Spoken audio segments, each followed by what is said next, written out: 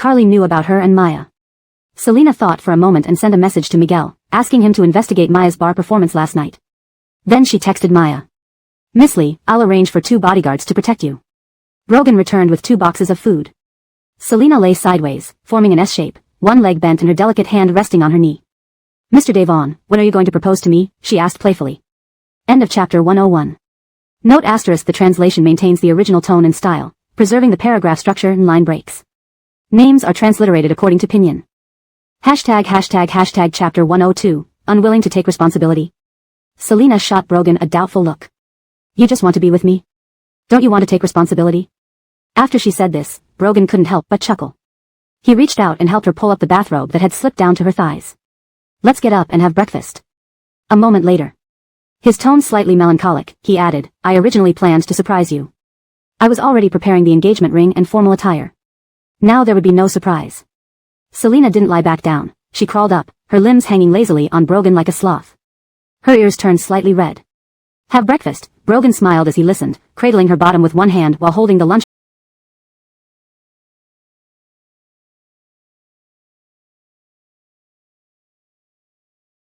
box in the other, leading the sloth over to the sofa for their meal. During the meal, Brogan finished quickly. Selena, unusually, displayed a hint of grace. Leaning back in his chair, Brogan typed messages to Hector with his distinctively slender fingers. At this point, Brogan turned his head and looked at Selena, his eyes darkening. Antheazy, even though I don't have the ring yet, can I propose now? Without looking up, Selena bit her chopsticks. Sure. The excitement inside her was a secret known only to herself. Brogan's eyes twinkled with amusement. When was a man the most handsome? When he gave her a bank card, when they were in bed, when he doted on her, or at moments like this. Mr. Devon will spend his entire life with you. He didn't shower her with excessive sweet talk. Instead, he held her face in both hands and kissed her forehead passionately. The warmth reached her heart. Those few short words carried so much emotion as he gazed into her eyes. Selena's cheeks flushed red. Equality in love felt like this. It took her a long time to regain her composure. They drove back to Shin City amidst heavy rain. For safety, Brogan drove more slowly. Selena received information from Miguel regarding the matter he had investigated. Manager Wei accepted $2 million from Paul under the pretense of celebrating Linus's birthday. The key was the celebration for Linus.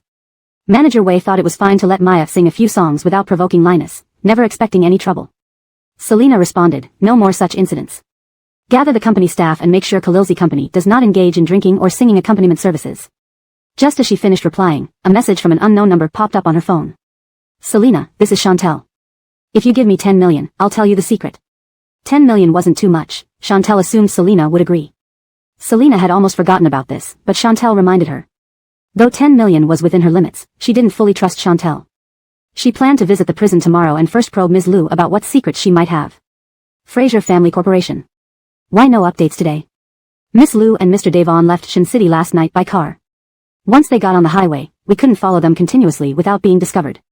After the voice on the phone spoke, Bud hung up. Yesterday, Linus celebrated his birthday at Chinshu Bar. He knew about the events that unfolded there. Harris had been warned by Linus not to appear where he was. Bud also knew Harris wasn't very bright. He called Harris to come see him at Fraser Corporation. Harris instinctively sought help when she received Bud's call. She dialed Carly, but no one answered. Carly was busy with a program. With no other options, Harris reluctantly headed to Fraser Corporation, hoping it wasn't something major. The drive took about half an hour. Seeing Harris arrive, Brooke opened the office door for her. Entering the room, Harris asked, Brother, why did you suddenly call me? Stopping his work, Bud looked at her with dark eyes. Do you want to go abroad for further studies? Hearing abroad again, Harris immediately shook her head. I don't want to go. In a cold tone, Bud continued, this time it's different. It's for enjoyment, not like last time. You'll stay in a prosperous place with servants taking care of you. This way, he could separate Harris from Carly for her own good. Unfortunately, Harris refused. I don't want to go abroad. She couldn't leave. Bud glanced at her indifferently. Why? Stammering for a moment, Harris finally blurted out when Bud was about to lose patience. I like Roberto. Can our families arrange a marriage? She had always liked Roberto. Bud looked at Harris with resignation. He won't marry you. He knew Roberto well enough. That man didn't want to marry. Harris pursed her lips, a trace of reluctance in her pretty face. Fine, I won't go abroad, but don't try to send me away again. The room fell silent for a moment. Bud spoke. You can stay, but don't cause trouble for Selena and avoid getting involved with Carly. Harris understood the first part but not the second. Aren't you happy that I'm helping Sister Devongjin? Her brother loved Sister Devongjin so much, why would he say such strange things? Bud's voice turned cool. If you won't listen, that's fine. You can leave. Harris felt relieved as she left. Outside Fraser Corporation, she received a callback from Carly. Sister Devongjin, it's fine. I thought my brother wanted to scold me about yesterday's bar incident. Sitting in her car, Carly took a sip from the insulated cup Matilda handed her and asked, what did your brother want? He told me not to bother Selena. Harris tried to understand Bud's thoughts. Probably because he doesn't want to anger Brogan. Carly paused her drink. Oh, that's possible. Was that the only reason he called you? Yes, and another thing, I told him I like Roberto. Harris kept to herself that Bud had told her not to defend Carly. She didn't want to upset Carly. Sister Min, if you really like Roberto, you should try expressing your feelings, Carly gently encouraged her. You'll never get anything if you don't try. Like herself, Carly always strived to achieve what she desired. Hesitating only leads to nothing. She lifted her right hand, looking at her engagement ring on her middle finger and smiled. It wasn't certain that Selena would join the Devon family. But she would hold her engagement banquet in 3 days. Harris agreed with Carly, she should try expressing her feelings. By the time Brogan and Selena returned to Exine Khalil community in the evening, Selena got out of the car and turned to the man in the driver's seat. Good night. Brogan beckoned her with his index finger. Come here first. Selena climbed back into the passenger seat. More business? Brogan watched her with a playful smile. Pretending not to know? Selena kissed him briefly and hurriedly got out, closing the car door behind her. Back home, Violet stared at her intently. Cicely. Selena, serious, promised, next time, I promise I won't miss appointments. Violet covered her mouth and laughed. The next day, Selena found time to pick up her blood test results from the hospital and also collected Roberto's results. After leaving the hospital, she went to the prison. Seeing Selena, Della glared with pure hatred. Did you come to see if I'm doing well here? Selena cut straight to the point. Chantel is trading a secret for 10 million yuan. The secret came from you. Della stared at Selena. Nonsense. Don't try to trick me. I have no secrets about you. If I did, I would have used them already. Selena observed Della's expression. Now she was certain, Chantel truly had a secret. The more frantic Della's denial, the more likely it was true. You say there's nothing, then there's nothing. Leaving these infuriating words behind, Selena departed from the prison. While driving, she called Chantel. Let's set up a time to meet. A victorious smile crept onto Chantel's lips. All right. Selena hung up the phone with an indifferent expression. Note, the paragraph structure and line breaks have been maintained as requested. Chapter 103, Uncontrollable Emotions. Selena arrived at the company and first checked her blood test results. They were normal. Then, she gave Roberto his blood test report. Entering the office, she noticed his brows knitted tightly. Could it be that yesterday's urology results weren't good? Roberto was unaware of Selena's speculations. He felt a hint of nervousness as he opened his blood test report. Upon seeing the results, he let out a sigh of relief. Fortunately, everything was normal. He put down the report, raised his eyelids, and saw Selena with an inquiring expression on her face. Anything? Oh right, my blood test results are normal. Selena smiled. Congratulations. There's one more thing, Dr. Bill is fine, right? Should we consider another doctor? If not, perhaps we can make an appointment with a psychiatrist. Roberto stared straight at Selena, speechless. How could he possibly be fragile enough to need a psychiatrist? It's fine, I'll be back to normal after some time. Since Roberto said this, Selena didn't press further. She walked out of the office and had just reached her desk when the landline rang before she even sat down. She glanced at the caller ID, it was the front desk. After picking up the phone, she learned from the receptionist that Chairman Fraser's sister was looking for Roberto. Selena raised an eyebrow. Harris was looking for Roberto? Wait a moment, I'll ask the chairman. Selena called Roberto and informed him that Harris was there to see him. Roberto was also baffled. Why would Harris come looking for him? They weren't particularly close. Could it be that the devious Warren had something for him? With this odd suspicion in mind, Roberto invited Harris into his office. Selena then notified the receptionist. The receptionist stood up, smiling politely. Miss Fraser, you may go up to the 18th floor now. Harris had been somewhat anxious, unsure if Roberto would meet her. Hearing the receptionist's words reassured her, and she smiled. Thank you. She entered the elevator, pressed the button for the 18th floor, and began adjusting her dress and checking her makeup. Her appearance was strikingly beautiful, like a blooming flower. Upon reaching the 18th floor, Harris almost lost control of her voice when she saw Selena sitting in the prime position of the secretary area. Selena, what are you doing here? Selena raised her eyes and smiled. I work here. Knowing this wasn't Fraser Chi Group, Harris reigned in her prima donna attitude. Today, her main task was to express her feelings to Roberto, not to quarrel with Selena. Selena opened the door and let Harris in. Roberto leaned back on the sofa, legs crossed, calmly smoking a cigarette. He glanced at Harris. Miss Fraser, what brings you here? Harris looked at his handsome face, her cheeks flushing slightly. She took courage and declared, Roberto, I've liked you for a long time. What kind of situation is this? Coming to the company just to confess? Roberto's expression darkened. For someone to come to the company for such a matter, if not for her being the Fraser family's daughter, he might have scolded her directly. He flicked the ash into the ashtray and said sternly, I'm really sorry, but I don't like you. Such a direct rejection. Harris instantly felt embarrassed and hurt. Her eyes reddened. Can I pursue you then? Roberto refused without hesitation. No, I dislike being pursued by girls. Why not? My background is fine, and my looks aren't bad either. Harris's eyes brimmed with tears as she stared at Roberto. Roberto. What kind of logic is this? I don't like you regardless of your background or looks. He was truly allergic to such love-stricken minds. This time, Roberto wasn't polite. He picked up the phone and called Selena. Ashley, please escort our guest out. Harris bit her lip, blinked back tears, and turned to leave the office. As she passed Selena, she glared at her. Selena, ? This young lady was indeed peculiar. Judging by her red eyes, it seemed she was about to cry. But why glare at her? It was irrational. Leaving Coaxing Technology, Harris rushed to Fraser Yuan to find Carly. Carly had paused work for the day, preparing herself perfectly for the engagement party. Harris cried bitterly. Carly could only console her. I knew it, he likes that seductive B*TCH Selena. Harris cursed through her tears. He has poor taste. Don't cry, Selena. Carly feigned sympathy but inwardly didn't look up to Harris. How do you know he likes someone like Selena? At past gatherings, I heard Roberto tell my brother that he likes someone like Ashley. This was another reason Harris disliked Selena all along. Devonjan, what should I do? I've liked him for so long, I don't want to give up. Harris sincerely harbored deep feelings for Roberto. Dark love is painful, and she truly didn't want to give up. Carly believed that since Roberto had rejected Harris, there was no hope left for her. However, she couldn't plainly tell Harris this. Harris suddenly stopped crying and came up with an idea. Devonjan, what if I get intimate with him? Will there be a possibility for us? Considering the Fraser family's status, if Roberto got intimate with her, the Sue family would owe the Fraser family a favor. Carly hadn't expected Harris to think of this. Selena, don't do anything rash, your brother will be furious. Carly advised, not concerning herself with whether Harris listened or not. In the afternoon, Brogan came to pick up Selena. Are you hungry? If not yet, I want to take you somewhere first. Selena texted Chantel about tomorrow's meeting. Turning to Brogan, she asked curiously, not really, where are we going? You'll see. Mr. Devon, playing mysterious? Selena chuckled, feeling a mix of anticipation. During rush hour in Shenzhen, traffic was slow, and they drove slowly for 40 minutes before stopping. Selena got out of the car and smiled at the gates of the Chinese-style villa. So, Brogan brought her here. Is the renovation finished? Yes.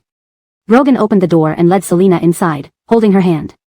They bought this house but didn't move in immediately because they disliked certain parts of its decor. So they renovated a few areas to their liking. She examined the newly refurbished sections. Shall we go shopping for furniture this Sunday? Selena enjoyed decorating step by step. Sure. Brogan draped his arm around her shoulder, strolling through the villa. They discussed placing items here and there while Selena jotted down things to buy on her phone. For the study, shall we put 2 desks, one for you and one for me? What do you think? Or... She tilted her head, intending to suggest separate studies.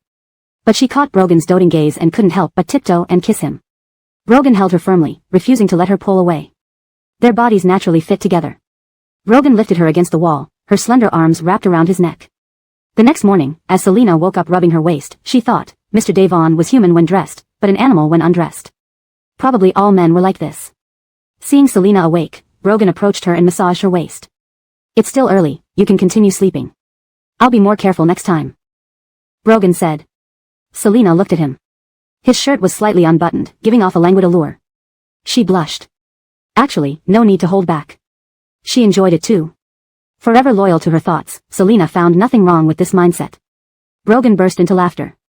His baby girl was too adorable. I'm hungry, Selena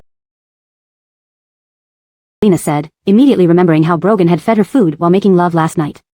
She coughed lightly, quickly getting out of bed and heading to the bathroom without turning back. Brogan raised an eyebrow and waited for her at the dining table. It wasn't until Selena finished her breakfast that she mentioned to Brogan about her plans for the day. I have a meeting with Chantel today. She said she has a secret to exchange with me. Chapter 104, The Dead. When Brogan heard that Selena was going to meet Chantel. Bring a bodyguard, Brogan thought for a moment but still felt uneasy. I'll go with you. Selina was also worried that Chantal might have set a trap for her. So she arranged the meeting place directly in the park, a public place to prevent any designs by Chantal. All right, thank you, Mr. Devon, Selina said as she sat on a park bench waiting for Selina, aware that Selina was wary of her. However, Selina absolutely couldn't guess that Chantal had no intentions of doing anything to her at the park. Chantal gave a faint smile. She wore a vintage dress and white gloves, looking radiant. Chantal looked up and saw Selina approaching. Selina brought a man with her. Her gaze landed on Brogan's face. He was a very handsome man. Chantal felt a hint of jealousy towards Selina. Sister, this secret is only between us, she said, implying that the man next to Selina needed to leave first. Brogan cast a fleeting glance at Chantal, just enough for her to sense his coldness. Selina asked Brogan to step back a little where he could still see her but not hear their conversation. Before leaving, Brogan handed a black duffel bag to Selina. Chantal's eyes flickered slightly. Sister, did you bring the cash? Chantal had demanded 50,000 yuan in cash from Selina, with the rest transferred to a bank account. It's here, Selina handed over the black duffel bag to Chantal. Tell me the secret first, then transfer the money. Chantal smiled. Sure, let me show you a photo. She opened her handbag, took out a photo, and passed it to Selina. Big sister is really attractive to older men. This photo was found in Mr. Wang's study. Selina glanced at the photo. A revealing photo. Her expression instantly turned cold. Chantal reclaimed the photo and laughed softly. Sister, don't be nervous. This is an AI-generated face-swapped photo, not real, but it looks pretty authentic. She put the photo back in her handbag. Selina's gaze turned chilly. Is this the secret you wanted to tell me? You're playing tricks on me? Chantal chuckled. Of course not. I still want the remaining money, so why would I lie to you? Now that the Li family was bankrupt and in debt, Chantal genuinely needed the money. Sister, haven't you ever doubted your own origins? What do you mean? Selina asked with a blank expression. Who would doubt their origins without cause? Before the age of 8, Della treated her quite well. You aren't Mom's biological daughter. On Devoming Festival, she found you abandoned by the roadside. You should thank my mother for taking you in. Otherwise, who knows if you'd even be alive today. Chantal maliciously added, Selina, you're really ungrateful. Without my mother, do you think you'd have had the chance to marry into the Fraser family? Or receive such a large share of assets after the divorce? You're truly a heartless person. My mother only panicked when she used the orphanage photos to threaten you, making you give some of the money to save the Li family, but you let my mother go to jail. Selina looked at Chantal, unsure if what she said was true or not. Whether Della was her biological mother could be verified through a DNA test. Selina didn't entirely believe Chantal. Selina calmly said, if Mrs. Liu had told me about this, maybe I would have thanked her for picking me up. But she didn't. Chantal knew Selina wouldn't easily trust her completely. My mother was worried that picking you up without reporting it might lead to legal trouble, which is why she never mentioned it. All because of your cruelty, I had to marry an old man at such a young age. Chantal glanced at Selina with resentment, then turned and left, carrying the bag of money with her. After turning away, a spark of excitement shone in her eyes. It was true that Selina wasn't her mother's biological daughter. If Selina believed what came next, it was her own fault. After all, it had been more than 20 years. Selina wouldn't be able to verify it. Wait, are you okay? Selina sat in the car, lost in thought. Brogan held her hand. Chantal said I'm not Della's biological daughter. Selina's face was blank as she turned to look at Brogan, repeating what Chantal had said. Suddenly being told after over 20 years that one's parents might not be who they thought they were, it was unsettling. Brogan responded, we can't trust everything she says. I'll get someone to obtain Della's hair sample for a paternity test. Okay. Selina's mind was somewhat confused. Brogan silently stayed by her side. Hector, stop the car ahead. Today, Brogan had Hector drive to prevent any unexpected situations. Hector found a place to park. Brogan asked Selina to stay in the car while he got out. Through the window, Selina watched the tall man cross the road and enter the convenience store opposite. A few minutes later, Brogan returned, got into the car, and gently bent down to sit. Wei, have some ice cream. When Violet is unhappy, she likes to buy and eat this. He bought a box of ice cream, explaining with a warm gaze. Selina paused, accepted the ice cream, and smiled. Mr. Devon, thank you. Hector couldn't help but admire his boss's high emotional intelligence. High EQ indeed. That night, it rained heavily. Granville braved the rain to inspect the murder scene. A victim was found dead in an alley near Shinshin community around midnight. The rain stopped as dawn broke. Selina and Brogan had planned to buy furniture today. Initially, Brogan wanted to cancel due to Selina's mood, but she insisted on continuing. Shopping could also be a way to relax. Selina woke up early but hadn't eaten breakfast when she received a call from Violet. Li Ji, you need to come back. An officer wants to speak to you. Violet glanced at the serious-looking officer. Selina was puzzled. All right, I'll head back now. Mr. Devon, we can't go shopping today. I need to return to Shinshin community because an officer wants to see me. She quickly changed clothes while speaking to Brogan, who was busy working. Brogan put down his work and changed as well. Why did the officer want to see Wei? Please note that the translated text maintains the original paragraph structure and line breaks to stay true to the source content. #### Chapter 105, Don't Make Me Angry. Selena only found out why the police officer was looking for her when she returned to Exine Khalil community with Brogan. A murder had occurred near Exine Khalil community last night. The victim was Shay, the older man Chantel had married. Miss Liu, we found a photo in the deceased's bag with your fingerprints on it, and there are also messages between you and him on his phone. Please come with us to the station to give a statement, the officer said. Selena immediately thought of the vintage dress Chantel wore yesterday and the gloves she had worn. Chantel had set her up. As for the phone, Chantel must have used Shay's phone to send those messages earlier. Brogan frowned slightly. She was with me all night. The police officer sized up Brogan. What is your relationship? Boyfriend and girlfriend, Brogan replied. The police officer turned to Selena. The last message we saw in the deceased's phone was an arrangement with you. Both of you will need to come to the police station to give statements. Alright, we'll cooperate. At this moment, Selena remembered to inform Brogan. Please ask Roberto to grant me some time off. A good employee's duty. Brogan ruffled her hair. Sure.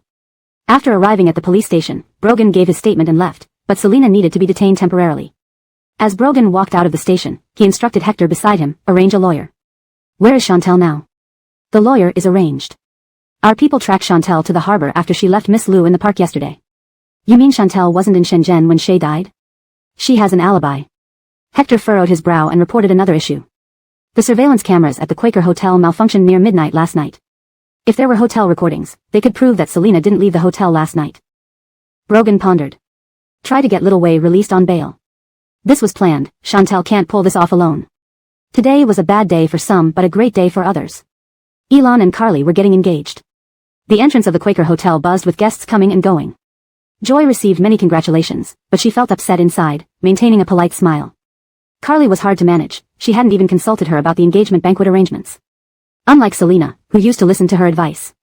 In the makeup room, Carly smiled at her reflection. Her mother, Wang Frazier, held Fraser sitting. Once they were alone, Wang Frazier spoke up, you and Linger have a child already. Why aren't you getting married directly? Wang Frazier was a bit unhappy. Normally, couples would formally meet both sets of parents before the engagement. But Elon hadn't visited the Shao family, and his mother's attitude had been condescending. Carly turned her chair and looked at Wang Frazier. Linger wanted to do the engagement ceremony first so I wouldn't have any regrets. Although still puzzled, Wang Frazier couldn't control young people's thoughts anymore. At least her daughter was marrying well. Just then, Harris entered, greeting Wang Frazier before turning to Carly. Sister Devongen, you look beautiful today. Carly smiled back. I'm always beautiful. Harris suddenly realized, wait, from now on, should call you sister-in-law. Carly blushed slightly, her smile charming. She was genuinely happy today. Sister-in-law, go ahead and wait for us in the banquet hall. In fact, Harris was eager to see Roberto, who had also been invited. Outside, the engagement ceremony was already bustling. Congratulations, President Fraser and Vicchio.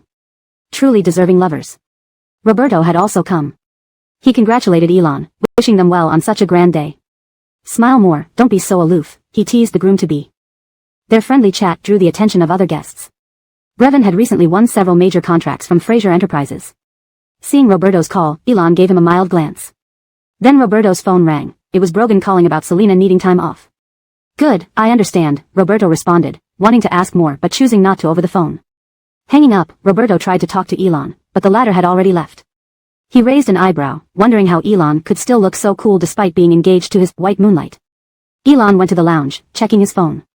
Seeing Selena's detention, he called Brooke, instructing him to prepare the car and head to the police station. Back in the makeup room, Wang Frazier checked the clock. It's almost time, I'll have the nanny come in for zitting. Before she could finish, Harris burst in. Sister Devongen, the engagement banquet has been postponed by 2 hours. Carly froze, gripping her hands, biting her lip. Why didn't Elon tell her personally? What could be more important than the engagement? Wang Frazier asked, frowning. Harris shook her head, equally confused. He didn't say. I'll call Linger and find out what happened. Carly dialed Elon. Elon, seeing Carly's number, frowned. If he went to the police station now, it might alert Brogan. Just return to the banquet. Have Brooke check it out under a friend's name. Elon picked up the call, reassuring Carly it was just a joke. Though still skeptical, Carly decided not to press further, saying, I'll wait for you. She told Harris and her1-425.I. Linger said it was a joke. Harris chuckled. My brother never jokes, seems like he's really happy. Returning to the hotel 10 minutes later, Elon prepared for the delayed engagement ceremony. The ceremony was complex but omitted some parts. However, fetching the bride and serving tea to the in-laws remained. On stage, they played videos of their moments together, ending with a picture of their family of 3. After the ceremony, Elon and Carly returned to disdainfully garden. While Carly bathed and removed her makeup, Elon headed to the study. After bathing, Carly posted photos of their engagement on Weibo, writing, "Got engaged with my beloved today, very happy." Many fans congratulated her below. Carly happily went to the study to share the comments with Elon. However, Elon was on the phone with Brooke discussing Selena. Hearing Selena's name as she entered, Carly's smile faded. Elon hung up, glancing at her. Growing increasingly suspicious, Carly asked, "Are you done?" "Yes." Continuing translation from where it stopped, hearing this response, she walked over with a smile to share some of the fans' amusing comments with him. "Did you enjoy today, Linger?" she asked him with a smile. Elon looked down at the beaming woman before him and said faintly, "Yes, I did. But I have something that needs immediate attention, you should rest early." Without even changing out of his clothes from the day, he hurriedly moved toward the door of the study. As Elon prepared to leave the study, Carly's eyes welled up, and she turned to question him. "Are you regretting our engagement? Today is our special day, how can you just walk away?" She approached and embraced him from behind, her face pressing against his back. "If you regret it, say so now, I'll take sitting and leave immediately." Elon's eyes darkened. "Devonjan, don't overthink this, I genuinely have business to attend to." "Did you hear Selena mentioned earlier? Is it about her?" Carly lowered her gaze and pressed further. Elon's voice was deep and firm. "It has nothing to do with her. Selena has Brogan by her side now. I truly have company matters to handle." He gently encouraged her to release him, then lifted her chin with his long fingers, giving her a light kiss on the forehead. "You must be exhausted after all the activities today. Rest well." With that, he strode out of the study, leaving Carly in disbelief. He had actually left like this? Roman sat hunched over his computer, playing a game and smirking as he eliminated the enemy. While gaming, he conversed with Elon on the phone. "I thought you wouldn't be able to resist running off to the police station," he chuckled. "Thankfully you didn't, otherwise, I wouldn't choose to continue collaborating with you." Elon's expression remained neutral. "You called just to tell me this?" "Not really. I wanted to inform you that I've done something for free," Roman grinned, taking out another enemy. "I kindly disposed of Miss Lou's younger sister into the sea to feed the fish. Now comes your moment to play the hero. Here's a video for you." Elon's eyes grew cold, his lips thinning. Roman was someone who acted completely on impulse. Coldly, Elon warned, "Please refrain from such actions next time. Our collaboration is solely to deal with Brogan." Roman's warm, jade-like face broke into a sly smile. "Is this what they call kindness goes unrewarded? What should I do? Suddenly, I feel Miss Lou is very beautiful and I've developed an interest in her. What should I do?" Elon's expression turned grim. Roman paused his game. "Don't provoke me. I'm not afraid of Brogan, so why would I fear a mere president of Fraser Corporation like yourself?" The tension was palpable as both men understood the weight of their words. Roman's playful demeanor masked a dangerous undercurrent, while Elon's resolve hardened. Each move carried consequences, setting the stage for deeper conflicts ahead. Chapter 106, The News of Murder. Selena clutched her stomach, eyes closed. Her face was pale. A dull ache lingered in her abdomen, her period had come. What timing! Her menstrual cycle had always been irregular. A kind policewoman offered her some bread and a cup of hot tea. Brogan had sent one of the top lawyers in the industry to represent her. Selena was now granted bail, but Brogan waited outside the police station for her. Even on bail, she still had to be available at any moment as suspicion hadn't been fully cleared. Pale-faced, Selena thanked the lawyer and walked out of the station with him. As she exited, Brogan noticed how unwell she looked. He quickly approached her, gripping her cold hand. Brogan scooped her up and placed her in the car, fastening her seatbelt. "Louise, your period came?" He knew her abdomen would hurt during her period and usually tried to make sure she didn't eat too many cold things. Selena nodded with pale lips pressed together. Brogan sat down, fetched a spare blanket, covered her with it, and gently lifted her shirt to massage the acupoints on her abdomen. Hector asked the hotel to prepare a heat pack and some congee. Selena began. "All right, century egg and lean meat congee." Brogan seamlessly guessed what she wanted. He decided that once she felt better, he would take her to a traditional Chinese medicine practitioner for herbal treatment. He had suggested it before, but she disliked drinking herbal medicine and refused. This time, he wouldn't indulge her. From the moment Brogan took Selena from the police station, Bud received the information. Standing on the 20th floor of the Fraser family's building, he looked down at the street below. The vehicle seemed small from this height, much like he himself still appeared insignificant in Roman's and Brogan's eyes. Ambition is something every man possesses. With greater power and more wealth, many things become easily attainable. When Brooke brought documents into his office, he he sensed the intense coldness emanating from Bud. Chairman, there are 2 urgent files. Also, Mrs. Fraser called asking if you'll be home tonight. In the past, Selena was Mrs. Fraser. Now, Carly held that title. Keep calling Vicky O. I'll be back tonight, Bud replied, opening the documents. He still had to maintain a facade of affection with Carly. Men indeed needed to be even more ruthless. Brogan was like a venomous snake. If he sensed anything between him and Selena, he would strike swiftly and decisively. Back at the Regal Hotel, Selena temporarily became an invalid, with everything handled by Mr. Devon except for bathing, which she did herself. Is the congee too hot? Not too hot. Brogan, despite being a man, fed her carefully. She just needed to open her mouth. He wiped her lips with a tissue. Rest on the sofa for now. Once you've digested, I'll carry you inside to sleep. Selena nodded. Seriously, she had no living relatives. If this were ancient times, she might have been considered a celestial curse. Regarding Chantel's claim about her biological parents, she wasn't overly eager to find them. Right now, she only cared about the people before her. Mr. Devon, without you, I'd probably be getting a heat pack and ordering takeaway all alone. Selena thought for a moment. Actually, without you, I'd still be stuck at the police station trying to find a lawyer first. Selena yawned, her lashes fluttering. Sleep had been impossible inside. Seeing her yawning, drowsy eyes brimming with tears, Brogan's lips curled slightly upward. She was already asleep, so he didn't say anything. His phone on the table buzzed. Caller ID showed Hector. He picked it up and went to the study. Boss, Chantel's body was found in the sea, and our people discovered that there was an issue with the cameras at Regal Hotel. Hanley seems involved behind the scenes. Brogan's lips curled into a cold smile. Where is he now? Meanwhile, the troublemaker Roman sent the news that Selena might be a murderer to Carly. Chapter 107, about to change his heart. Hanley has already left the country. Following Hector's statement, Brogan felt as if he had been choked. Roman was basically someone without principles, always doing things on a whim, and most importantly, he was as slippery as an eel, which made him highly detestable. Brogan sat on the sofa and asked in a slightly cold tone, have you collected all the recordings from the surveillance cameras around Exine Khalil community? He bent down to pick up the cigarette box from the table. He originally wanted to smoke but thought of Selena and put the box back down. There's a video showing Shay driving and parking at the parking lot by Fraser and Ping intersection, came the response. He walked into Exine Khalil community and disappeared into an alley, and another entrance to the community had its camera malfunctioned 2 days ago. We currently know that the police found the weapon used for murder in the sewers, and there is a witness who saw a short-haired woman walk into the alley at midnight while smoking on the balcony. He only saw her back, and it looked like Miss Liu. Coincidence indeed, for the cameras to fail so conveniently. Brogan remained silent, deep in thought. Hector guessed Brogan wasn't in a good mood and quietly waited for his instructions. After pondering, Brogan said, send more people to investigate and also sabotage the information systems of MO Corporation. MO Corporation's main businesses were online shopping and cloud services, ranking 6th globally. No company took their IT infrastructure lightly, so sabotaging it would be challenging. Hector frowned slightly. Hanley will retaliate by attacking the information systems of the Devon Corporation too. He clearly did not approve of this method. Relax, our company has recently strengthened this area, and the damage would be minimal, Brogan said indifferently. My father can bear with this. Brogan's private companies, apart from those openly acknowledged as software firms, were kept tightly under wraps, just like Roman's private ventures. Hector's lips twitched. He suspected that the boss was actually still upset because of Devon Lord's mistress remarks last time. This father-son pair was always at odds. Hector then mentioned another matter. The engagement ring should be ready in about a week, but the wedding dress needs more time. Custom-made dresses required considerable time from tailoring to final fitting, embroidery, and jewelry inlay.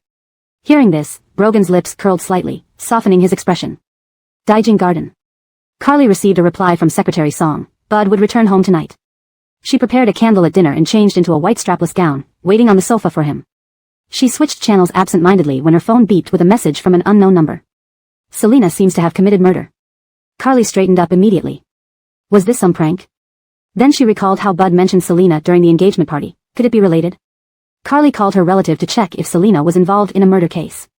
Her relative replied quickly, yes, though evidence was insufficient, Selena was considered the prime suspect. Carly smirked after reading the message. Harris must be thrilled hearing this news. She shared it with Harris immediately. Right after sending the message, Bud returned. Carly hastily exited the chat screen, turned her phone upside down on the table, and walked over to Bud. Bud had bought flowers for her. Carly couldn't help but smile with delight. Sorry, I've been very busy lately. Carly blinked playfully. I'll forgive you this time. How about going on a family trip in a couple of days since I'll be busy with the show soon? Bud checked his schedule with Brooke first. He postponed less important meetings and then told Carly, sure. Carly took the flowers upstairs but forgot her phone downstairs. However, no one dared touch the phone. The nanny carried Fraser Lara to the living room. Seeing the beautiful phone case on the table, Fraser Lara stretched out her chubby hand to touch it. The nanny gently coaxed her, "That's Mommy's phone, don't touch it." Fraser Lara made sounds, reaching with her small hands. The nanny bent down, letting Fraser Lara briefly touch the phone case and then flipped it back down. "Good girl, Lin, touch it for a bit and then let's go see the flowers." The nanny carried Fraser Lara to the garden. Soon after, Carly ran down to fetch her phone and find a vase. After his shower, Bud glanced at the red roses now in the vase, remembering that Selena had once mentioned she preferred blue ones over red. Bud changed into his pajamas and descended the stairs. Just then, the nanny brought Fraser Lara into the living room and greeted him, "Mr. Fraser." Seeing Bud, Fraser Lara's round eyes twinkled, stretching her arms for a hug. Though he didn't often hold children, his cool demeanor didn't scare Fraser Lara, who was too young to understand much. The nanny asked kindly, "Mr. Fraser, do you want to hold Miss?" Bud nodded, taking Fraser Lara into his arms, adjusting to support her properly under instruction from the nanny. Fraser Lara, being a delicate child, started fussing when held improperly. Carly stepped out from the kitchen, seeing Bud awkwardly holding Fraser Lara, and giggled, covering her mouth. She snapped a photo of them. "After all, don't you see your daughter isn't comfortable?" Carly noted, as Fraser Lara struggled but didn't cry. Bud reluctantly handed Fraser Lara back to the nanny, who carried her upstairs. With the couple preparing for their dinner, the servants retreated. Bud and Carly headed to the dining room, where they enjoyed their meal amidst pleasant conversation. During dinner, Carly mentioned her own matters, occasionally getting advice from Bud. Usually after dinner, Bud went to the study to work, while Carly returned to the bedroom to apply a facial mask. Seasons later, Harris called her. "Big sister-in-law, I just saw your message. Is it true? Selena committed murder?" Harris sounded shocked, almost unbelievable. "Not sure, just a suspect," Carly replied calmly. "Probably not true, let's just hear it and leave it alone, anyway it doesn't concern us." Harris agreed. Tonight Bud was at home, so Carly didn't continue discussing Selena, changing topics instead. By 11 o'clock, Carly was already in bed, repeatedly checking the time. Bud was still in the study. He hadn't touched her in a long time. When a man stops touching a woman, it means he's either losing interest or has other issues. Just as Carly was frowning and lost in thoughts, Bud opened the bedroom door, walking in. He massaged his temples, glancing at her on the bed. "Why aren't you asleep yet?" "Waiting for you." Carly sat up, one strap of her nightgown slipping, revealing pale skin. "I thought you planned to sleep in the study again." Bud undressed and paused. "I'm going to take a shower." As he turned around, Carly's mournful voice echoed from the bed. "Are you changing your heart?" Chapter 108. I can't do it anymore. In the short span of time, Carly didn't hear Bud's response. Her heart sank slightly as her voice quivered. "Is this question that hard to answer? If you've changed your mind, just say it." Tears began streaming down uncontrollably. Bud turned around, his eyes locking onto Carly's face before saying indifferently, "I can't do it anymore." Carly's tear-streaked and furious face suddenly froze. Then she started laughing. "You don't have to make up such an excuse to fool me. A perfectly healthy person couldn't just suddenly not be able to do it." Who was he trying to fool? Bud wore a faint expression as he only gazed at Carly. "I'm sorry." Carly stared intensely into his eyes, hoping to find traces of deception. "Are you serious?" Originally, Bud was going to take a shower but now hesitated. Instead, he went for a lighter and lit a cigarette, looking somewhat dejected. "Really?" He puffed on his cigarette with a cold tone. "We are only engaged right now. If you want to back out, it's still in time." As soon as his words were spoken, Carly, with red eyes, refused to believe him. She abruptly got out of bed and ran over to the sofa, squatting between Bud's legs. She pulled down his zipper. Bud grabbed Carly's hand, his face cold and gloomy. "What are you doing?" She looked up silently at him. "Unless I see it with my own eyes, I won't believe it." She said this through gritted teeth. Looking at Carly's determined face, Bud released her hand. That morning, Carly was notified temporarily to rush for a recording session. In the afternoon, they would be going on a trip as a family of 3. Abigail scolded somewhat displeasedly. "What's so great about Maya that those judges praise her so much? You sang pretty well too, yet they asked you to record again. And, it's funny how even though she isn't a big star, she has 2 bodyguards following her." Carly checked her makeup, finding no need for touch-ups. She frowned, thinking about Bud's matter, barely paying attention to Abigail's complaints. "Devonjan, what are you thinking about? Are you daydreaming?" Abigail stopped complaining and sat on the sofa to ask. "I understand. The 2 of you have been engaged for not long, and you're still very much in love. Once the recording is over, you'll be back together." Abigail teased her. Carly wasn't sure if she was being paranoid. This time she planned to ask Abigail for her thoughts. "It's been a while since we last made love. Even during our engagement, we haven't. Can you believe it? Last night I couldn't help but ask him if he had changed his feelings." Upon hearing Carly's words, Abigail was also taken aback. "So then? Did you get an answer?" Carly furrowed her brow. "He said he can't do it anymore." Huh. Is that true? Abigail stuttered. You don't believe it either, right? Neither do I. Last night I wanted to test if he was telling the truth, but Ziling cried late at night, and we ended up checking on her. Abigail actually found it hard to believe Bud had changed his heart. He divorced Selena for you. He probably wouldn't change his heart, right? The mention of Selena caused Carly's face to freeze. Only she knew that he must still have feelings for Selena, otherwise, he wouldn't have subconsciously kept the thing Selena bought. Women were always highly sensitive to these matters. But what gave Carly some satisfaction was that she was now Mrs. Fraser and the boss lady of the Fraser Corporation. Selena's personality was too calm and resolute, meaning she was destined to leave Bud. After pondering for a moment, Abigail suggested, your family of 3 will be going on a trip next, right? Why don't you try again then? Carly nodded, agreeing with her plan. The staff knocked on the dressing room door, informing her it was time for her to go for the recording. During Kangxiang's lunch break. Turns out Ashley took leave because she was arrested. She doesn't look like someone capable of something so ruthless. Someone couldn't resist asking out of curiosity, what are you guys talking about? Didn't you forget the company announcement? We shouldn't gossip about colleagues' personal matters. Denny Davon covered her mouth and laughed, I've already decided to resign and won't be working at Kangxiang anymore. No need to worry. I heard Selena was arrested for murder. Ah. Really? Who did she kill? Scary. It's rumored she killed an old man, Denny Davon sneered. It's only you all who think Ashley is a nice person. She sent her own mother to jail without hesitation, how merciless. Several colleagues listened thoughtfully. Thinking their colleague was such a vicious murderer made them shudder in fear. After finishing speaking, Denny Davon turned and left, knowing she could get paid by doing this and wouldn't need to work anymore. What a good deal. Just a few words, it wasn't anything overly harmful anyway, especially since it was the truth. Denny Davon submitted her resignation form, immediately packed up her things, and left without waiting for her superior's signature. At the Regal Hotel. Selena had slept for a whole night and woke up feeling somewhat recovered, although her lower abdomen still throbbed occasionally. While combing her hair, Brogan stepped into the bedroom. Selena turned around. He held a file in his hand. Jamie, here's the paternity test result. Selena took the sealed envelope, noticing Brogan's respect for her privacy. Opening the file, Brogan fetched a heat pack and placed it on her abdomen. He also wrapped a silk scarf around her waist to secure the heat pack. Seeing the test results initially, Selena felt somewhat helpless, but she was also touched by Mr. Davin's actions. I'm not related to Ms. Liu as daughter and mother. He patted his shoulder, come here and lean. Selena buried her head on his shoulder, grumbling, your shoulder is so hard. Taking the opportunity, Brogan tousled Selena's neatly combed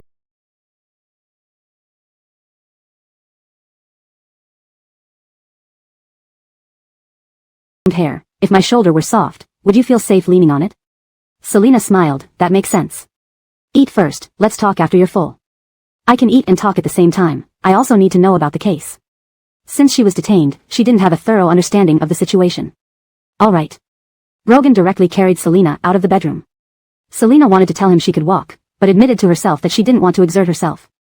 After eating half a bowl of juju porridge, Brogan told her about the case details and informed her that Chantel was dead. Chantel is dead?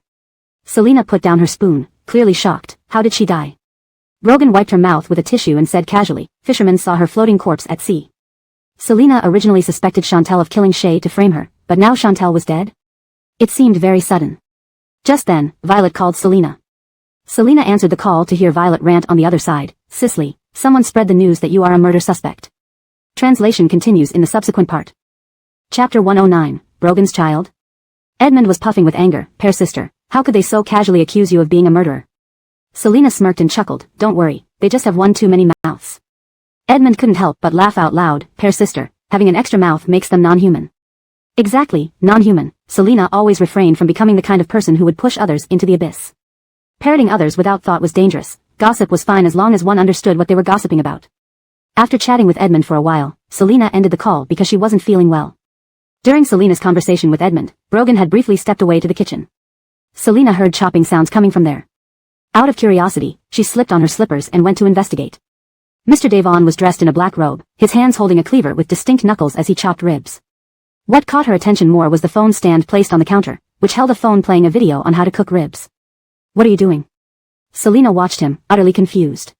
Brogan kept a straight face, calmly replying, learning how to cook, so I can make it for my wife in the future.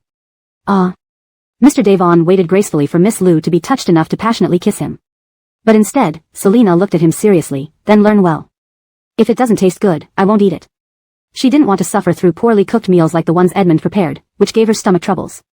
This was not what he expected. Shouldn't she come over and kiss him out of gratitude? Selina knew that men needed encouragement in such moments. Without encouragement, they wouldn't stay motivated. She spoke in her sweetest voice, Mr. Devon, work hard. I love you, study hard and try your best. With that, she turned around happily and left the kitchen to watch her shows. Mr. Devon only managed to catch a glimpse of her fleeting silhouette leaving. He withdrew his gaze lightly, raised an eyebrow, and continued learning his first home-cooked dish, sweet and sour spare ribs.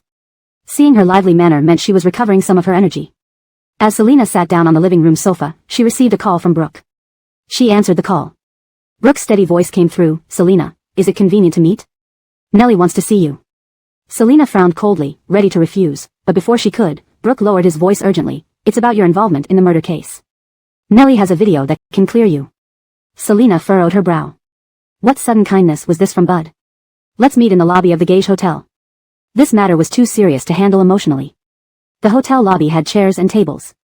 She would bring Mr. Devon. Selina's thoughts deeply pleased Brogan. At 11 a.m., Selina and Brogan, hand in hand, arrived at the hotel lobby. Bud looked up and saw the couple approach. He stood up, greeting Brogan first, Mr. Devon. Brogan gave him a casual glance, pulling Selina to sit down.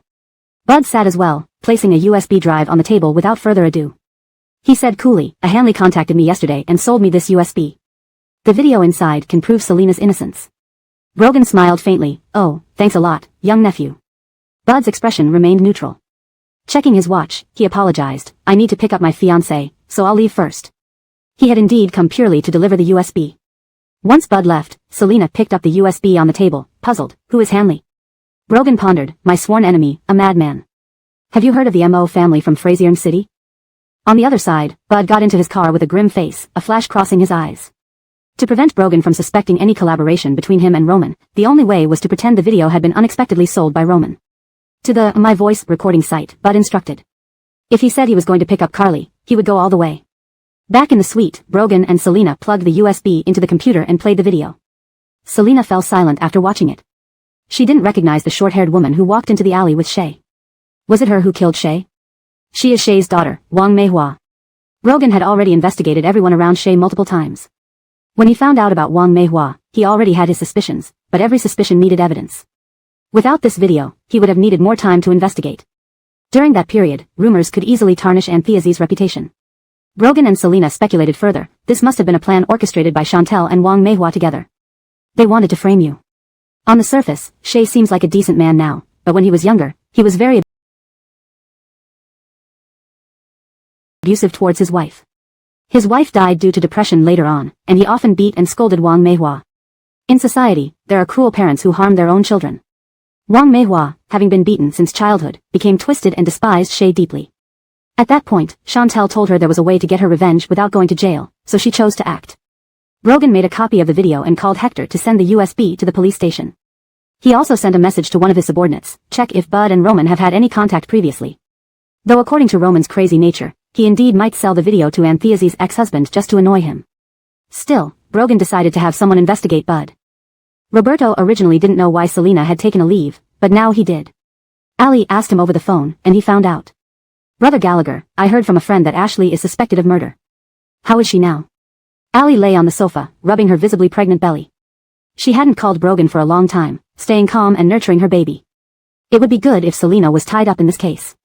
Roberto frowned, only now am I hearing about this. Hang up, I'll call and check the situation. He intended to ask if Selina needed any help. When Selina received Roberto's call, she was lying on the sofa getting a massage on her lower abdomen and calves from Mr. Devon. She told him, boss, it's okay, everything will be resolved soon. Hearing this, Roberto felt relieved. Good, take care of things, and then come back to work. Selina smiled, sure. They hung up. Relaxed from the massage, Selina sighed in pleasure with closed eyes. Brogan's gaze darkened as he leaned closer to look into her eyes. Her beautiful face was regaining some color. Anthea, shall we settle the massage fee with Brother Devon first? Selina couldn't stop laughing despite trying not to. Brother Devon sounded like lover.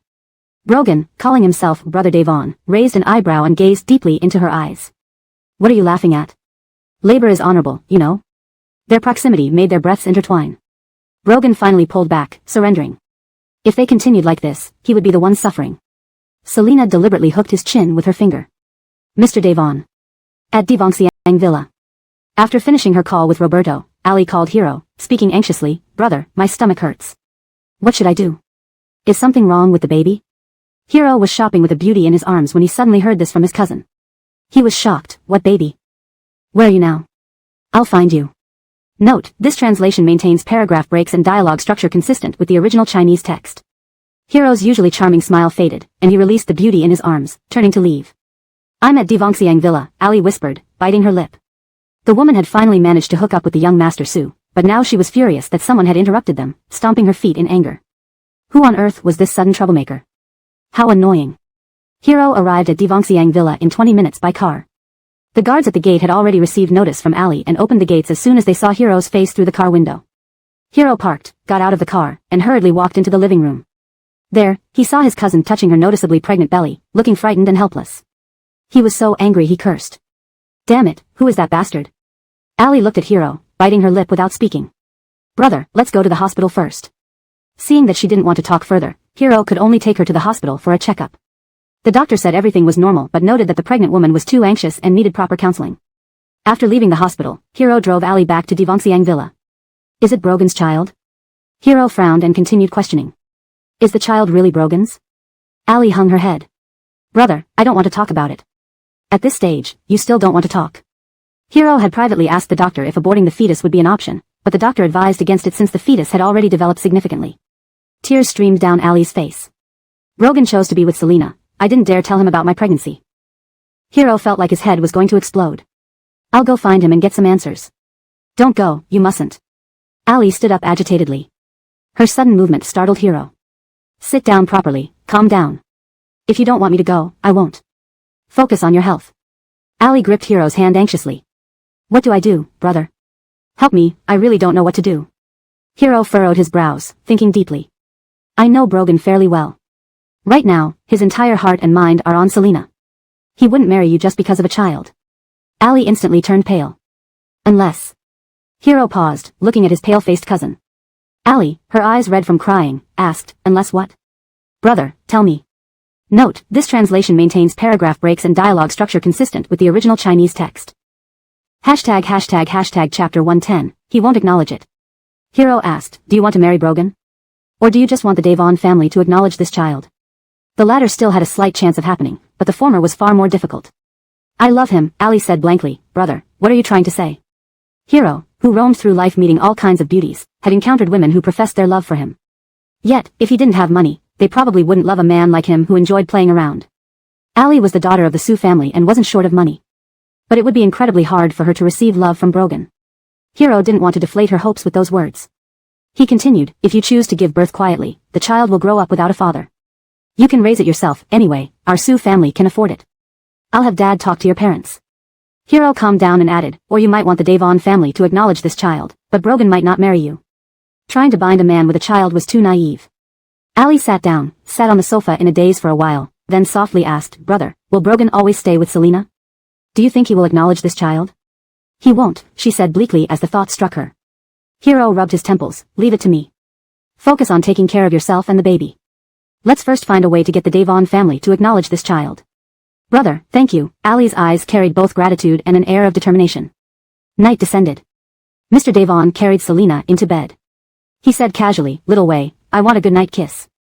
Usually, Mr. Devon would initiate the kiss and bid her goodnight. Today, he actually asked her to take the initiative. Selena felt that Brogan's expression was too composed, almost funny. She pouted and kissed his forehead. Is that okay? Good night.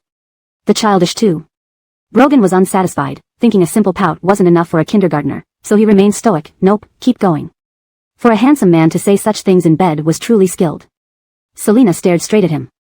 Then, right before his eyes, she slowly closed her eyes. Good night, time to sleep. The man glanced down, staring at her sleeping face with a slight smile curling his lips. He reached out and pinched her chin. Good night, Brogan murmured hoarsely. As he got up to change clothes, Selena secretly opened her eyes, watching as the man turned away. His back muscles were strong and rugged. Wild and untamed. Selena, the little pervert, grabbed the blanket, pulling it up a bit to shield her view before closing her eyes again to sleep.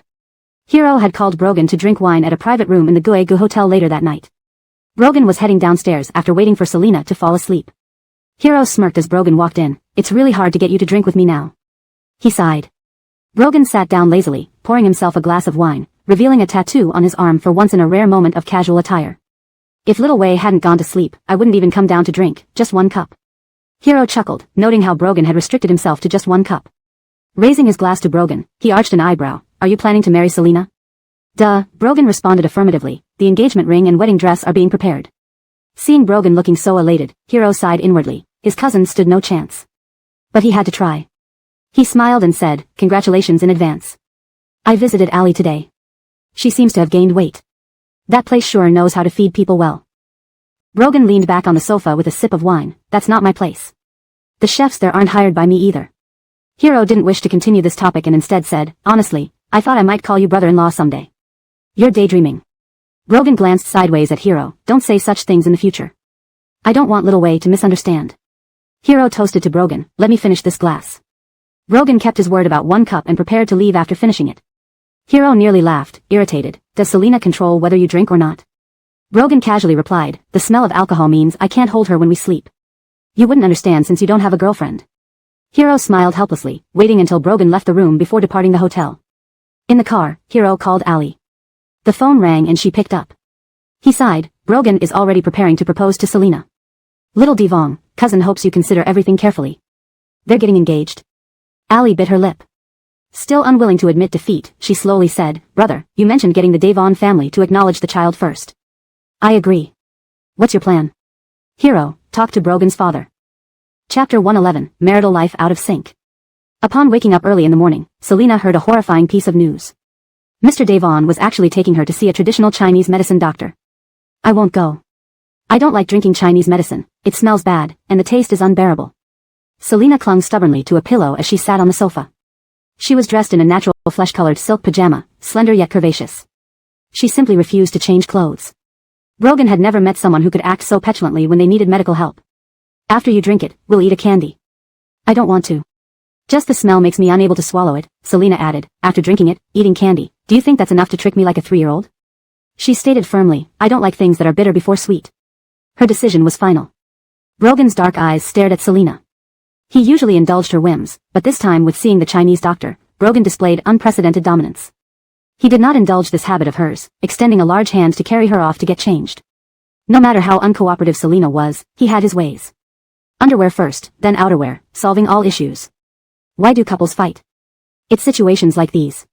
Selina knew Brogan was concerned about her health, but she just didn't like Chinese medicine. She got angry. With a sullen face, Selina followed Brogan to see the doctor. Facing an elderly doctor, she felt guilty for being angry at an innocent person. She answered obediently whenever the doctor asked questions. Standing behind Selina, Brogan noticed her compliance and a hint of amusement flickered in his eyes. The old doctor prescribed a month's worth of Chinese medicine, 1 dose per day. Exiting the traditional Chinese hospital with a bag of medicine, Selina climbed into the car irritated. Drive me back to Xinjiang community, thanks. Brogan raised an eyebrow, glanced at her, and said leisurely, sure. This time he resumed his accommodating demeanor. Selina played on her phone throughout the ride without saying a word. Arriving at Xinjiang community, she opened the door, got out of the car with a tight-lipped expression, slammed the door shut, and walked away. Brogan chuckled looking at the forgotten bag of medicine on the seat. Walking into the building, Selina was beaming internally. She would leave the medicine there. Drink what? Air? Brogan watched her march proudly into the building, smiled, started the engine, and drove away. No problem, by nightfall, he would heat the medicine and bring it over to feed her. Just then, Brogan received a call from Hector. Boss, Warren has withdrawn the people assigned to tail Miss Liu. Also, we have found no evidence linking Warren with Roman. However, Roman came to Shenzhen by ship recently. Brogan tapped his index finger on the steering wheel, sent people to monitor their movements. Meanwhile, Selina returned home where Violet was also present. Violet rubbed against Selina's arm affectionately. Davina, if you hadn't come back today, I'd have gone with you to stay at Gaige Hotel. Selina laughed and ruffled her hair. All right, I'll take you next time. Violet confirmed resolutely. I will tag along as the third wheel. Selina nodded. Okay, welcome. I'll change clothes first. She changed into comfy casual wear and walked into the living room, settling down only to receive a message from Brogan. Warren withdrew the people who were tracking her. A slight smile curved Selina's lips as she immediately checked Carly's Weibo. Carly's latest post showed photos of herself, Warren, and Gail at the zoo. Selina pondered, examining the family photo. In music, she wanted Maya always ahead of Carly. Someone with Carly's petty nature wouldn't appreciate always being overshadowed. As for family life, the family of 3 looked happy, giving no breakthrough point. Selina put down her phone.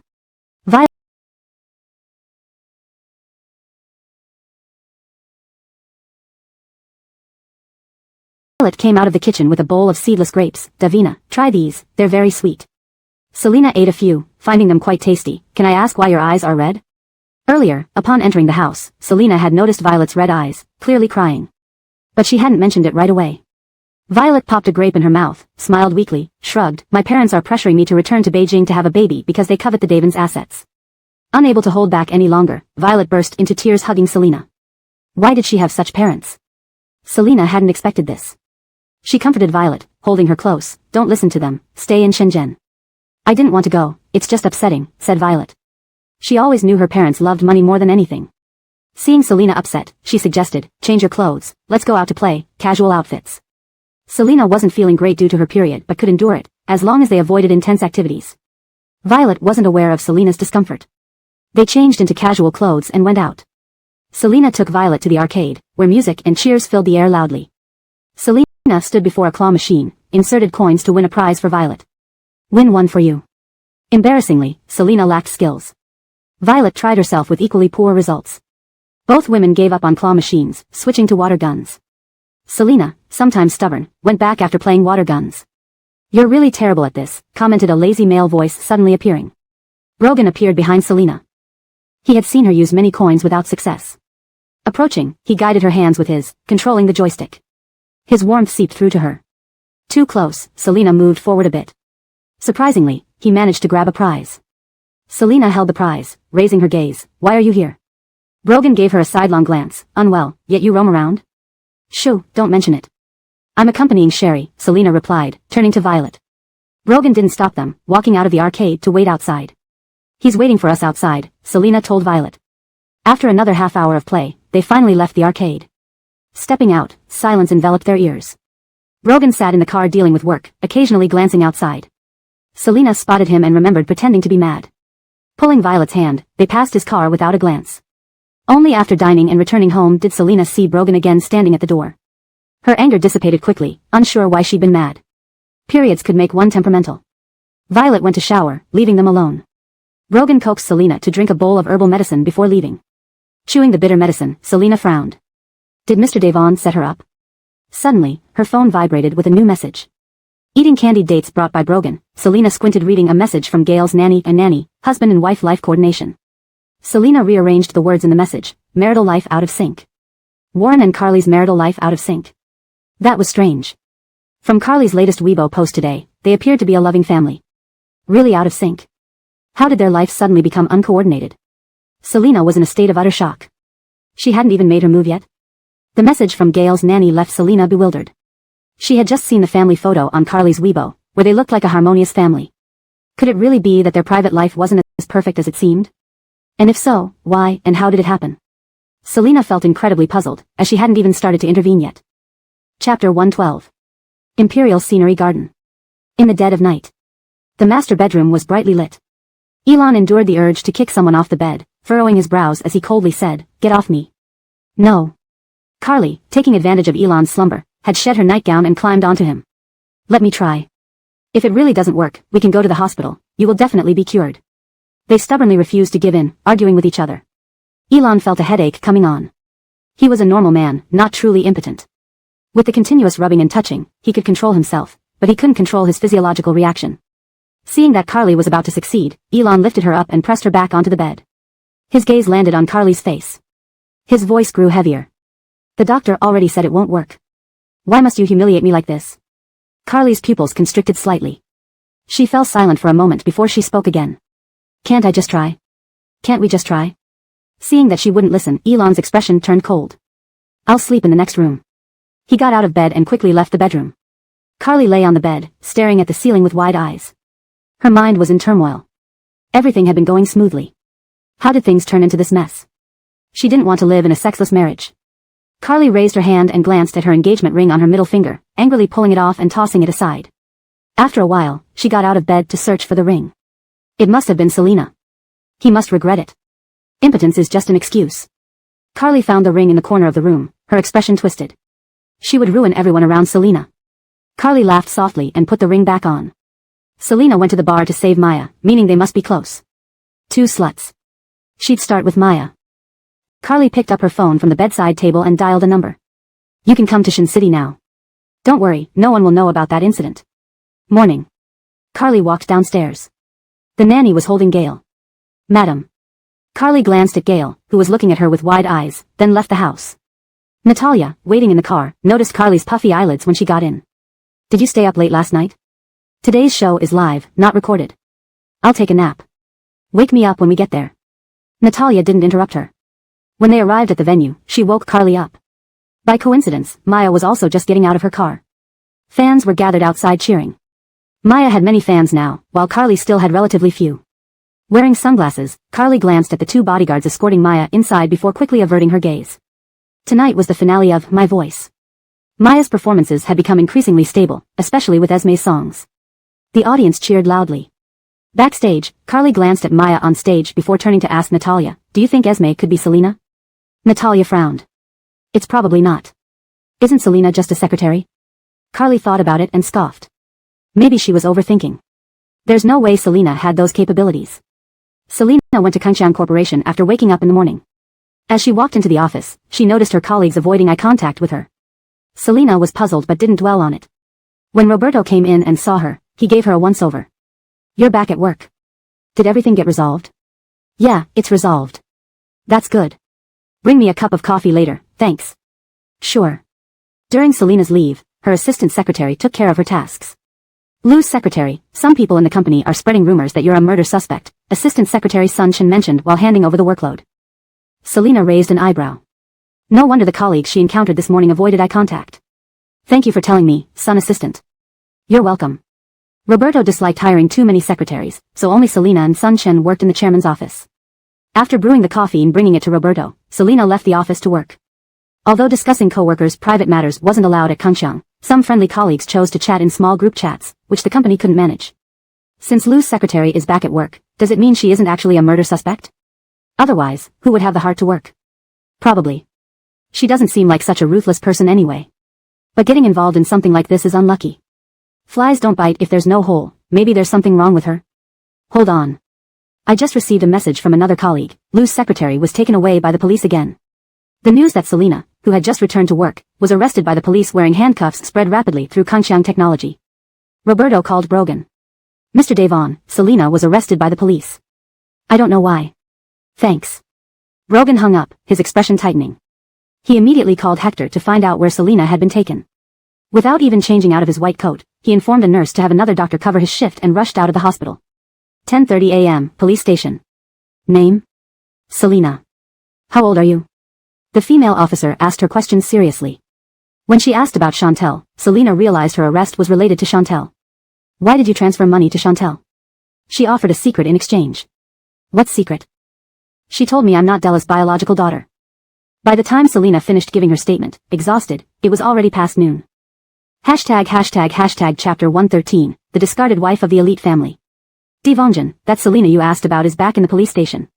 This time she's suspected of murdering a woman named Chantel. Carly read this message and was so astonished that her red lips parted slightly. She laughed so hard it made her shake.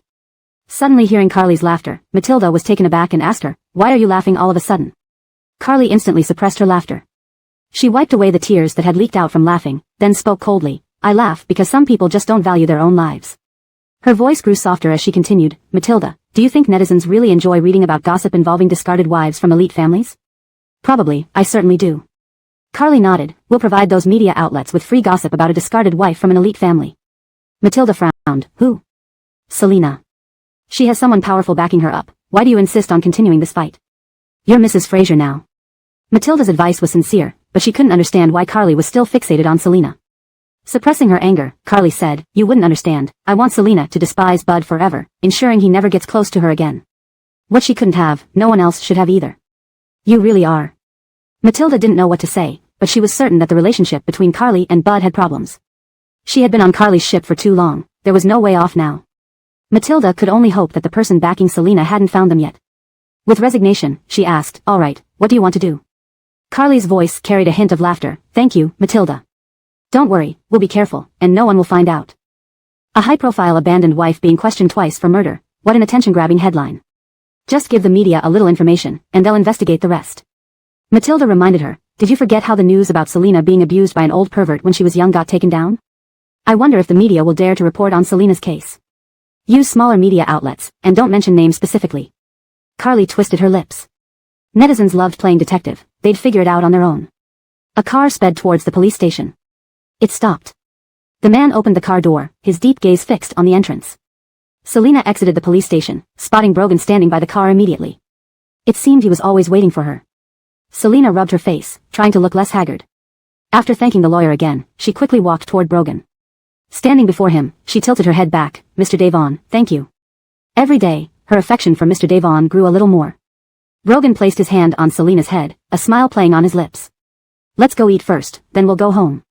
Selena had been detained this time due to Della hiring a lawyer to accuse her of orchestrating the murder of Chantel. Although the evidence was insufficient, Selena was still questioned until the lawyer arrived. However, the suspicion hadn't been cleared. During her interrogation, she had to keep her mind alert. Once in the car, Selena lay sideways on Brogan's lap, resting her head against his chest. She wrapped her arms around his waist and nestled in to rest. Do you want to see Della?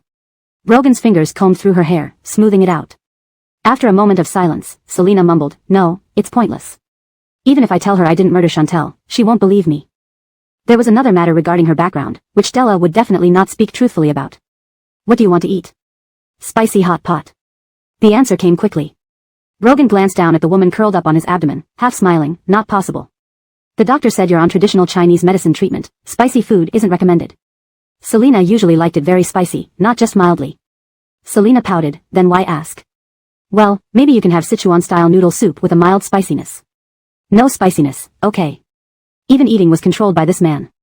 Brogan instructed Hector to drive to the mall. Inside the mall was a food court offering delicious and affordable cuisine. He knew Selena enjoyed these places. They arrived at the parking lot. Once Selena finished her bowl of non-spicy Sichuan-style noodle soup, Brogan took her home, not the Regal Hotel or Exine Khalil community, but to their home in a traditional Chinese villa. Stepping out of the car, Selena looked at the gate before her, finally understanding what Brogan meant by home. The traditional Chinese villa, their home. Last time, they had decided on furniture purchases but hadn't gotten around to buying them due to other matters.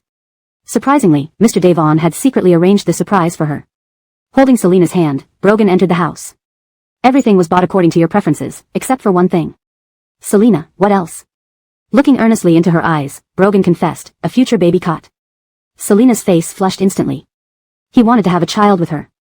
Hashtag a certain high-profile abandoned wife suspected in 2 murder cases. This piece of news broke early in the morning. Everyone wondered who the discarded wife was, finding her actions incredibly vicious. An informed netizen commented, I know who it is, Lou, last name. Scary, no wonder she was discarded. Lou, last name, wasn't she the one who fiercely criticized her ex-husband as garbage during the chopstick incident? Ah, yes, I thought she handled herself well back then. Being suspected in 2 murder cases made Selena seem terrifying. Her photos were posted online, likely by someone digging into her past. Early in the morning, Selena woke up to find Brogan already gone, thinking he had gone to work. But when she stepped out of the bedroom, she saw him having a video conference. Using her phone, she typed a message for him. I'm going to the nearby supermarket for groceries, we'll be back soon. Though she didn't mention buying many things, as she could carry what she needed. Brogan, seeing her energetic state, nodded. The supermarket was close by. Yet, Selena chose to drive because today she planned to cook a full meal and invite Violet and Roberto for a housewarming party. She bought quite a bit. At the supermarket, she called Violet while pushing a cart, occasionally pausing to pick vegetables. A child accidentally bumped into her leg. Just as she hung up, she looked down at the child. He was probably 5 or 6 years old, exactly at the age when kids are mischievous. His mother came over, pulled the child away, and apologized. Miss, I'm sorry. The mother, after apologizing, looked at Selena's face and her expression stiffened. With a hurried smile, she bent down to pick up the child and quickly left, as if Selena were a monster. Selena blinked, wondering if she looked that scary. Next to her, 2 girls whispered to each other. Quick, let's go shopping somewhere else. But I haven't finished buying. Get something else first. One girl dragged the other away hastily. Selena barely noticed this situation until she paid for her groceries and stepped out of the supermarket, holding 2 bags of vegetables. She was met by reporters. Miss Liu, is it true you're the high-profile abandoned wife suspected in 2 murder cases? The reporter seemed excited to uncover a major story. Selena was confused. What news? Sorry, please let me pass. Hiro, driving past, spotted a familiar figure. It seems Selena is in trouble. He stopped the car. Allie, sitting in the passenger seat, scrolling through her phone, turned to look at Selena surrounded by reporters. Concerned, she said, I saw the gossip news earlier. Selena is suspected in 2 murders. The reporters must be here for that. Seeing Selena unable to escape the reporters, Ali said worriedly, "Brother, help her." Revised. Seeing Selena unable to shake off the reporters, Ali said worriedly, "Brother, help her." Translation continues. Hero undid his seatbelt and opened the car door, about to get out, but he suddenly stopped. He closed the door and looked at Ali's belly. "No, if I bring her into the car, what will happen when she sees that you're pregnant?" "But..." Ali didn't get to finish her sentence before Hero cut her off. "No, but, she's only surrounded by reporters. They won't attack her. We'll pretend we didn't see anything." Hero restarted the car and drove away. Turning her head to look through the car window, Ali's eyes were filled with unease. "Brother, is it really okay?" "It's fine. Right now, you are the most important. Mr. Devon has already contacted me." In Hero's mind, his cousin naturally took precedence over an outsider like Selena. Ali was instantly distracted. She touched her belly and asked in pleasant surprise, "What did Mr. Devon say?" Translation continues. Chapter 114, Beauty's Red Lips. Hero drove steadily, saying, "He asked you to take good care of yourself during pregnancy. If the child is confirmed as the Devon family's bloodline after birth, he won't let it be treated as a bastard." Ali nodded with a gentle smile. "Brother, I want to talk to Mr. Devon alone for a bit, okay?" It wasn't easy for Ali to have a conversation with Devon Dashyong. "It should be fine, but be cautious with your words, alright?" Ali hummed in agreement. "Let's go to the hospital for a checkup first. We'll contact him after we get back home." Devon Dashyong knew that Hero and Brogan had a decent relationship, so he could spare some time to answer a junior's call. Hero didn't know what Ali wanted to say to Devon Dashyong. Since she didn't want to tell, he wouldn't force her. After leaving the hospital, they returned to the Devonxiang villa.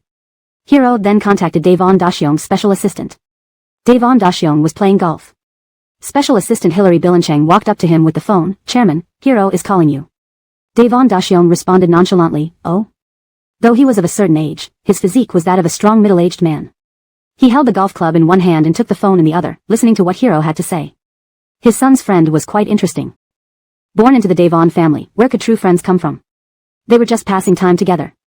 Ali also took the phone from Hero. Since Ali wanted to speak to Devon Dashyong alone, Hero temporarily stepped aside. "Hello, Mr. Devon, this is Ali." "Oh, Miss Sue, what do you need?" At the supermarket entrance, Selena was surrounded by an unknown young journalist asking all sorts of questions. Bystanders started filming with their phones, enjoying the commotion. "Miss Liu, both murder cases are related to you.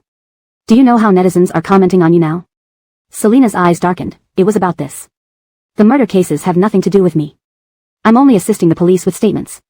Seeing Selena reaching for her phone, the young journalist deliberately moved the camera towards her. "Is it true, Miss Liu, that you sent your own mother to prison for money? Why are you so heartless?" Some people felt the young journalist went too far harassing a woman. After all, Selena was exceptionally beautiful, naturally pretty without makeup. Some men wanted to help but were held back by their companions.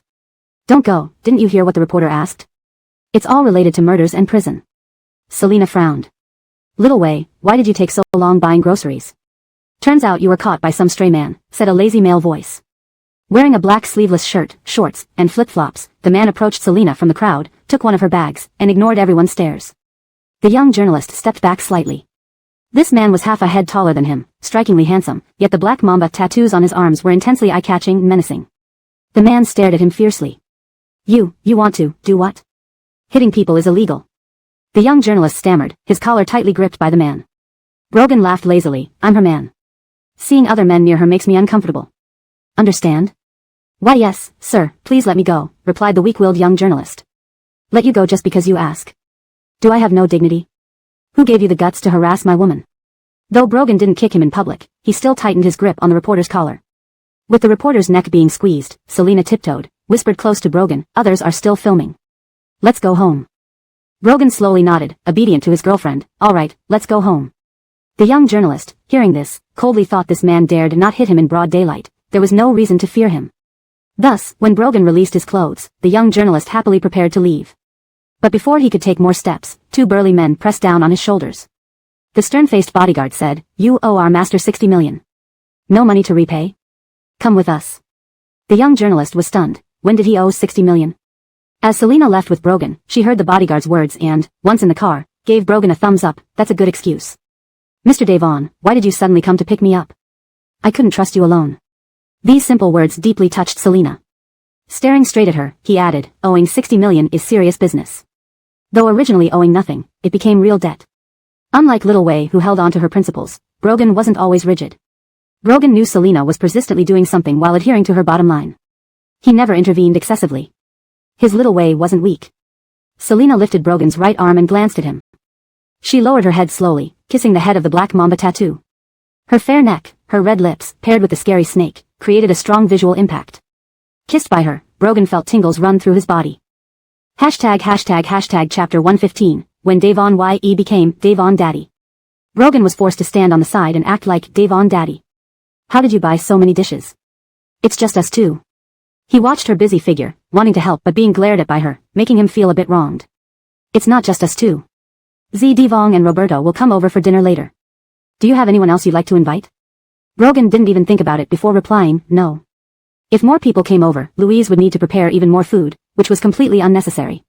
Selina assumed he would invite Sue Billon Fraserong, but since he said no, she let it go. Regarding the online discussions about her, Selina didn't want to pay much attention to it.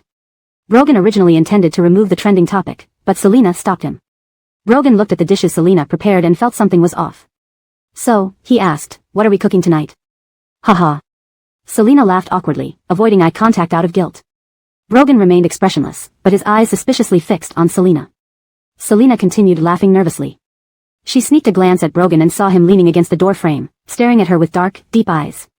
He was still wearing the sleeveless t-shirt, which accentuated his muscular build. A lipstick mark was visible on his collarbone, a souvenir from the car ride when she had put on lipstick to kiss that spot. Selina slowly turned away and cleared her throat. Don't just stare at me in the kitchen, it distracts me. Brogan frowned, guessing, hot pot? Selina chuckled nervously. Relax, there'll be one spicy and one non-spicy pot. I'll eat the non-spicy one. A fleeting smile crossed Brogan's face. So, she hadn't forgotten about the hot pot. Selina changed the subject. By the way, do you know any reliable private investigators? Yes. I thought I heard a bang. Selina and Brogan exchanged glances. Selina wiped her hands with a towel and followed Brogan to the door to check. At that moment, outside the traditional Chinese-style villa, Violet stood with her hands on her hips, pointing at her dented car hood. Your driving skills are terrible. Violet's car had collided with Roberto's car at the entrance. Roberto had been rear-ended unexpectedly, scaring him. He hadn't expected to be reprimanded immediately upon getting out of his car. Though he knew Violet, they weren't very familiar. Roberto stood smoking as Violet berated him. It was clearly her fault for braking too late and hitting his car. Realizing her mistake, Violet's voice gradually softened, and her gaze drifted away. Selina and Brogan opened the door and saw Roberto standing coldly above Violet as if bullying her. Selina asked, what happened? Brogan immediately noticed Violet's damaged car hood. He sighed and guided Selina back inside. They can come in once they finish arguing. Violet sheepishly apologized, sorry, I'll compensate for the damage. She touched her nose and entered the villa, feeling embarrassed. Meanwhile, Roberto called someone to handle the cars and then walked inside after finishing the call. The villa's courtyard combined water features with natural scenery, ponds, mini waterfalls, artificial mountains, streams, and bamboo, all creating an elegant ambience. As soon as Roberto entered the living room, he heard Violet's excited voice, hot pot. What a great idea. He went inside and changed his shoes. The house had a warm atmosphere. Most surprisingly for Roberto, right after entering, Brogan lazily reminded him, no smoking inside. Following the host's rules, Roberto extinguished his cigarette in the ashtray. Brogan smiled. Thanks. My little Anna doesn't like the smell of cigarettes. With that, he went to the kitchen to help Selina bring out the ingredients. Roberto raised an eyebrow. While having hot pot, everyone seemed quite happy. Roberto had never seen Selina and Brogan interact privately before. Today really changed his perception of Brogan. This man seemed to pour all his tenderness into Selina. You can't add spiciness. Brogan complained. Just a little bit, it tastes so bland, Selina argued. Brogan couldn't help but massage his temples. She had already eaten it, could he dig it out now? Violet ate quietly, occasionally looking at the bickering couple. She shook her head. She suspected this couple was flaunting their affection in front of her. Should we take a picture for keepsake? Violet put down her chopsticks, activated her phone camera, and moved closer to Selina, adjusting the angle to capture all four of them. She sent the photo to Selina and also added Roberto on WeChat, sending him a copy. The four finished all the food, their appetites were formidable. Roberto called Denny E to pick them up and asked Violet, Miss He, should I give you a ride home? Violet patted her belly and lay on the sofa chatting aimlessly with Selina. Hearing Roberto's offer, she nodded. Sure, thanks. Her cute, slightly chubby face looked carefree when she smiled. Roberto only knew a little about Violet, mainly that she was Brogan's father's third wife. Unknowingly, a trace of pity stirred in his heart. Sometimes, men develop special feelings for girls starting from pity. Neither of them realized this. Their initial acquaintance was a misunderstanding from the start. Roberto dropped Violet off at Xian Khalil Community. Watching her enter the building, he called Allie. At that moment, Allie was reading to practice prenatal education when she saw Roberto calling. She put down the book. Brother Gallagher? Roberto spoke directly. Xiao Divong, move back home. You won't have any chance with Brogan. His personality leaned towards decisiveness. Seeing how Brogan looked at Selena with adoration, it wasn't appropriate for Allie to continue staying at Divongxiang Villa. Allie's lips curled slightly. Brother Gallagher, this place is now mine. Brother Devon has given it to me. She disliked hearing that she had no chance with Brogan. Allie never explained to her family why Brogan gave her Divongxiang Villa, leading everyone to assume they had some past romantic involvement. That was exactly what Allie wanted. She didn't want her family to stop her. Luckily, she instructed Brother Fraserong not to tell Brother Gallagher about her pregnancy, or he would have forced her back home. Brother Gallagher, there are all kinds of valuable flowers in the backyard here. I love it and want to draw them all, Allie said happily. Roberto had nothing to say to that. All he could do was warn her, Brogan seems to love Selena very much. Keep that in mind. Okay, I understand. You and Brother Fraserong have many women yourselves. I won't mind if Brother Devon has women before marriage. In wealthy families, many rich men usually dated several girlfriends before marriage. Allie understood this well. The most important thing was who would get married. Selena couldn't even keep Bud, let alone Brogan. Moreover, she had already made arrangements with Mr. Devon. Everything would wait until she properly delivered the baby. On the other end, Roberto was momentarily speechless. Yes, he had many women, but it was purely monetary transactions. Currently, he didn't love anyone. There was nothing more Roberto could do about Allie. He had warned her enough. After hanging up, Allie was affected by what Roberto had said but still believed she would succeed. Chinese Villa. Before going to bed, Selena logged into her Weibo account to clarify the accusations about the divorced woman from a wealthy family who was involved in a murder case. Whether the netizens would believe it wasn't important. After showering, she climbed into bed. Mr. Devon had already fallen asleep. How rare. Translation note, this translation maintains the original tone, style, paragraph structure, and line breaks while ensuring it reads naturally in English. Selena moved lightly as she got into bed, but she hadn't expected that the moment she lay down, the man who was supposedly asleep beside her suddenly reached out with a large hand and pulled her into his arms. His thin lips brushed against her ear, his voice lazy, want to. Selena's eyes widened instantly, question mark. She fell silent again. Then, very honestly and shyly, she said, sure, we can. There are no condoms at home, he suddenly remarked indifferently. Selena nodded, turning to face him, her fingers tracing along his shirt to rest on his abs. Then it can't be done. His hand caressed her waist, his voice tinged with regret, I'll buy some tomorrow. Selena raised her hand to cover her eyes. Who in the world would use such a serious tone to say such embarrassing things? The next morning when she woke up, Selena sat up with a tousled head of hair. Brogan had already gone to work. She had an appointment with the private investigator this morning and decided to take the day off from work. She had been considering not going back to work since her colleagues seeing her might lead to awkwardness. She met the private investigator in a private room for confidentiality. This detective had a round, chubby figure. Wouldn't such a physique make it easy to be spotted? Selena trusted Brogan's judgment. She directly told Mr. Asa about her matter. I want you to help me investigate Carly's family. Selena used her phone to pull up a photo of Carly in her singer information, her, Carly. Translation note, this translation maintains the original tone, style, paragraph structure, and line breaks while ensuring it reads naturally in English. Chapter 116, oh, so you came to mock me.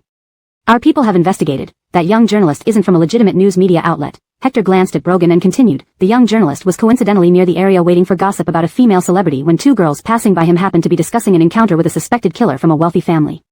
The young journalist got the supermarket's address from those two girls and went there to wait for Miss Liu. Brogan's eyes grew cold. He asked, have we found out who started it? A piece of wealthy family gossip would get passed around by netizens countless times.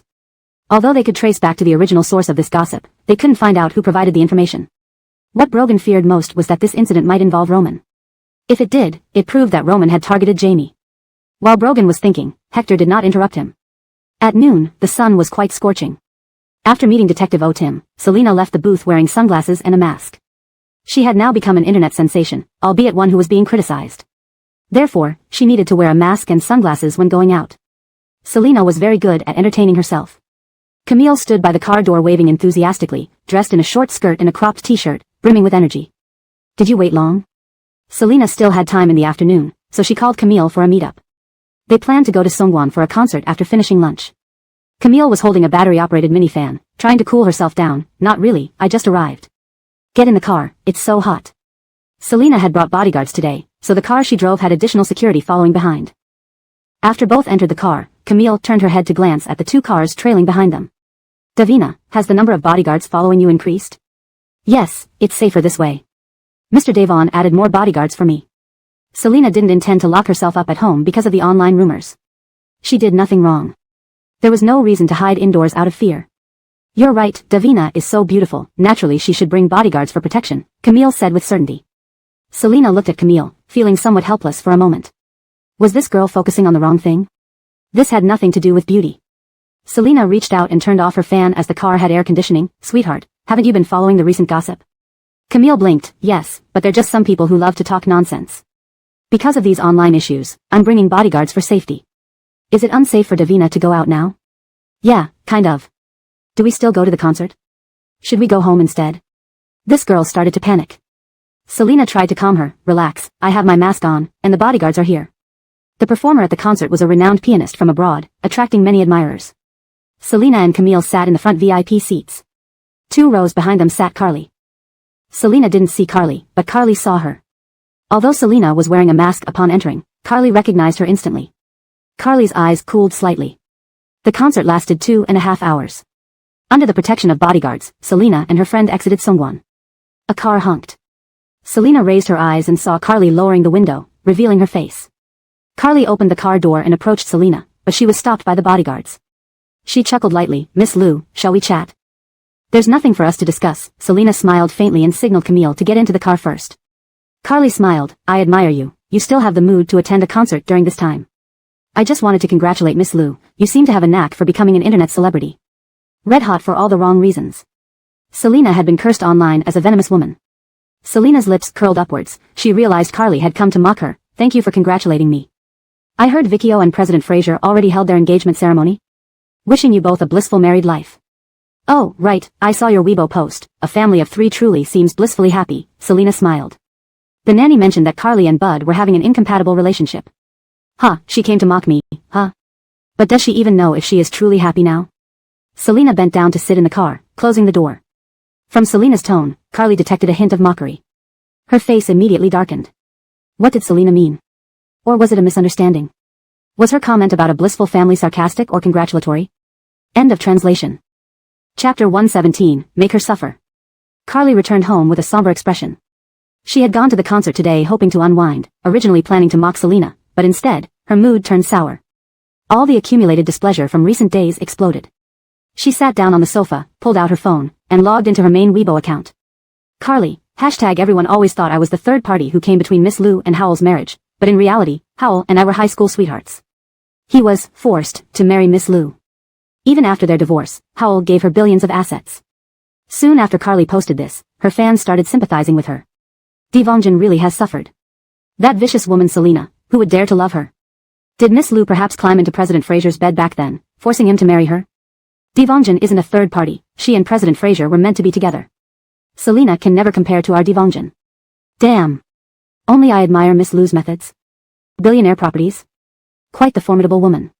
No wonder Miss Liu is linked to murder suspects, that's terrifying. After posting the Weibo update, Carly was satisfied to see no one accusing her of being a homewrecker. Everyone was criticizing Selina as a conniving woman. Seeing Carly post directly on her main account, Matilda quickly called her. Are you crazy? Why post something like this on your main account? Matilda couldn't find words to express her astonishment. This is good. Everyone used to think I ruined someone else's marriage by being a homewrecker. This time, we can take advantage of Selina's backlash to clear my name, Carly said casually. Matilda, did you see it? Now everyone thinks my position is justified, and even commented, Devonjin and President Fraser are a perfect match. Matilda sternly replied, right now, because of the suspicion of Selina's involvement in a murder case, people are on your side, but don't use your main account recklessly in the future. Alright, I promise not to post irresponsibly again, Carly agreed while scrolling through netizens' comments criticizing Selina. It made her feel better. Harris also has a Weibo account, and she saw Carly's post. She retweeted it, commenting, the only sister-in-law I acknowledge is Sister Devonjin. Miss Liu doesn't deserve it. Harris's repost sealed Selina's character issue solidly. At this moment, Selina saw Carly's post too. She was at a loss for words. Was her moral compass off? Ignoring the emotional aspect of her and Fraser Lingen, since they already got married legally, why do people think the rightful spouse should step aside for the supposedly truly in love couple? Some netizens believe this wasn't interfering but rather the true love finally getting together, calling it an earth-shattering romance. After reading these comments, Selina quietly put down her water cup, afraid she'd spit it out. Marriage licenses were such a trivial matter. At the Fraser Corporation, Brooke held a tablet showing Fraser linking Carly's Weibo post. He then opened Selina's Weibo page and saw the overwhelming negative comments. Selina naturally became the punching bag of netizens. Fraser Lingen rubbed his temples, pursing his lips coldly. What was Carly trying to achieve? He asked in a chilly voice, why hasn't Brogan removed the trending topic about her being a murder suspect? Remove this immediately and call Selina for me.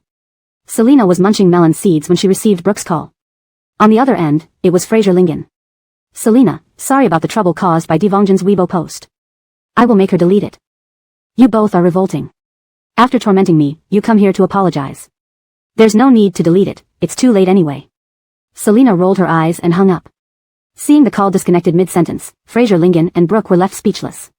Meanwhile, Selina saw the murder suspect trending topic disappear, almost choking in anger. She wanted to use this trending topic for free publicity for Khalilzi's new online drama. She told Mr. Devon not to remove it. Who cancelled it prematurely? Brooke sent a message to Selina. Lingen arranged for someone to remove your murder suspect trending topic. Selina read the message silently. Fraser Lingen was sick in the head. At Imperial Scenic Garden, Carly enjoyed seeing the destruction of Selina's Weibo.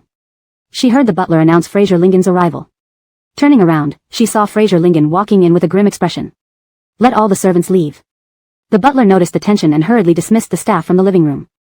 Fraser Lingen walked up to Carly, towering over her, his gaze falling on her phone screen. I've been divorced from Selina for quite some time. What's the point of you suddenly posting such things? Carly looked up at Fraser Lingen, slowly curling her lips into a smile. Of course, there's a point.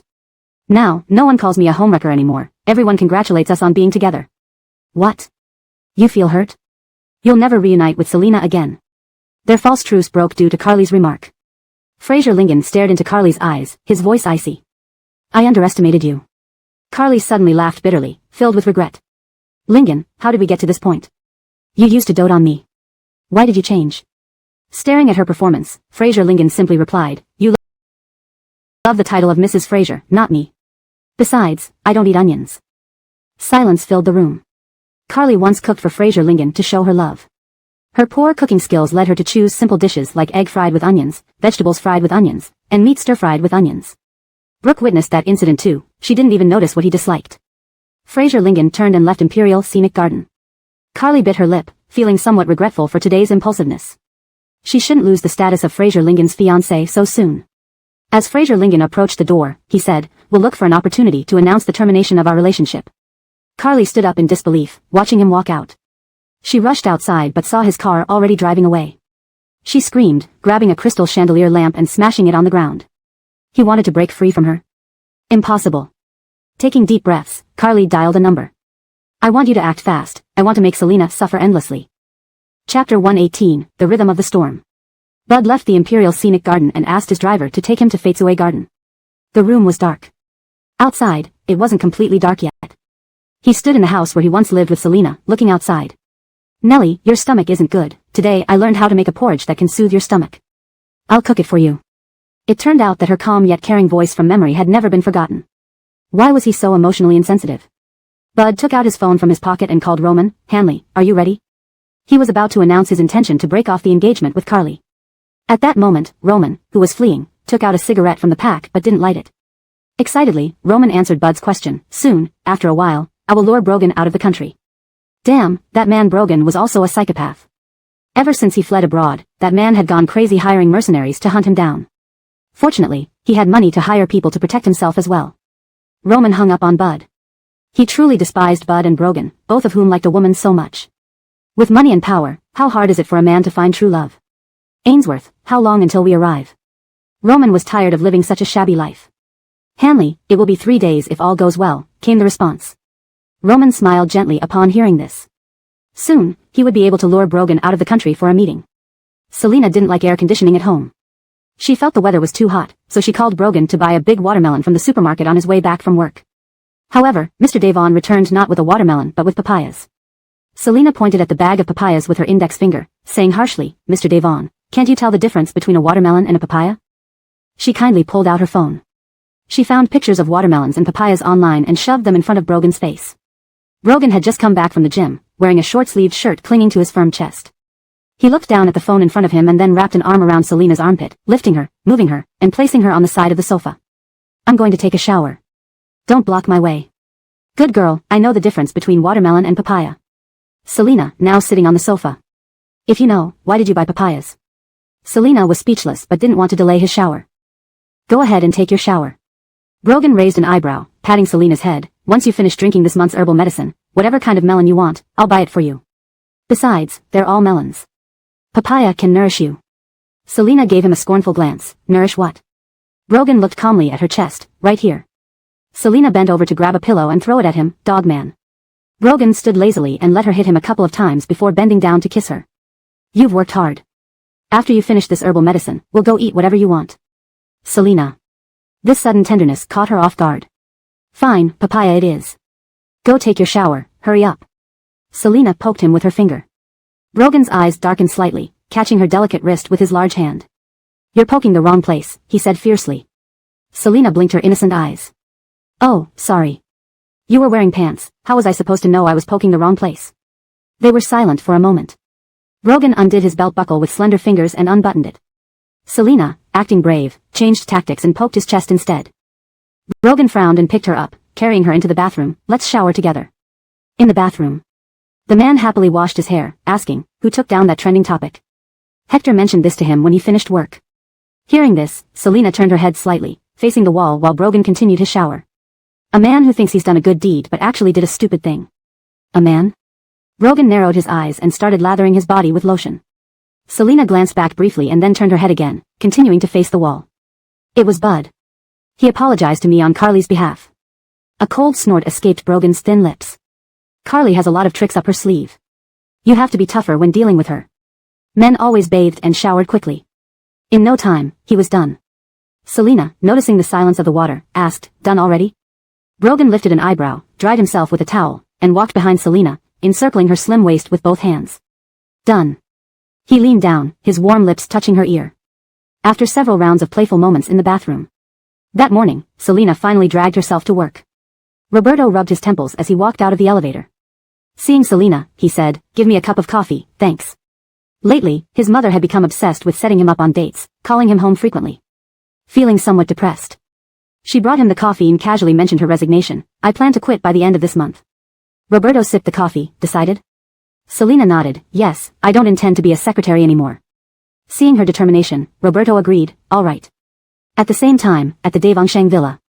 Ali was on the phone with Roberto's mother. Auntie, there's no need to worry. Brother Gallagher always knows what he's doing. I'm still worried. Miss Lou's appearance is too alluring. Our family cannot afford another scandal. Originally, Ali Z wouldn't have cared about the women around her son. But when Ali told her that Selina was Roberto's secretary, she became concerned. Selina used to be Bud's secretary and then married into the Fraser family. Ali's eyes narrowed, trying to comfort innocently. Auntie, you should trust Brother Gallagher. Ali Z wasn't consoled. Frowning, she said, You didn't see how Fraser's wife Joy feels embarrassed and doesn't dare to go out for tea because she once had a daughter-in-law who was a murder suspect. Ali Z feared that her son might also like someone like Selina. An idea struck her. I plan to meet Selina directly and persuade her to resign voluntarily. Xiaoqin, do you have any way to help me set up this meeting? Ali hesitated. I can call Kangxiang's reception desk and get their switchboard to transfer the call to Selina's extension. Ali Z smiled. That's a good idea. Once you've arranged the time, let me know. Xiaoqin, it's been a while since you last visited Auntie. Ali laughed. Lately, I've been busy painting for an exhibition. My parents also called recently, reminding me that it's been a long time since I've gone home. Ali Z knew that Ali became very absorbed in her paintings. Alright, then finish up soon and come home. Okay. Ali smiled and hung up the phone. A servant walked into the living room. A representative from an auction house is at the front gate, delivering items that were already sold. An auction house? Just as Ali was puzzled, she received a call from Mr. Davon's assistant Hilary. Turns out, the items outside were a gift from old Master Davon to welcome her. Ali asked the servant to have the gatekeeper let them in. She touched her belly gently, smiling. Ainsworth's son, your grandfather really loves you. Chapter 119, Mrs. Davon belongs to her. Selina received a call from Ali while at the company, and it felt a bit strange. When Ali mentioned that Roberto's mother wanted to meet her for a talk, Selina raised an eyebrow in confusion. Alright, let's make it 6 o'clock tomorrow afternoon. Ali glanced at the sapphire necklace delivered by the auction house, smiling. Good, Ashley. I hope you don't tell Brother Gallagher about this. Sure, Selena agreed, still unaware of the matter and thus not wanting to say anything prematurely. They didn't have much else to discuss and ended the call. Selena turned her gaze towards the chairman's office, raising an eyebrow as she walked in with some documents. Roberto was on the phone. Selena placed the documents down, and Roberto signed them while continuing his conversation. Miss He, I can pick you up around 6 tonight. After getting confirmation from the other end, he hung up and handed the documents back to Selena. Miss He? Which Miss He could this be? Could it be Z Devong? Selena took the documents but remained curious. However, as it was a private matter, she didn't ask further.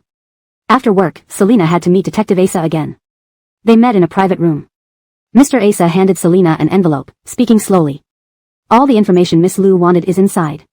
As a bonus, I found out Xiao Frazier Actuan has been investigating your orphanage background. Selena raised an eyebrow, smiling. Thank you. Mr. Asa left first, and Selena put the envelope in her bag before leaving the room with a mask on. In Shenzhen, the city lights were just coming on.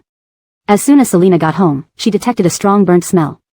Her expression changed, and without changing shoes, she rushed into the kitchen. Coincidentally, Brogan was stepping out. Selena bumped straight into him. Fortunately, she reacted quickly enough, and her head didn't collide hard. Brogan raised an eyebrow, hugging her and pinching her waist lightly. Looking for affection? Selena returned the pinch, looking up. What did you cook? It smells burnt. Let go of me, I'll go check. Brogan was very composed, gently ushering Selena into the bedroom. There's nothing to see. Dinner from the Grand Hotel will arrive shortly. Go change, we can eat soon. Speechless, Selena asked, did something burn? Why can't I see? Brogan looked down at her seriously. This concerns male pride. Selena laughed at his response and obediently went to change. Seeing Selena comply, Brogan fetched a plastic spatula and entered the kitchen. He placed the burnt pot inside it, planning to throw it away the next day. Just as Selena finished changing, someone rang the doorbell. Brogan went to get a large insulated box with the Grand Hotel logo. During dinner, Selena mentioned her intention to resign. Brogan fed her a piece of fish, asking, what do you plan to do after resignation? I want to open a milk tea shop. This was Selena's original plan when Fergus was still around. Today at the hospital, I saw an elderly couple, Brogan suddenly asked. Anthea, do you like me? Yes. Selena transferred the garlic she didn't like onto Brogan's plate, smiling. I really do like Mr. Devon. Brogan glanced at the garlic on his plate. You answered yes while giving me what you don't like.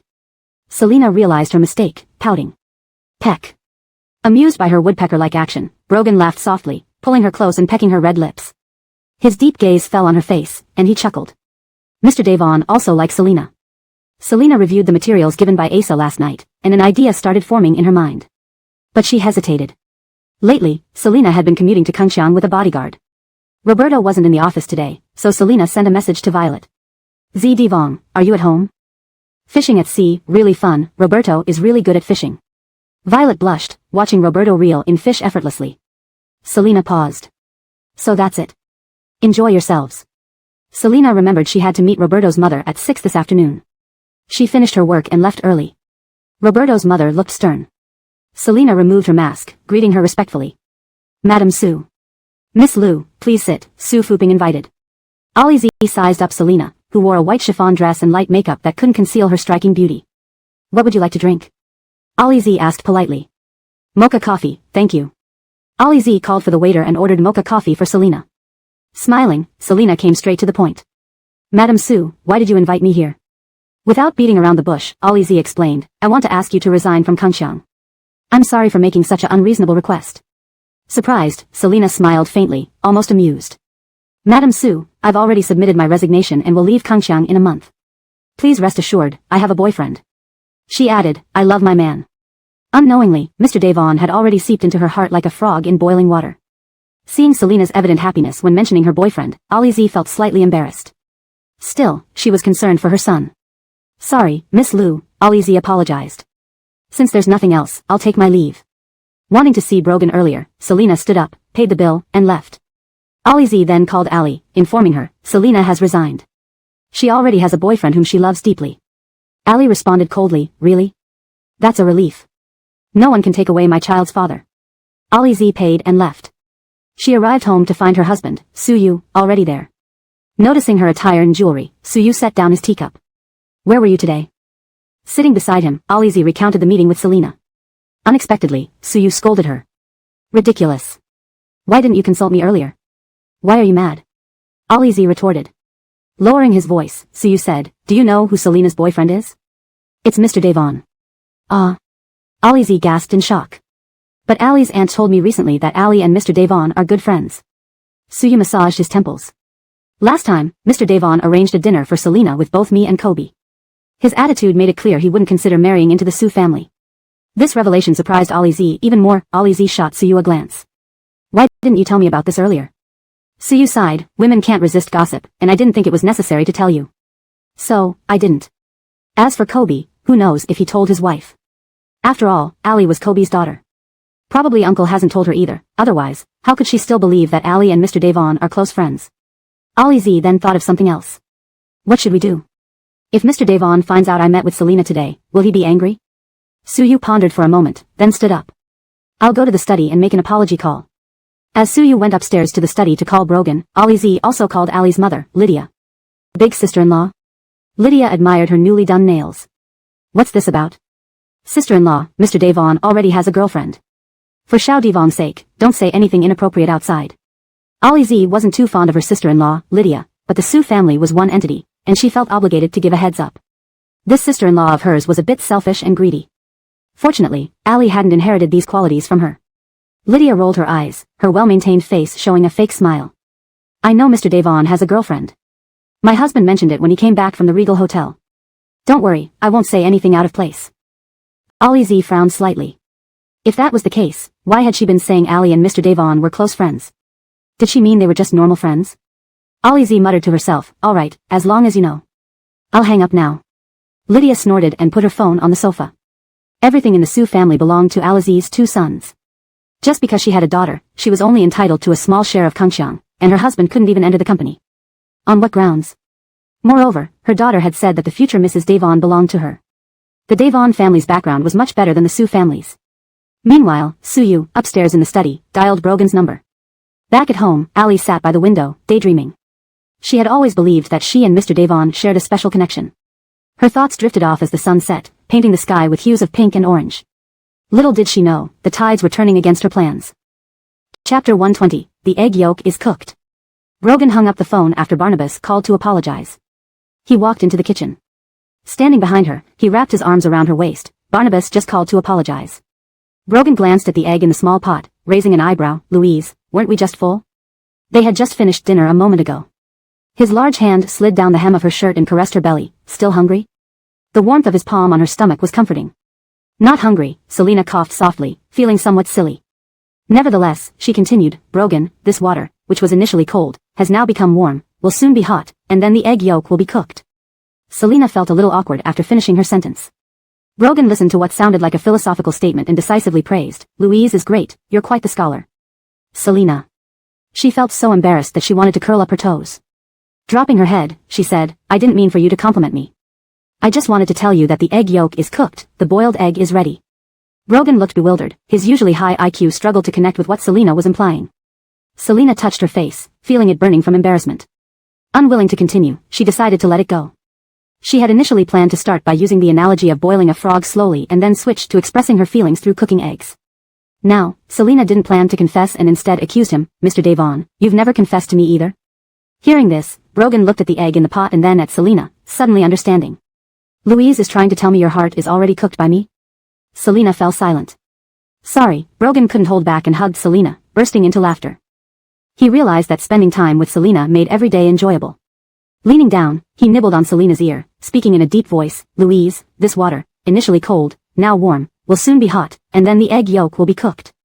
Brogan's heart has long been warmed by Selina. From liking to loving. His deep, sexy voice reverberated in her mind. Selina's ears burned. She turned, standing on tiptoe. Clothes scattered from the kitchen, all the way to the living room, and into the bedroom. The room was left in disarray. At the filming site of Rush Rush. Seeing Maya appear, Carly's expression changed instantly. No matter what show she participated in recently, she would always encounter Maya. Peculiar, I asked clearly, this production team didn't invite Maya. Rita Fraser lowered her voice, she shouldn't be here for this show, right? The lineup for this show is fixed. Orange Company shouldn't have the power to push someone in. Carly adjusted the unflattering uniform provided by the production crew, calming down, I'll go get my makeup done first. The production team hired professional makeup artists. Usually, Carly used her privately hired makeup artist, but today the artist was sick and couldn't come. VIP dressing rooms were scarce. Because of her powerful backing from the Fraser family, Carly got one. Rita Fraser left the VIP dressing room and went to the public one to find a makeup artist. Excuse me, which makeup artist is available now? As soon as she spoke, she saw Maya getting her makeup done. Maya's current makeup style was bold and very manly. Sometimes when women dress mannishly, they can outshine some men. Rita Fraser had a vague sense of foreboding. Smiling, she asked, Miss Lee, are you participating in this show today? Maya's eyes met Rita Fraser's through the mirror, smiling, yes, I'm the special guest for this episode. Chapter 121, The Eunuch and the Empress Dowager. Abigail brought the makeup artist back to the dressing room. After Carly had finished her makeup and the makeup artist left, Abigail informed her that Maya was a special guest for this episode. She wanted to give Carly a heads up. You need to control your emotions during the recording, Abigail advised. In the past, she wouldn't have given such reminders, but Carly's emotions had been too unstable lately. She was easily angered. Carly's face turned cold as if a sore spot had been touched. Why is she participating in this show again? Every time I appear on a program, I see her. Is Khalilzi Entertainment deliberately trying to antagonize me? Just like Selena, she always felt like a shadow lingering around her. Shoo, keep your voice down, Abigail cautioned. There was no soundproofing in the dressing room. Carly closed her eyes, then reopened them, calming down. She whispered apologetically, sorry. No rush. Neither Maya nor Selena would have much to laugh about for long. Haley walked into the adjacent dressing room, approached Maya, and whispered a few words in her ear. I heard her angry voice from over there. Maya's lips curled slightly. She still remembered the incident at the bar where she almost got humiliated until Selena saved her. Harris, acting on behalf of Carly, didn't have good intentions that day. As the show was about to start, Carly stepped out of her dressing room, just as Maya was coming out of hers. Carly flashed Maya a brief smile. Both women walked towards the front of the stage. I never expected Miss Lee to be friends with Miss Lu, Carly said. Maya replied calmly, I also didn't expect Vicchio's younger sister-in-law to be Harris. Maya's parents were both ordinary factory workers on the assembly line. They came to Shin City mainly to accompany their daughter. No one at the factory knew their daughter was the celebrity Maya. Both parents were diligent and hard-working people who supported their daughter's choice to enter the entertainment industry because of her love for singing. Recently, as their daughter switched companies and became famous for her singing, they were proud and happy for her. With the money Maya earned, she bought a house in Shin City with a down payment and planned to provide living expenses for her parents monthly so they wouldn't have to work so hard anymore. However, her parents, being industrious people, continued working. One evening, Maya's father, Manuel, was working the night shift and driving home on his electric bike. The route he took regularly wasn't usually dangerous, but tonight something seemed to hit his bike unexpectedly, causing it to flip over. The electric bike landed on his thigh, and he fell hard on his head, unable to move. A kind-looking man in his 30s happened to drive by and stopped his car to help. Uncle, are you okay? Let me help you lift your bike. He lifted the electric bike, parked it safely, and called an ambulance for Manuel, who was in pain but conscious. Uncle, I'll call an ambulance for you now. Manuel couldn't speak due to the pain, but he felt fortunate to have someone willing to stop and help. In modern society, many wouldn't dare assist someone who had fallen on the street. The young man waited for the ambulance, followed it to the hospital, and helped get Manuel settled. When Manuel was wheeled into the ward, his phone rang. The young man answered it for him. It was Maya's mother, Denny Yu. She noticed he hadn't come home yet and called to check on him. Hearing about the accident, Denny Yu thanked the young man profusely before rushing to the hospital. Initially, she considered informing Maya but decided against it, knowing her daughter was busy. Maya usually called her parents every few days. On the second day of Manuel's hospitalization, Maya made a video call to her mom. Seeing that the background wasn't familiar, Maya asked, Mom, aren't you at home? Denny, you didn't hide it any longer. Your father had an accident with his electric bike, but don't worry, he's fine. He needs some rest. She turned the camera to show Manuel lying in bed. Manuel smiled weakly, don't worry, dear. Maya's eyes reddened immediately. Mom, next time if something happens, tell me right away. I'm coming home to see Dad. Okay, next time we'll tell you. Don't rush back, your father is fine. Denny Yu told Maya to drive carefully. Selena learned about the accident through the bodyguards assigned to protect Maya. Given it involved her father, Selena decided to ask Brogan to investigate whether it was an accident or sabotage. That evening, after dinner, Selena and Brogan had time to take a walk together. Holding hands, Brogan listened as Selena explained the situation regarding Maya's father. I'll call my men to investigate right now. After making the call, they continued walking. Brogan looked sideways at Selena. Ainsley, this is the first time you've asked me for help. Selena responded, oh, yes. Oh, Brogan muttered, giving a slight snort. Selena poked him playfully. Hey, I genuinely appreciate your help. Don't poke a man's waist casually, do you understand? Brogan chided, but he pulled her finger gently, poking his own waist again. Selena found it childish but amusing. Brogan suddenly remembered something. Should we buy new bed sheets while we're out? The couple strolled down the sidewalk, shadows elongating and overlapping. Selina's long legs flashed briefly as her foot accidentally stepped on Brogan's shadow in a rather sensitive area. Meeting his shadowed spot, Brogan paused. Empress Dowager, I apologize. Please lift your imperial foot. Brogan formed a casual gesture with his hands. Empress Dowager Lu glanced at him. Tired already? We've only been walking for half an hour. Just lazy. What can I say? Brogan grumbled. Later that night, Brogan tried to get into bed but was shooed away by Empress Dowager Lu. You, a eunuch, want to climb onto my bed? Selina lay on her side, propping her head up with her hand, looking seductive. To join her, Brogan thick-skinnedly climbed atop her, pulling the blanket over them both. They played and teased under the covers. Selina's foot peeked out momentarily before being pulled back inside by a large hand. At Dehane Garden, Carly hadn't held her daughter in a long time. Tonight, she spontaneously asked the nanny to bring Gail to her bedroom. She tapped Gail's nose gently and told the nanny, Larrig will sleep with me tonight. The nanny reminded her, Miss Larrig wakes up at night to feed. Yes, I'll call you when she wakes up. With those instructions, the nanny handed over the child. Recently, Bud hadn't been staying at Dehane Garden, leading Carly to assume he was either at the company or another villa. She took out her phone with a faint smile and snapped a few adorable photos of her daughter. Suddenly, she seemed to think of something. Carly's expression changed slightly. She grabbed an outerwear, put it on, clutched her phone, and rushed out of the bedroom. She went to the garage, got into her car, and sped away from Dehane Garden, heading towards Fatesaway Garden. Note, I have maintained the paragraph structure and line breaks as in the original text while ensuring the translation is natural and fluent. Hashtag chapter 122, an incident. Carly's car stopped outside the gate of Fatesaway Garden. She sat inside, staring at the brightly lit entrance with eyes filled with resentment. So this was it. He had moved into Fatesaway Garden. Carly had to admit that all her carefully laid plans had failed. She refused to accept it. Why did it have to be this way? Carly opened the car door and stepped out, walking towards the gate. Open up. The guard recognized Carly. Angered, she shouted, I said open up. Didn't you hear me? Seeing her aggressive demeanor, the guard knew trouble was brewing. He quickly called the butler. Managing Fatesaway Garden was still the responsibility of the old butler who had served the matriarch. Graham, Mrs. has come looking for Mr. She is at the gate now. The guard sighed inwardly, feeling unlucky to encounter such a family drama on his shift.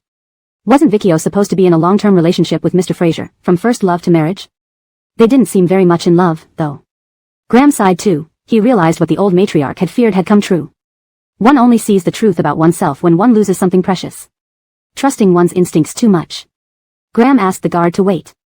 The young guard, however, didn't share Graham's calmness. He worried that if the couple reconciled after an argument, he might be fired along with the wife. Mr. Fraser paid a high salary. Graham had no idea about the guard's thoughts as he walked upstairs to the study and knocked on the door. Come in. Graham entered. Sir, Vicchio is here. He didn't call her Mrs. Fraser. Bud paused his work and looked up, sent her back. Graham acknowledged and left the study, calling the guard from downstairs, please ask Vicchio to leave. On the other end, the guard conveyed Bud's message through the intercom to Carly outside the gate. Her eyes were red, hair disheveled, dressed in a pajama, looking quite disheveled. She sneered, just telling me not to see you is enough to send me away. She turned, got back into the driver's seat, and started the car. The guard initially thought Mrs. Fraser was leaving but was surprised when she suddenly sped toward the gate. Watch out. The guard hastily pressed the button to open the gate and simultaneously dialed the villa's landline. As Carly's car screeched to a halt near the gate, a piercing brake sound echoed in the night. With a cold expression, she waited for the gate to open before driving in. The guard watched her enter and reported to Graham, Mrs. drove into the gate, so I opened it for her. Graham had already heard the brake sounds and ended the call, heading to the entrance. Carly was just walking in. She observed the living room, noticing it hadn't changed since Selina's time. Vicchio, it's late. You should go home, Graham said gently. Ignoring him, Carly rushed upstairs. Uncertain of Bud's room, she opened each door on the second floor. Graham followed, intending to have someone escort her out but decided against it. Finally, Carly opened the study door and found Bud. Graham waited outside. Fine, you think Selina will come back to live with you? Impossible. With her character, she'd never return. Red-eyed and hysterical, Carly's words cut deep into Bud. In a calm tone, Bud replied, we've said everything we needed to. Look at yourself now.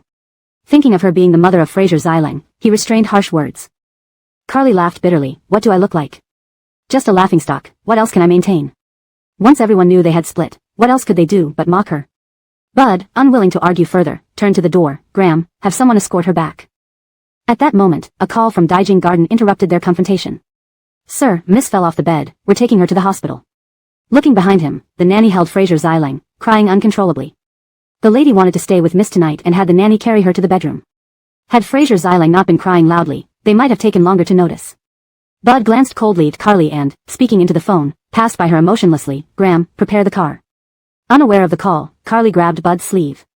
Raising his hand, Bud slapped her across the face. He usually refrained from hitting women, but couldn't resist this time. Carly's face turned sideways, covering it in disbelief. Carly, Xiling fell off the bed. We'll settle this later. Bud gave her a cold look and strode out of the study. Immediately remove her from Fatesaway Garden and don't let her in again. Carly stood there dumbfounded, hands still on her face.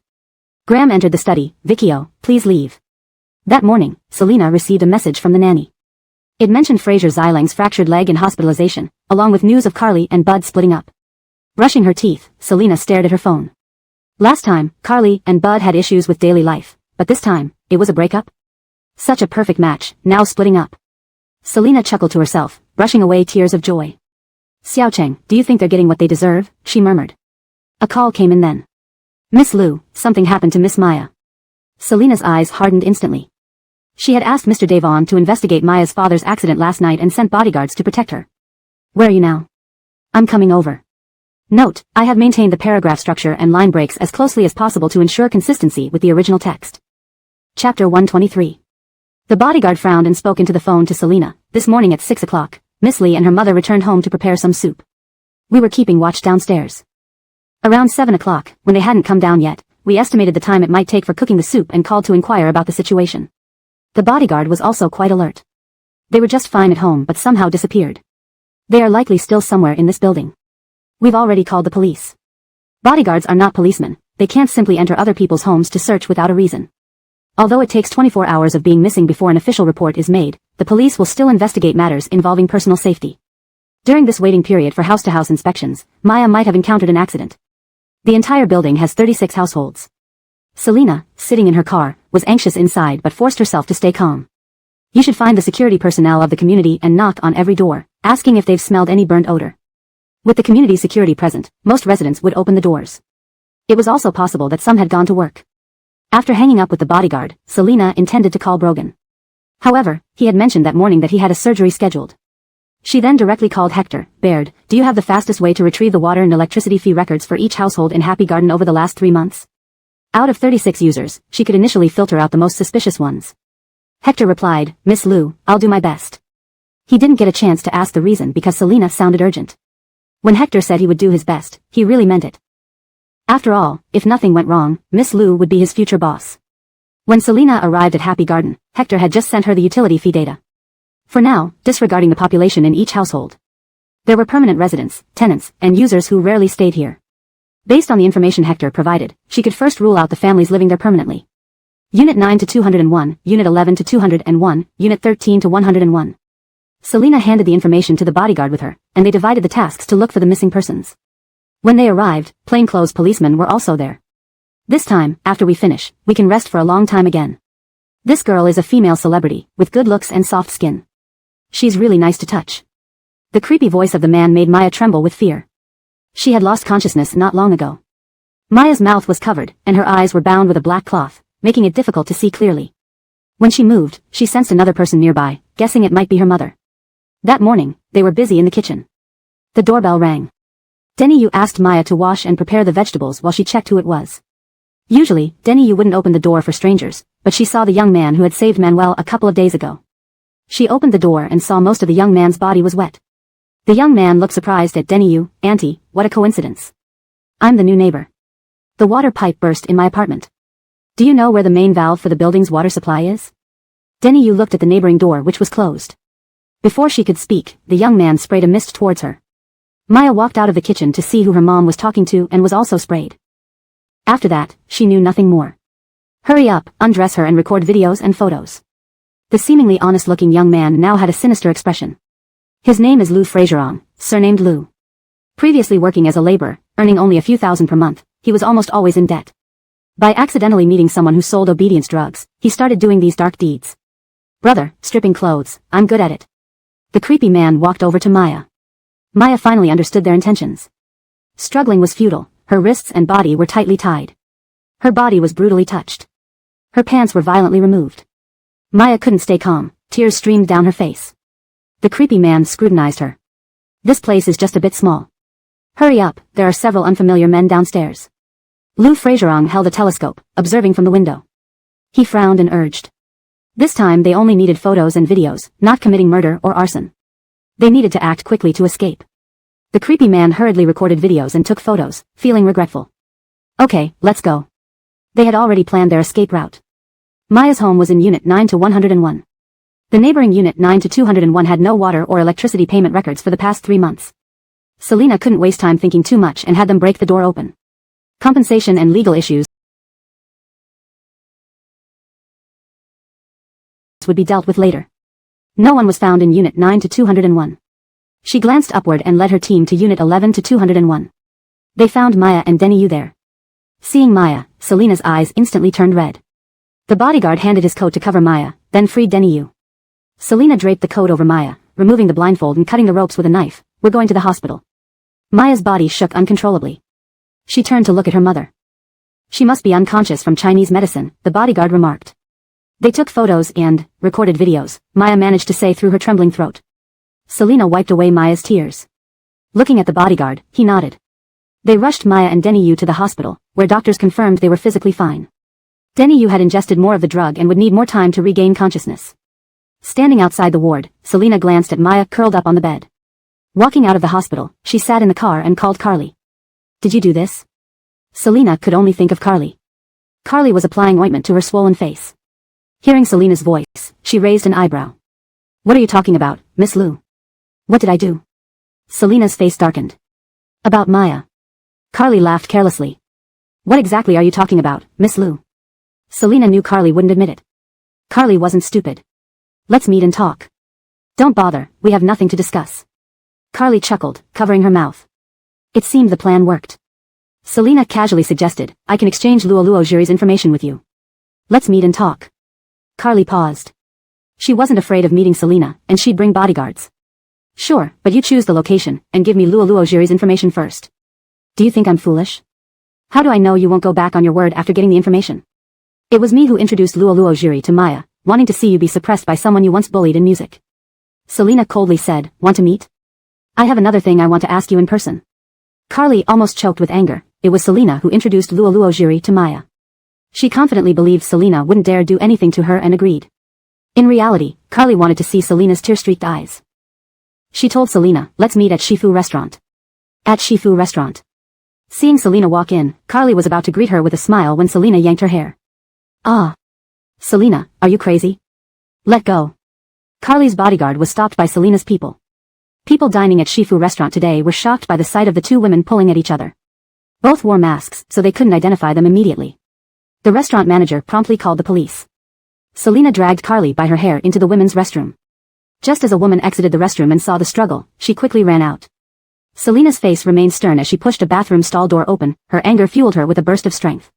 She viciously pushed Carly's entire head into the water in the toilet bowl, then ruthlessly kicked Carly's back knee. Carly knelt down and, caught off guard, inhaled some of the toilet water. Despite struggling fiercely, the hand holding her head down did not let go. The feeling of being on the brink of death. Just when she thought she was about to suffocate to death, she breathed fresh air again. Then, the skirt she wore today was lifted up by someone. Carly tried to stand up but was savagely kicked in the stomach by Selina. Selina tore off Carly's underwear, took several photos with her phone, then pulled open Carly's clothes, trembling fingers gripping the phone to record video. She didn't like using such methods against girls. But she had been pushed to her limit. Carly roughly guessed that Selina wouldn't dare kill her, so she looked at Selina with a hateful gaze. Selina, I will report you to the police. Selina sent the photos and videos she had taken to an email, put away her phone, and gave a cold glance at the disheveled Carly. It's just assault, you'll only be locked up for a while. Dare you say anything about the photos? Carly really didn't dare. Just as Selina was about to leave, Carly panted and laughed mockingly. Selina, do you remember a year ago when you accompanied Howell on a business trip? Selina lowered her eyes to look at the woman on the ground. Unable to resist a curling smile at the corner of her lips, Carly said crazily, in that hotel, you were violated by a street beggar. She intentionally didn't mention that the man was Brogan, betting that Brogan hadn't told Selina yet. After all, at that time, Selina loved Bud. You were violated by a beggar, a street beggar, ha ha ha ha ha. Note asterisk: this section contains content that may be uncomfortable or disturbing. Please ensure appropriate caution when dealing with sensitive topics. Chapter 124, At a Loss. Selina calmly watched Carly, who was laughing like a maniac. It's your brain that got flushed into the toilet, not mine. Do you really think I believe what you say? Carly's eyes were bloodshot red. That you were with a beggar was told to me by Nellie. You can choose whether or not to believe it. Ah, yes, and I remember the name of that hotel was Starlight Hotel, a 5-star one.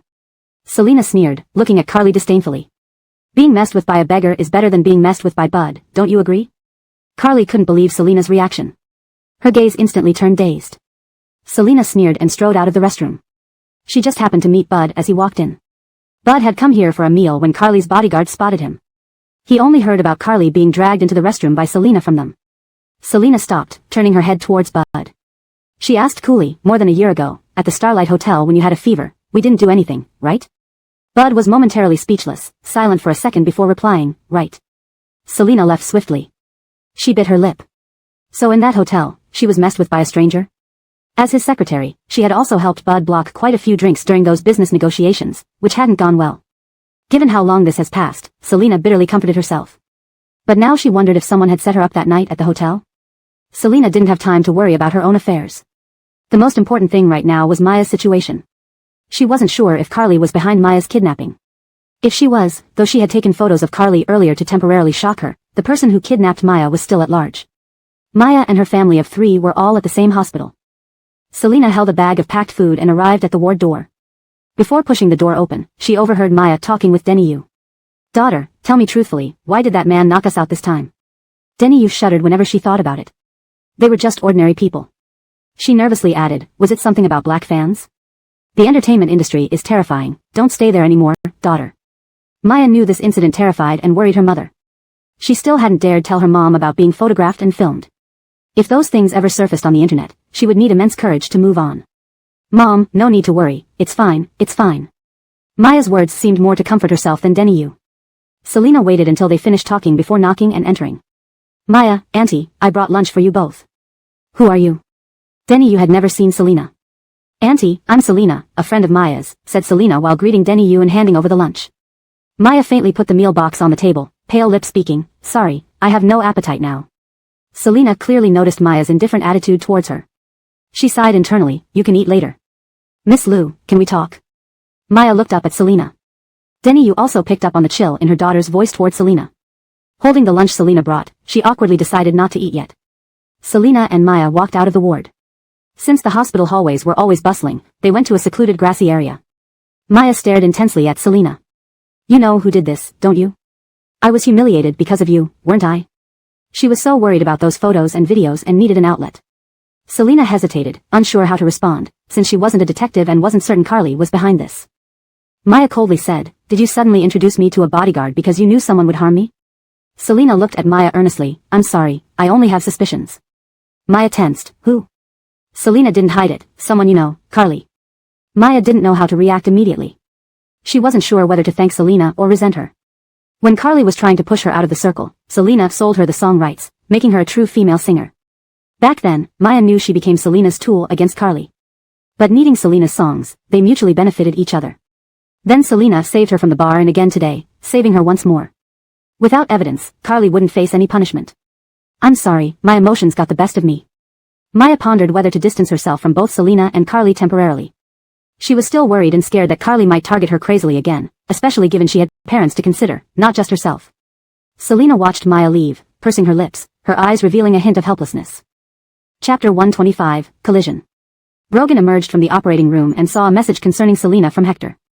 Hector, as a competent assistant, started an investigation even while Selina was asking him to check the utilities fee at Blissful Garden. Boss, this is the video of the young man taking Manuel to the hospital. I've also sent someone to track him. Brogan clicked on the video to watch. The young man in the video had most of his face obscured by a baseball cap. He appeared to be around 176 centimeters tall. He wore loose clothes which made it hard to discern whether he was frail or muscular. Brogan, with extensive knowledge of human anatomy, zoomed into the video using his thumb and index finger on the phone screen. He called Hector, this man should have a slender body type. He's wearing a muscle shirt for disguise and elevated shoes, he has a limp on his left leg. When escaping, he'll likely discard the muscle shirt. Note, shoes is edited to elevated shoes to read more naturally in English while keeping the meaning accurate. After hanging up with Hector, Brogan dialed Selina. Unbuttoning his white coat with one hand, he listened to the dial tone. No answer. Switching hands to hold the phone, he draped the white coat over a hanger. He called Selina's bodyguard and found out where she was. "I'll be there in about 30 minutes. The bodyguard acknowledged. Driving to the shopping center, he headed straight to B2's Wanla City. He spotted Selina sitting alone amongst children, fishing for toy fish. Taking out a $100 note from his wallet, he exchanged it for tokens. Then at the counter, he exchanged 10 tokens for a kid-sized fishing rod and a small basket. Sitting beside Selina on a low stool, his long legs awkwardly bent, making him appear uncomfortable. Selina, who had been lost in thought, turned her head upon noticing him, startled. "Mr. Devon, you're off work?" "Yeah, took a leave to accompany my girlfriend," he replied, holding the fishing line and catching a toy fish almost effortlessly. His dark eyes looked at Selina. "You didn't answer my call." Selina gasped softly and checked her purse, only to find her phone in the car. "Sorry, it's in the car," she suddenly remembered. Placing the toy fish in Selina's empty basket, they shared a quiet moment. "Way baby," Brogan murmured, causing Selina to quickly cover his mouth. With lips covered, Brogan chuckled. Parents around watched curiously. Despite their masks, it was evident they were an attractive couple. Selina gave Brogan a warning look before letting go. How could he call her, "way baby," in public? Understanding her embarrassment, Brogan caught a toy turtle and placed it in her basket too. After fishing for a while, they left Wanla City not wanting to monopolize the children's space. Exiting the mall, their driver-cum-bodyguard had already pulled up at the entrance. Selina got in and found her forgotten phone. Noticing her wounded arm, he asked coolly, "How did you get these?" She glanced at her scratch marks, remnants of Carly's struggle. "Just a fight, no big deal, it'll heal soon." Brogan remained stern-faced, instructing the front seat bodyguard to buy some medicine ointment and cotton swabs. "Don't be mad, it's nothing serious. Why engage in a fight yourself? Are your bodyguards useless?" Brogan's gaze shifted from her injured arm to her face, "And getting yourself hurt?" Quirking an eyebrow, Selina said, "You wouldn't understand. It feels good enough that wounds don't matter." Brogan sighed inwardly as the bodyguard returned with supplies. "Hand over your arm," he insisted. Reluctantly moving away from Brogan, she leaned against the other side of the door, knowing wound medication would sting. Predictably uncooperative, Brogan coldly asked, "Do you come over or should I?" "I choose neither." Coldly snorting, Brogan opened the ointment and firmly pulled Selina's arm towards him, applying the medication. Her pale skin accentuated the red and swollen scratches from fingernails. Brogan's expression was unusually serious. Thinking of what Carly mentioned, the night at Starlight Hotel where she was assaulted by a stranger, Selina felt overwhelming emotions watching Brogan tenderly treat her injuries. She almost cried. Having applied the medication, Brogan noticed her reddened eyes. He touched the corner of her eye gently with his unsoiled hand. In a deep voice, he asked, "Feeling emotional? You didn't seem like crying during the fight." Interrupted by his ringing phone, Brogan answered, glanced at Selina, listened to Hector's report, then said, "All right, noted." Hanging up, he told Selina, "The 2 men you wanted are caught. Want to see them now or directly send them to the police?" Excited, Selina said, "Let's see them first. They've taken photos and videos of Maya." She had felt very distressed after being confronted by Maya. Despite their initial interactions driven by mutual interests, she still felt guilty. On the way to meet the culprits, Selina recounted the whole story regarding Maya. Brogan pinched her cheeks, joking, "So you compose music? I thought you just scream off key." Referring to the previous trip to Changzhou when she did just that.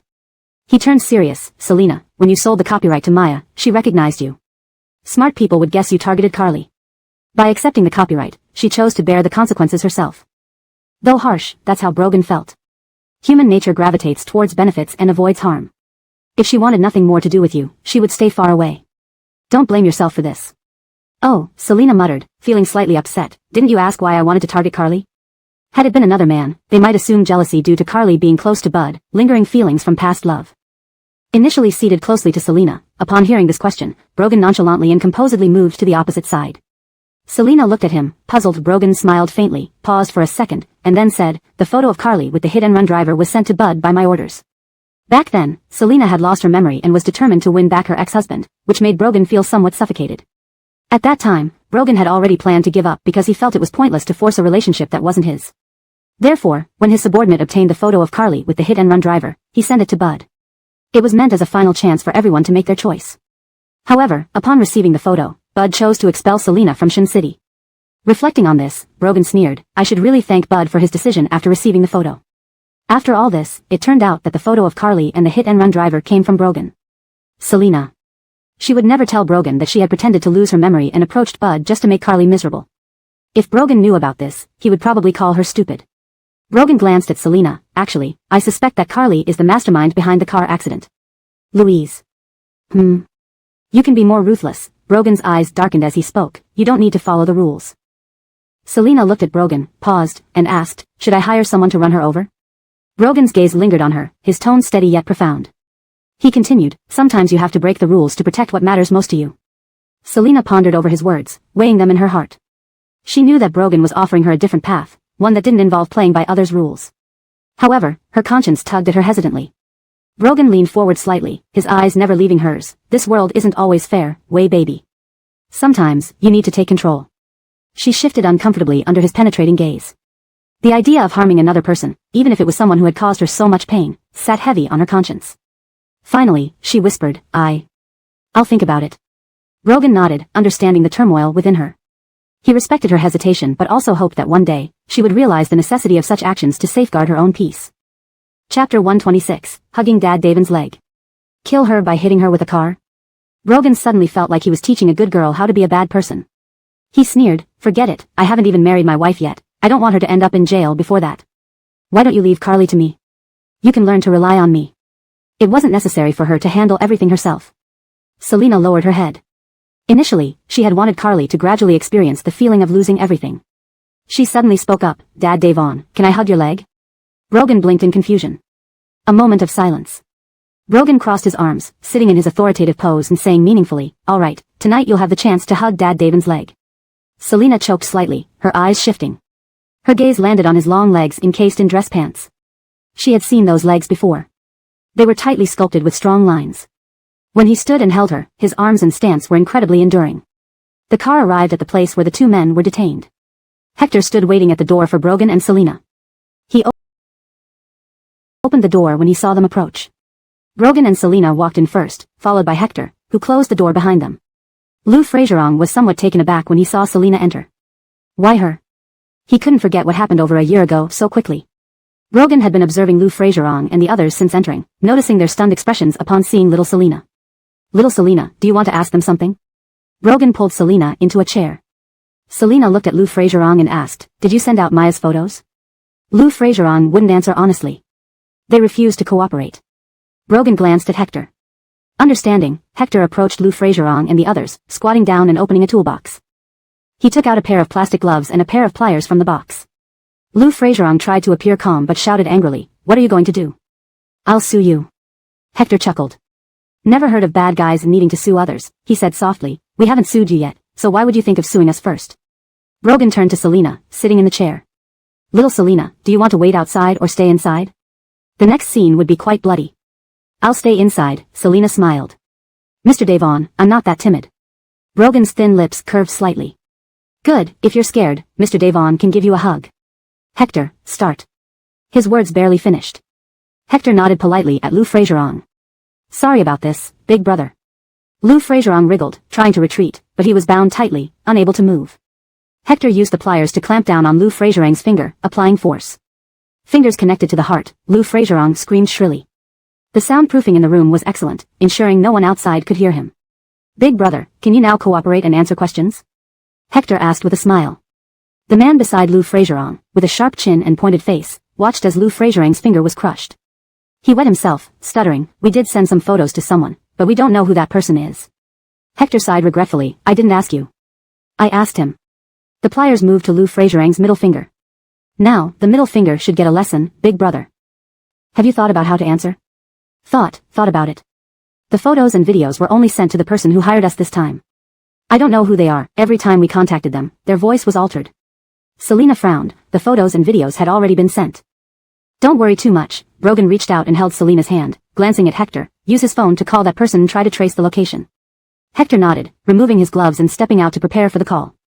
Brogan let go of Selena's hand and walked up to Lou Fraserong. You still haven't mentioned something, regarding my girlfriend. Just based on Lou Fraserong's expression, he was intentionally pressuring him. Though Selena was puzzled, her face remained cool and distant. Lou Fraserong didn't want to say anything. Brogan slowly curled his lips upward. I'm a doctor, very familiar with human anatomy. Seeing this man's smile, Lou Fraserong's body trembled but dared not speak. Admitting it might mean death. He could only bluff, I don't know her. Someone asked me to kidnap her before, but I had other things going on back then and didn't do it. Translation provided in natural, fluent English, maintaining the original tone and structure. Chapter 127, Allie is pregnant with twins. At the hospital. Hero accompanied Allie for her prenatal checkup. The doctor told Ali that everything was fine with the fetuses. She was carrying twins. Wearing maternity clothes, Ali's rosy complexion made her look even more gentle and motherly. After leaving the hospital, they returned to the Divoxiang villa. Ali took a picture of the ultrasound image of the twins and sent it to Hilary Tazu. Assistant Hilary, please inform Mr. Su that I'm pregnant with twins and everything is normal as per the doctor. Thank you on behalf of the children. Hero waited until Ali finished sending the message before speaking. Xiao Divong, you, forget it, take care of yourself and the babies. I'll be going now, call me if you need anything. Originally, Hero was worried that Ali might regret giving birth to the two children and having them raised by the Devon family.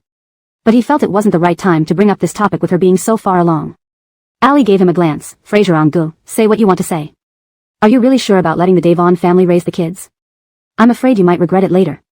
Ali responded calmly. Fraser-on-gu, this is the best arrangement for the children, and the Devon family won't stop me from visiting them. She lowered her gaze to hide the brief smile that flashed in her eyes. Not only would the children, but she too would soon enter the Devon household. After leaving the Divoxiang villa, Hero furrowed his brows, slightly dissatisfied with Brogan.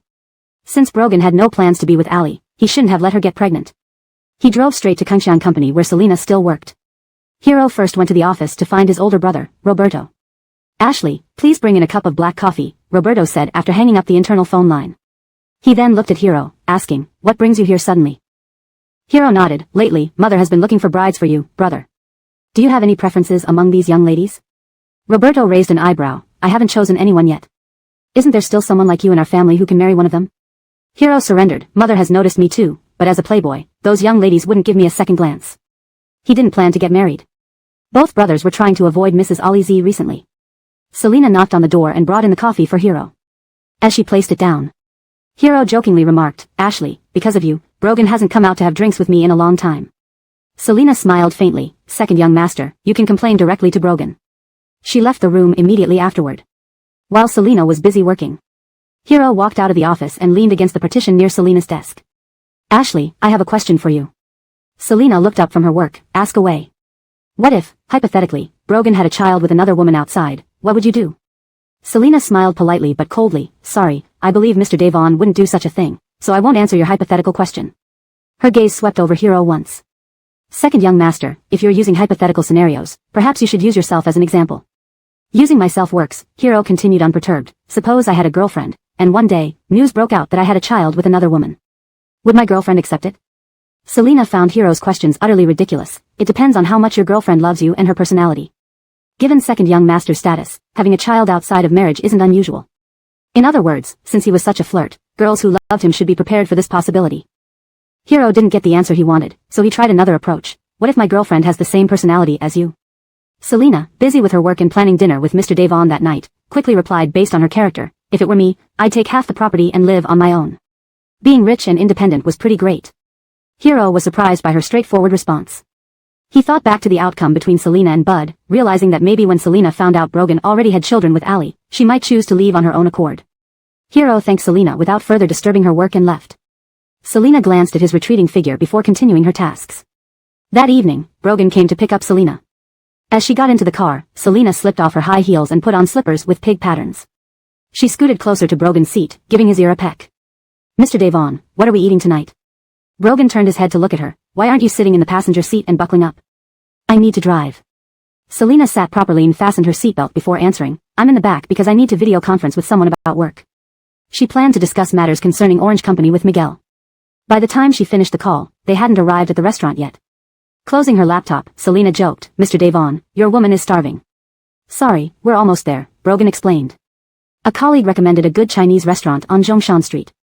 Alright, for the sake of delicious food, I'll endure for 5 more minutes. Selena pretended to sigh dramatically. Brogan's lips curved slightly. Selena mentioned her stomach and recalled Hero's odd questions earlier. She told Brogan, your friend, second young master of the Su family, came to Kangxiang today and asked me some strange questions. Brogan showed he was listening. He asked me what I would do if you had a child with someone else outside. Is he crazy? Brogan remarked. Selena tried not to laugh, continuing, I told him I trust you, so I didn't answer him. Then he used himself as an example. You think Su's second young master has a kid with another woman outside? Brogan parked at a restaurant. He doesn't have a wife or a girlfriend, so he shouldn't worry about it if he did, Brogan commented. But why would he ask me that? Selena agreed but guessed further, could he be in love with someone secretly? Brogan undid his seatbelt and turned around to look at Selena. he probably doesn't have a secret crush. Let's go eat. Hero didn't seem like the type to have a secret crush. On the other side. As Ali was preparing to eat, she received a call from Hero. If Selena finds out you and Brogan have a child, she might leave Brogan on her own accord. Xiao Devong, have you considered telling her about the pregnancy? Ali responded calmly, if she tells Devon Gu, my babies might not survive. She happily shared another piece of news with Hero, brother, after hearing I'm expecting twins, Mr. Devon arranged a nanny specifically to take care of me and the babies. He values the babies very much. Seeing how much importance Mr. Devon placed on his grandsons, Hero felt relieved for Ali. Gu, my only wish now is to safely deliver the babies. Hashtag chapter 128, dissolving the marriage. Hashtag Fraser Group headquarters. So, you're planning to never let me see Lara again from now on? Carly asked Eilenin with a pale face and tearful eyes. Ever since Selena had shoved her head into the toilet bowl, she had been feeling nauseous for 2 whole days and couldn't eat. She had become much more haggard as well. Today, when the nanny who was responsible for taking care of Fraser Lara returned to Dahang Garden to pack up her belongings, she learned that Eilenin had decided that Fraser Lara would live permanently in Fatesaway Garden. Carly tried calling Eilenin but couldn't get through, so she decided to come directly to the company to find him. I won't stop you from seeing Lara, Eilenin said indifferently, but you can't enter Fatesaway Garden, and there must be a nanny present during every visit. This felt like treating her like a criminal. Carly blinked, her voice hoarse and choked with tears. Do you really have to treat me like this? Brooke knocked on the door and entered upon hearing Eilenin's invitation. Chairman, it's almost time for the shareholders' meeting, he announced. Eilenin looked at Carly coldly. Will you leave on your own, or should I call security? Carly bit her lip, she couldn't allow herself to be escorted out by security. Eilenin watched indifferently as Carly left. He then instructed, announced publicly that I have dissolved my marriage with Carly. Roman had already prepared everything. Once Brogan was lured out of the country, he would use the rest of his life to win back Selena. Hashtag Xiao Family Company. Recently, due to Carly's engagement to Eilenin, the business of the Xiao family company had seen significant growth. In charge of the business operations was Vance, Carly's cousin. Previously, Vance would always bow and scrape to clients, even drinking with them, but now clients gave him more respect. Life was good for him lately. A waiter delivered wine, and Vance noticed him. He seemed familiar. Checking the name tag, it read Marshall. Coincidentally, wasn't Marshall the stepfather of Eilenin's ex-wife? So, things had come to this. Since learning that his cousin was back together with Chairman Fraser, Vance had arranged an investigation into the people connected to Selena. Marshall placed the wine down. Kermit, reduced to working as a waiter? Vance remarked in surprise. Marshall glanced at Vance, puzzled. Who are you? Vance smiled. I'm the cousin of Chairman Fraser's current fiancée. Marshall suppressed his anger, as just a waiter, he couldn't afford to lose his temper with guests. Please enjoy your meal. As he exited the private room, he heard Vance remark to others, I didn't expect that after the divorce, despite receiving billions from Chairman Fraser, the Lee family would end up like this. Callan and Marshall were now living on meager salaries, barely making ends meet. Vance's words only deepened Marshall's resentment toward Selena. It was all Selena's fault. Sometimes, people reach a point where they blame fate, circumstances, and everyone else. While Marshall seethed inwardly, he didn't dare do anything rash. He still remembered the man's warning. Just as Vance joked with clients, one of them received a message from their secretary. Chairman Fraser has dissolved his marriage with Vicchio. The client, who had previously given extra profit margins to Vance because of Fraser Group, suddenly sobered. Vice President Xiao, I just received some news.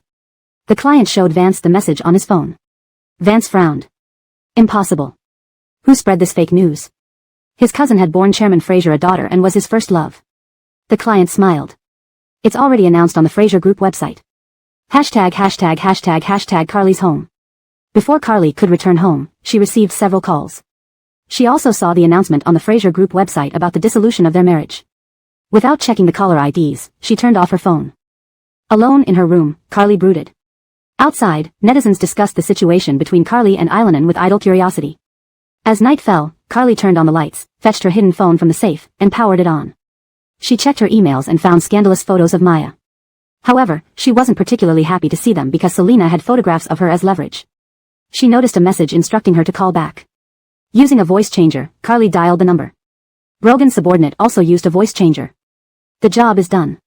Remember to pay the final amount. Help me with one more thing, Carly said ominously. Make someone unconscious and dump her into the sea. Brogan's subordinate had already located the caller and received a photo of the new target. They ended the call. Ney received Hector's report and narrowed his eyes. He asked, did Lou Fraserong say anything yet? Lou Fraserong claimed he recognized Selena because he had once been tasked to kidnap her, but Brogan doubted it. Hector replied, he said he drugged Miss Lou at the Starlight Hotel last May 3rd, leading her into a room to have relations with a man. Nay raised an eyebrow. He turned to look at Selina practicing yoga and hung up. Little way, we've traced the phone to Dehang Garden. Carly plans to have you drugged and dumped into the sea. Nay decided to tell her about the Starlight Hotel incident later that evening. This Carly was clearly deranged. Selina straightened up, splitting her legs into a split, and looked at Brogan. Nay walked over and sat beside her on the mat. We now have evidence and know where the phone is. We can find Maya's photos, but we can't guarantee she won't go down fighting. Do you think she might release Maya's photos if cornered? Selina frowned. Even if I have photos of her, it wouldn't help much. It's a matter of probability. It might happen or not. According to our laws, she won't be incarcerated for long. So, what do you think about sending her out of the country? By out of the country, Brogan meant sending her to places where survival was uncertain. Didn't you ask Tim to investigate the Shao family? Their intentions are complex. We can arrange for Carly's father to send her abroad. Nay was teaching Selina how to protect herself while dealing with enemies. Doing this required manpower and strategy. Nay pinched Selina's chin, kissed her red lips repeatedly. Shall I give you resources, and you plan how to retrieve the phone and send Carly abroad? Or shall I handle it for you? Chapter 129, This Woman. If I can't get it done with all the resources you've provided, then I'm good for nothing. Selina said calmly. Brogan smiled faintly. Great. As a reward, Mr. Devon will cook something for you tonight. Selina's tight face cracked immediately. With his cooking skills, this wasn't a reward, was it? She quickly laughed awkwardly and responded, No. It should be me who rewards you. To thank Mr. Devon for your help, I'll cook tonight. Brogan fell silent, just looking at her deeply. Slowly, Selina reflected on herself. Her man finally wanted to cook for her. How could she not give him face like that? So, thanks for the trouble tonight, Mr. Devon. Selina flashed him an enchanting smile. Brogan instantly felt better. He stood up and went to check the ingredients in the fridge first. Selina quietly retracted her crossed legs and sat cross-legged. Then she picked up the phone on the ground. She messaged the bodyguard. Help me buy some digestion aids and Imodium, thanks. Better safe than sorry. Brogan had no idea that Selina had already made these preemptive preparations. He opened the fridge, flipped through it, and found the ingredients he needed. Actually, he had secretly practiced sweet and sour spare ribs or plain vinegar ribs a few times and had quite a grasp of it. So he planned to make vinegar ribs. And then, boil water, cook instant noodles. Selina, hands behind her back, strolled into the kitchen like an old grandma patrolling. Brogan was slicing bell peppers. Selina glanced at him and knew roughly what he was going to cook, but found the ingredients seemed somewhat lacking. His pineapple peeling was fast too, holding the knife with his slender fingers. Selina stared at his hands, noting how powerful his cutting style was. Seeing her scrutinize him like a foreman overseeing work, Brogan smirked. Little Wei, you're giving me a lot of pressure here. Selina touched her nose. Oh, I'll wait outside then. Selina walked out to the living room, sitting on the sofa waiting. She heard the doorbell and got up to open it. It was the bodyguard returning with the digestion aid and Imodium. Thanks. Selina put the medicine away in the cabinet after bringing it inside. While waiting for dinner, she called Violet to chat. They hadn't seen each other in a while, both had been very busy lately. Until Brogan brought out a dish of spare ribs that didn't look too appetizing did they end their call. Selina washed her hands and sat at the dining table. Seeing only a plate of spare ribs and 2 bowls of beef-flavored instant noodles on the table, Selina thought, I really overestimated Mr. Devon. How is it? Taste okay? Brogan asked with thick-faced composure. Selina tasted the spare rib and smiled. Not bad, passable. This guy must have used God knows how much vinegar, it was so sour it could kill someone. Brogan patted himself on the back, trying a piece himself, then frowned. So sour. He looked at Selina. Selina looked back at him. Brogan laughed lightly. Sorry, Mr. Devon isn't a Superman. Selina replied, no problem, neither am I perfect. Both having self-awareness, they felt a mutual admiration. These spare ribs? Let's not eat them, Brogan decided. In the evening, freshly bathed, Selina sat by the bed scrolling through her phone. Brogan was searching for something. Wearing only boxers, he had already walked back and forth several times. Mr. Devon, what are you looking for? Selina put down her phone, puzzled. Brogan had a good build, with well-defined abs. She gave him a few glances. Brogan walked to the side of the bed, supported himself with his hands, bent over, and stared at her. Actually, there's something I need to tell you. What? About a year ago, I once went to Starlight Hotel and ended up sleeping with a woman there. As Selina started to imagine, Brogan hurriedly clarified, that woman was you, Lou Fraserong drugged you with obedience liquid. Hearing this, Selina was shocked. So Carly had tried to eliminate her even before she returned to the country. Suddenly, she felt a lingering fear. Carly kept pushing her to new lows. She even lied to me, saying I was assaulted by a beggar, Selina recalled with lingering dread. Finally, she understood why sometimes she saw terrifying lover reports on the news. Brogan also hadn't expected this revelation. Luckily, Little Wei wasn't the type of woman with weak tolerance. Otherwise, hearing she was assaulted by a beggar. Brogan's eyes turned cool as he gripped Selina's hand. Holding her hand, he slapped his own face. One slap. This slap left Selina bewildered. Brogan, are you crazy? Why pull my hand to hit yourself? The man tensed, leaned closer, and kissed her between the brows. Sorry, I should have told you earlier. When you came to ask me about getting rid of the child, I discovered it was you that night. Brogan explained helplessly. At first, I thought you intentionally climbed into my bed. Later, when I investigated, I learned you were nominally Hendrix's wife, and you two were clashing because of Carly. And I thought you loved him. If I revealed it, you would suffer. After hearing Brogan's explanation, Selina couldn't help but laugh bitterly. Was this fate? Mr. Devon, I actually feel lucky that it was you I met back then. Selina's lips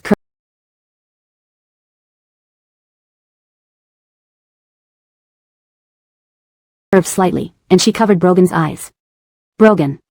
She licked his lips softly, savoring his taste. The warm sensation shot like electricity to her scalp. Brogan, I want you. Selina shyly finished the sentence, then released his hands. Their eyes met. Seeing Selina's embarrassed expression, she suddenly hugged the man's waist and pulled him onto the bed. Brogan didn't resist, protecting her. Selina straddled him, looking down at him imperiously. I want you. Such arrogance. Brogan raised his eyes, never taking his gaze off her. What do you want? Lying still, Brogan gazed deeply at the sensually dressed woman tonight. With a deep voice, he teased. Selina glared at Mr. Devon. Knowing what she meant, he still asked. Of course, she couldn't articulate it clearly. Brogan acted innocent. I really don't know what you want. Selina shifted her but lower. Brogan. Selina smiled mischievously and lay on Brogan, whispering in his ear, I want you, baby. Ainsworth's son, will you? Crazy. This woman. Brogan swallowed hard, flipping her onto the bed with fierce eyes. That night, they indulged in an intensely passionate night together. Chapter 130, Listless. The next morning. Selina and Brogan were both listless when they woke up. Brogan was rubbing his temples, sitting on the sofa. He had an important meeting early today. Selina also leaned against the sofa. They were waiting for Baird to bring over breakfast. Let's be more restrained next time, said Selina, this energy-sucking sprite, while rubbing her waist. She let out a queen-like sigh. Brogan. This sigh was absolutely perfect, fluctuating up and down before gradually steadying. Hector came in with breakfast, only to see the two looking utterly drained. What did these two do last night? Little Wazy, if you need any help, contact Hector directly. Brogan handed over the breakfast and looked at Selina. Do you want me to feed you? Hector, who had to consume such affection so early in the morning. Selina replied, no, I can eat by myself. Thank you, Baird, Selina thanked him. Hector simply said you're welcome and went outside to wait for Brogan in the car. After eating breakfast, they both went off to do their own things. Brogan bent down to sit in the car, and Hector handed him a list of venues suitable for an engagement ceremony. Boss, these are all famous engagement ceremony venues in Frazier City, or we could choose the castle you built a couple of years ago. Brogan, I'll take it home tonight for Little Wazy to pick. Selina left home first and bought some health supplements, which she sent to Maya's father. She stayed in the car without going upstairs, just having her bodyguards deliver them to Maya. Maya, looking slightly haggard, received the gifts. This incident has indeed left a psychological shadow over her. She had to worry about the photos constantly, which affected her sleep. The bodyguard came back downstairs and leaned close to the car door, telling Selina about Maya's mental state. Selina nodded, rolled up the window, and after some thought, decided to call Maya. Upon hearing Maya answer, Selina said, Miss Lee, those two men have been caught. Regarding your photos and Carly, I will resolve it as soon as possible. Maya pursed her lips, all right. After this incident, Selina also planned to distance herself from Maya. As Maya said, she has parents and family members. Selina hung up and told the driver, let's go. She lowered her eyes, thinking about the Shao family's information, starting from Vance. These past few days, Vance had nothing but bad luck, an investment project that finally saw some progress suddenly halted, and his losses were visibly mounting every day. He walked into a high-interest loan shop. Brother I need to borrow 40 billion. Can you think of any way to help me? Hobart poured tea for Vance, calming him down slowly. Khalil man, why do you need such a sudden loan? Vance laughed bitterly. There's a problem with an investment, lacking funds. He didn't expect it would end up so serious. Hobart frowned and then showed a complicated expression. You've already borrowed 5 billion from me. It's impossible for me to lend you another 40 billion. I don't know what to do either. Why don't you try other lending institutions? I've tried, they won't approve such a large loan. I'm really in a bind, which is why I came to you, Vance asked urgently. Brother can you help me one more time? Hobart thought seriously for a moment, then said helplessly, you need a guarantor. Don't you have a celebrity cousin? She can guarantee for you. You mean Devonjan? She won't be a guarantor, she's a public figure and wouldn't act as a guarantor for loans. Vance refused the suggestion. Hobart smiled, shrugging helplessly. Khalil man, without a guarantor, there's nothing I can do. His gaze flickered as he continued, it's only 40 billion. You should be able to repay it later. Or you could ask President Xiao directly. Upon hearing this, Vance immediately shook his head. His uncle would never lend him 40 billion. The only option left now was to find Carly. After thinking clearly, he told Hobart, brother I'll come back in a couple of days. Sure, feel free to come anytime. Hobart saw Vance off in his car. His attitude of not taking advantage of others' misfortunes made Vance trust him even more. After Vance left, Hobart went inside and upstairs, pushing open the door. Miss Liu, Vance has left. Is he really going to ask Carly to be his guarantor? Hobart asked in confusion. Baird was someone chosen by Selina and Brogan, set up to run a private loan business within a short period of time. The target was Vance. Selina smiled, yes, he will seek Carly. Vance was somewhat capable, gradually gaining the trust of Carly's father after joining the Xiao family company. Even more impressively, since 2 years ago, he started draining the Xiao family company's funds for his investments. However, after Carly reconnected with Bud, fearing him, Vance had no choice but to halt the draining plan midway. Now, his investment lacked critical funding. And out of goodwill, Selina had given him the information about his plan to drain the Xiao family company's funds in exchange for money. Now he was out of cash. Imperial View Garden. Carly took a few days to restore herself to good spirits. Matilda advised her to rest for a few more days before working again. Harris came over to console her but left not long after, leaving Carly muttering insults about her stupidity under her breath. The gate guard called to say Mr. Vance was looking for her. Vance walked into Imperial View Garden, greeting Carly with concern first. Then, hesitantly, he opened up, originally, I wasn't comfortable coming to you for help, but I have no other options. Carly gave a light laugh, cousin, just tell me. If I can help, I will. If not, she wouldn't. Actually, it's not too complicated. I want you to be my guarantor for a 40 billion loan for investment purposes. Carly frowned instantly, cousin, sorry, I can't agree to be your guarantor. She's not stupid.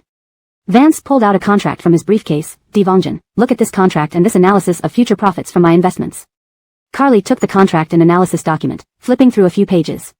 She understood the contract well enough, but couldn't make much sense of the analysis. I'll consult with someone first. Okay, I'll wait for your reply. Vance didn't push for an answer today. If there's no other way, I'll give away 80% of the profit. Carly didn't understand Vance's investment projects, needing to consult experts. Just before leaving, Vance suddenly remembered something and mentioned it to Carly. I met Marshall recently while accompanying a client to dinner. He's from Selina's stepfather's family. Who knew he's fallen so low as to work as a waiter? Carly recalled Marshall, her eyes flashing. Cousin, rest assured, I'll get back to you tomorrow. Marshall, how could she forget about him? Chapter 131, Call Me Husband. Today, Roberto went to the Fraser family's office to discuss matters. Niall and Roberto were talking inside the office as it involved research and development secrets. Selina sat on the sofa outside waiting. She felt a bit drowsy, leaning her elbow on the armrest of the sofa and closing her eyes. Niall opened the door of his office, adjusted his cufflinks, and paused as he lifted his gaze. Selina was sitting on the sofa, supporting her head while sleeping. She wore a white blouse paired with a black short skirt, her pale legs together. Niall pursed his thin lips, walked to Brooke's desk, and indicated with his distinct fingers to give him the jacket. Brooke, confused, handed his jacket to Niall. When he saw Niall walk over to the sofa and gently cover Selina's legs with the jacket, he was momentarily stunned. After covering Selina with the jacket, Niall took some documents from Brooke and said, the phone inside has malfunctioned. He re-entered the office with the documents in hand. Brooke glanced at Selina before turning away and sent an email to the maintenance department to repair the phone. Roberto and Niall talked for about an hour before they concluded their business discussion. After that, Roberto mentioned a personal matter to Niall. Your sister, Harris, has been troubling me lately. Sorry, I'll talk to her. They left the office one after the other. Seeing Selina asleep, Roberto chuckled as he walked towards her. He stretched out his index finger and tapped Selina's head. Niall, whose expression turned cold, suddenly felt like smoking. Selina woke up startled, opened her eyes, and saw Roberto smiling in a very mischievous way. She rubbed her temples and said, sorry, did you finish? Roberto nodded, yeah, let's go for lunch. At this moment, Selina noticed a man's jacket covering her legs. She picked up the jacket and stood up, passing by Niall to look at Brooke. Mr. Song, is this your jacket? Brooke accepted it with a smile. Thanks. Selina thanked him and followed Roberto into the elevator. With his hands in his trouser pockets, Roberto moved his neck. Every time I talk to Niall, my brain has to work hard. Next time Kangxiang should not cooperate with the Fraser family again. Selina replied faintly, okay. It would have nothing to do with her next time. They got downstairs, left the Fraser group, and sat in the car. Let's have Western food for lunch, okay? Roberto suggested as he took out his phone. Let's call Zdvong out to join us. Sure, Selena raised an eyebrow and asked indifferently, have you two been going out often recently? Roberto messaged Violet and answered yes. Thinking of Sherry made him want to laugh. She was a fun girl. Selena glanced at Roberto and fell into thought. They arrived at the Western restaurant, but Violet had not yet arrived. After 10 minutes or so, the vibrant Violet rushed over. Cicely, did you wait long? Violet sat beside Selena. The road was jammed today, causing traffic. Not too long, Selena smiled. A waiter came over, and they placed their orders. Roberto, where are we going to play this week? Let's not climb mountains. The last time we climbed, I was exhausted. Selena didn't know if she was overthinking it, but her gaze shifted between Violet and Roberto. After lunch, Roberto returned to the company, and Selena got into Violet's car. Throughout the ride, 6 out of 10 sentences Violet said mentioned Roberto. Selena listened happily without interrupting. Last time, Roberto and I went climbing, and halfway through, a small snake suddenly appeared, nearly scaring me to death. I jumped right onto Roberto. Violet laughed. Roberto reacted quickly and immediately held me. That night, Selena was full and didn't want to go for a walk. Brogan couldn't do anything about her stubbornness and could only open his laptop to work in the living room while keeping her company. Hugging a pillow, the more Selena thought about what happened today, the more she felt something was off. With a serious face, she called out to Brogan, Mr. Devon, I have a question. Ask. Brogan continued to reply to emails, not turning around, multitasking. Seeing that Brogan didn't turn to look at her, Selena put down the pillow, reached out, and forcibly turned his face towards her. I really have something important. Brogan looked at her helplessly. What is it? I'm listening. Selena collected her thoughts and asked Brogan. If a man often takes a woman out to play, and then that woman mentions the man in 6 out of 10 sentences, do you think they're very close friends or that kind of affectionate relationship? Brogan raised an eyebrow. How old are they? Selena was puzzled by Brogan's question. In their 20s. Since they're in their 20s, they're not kids anymore. Brogan removed Selena's hand from his face, kissed her fingertips, and asked, who are the man and woman you're talking about, Anthea? Selena cleared her throat, admitting frankly, Zdvong and Roberto. Brogan raised his eyebrows. Unexpected. They're both adults now. We shouldn't interfere in their affairs lightly. At worst, Violet will come to me for help. Hearing her man say this, Selena felt a bit relieved. Moreover, all this was just her baseless speculation, and nothing had happened yet. Brogan stood up, entered the study, and came back with a stack of materials. Anthea, these are venues suitable for our engagement ceremony in Beijing and abroad. Which one do you like? Brogan stretched out his long arms, pulling Selena into his embrace. Initially, I only asked Hector to prepare venues in Beijing, but now we have options abroad. Looking at the materials in her hands, Selena felt mixed emotions, happy, perhaps. Brogan bent down, kissed Selena who just happened to be looking up at him. With a low, lazy voice, Brogan said, Anthea, how about calling me husband once? #### Chapter 132, Selena called Violet to arrange a meeting for tomorrow noon. Sherry, you know the situation in Fraser City well. I'll return to Shinshan community to meet you tomorrow. I want to discuss the venue for our engagement party with you. Violet immediately exclaimed in pleasant surprise, Elder Davina and Brother Devon are getting engaged. She suddenly pulled back her leg as Roberto was applying medicine to her calf. Tonight, when Roberto took Violet out, she unexpectedly had a small accident. Yes, we're planning to get engaged, Selena said while flipping through the materials on engagement venues provided by Brogan. She preferred a traditional Chinese style. Brogan will take me to Fraser City for a visit soon. Brogan primarily wanted to introduce her to his family. I might not be able to attend your engagement banquet, which is such a pity, Violet lamented. Whenever I go back to Fraser City, my parents pester me. Selena looked up at Brogan with an inquiring glance. Brogan, who was holding Selena, heard Violet's excited voice. If she wants to come back, let her come, Brogan said. As long as I'm there, they won't dare to come looking for her. Selena smiled, giving Brogan an encouraging look of love, then relayed Brogan's words to Violet. Violet nodded happily. All right, I'll go back to Fraser City with you too. After finishing their conversation, they hung up. Roberto tightened the cap on the ointment and stared at Violet. You're going back to Fraser City? For some reason, he felt vaguely annoyed. Violet grinned brightly. Elder Davina and Brother Devon are getting engaged. Of course, I have to go and attend their engagement party. Don't worry, I'll still come back to Shin City. Roberto spoke calmly. Don't let your calf touch water for the next couple of days. Remember to use waterproof bandages when showering. It was already very late, so it wasn't appropriate for him to stay any longer. Violet nodded and waved to him, seeming completely untroubled. Roberto went downstairs, bent over to sit in his car. He took out a cigarette from the pack, his sharp eyes hidden in the dark interior of the vehicle. He felt somewhat restless. He had never experienced this feeling before. Even when he decided to see a urologist recently, his mood hadn't been this disordered. The next morning. On his way to work, Brogan called Devon Dashyong. Dad, I plan to bring my fiancée back to meet you in some time. If you don't want to see her, I won't bring her.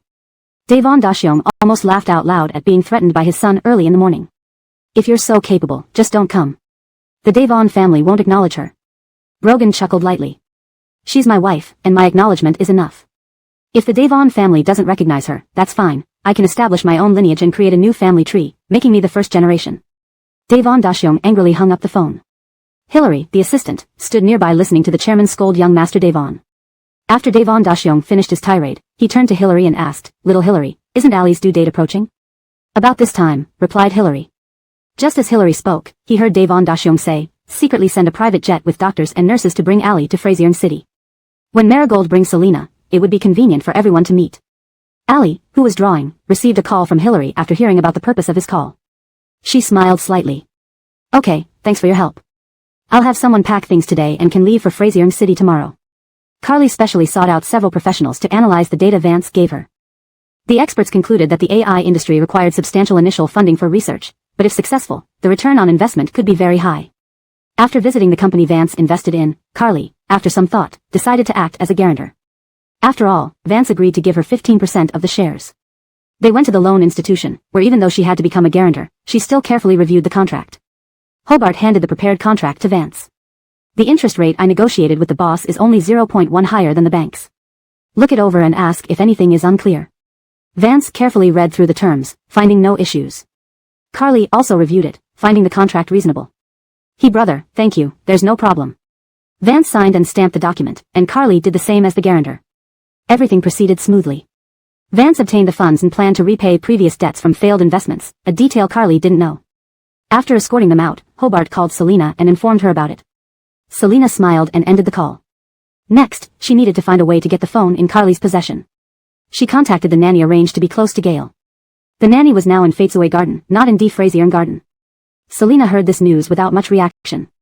The nanny replied to Selena's message, mentioning there was a safe in Carly's bedroom, where the phone might be kept, just a guess.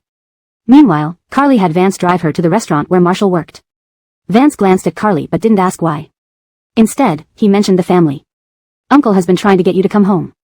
The uncle Vance referred to was Carly's father, Xiao Lang.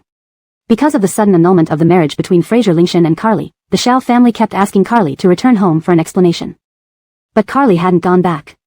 Carly frowned and pressed her lips together. "I'll go back after some time."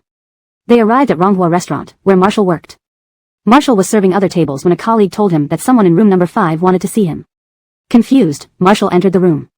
Seeing the Xiao family members, he furrowed his brow and turned to leave. "Hold on, Kermit, let's talk."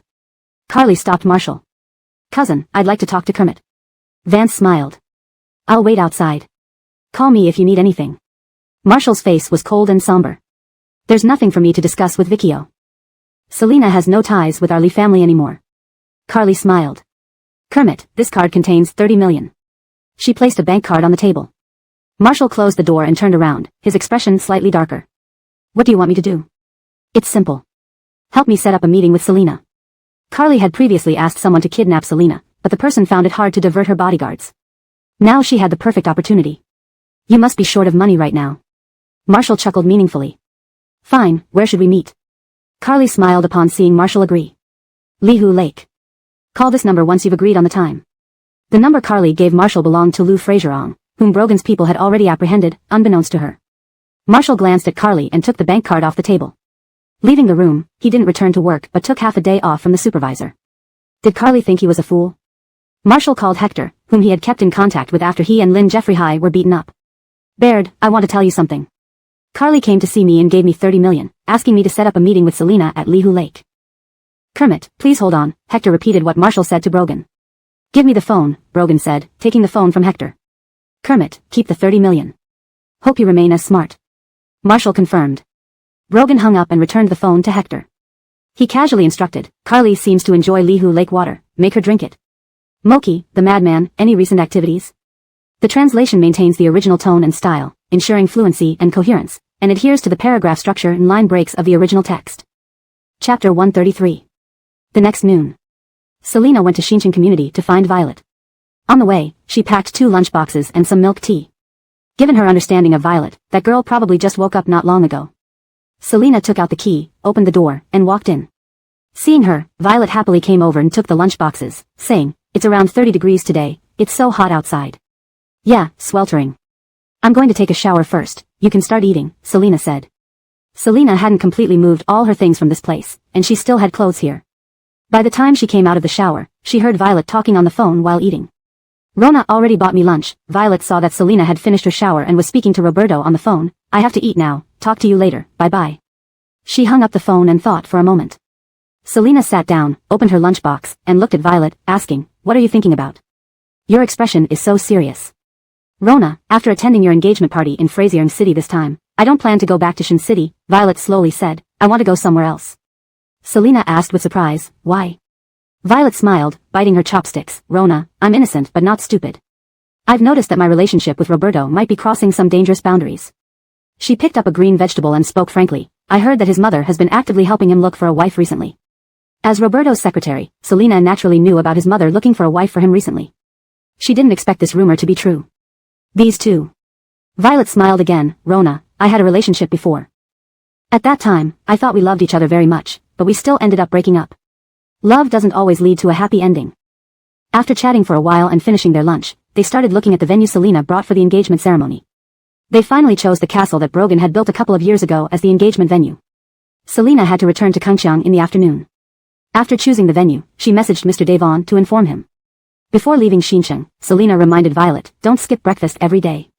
Previously, when Selina lived there, she and Violet would often urge each other to wake up and eat breakfast at least 2 or 3 times a week. Violet gave an okay gesture. Every day near the Xincheng community building, vendors sell fresh fruits and vegetables. Since there were no more fruits at home, Selina planned to buy apples here. "Boss, how much per kilogram for apples?"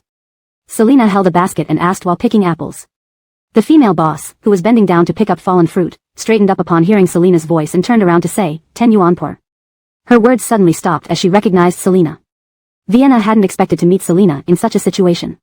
Seeing Selina, who looked so beautiful despite being abandoned by CEO Fraser, Vienna looked down at her own cheap clothes. Selina also recognized Vienna. After Vienna and her father betrayed her like that, they were taken away by Island's people. Since that day, she never saw them again. Selina put down the bag of apples with a cold expression. "Sorry, I won't buy any." She turned and walked away. Vienna watched as the driver respectfully opened the car door for Selina. The car was an extravagant luxury vehicle. Jealousy and disappointment. Why was Selina, who was sent to an orphanage as a child, living better than her now? "Selina." Vienna called after her. Sitting in the car, Selina glanced at her indifferently. "Why don't you ask about what happened then?" Vienna asked. Selina raised an eyebrow and smirked. "There's no need. I guess you accepted money from Carly to frame me intentionally. But seeing your life now, I'm quite happy." The car door closed, and the car drove away.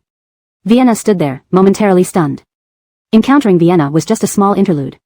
As the car passed a men's clothing boutique, Selina asked the driver to stop. This shop had 3 floors. She suddenly realized she had never bought Mr. Devon a gift before. Feeling a bit guilty, Selina got out of the car and entered the store. She browsed for a while and decided to buy Brogan a shirt. "Selina." Brooke came downstairs and saw Selina selecting shirts. What a coincidence. Selina nodded at Brooke. Bud, who was on a call, followed Brooke and glanced at Selina holding a men's shirt. Selina picked out a shirt and went to pay. After buying the clothes, she felt it was too simple, so she booked a restaurant. Selina sent a message to Brogan. "Mr. Devon, shall we have a date tonight?" "I've already booked a restaurant." Brogan, resting, read the message and smiled, replying, "Sure." Since he didn't have many patients in the afternoon, he finished work early and drove to a flower shop. Brogan entered the flower shop where the owner was in Hannah. The old lady was very warm-hearted. "Are you buying flowers for your girlfriend, young man?" "Yes." Brogan smiled gently and nodded. "Grandma, I'll take this bouquet of blue roses." The Hannah had already beautifully wrapped the blue roses. "Sure," the old lady smiled. "When I was young, I loved roses too. My late husband used to send me flowers every year. Young people should learn from that." Brogan thanked her sincerely. After buying the flowers and checking the time, he intended to arrive at the restaurant early but found Selina already waiting. No other guests were in the restaurant, as if it were reserved for them. Seeing Selina, wearing a red dress and holding a bouquet of roses, Brogan was slightly dazed, and then they both laughed. He never expected Ainsley to buy flowers for him too. Brogan chuckled. The deep gaze of the man conveyed affection as he approached her, bending slightly and placing his hand at the back of her head. Their hands held the flowers, shielding the intimate moment. Under the lights, the couple embraced, her in red, him in a white shirt. Meanwhile, at the Devonxiang villa. Ali directed the maids to pack items to be shipped to Frazier City. When her mother Lydia walked into the living room, she saw her daughter energetically supervising the packing. Xiaoqing, sit down and rest, Lydia frowned and approached. Look at your belly, they will finish packing. These are the paintings I want, don't worry, Mom. My babies are well behaved, Ali smiled sweetly. Mom, let's talk upstairs. Lydia had come specially to send off her daughter, who was flying to Frazier City that night. In the study, they talked. Mom, don't tell anyone yet about my trip to Frazier City. Just say I'm on vacation, Ali reminded, handing Lydia a box containing a necklace, a gift for you. Lydia took the necklace and smiled. Got it. Should we inform your father? Ali thought for a moment. Not yet. If Dad knows, Uncle might find out too. Lydia nodded, smiling. Your father has weak principles. Better not tell him yet. By the way, should I have someone keep an eye on that woman, Selena, around Brogan? She was worried that the woman might interfere with her daughter's plans.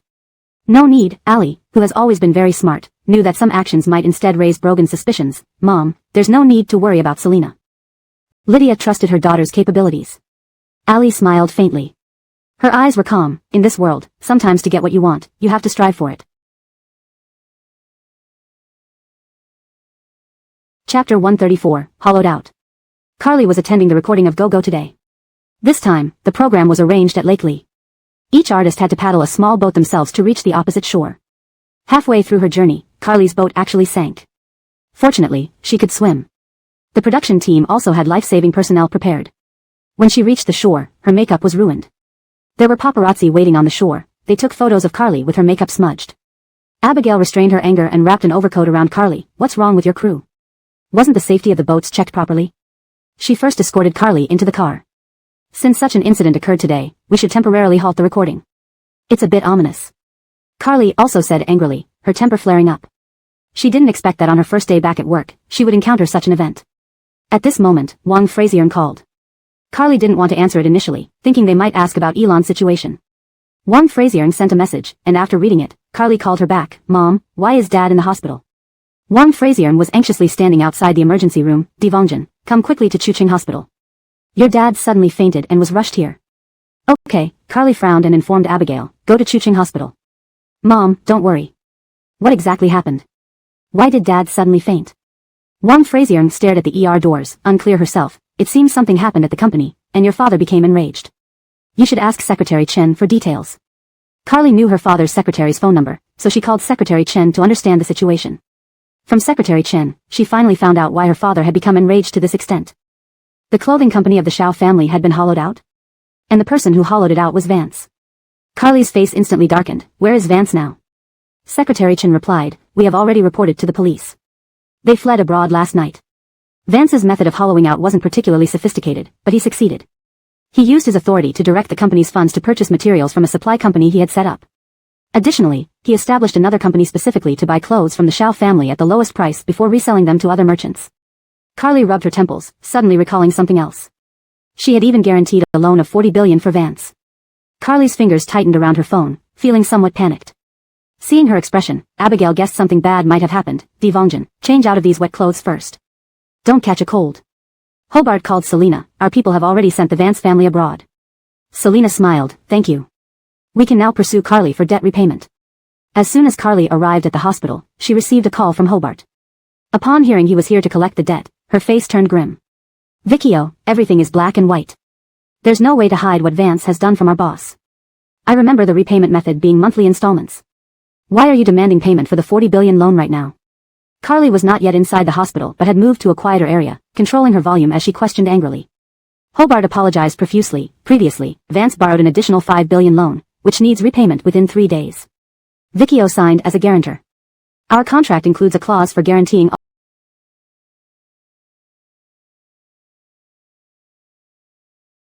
all loans taken by the debtor from our company. Carly felt dizzy. She had been outsmarted by Vance. Where would she get 5 billion? Not to mention the subsequent 40 billion. Carly truly panicked. She ended the call with Hobart and walked into the hospital. Seeing her daughter arrive, Wang Frazier started crying again. The doctor said your dad needs proper rest when he wakes up and cannot get angry anymore. As for the issues at the company, I don't know how to handle them. Mom, how much liquid capital do we have left? Carly frowned. Wang Frazier thought for a moment. We probably have about 3 billion in liquid capital, excluding fixed assets. The Shao family wasn't a major clan. Carly was now dealing with a crisis from two fronts. She must find a way not to bear Vance's debts. After leaving the hospital, she directly asked the driver to take her to Fraser Group. Her only hope was to seek help from Bud. Unfortunately, she couldn't enter Fraser Group. Security stopped her immediately. Carly never imagined that Bud would be this heartless. She sat in the car and called Bud, but couldn't get through. She then called Brooke. Brooke didn't answer the first time he saw the incoming call. Carly tried calling multiple times until Brooke finally picked up. Secretary Song, I need to see Nellie urgently. Brooke smiled, the chairman is currently in a meeting. I will convey the message once it ends. Carly didn't believe this excuse and hung up, planning to confront him at Fatesaway Garden. While going to Fatesaway Garden, she encountered a nanny taking Gail out for a stroll, with bodyguards following. Carly tidied up her clothes and approached with a smile, Larag, Mommy hasn't seen you in a long time. Gail was still an infant and couldn't speak. When Carly tried to pick up Gail, the nanny blocked her. With a cold face, Carly scolded, I am Larag's mother. Can't I even hold my own child? The nanny shielded the baby stroller, awkwardly saying, Vicchio, this what? Did Bud order you not to let me hold the child? Carly felt tears well up, have I lost even the right to hold my own child? At the D. Frazier and Yuan residence, two maids cleaning the master bedroom looked at the safe with their cloths. They exchanged glances and swiftly replaced the original safe. The master bedroom needed its sheets and blankets changed. Wrapping the sheets around the old safe, they quickly left, taking advantage of the lax management and staff since the two owners split. Note, the translation preserves the paragraph structure, character names, and the overall tone of the original text while ensuring fluency and coherence in English. Chapter 135. In Sagong, this place has a tropical rainforest climate. Tonight, the temperature could still soar to 36 degrees Celsius. Roman, who originally had relatively fair skin, had spent only a few days here and his skin tone had already darkened significantly, almost turning black. He was hiding in a house within the chaotic alleyways of Sagong, having reached his limit of endurance. Listening to the noisy voices of the locals outside, Roman found it really irritating in the middle of the night. He held a cigarette between his slender fingers. With his legs resting on an old, low table, because of the extreme heat, he was bare-chested. A white ivory necklace hung around his neck. It was embarrassingly rustic. However, Roman insisted on adapting to local customs. Even late at night when he sought a woman to solve his physiological needs, he kept the bright lights on. Brogan, that bastard, should come here and enjoy this kind of pleasure too. Roman chatted casually over the phone with Fraser Lincoln on the other end as if they were good friends. Once Brogan arrives, I'll be delighted. I miss him so much, I really want to see his handsome face twisted in anguish. Best if he turns into charcoal black from all this sun. Fraser Lincoln listened coolly to the man on the other end using a gentle voice but speaking abusively. The world of a madman is just one step away from normal people. Fraser Lincoln didn't want to continue listening to his chatter. He asked coldly, when do we start the operation? Roman didn't answer and continued his rambling. The food here feels sticky like baba, a type of glutinous rice dish. It doesn't look very appetizing but tastes pretty good. If you have time someday, you should try it. Fraser Lincoln calmly replied, sorry, I'm used to Chinese cuisine. Roman immediately felt delighted. Brogan would surely be happy too. Indeed, he and I are of the same kind. Fraser Lincoln looked at his watch. He had a meeting coming up. Why was he wasting time listening to a madman's crazy talk? Roman flicked the ash off his cigarette, returning to a normal state. We can act tomorrow. Remember to handle his woman properly then. Don't hesitate or be moved by a woman's tears, ruining my plan. As they say, no poison, no mother. Fraser Lincoln corrected coldly, it's no poison, no husband. You're still somewhat sane, which reassures me. Brogan doesn't have much time left. Who knows, maybe tonight he and his little beauty might have their final fling. Roman hadn't finished speaking when Fraser Lincoln hung up. Roman looked at his phone, raising an eyebrow. He had spoken the truth, yet someone was unhappy to hear it. Truly peculiar. Fraser Lincoln had an important meeting coming up. The company's financial report for the quarter showed a 30% decline in performance compared to the previous quarter. Behind the decline in performance was definitely Brogan's manipulation. Meanwhile, outside Emerald Garden's gates, Carly, who came to confront Fraser Lincoln at Emerald Garden, saw the nanny daring to block her and prevent her from holding the child. In a fit of anger, she pushed the nanny aside and picked up Fraser Lara, ready to leave. The bodyguards dared not forcefully grab her for fear of hurting them, so they only stepped forward to block her path. The nanny, unable to do anything else, called Fraser Lincoln. Carly heard the nanny make the call, her gaze flashing. She wanted to see Fraser Lincoln, and this was the only way now. Fraser Lincoln received the nanny's call midway through an important meeting. He had previously instructed the nanny to call his private number directly if anything happened to Fraser Lara. Mr. Fraser, Vicchio wants to take Miss Fraser away. Fraser Lincoln's expression turned cold as he was forced to interrupt this crucial meeting. Resume the meeting in 1 hour. He walked out of the meeting room, followed by Brooke. Prepare the car, back to Emerald Garden. Yes. Fraser Lincoln returned from Fraser Corporation to Emerald Garden in about half an hour. Seeing Fraser Lincoln, Carly gave a bitter laugh and explained, I just wanted to hold my daughter. Did the nanny think I wasn't allowed to hold my own child? Give me Lara. Fraser Lincoln stretched out his hand to take Fraser Lara.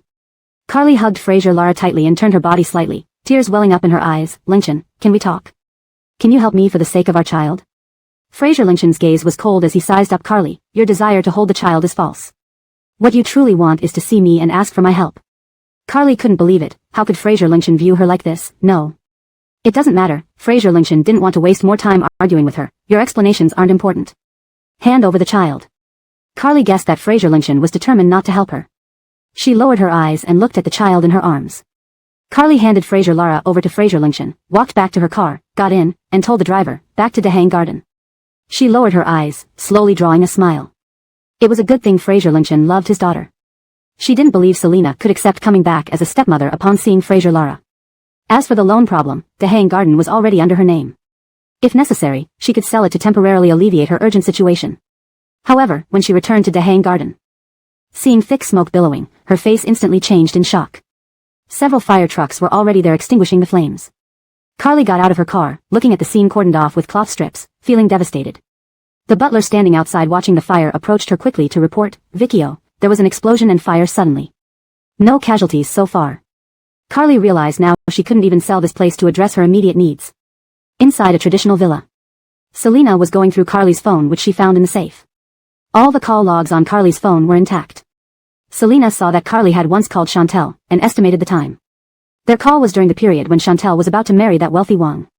Could it be that Chantel was incited by Carly to frame her? Selina exited the call log and opened emails, resetting and verifying new passwords. Maya's photos were inside the email. Selina took out her phone and called Maya. Miss Lee, I've handled the photo issue. Carly wouldn't have time to meddle with others anymore. Selina truly didn't expect a woman could be so despicable. Recalling how Carly had mistreated cats years ago, she never imagined she also enjoyed harming humans. A truly morally corrupt woman. Maya stared at the disconnected call, dazed for a moment. The photo issue had been handled. Haley waved a hand in front of Maya. What are you thinking? When will we start? You have an endorsement delayed by a week. Maya smiled faintly. Sister Rue. Haley, yeah? Maya shook her head. Forget it, it's nothing. She lowered her eyes and sent a message to Selina. Thanks, and sorry. Selina read Maya's message with a light heart. She happily went to the kitchen, planning to cook a big dinner for Mr. Devon that night. At the hospital. After work, Brogan got into the car and heard Hector report about the massive fire at Dehang Garden. This fire directly burned away assets worth several billion yuan. Brogan raised an eyebrow, impressed by how strong his little Anna was in burning money. Is everything cleaned up properly? Brogan asked, worried. It's clean. Hector mentioned another matter. Roman has fled to Sagong. Brogan frowned, saying carelessly, he acts like a smelly rat, hiding anywhere. This translation retains the original structure and style of the text while ensuring it is fluent and coherent in English. The names are transliterated accurately according to Pinyin rules, and the narrative flow is preserved. Chapter 136, Drunk, Perhaps. At 7 in the evening, Brogan came back holding a small fish tank. Inside were 2 little fish. Selina had already prepared dinner and taken a shower and washed her hair, which was still damp when she heard footsteps. Ainsley Z, your Mr. Devon is back. Selina wrapped a towel around her hair and shuffled out of the bathroom in slippers. She wore a black strapless nightdress, revealing her fair skin. Brogan held the fish tank with both hands, looking for a place to put it. Turning his head toward Selina, he asked, how about putting the fish tank next to the TV? Why did you suddenly buy fish? Selina glanced at the ordinary little goldfish in the tank. Put it on the coffee table. Brogan handed the fish tank to Selina. I happened to pass by and bought them for you. He planned to buy something every day after work to give to Ainsley Z. The 2 little fish swam happily. Selina placed the fish tank on the coffee table. Considering this a gift from Brogan, she felt very happy. Thank you, but did you buy fish food? Brogan paused. I forgot. I'll ask someone to buy fish food for us. Noticing her wet hair, Brogan stretched out an arm and guided her back into the bathroom, picking up the hairdryer and starting to dry her hair. I can do it myself, you go take a shower first. Dinner is ready. Selina's hair had grown to her shoulders, and Brogan's fingers moved through her hair, massaging her scalp. The sensation made Selina shiver slightly. She pushed away the hairdryer. I can do it myself, go take a shower now. Brogan deliberately bent down and kissed her nape gently. Selina shivered and pulled back her neck. Brogan finally left the bathroom to fetch clothes for a shower. By the time he finished showering, Selina was eagerly waiting for dinner, truly hungry after being busy all afternoon. Mr. Devon, today was a great day, Selina said as she bent down to pick up a bottle of liquor from the floor and placed it on the table confidently. Want a drink? Drink? Both said drink at the same time. Selina was the honest housewife. Brogan was the animalistic man. Selina gave him a look. Brogan elegantly raised an eyebrow. Do you want to drink? She rephrased. Seeing her interest, Brogan decided not to stop her that night. I'll drink with you. Selina grinned. That's what I like to hear. Yeah, before you changed your tune. True. To prevent any trouble if she got drunk, Brogan asked, did you drink your herbal medicine today? Yes, Selina replied. Brogan seldom drank strong liquor outside. He poured drinks for both of them, and Selina urged him to fill up their glasses. Can you even pour a full glass? Let me do it. How can a man be so stingy? Amused, Brogan laughed. If you get drunk, don't expect me to take care of you. You can sleep on the sofa. Liquor had a high alcohol content, and a few cups could easily make someone dizzy. Selina scoffed. You always want to cuddle with me at night. Was he seriously threatening to let her sleep on the sofa? What a joke. Catching on to this sensitive point, Brogan wisely avoided mentioning the sofa again. Eat first, then drink. They both knew drinking on an empty stomach was a bad idea. After eating halfway, they clinked glasses and started drinking. Halfway through the bottle of liquor, Brogan tried to persuade Selina to stop, but she grabbed the bottle, mimicking the stance of Dongfang Booby, and started drinking gracefully. Finding it amusing, he took a photo of Dongfang Booby Li. Seeing her enjoyment, he let her continue drinking. After all, they were at home, safe. Sure enough, Selina got drunk. She hugged the bottle with a silly smile and stared at Brogan foolishly. Drunk, aren't you? Brogan extended a finger. Ainsley Z, how many? I'm not drunk. Selina hugged the empty bottle and kept drinking. Brogan smiled, watching her tilt her head confusedly at the empty bottle. Worried she might embarrass herself further, he took the bottle away. He lifted her into his arms. Let me go. Selina struggled. What are you going out for at this hour? Out. Selina, clearly quite drunk, said with reddened cheeks. She wriggled to get down, so Brogan had to set her down and walk with her instead. I want to go out. Brogan regretted letting her drink. Selina pulled at Brogan like trying to pull a radish out of the ground. All right, let's go. Passing by the coat rack, Brogan took his jacket and wrapped it around Selina, fastening the top 2 buttons. So hot. Not hot, it's snowing outside. Brogan lied, guiding her toward the courtyard. Selina stumbled, leaning against Brogan, or she would have fallen. She murmured, Little Orange won't come back. He won't come back. Even if Carly was gone, Little Orange wouldn't return. Brogan listened quietly, looking at Selina, who seemed close to tears. Suddenly, he asked, Ainsley Z, why did you pretend to lose your memory? Brogan had his suspicions about this later on. Feign what? Selina sniffled, poking his chest. So hard, the bed, why is the bed so hard? Brogan chuckled helplessly. It didn't matter much whether he found out the truth. Stop poking, I'm not a bed. Brogan held her fingers to stop her from poking. There were stone benches and tables in the courtyard. As he helped her sit down, she suddenly stood on the bench. Brogan quickly grabbed her waist to support her. Selina looked down at Brogan from her perch, teasingly tilting his chin with her finger. Lick. Lick what? Brogan glanced at her, patiently asking the little drunkard. Selina pointed at her red lips. Lick until Mama is satisfied. Brogan raised an eyebrow in surprise. Well, drunk Ainsley Z turned out to be quite naughty. All right, I'll lick. Brogan lifted Selina down from the stone bench and humored her. Her breath carried a strong scent of liquor. Chapter 137, Roman, Brogan, and Devon Gabriella. Brogan finally managed to satisfy the drunk Selina and coaxed her back into the room. Water. Selina lay sprawled on the bed, mumbling that she wanted water. Brogan went out to fetch a cup of warm water. He returned to the room only to find Selina had undressed herself. Veins popped on his forehead. He walked over to the bed, leaned down, and helped Selina sit up so she could drink the water first. Open your mouth, drink this. Okay. Selina took a couple of sips and then stopped, lifting her hands to rest on Brogan's shoulders. One of Brogan's arms supported her side while the other steadily put down the cup. The light in the room was bright. Selina opened her eyes and looked up at the man above her, even though they were slightly dazed. Brogan's jaw was tense, his Adam's apple rolling as his gaze turned dark. He pulled the blanket over her body. Earlier in the courtyard, things had already escalated dangerously between them. Sleep properly. Don't ever drink when I'm not around. After Brogan finished speaking, Selina grinned. Dopey. The consequence of drinking was waking up with a throbbing headache. Brogan got close to Selina, brushing noses and smiling. He asked, Did you enjoy last night? Selina had forgotten everything that happened after sobering up but stubbornly pretended otherwise, calmly replying, It was nice. It felt good for me too. Brogan gave Selina a meaningful look before gracefully putting on his watch and checking the time. I have to go abroad. Selina complained, Why didn't you tell me earlier about going abroad? And why did Brogan's look seem to hint at something? Brogan, I have some urgent matters to handle. Remember to take your herbal medicine daily. Where are you going? So gang. Selina accompanied him to the door, yawning, be safe. Brogan left home and suddenly turned to deliver a shock to Selina. Ainsley, you have an eye booger. Selina. She silently closed the door. Brogan chuckled softly as he watched the door shut. Hector was already waiting by the car for Brogan. Starting today, Selina no longer needed to go to work. She called and arranged to go out with Violet. As she was getting dressed, she paused. Lick lick? Selina. She seemed to have a faint memory of some fooling around in the courtyard. So gang.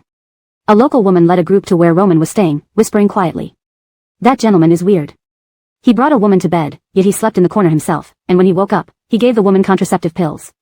So strange. They exchanged glances. Mr. Devon had mentioned Roman's mental instability issues. On the way to the airport, Brogan received a call from Roman. Roman drove recklessly, evading Brogan's pursuit team, angrily shouting at Brogan, do you think I'll be afraid of you? With Gabriella and the child dead, none of us will have peace. Brogan responded calmly, how many years has it been since you went mad? Still not enough. I'm not crazy, you are. Ha ha ha, your family, Devon, can be brutal. Such a good girl, Gabriella. Gabriella was a taboo subject for the Devon family. Thinking of his deceased sister, sorrow flashed through Brogan's eyes. Roman, break now. There's no road ahead. Roman's wild speech turned tender. After all these years, I failed to kill you. No wonder Gabriella always said her brother was the best. If you're so great, why did you let Gabriella sacrifice herself to save you? That little girl always believed her brother was the greatest, fueling Roman's dissatisfaction. Roman stared ahead, believing he would finally triumph over Brogan this time. Before Brogan dies, how could he be willing to die? The first time Roman met Devon Gabriella, he was 15. She was 14 that year. The young girl appeared pale, following Brogan with a distant expression. Roman transferred from abroad and made his first friend here, Brogan. He placed his hand on Brogan's shoulder. Why did you bring a girl? We're supposed to go. He winked mischievously. 15-year-old Roman was cheerful and open, unlike the seemingly gentle but mentally unstable adult Roman became. At 15, Brogan leaned back lazily. My sister, Devon Gabriella. Roman glanced at Devon Gabriella. So she's the legendary genius younger sister you talked about. Hi, my name is Roman. Devon Gabriella looked at Roman with a neutral expression. Hello, Devon Gabriella. Roman scratched his head sheepishly and smiled. Because Devon Gabriella was there, Roman and Brogan decided to play basketball instead. Needing a book from her backpack, Devon Gabriella sat there reading. Every time Roman finished shooting, he would glance at Devon Gabriella, asking Brogan in a low voice, is your sister here just to read? Brogan, any problem? No. Devon Gabriella didn't always follow Brogan out. However, their meetings gradually increased, leading to better mutual understanding. Brogan defied Devon Dahome's wishes, determined to study medicine. Roman also chose medicine.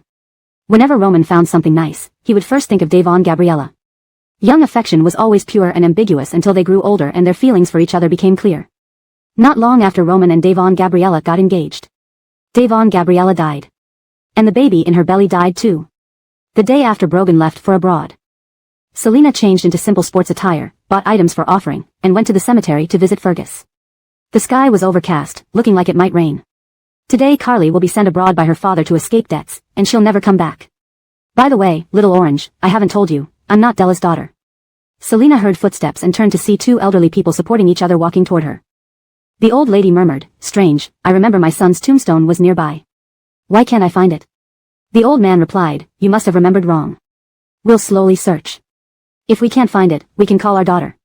They passed behind Selina. Suddenly, something happened. Before Selina realized anything was amiss, it was too late. Someone stood behind her and covered her nose with a cloth dipped in medication. She struggled and scratched the person behind her but soon lost consciousness. When Selina woke up again, she realized she was kidnapped. She was in a small room that smelled moldy. Bound to a chair, she wiggled her hands, finding the ropes tied tightly around her wrists. Who could it be? She had taken bodyguards with her who were down the hill. They should have seen her from below. Where were they? Selina felt something was terribly wrong this time. Voices outside the door penetrated the room. The door was pushed open from the outside. Selina stared at the entrance, heart pounding wildly, cautiously watching the two men who entered wearing terrifying masks. Seeing the masked men reminded her of the orphanage's old principal, whose room hung with similar masks. When Selina decided to report to the police, she anticipated that one day they might trace her. The masked man glanced at the now awake Selina, then turned to the other man beside him, saying, almost got caught by the car chasing us. We need to get rid of this woman quickly. They rechecked the bindings on Selina and exited the small room. The man with the grotesque mask took out his phone and dialed a phone number, waiting for the person on the other end to pick up. He said, "Mr. Fraser, we've completed the transaction with Hanley. Hanley's idea is to have her stay with us for a while before you come to rescue her. Oh, it's like a hero saving a beauty." Upon hearing this, Bud's expression turned grim. Roman had changed his mind again. "I will go and take her away now." "Sorry, Mr. Fraser, that's not possible. Miss Liu reported the police and ruined several of our orphanage bases. We need to teach her a lesson." This was also the reason we agreed to the transaction with Hanley. The man with the grotesque mask hung up the phone. Bud put down his phone and turned to Brooke, saying, "Cancel today's meeting temporarily, quickly investigate and head to." Before he could finish his sentence, he received a warning message from Roman. "Do not ruin my plan." Translation provided while adhering to all given instructions and ensuring coherence with previous content. The paragraph structure and line breaks have been maintained as in the original text. ##### Chapter 138, The Things Have Changed. Beijing City. The latest news, Brogan, the next heir of Davon Corporation, encountered an unknown armed attack in Sogang, and his condition is uncertain. Currently, Davon Corporation has dispatched people to search for him in Sogang. It's understood that this next heir already has a lover and a pair of twins. A reporter stood outside the hospital holding a microphone, reporting the event while waiting to interview Brogan's lover. Outside the hospital were other reporters as well. Under the protection of bodyguards, Ali pushed a stroller out of the hospital. The reporters quickly extended their microphones toward her. "Miss Sue, do you have any news about Mr. Davon?" Sorry, please move aside." "Miss Sue, is the ring on your hand your engagement ring?" Upon hearing this question, Ali stopped, her swollen, tear-filled eyes hidden behind sunglasses. She raised her right hand, revealing the ring on her middle finger. "This is the ring he custom-made for me." A couple of days ago, internationally renowned designers contacted her, and only then did she know that Brogan had already customized rings and wedding attire. Though she knew these were not made for her. Half a month later. Shenzhen, hospital. Selena finally woke up after being unconscious for 2 days.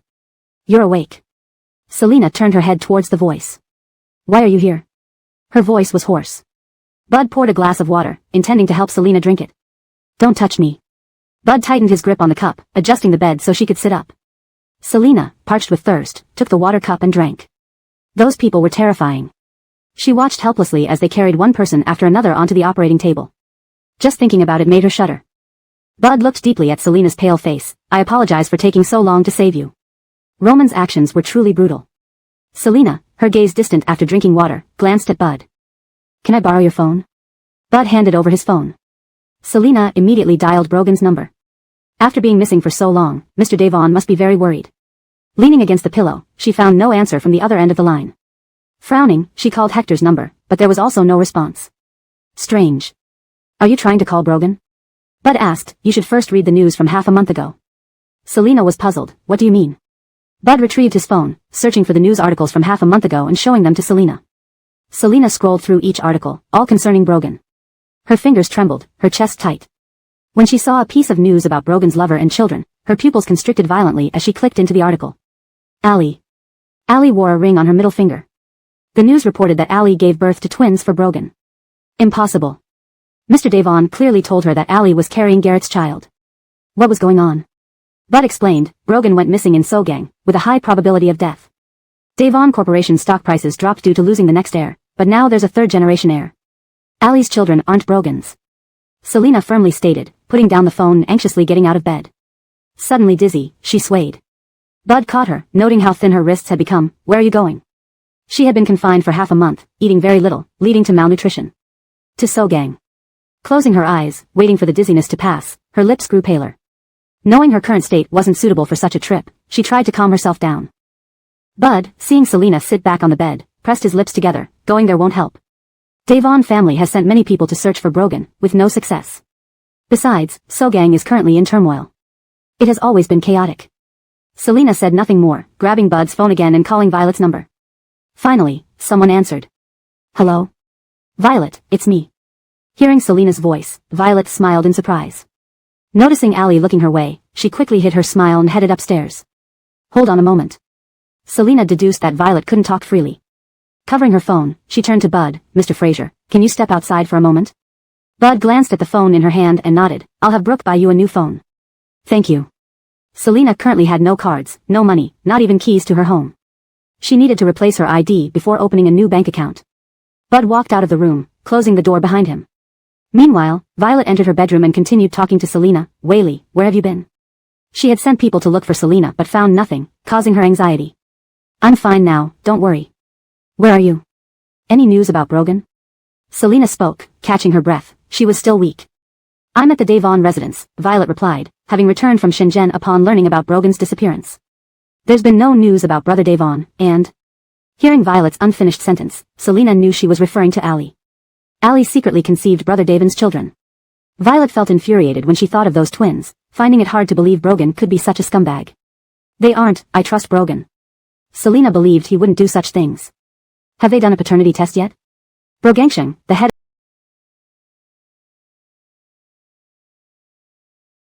of Devon Corporation, wouldn't be that foolish. Such matters would warrant a paternity test. Suddenly, Selina supported her forehead, realizing Brogan's disappearance meant no paternity tests could be conducted. Just then, Violet lowered her voice. Brogan's father acknowledged the twins. So, she really couldn't confirm if the twins were Brogan's children? Selina couldn't figure it out either.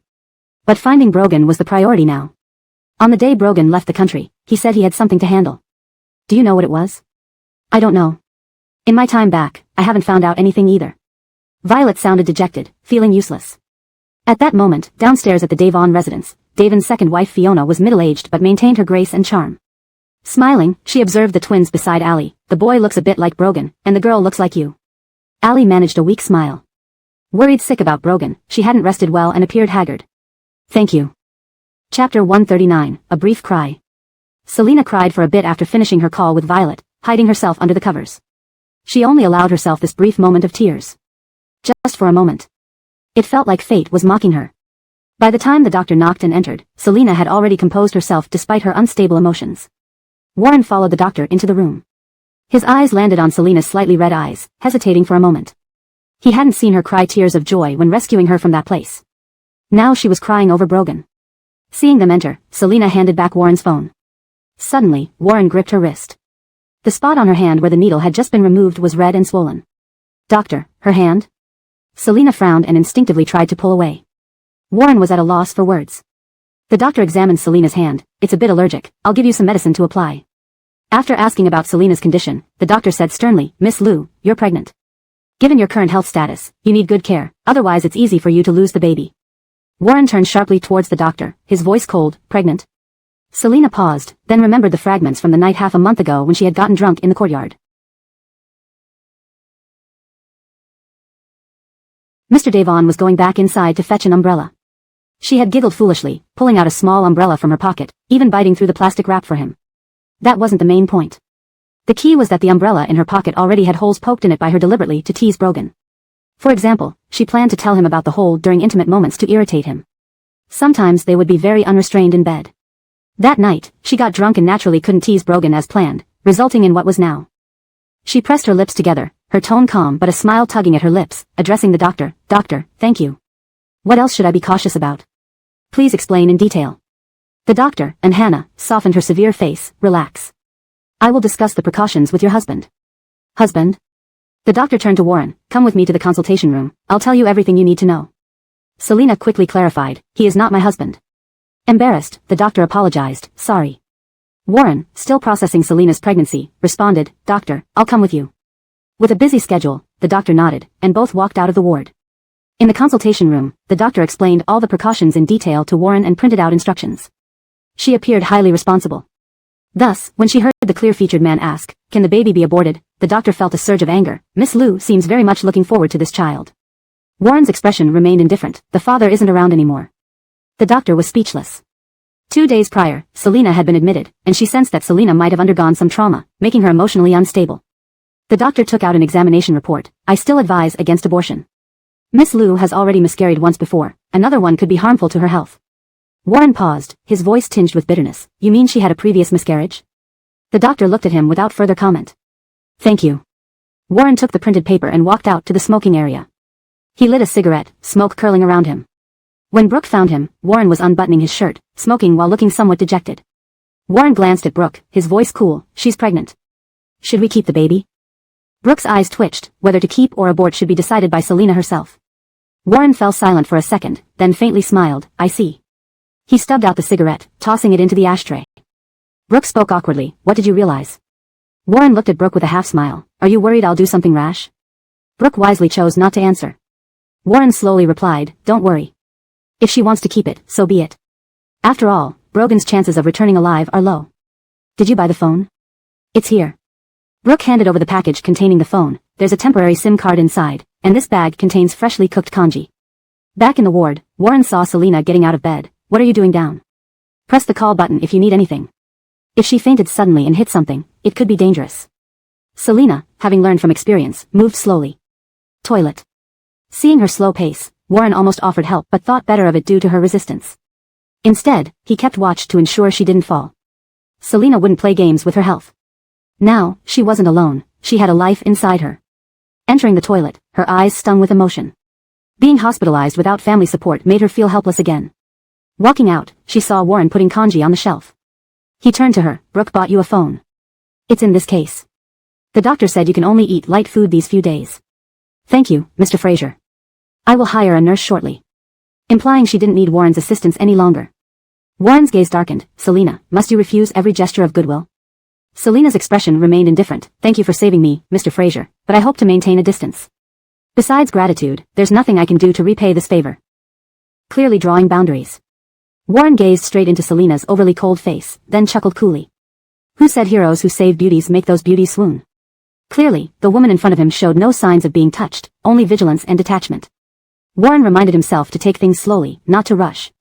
Warren had known Selina longer than Brogan ever had. There was still a chance, he'd take things step by step. While Selina drank her congee, Warren handed her the printed list of prenatal care from the doctor. Call me if anything happens. Warren left without staying any longer. Selina finished her congee and immediately used the new phone to find a temporary nurse. She needed to get herself healthy as soon as possible. While discussing the nurse's daily pay, Selina realized she had no money to pay and would need to call someone to bring some. The only person she could think of was Miguel. Miguel arrived within an hour, bringing cash and a bank card. Seeing Selina's pale complexion, he didn't pry, simply saying, I couldn't reach you earlier, so I reported it to the police. I'll cancel it now. Thank you, Selina said. Miguel told her to rest well before leaving. Alone in the ward, Selina lay down, trying to sleep. Only by resting could her body recover faster. Mr. Devon, where are you? You're going to be a daddy soon. This time, she wanted to protect their child properly. Violet sat in the backyard daydreaming. Back in Frazier City felt a little boring. Two nannies brought the twins into the garden. Violet looked at the two infants in the pram, then pulled away her gaze. Suddenly remembering something, she picked a red flower and went closer. Can they see yet? Violet sweetly asked, waving the flower in front of Sage. End of chapter 139. Sage is the name of the twin girl, while her brother is called Alger. The nanny had been paying close attention to Violet's actions and replied, they can only vaguely see objects right in front of them now. By 6 months old, they'll be able to see more clearly.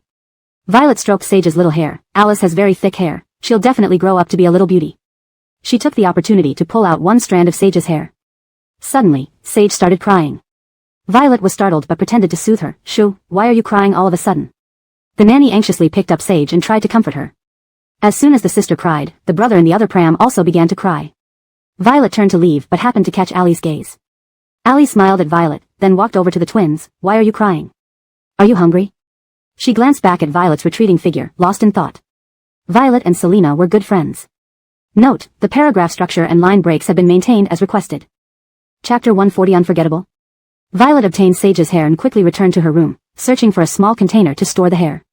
She let out a slow breath, still shaken from what had just transpired.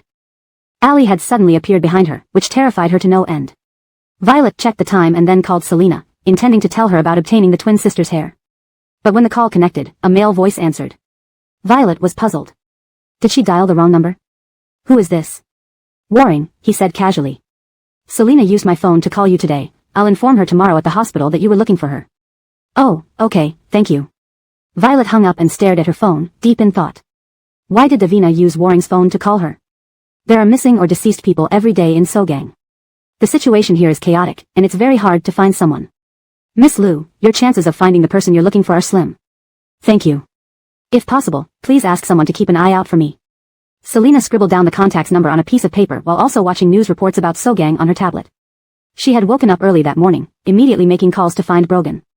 Moreover, she was worried about the bodyguards who had been with her all along. She didn't know where they were now. When Warring walked into the ward, he saw Selina busy on the phone. She spoke in English throughout the call, and Warring recognized that she was trying to locate Brogan. After hanging up, Selina asked, Mr. Fraser, why are you here? Waring raised his eyebrows slightly. And he cooked some porridge for you. And he, who used to take care of old Madame Fraser, had unexpectedly stayed with the Fraser family. Thank you, but really, there's no need to send food anymore tomorrow. I've already hired a caregiver, Selina replied. Suddenly, Waring bent over closer to Selina, causing her to instinctively lean backward. After a few seconds, he straightened up. With a low, affirming hum, he placed the porridge down and told her about Violet looking for her. Miss, he called me to reach you. Thanks. Again, it was that distant thank you. By the way, I want to ask, what methods did Mr. Fraser use to save me this time? There were 4 bodyguards with me. I wonder if they were also captured. I don't know their whereabouts. Waring glanced at the redness and swelling on her hand caused by an allergic reaction before walking to the bathroom to wash his hands. Selina frowned, continuing to browse through Sogang's news. With Waring around, she couldn't make any more calls. As she studied ways to find Brogan, Waring suddenly asked, "Where's the ointment for your hand?" Her train of thought was interrupted, and she looked up. "For your hand," Waring reminded. Selina glanced at her hand, only realizing now that she hadn't applied any medicine yet because she'd been so busy. She opened the drawer, but before she could touch the ointment, Waring took it first. Upon opening the lid, he noticed it was still brand new and unopened. Clearly, she hadn't been using it, explaining the worsening swelling on her hand. Taking out a cotton swab from the drawer, he dipped it in the medicine and coolly instructed, "Give me your hand." "I can do it myself, give me the ointment." Selina forced a smile, not quite understanding Waring's current mindset. His sudden attentiveness made her feel uneasy. As she reached for the medicated cotton swab, he grabbed her wrist and directly applied the medicine to her hand. Waring worked quickly, releasing her wrist soon after. He put the ointment back in the drawer and threw the used swab into the trash bin, then lowered his gaze to her. Selina looked at her medicated hand, feeling even more perplexed. Pregnant with Brogan's child, Waring shouldn't be so concerned about her, right? So, what was his true intention? The doctor said you'll be discharged in a couple of days. Rest well at home. I have business at the company, so I'll leave now. With that, Waring turned and left the ward. Unable to figure out Waring's motives, Selina temporarily set it aside, knowing they wouldn't see each other once she was discharged. She tried calling her bodyguards again, but as expected, there was no answer. With heavy thoughts, she called Violet. "Sherry, it's me." Violet whispered stealthily, "Davina, is this your number now? Why did you use Waring's phone to call me yesterday?" She was worried something had happened to Selina, otherwise, why would she use Waring's phone? "My original number doesn't work anymore. I'm using this temporarily and will get a new one in a couple of days." "Davina, what happened to you recently?" Violet kept her voice low despite being in her bedroom. "I was kidnapped," Selina stated without mentioning by whom. "But I'm fine now, don't worry." Relieved, Violet covered her mouth, nearly exclaiming aloud. "Thank goodness. Also, I got Sage's hair yesterday." Sage is the twin sister's name. "We could do a DNA test if we have Davin's hair." Selina's brows furrowed. "Sherry, don't do such things in the future. I'm worried about you. Besides, Brother Davon isn't here, his toothbrush hasn't been used for half a month." Violet sighed, "That's a dead end then." Davin's father plans to host a banquet on the twins' 100th day. This would officially introduce the twins to society. Chapter 141, His Sleepwear. Violet was on the phone with Selina when someone knocked on the bedroom door. "Pear sister, hold on a moment. I'll go open the door." She went to open it and saw Allie standing at the door. Allie gave a faint smile. "Sherry, your parents are waiting for you in the living room downstairs." "Thank you," Violet said, frowning and feeling somewhat irritated. "Who let them in?" Allie left with a faint smile. Violet closed the door and spoke into the phone. "Pear sister, I have to go downstairs. My parents are here, so I'll hang up first." Selina advised her, "Mr. Davon isn't around right now. You must protect yourself and stay away from those twins." Yeah, I know. The Davons are doting on them now." Violet hung up. She rubbed her face as she walked out of the bedroom and headed downstairs. In the living room, only Violet's parents were present. The second mistress had gone out to watch a fashion show, and Allie was not in the living room either. Denny Shimping stared coldly at her daughter descending the stairs. Only when Violet reached her did she speak coldly. "You hid in Shin City. Now that you're back in Frasiern City, you don't want to see us? What's going on with you? Do you not recognize us anymore?" Violet sat down and asked directly, "Why are you looking for me?" "This stubborn girl. For your own good, but you wouldn't listen." Denny Shimping leaned closer to Violet and whispered, "If you had listened to us before, perhaps Davin's successor would be your child now. Brogan deliberately made you live in Shin City. Now he's dead, his assets will still be passed on to his children. We've always done everything for your benefit. Look at what you've got now, nothing." Violet leaned back against the sofa and rolled her eyes. "Brother Davon is alive." Denny Shimping almost choked with rage. "What good does it do if he's alive? Starting now, quickly bear another Davon heir. Bear. Violet was tired of hearing this. Mom, Violet said coldly, look at the second mistress. She hasn't borne a child all these years and yet remains the second mistress. She's too old, unable to bear children. But you are young, so... Denny Shimping looked startled. Hasn't Grandpa Devon already? Denny Shimping glanced at her husband, Conroy. They had finally waited for Brogan to die and her daughter to return to Frasiern City. Everything seemed favorable except for the unity of people. Violet didn't realize her words led this couple to wild speculations. Mom, I know some renowned doctors. Let me consult them. Question mark. Violet intended to ask why they needed to find such doctors but then noticed a message notification on her phone and didn't pursue the question. Surprisingly, they left after visiting her so soon today. Violet waited until Denny Shimping and Conroy left, then checked her phone. It was a message from Roberto. She didn't reply. Roberto undid his shirt buttons, revealing his chest. Violet hadn't answered his call or responded to his messages since the day he called her. Half a month ago, when Allie claimed she had given birth to Brogan's child. Violet had angrily called him, questioning his actions. Roberto felt quite wronged. He couldn't forget how Violet had cursed at him over the phone. Pear's sister and brother Devon had already chosen the engagement venue. Now Allie claims she bore brother Davon's child. How shameless you swe are. Shameless. Shameless. Shameless. After saying the three shameless, she had immediately hung up on him. From that day onward, Violet never picked up or replied to his calls or messages. Denny E., drive to Coaxing Bar. Sure. At the intersection, Denny E. turned right toward Coaxing Bar. Despite being daytime, the bar was still open but had few patrons. To his surprise, Roberto encountered Waring inside. Waring rarely came to bars unless for business reasons. He wore a white shirt and looked aloof. A few girls who spotted the handsome man wanted to buy him a drink but hesitated due to his chilly demeanor. His suit jacket was casually draped over the bar counter. Boss Fraser, why are you at a bar during the day? Is the Fraser Corporation nearly bankrupt? Roberto rested his elbow on the bar counter, sitting on a high stool, and whistled at Waring. Quite rare. He ordered a drink from the bartender. Cocktail, please. The two men, one appearing rugged and the other icy, each drank alone at the bar. Waring took small sips while Roberto drank liberally, tipping his head back to finish his glass as if a gang leader. They didn't drink excessively, just relaxing. Real men don't wallow in self-pity over matters of the heart, they're weak. Waring finished his drink, grabbed his jacket, and left.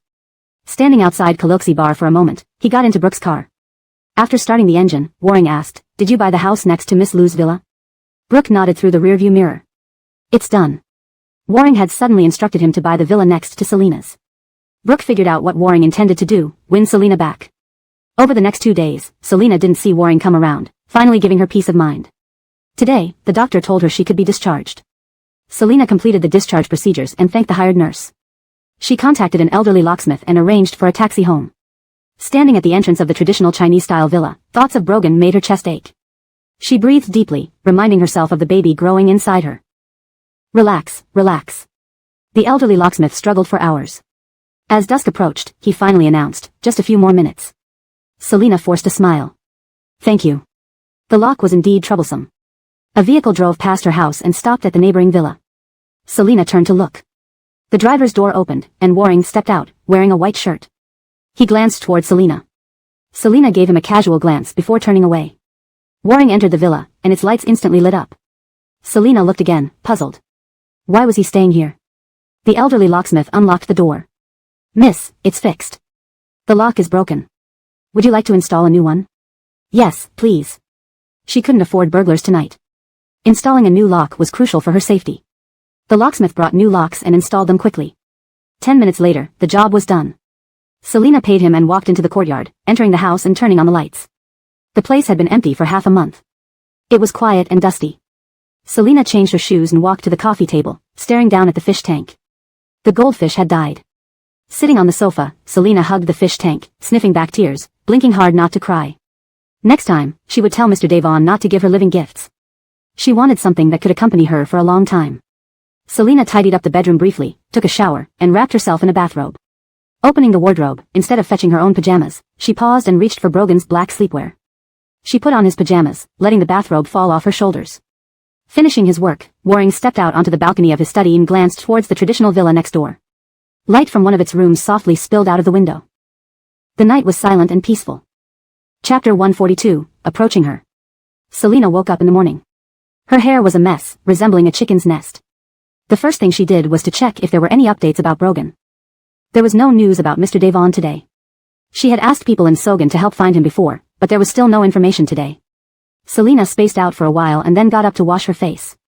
Today, she needed to apply for a replacement ID card. She took out her household register from the drawer. As she opened the drawer, she saw several bank cards. 2 of them were hers, and the other one was given by Brogan. When she was kidnapped, all the cards she carried with her disappeared. Luckily, she didn't have the habit of carrying all her cards on her person. Selina spent some time thinking. After having a simple breakfast, she drove to the office to apply for the replacement ID card, which would take 10 days to receive. She had noodles for lunch at a restaurant and then went shopping at a supermarket. The house still needed cleaning. She kept herself busy with these tasks. In the evening, she chose to cook for nutrition. While cooking, Selina suddenly thought of someone. Hobart, Brogan's subordinate. She turned off the stove and hurriedly dialed Hobart's phone number. After ringing for a long time, just when Selina was about to lose hope, someone finally answered. Hobart's voice was extremely hoarse. Hello? Relieved to hear his voice, Selina said, It's me, Selina. Where are you? I want to ask about Brogan. Hobart walked to a corner and lowered his voice. Miss Liu, I'm in Sogan. You're asking about boss's whereabouts? We're also looking for him but haven't found any clues yet. However what? Selina held onto the countertop with one hand to support herself and tightened her grip on the phone. We questioned a local resident in Sogan who claimed to have seen Boss during a series of explosions that day. When the explosions happened, it left people in blood and flesh. Selina immediately understood what Hobart meant. If Brogan was still alive, he might be seriously injured. Have you checked the hospitals? Selina asked softly. No, we've almost searched all the hospitals here but found no one. Hobart rubbed his temples. This was the key point. If he was indeed seriously injured and they couldn't find him in the hospital, it indicated a dire situation. Selina inquired about the reason for Brogan's trip to Sogan. From Hobart, she learned roughly that Brogan had a feud with Roman from the Mo family in Fraziering City. As for the specifics, Hobart wasn't clear. Miss Liu, please be careful of the Mo family in China. If they know about your relationship with Boss, they might cause trouble for you. Also, Roman has been reported missing in Sogan. After saying this, Hobart hung up as he had other matters to attend to. Hobart, wait, who called you just now? Antonio, who had come to Sogan with him to search for their boss, approached and patted Hobart's shoulder. It's Boss's woman, Hobart said while checking the bullets in his gun. Is she the Miss Sue who gave birth to Boss's twins? Antonio had read the news from Fraziering City. Hobart didn't answer this question. Even he was confused, but Baird had instructed him to listen to Miss Liu during the Vance incident. We need to set out next to search in Zhongqing province. Now, finding Brogan was the priority. After finishing her call with Hobart, Selina's mind continuously revolved around the word explosion. She bit her lip and turned the stove back on. While cooking, her absent-mindedness caused the dish to burn. Selina abandoned her plan to cook dinner and decided to eat out instead. There was a private restaurant nearby, just a few minutes' walk away. By the time she finished eating and exited the restaurant, the street lamps were already lit. Previously, after meals, she used to take walks with Mr. Devon for digestion. Now, under the street lamp, only her shadow remained. She stood under the street lamp with her hair being gently blown by the wind. Selina brushed the hair strands from her face and pulled out the keys from her pocket to open the door. Huh. She tried turning the key again, but the door wouldn't open. She was a bit baffled. Yesterday, she had just gotten the old master to replace the lock. Selina placed her hand on her hip and called the old master. Master, the lock you replaced yesterday doesn't open. The old master, smoking and using a small fan, frowned. Are you talking about the traditional villa on Cine Road? That shouldn't be possible. Did you use the wrong key? Selina instinctively looked at her key. No mistake. She didn't have dementia. Just wait, I'll be right over. The old master hung up, unable to believe that his decades of experience changing locks would encounter a problem with Selina. With a cigarette hanging from his mouth, he grabbed his tools and rode an electric bike quickly to her place. Selina stood at her doorstep and sighed helplessly. How unlucky could she be today? She sat cross-legged on the ground waiting. It was quiet around her, though it wasn't very late. Occasionally people would pass by. Still, Selina felt a bit scared. She considered hiring a bodyguard but feared endangering others. A car passed by, and Bud noticed Selina sitting outside her home, looking like she had nowhere to go. She looked a little pitiful. Selina also noticed the car parked beside the neighboring villa. She glanced at it briefly, checking the time on her phone. How long would it take for the old master to arrive? She should have asked. Bud got out of the car and instead of entering his house, he walked toward her. Selina heard footsteps, turned her head, and saw Bud walking towards her. He stopped in front of her, slightly lifted his trouser cuffs, half squatted down, and rested his elbow on his knee. He looked at her and asked coolly, Why aren't you going inside? Why are you sitting here? Selina shifted a bit to increase the distance between them. Looking into Bud's deep, dark eyes, she replied indifferently, waiting for someone to fix the lock. Bud raised an eyebrow. He examined the new lock on the door, installed just yesterday. Selina still felt too close to him and chose to stand up, supporting herself with one hand on the ground. She wore a knee-length dress tonight, revealing her smooth calves. Bud's gaze swept over her legs, then lifted his eyes, seeing her stepping backward. He stood up and approached her. Men's inherent height advantage sometimes exerted a pressure on women. Note, I've adjusted some sentences and descriptions to make the translation more fluent and coherent while maintaining the original tone and style.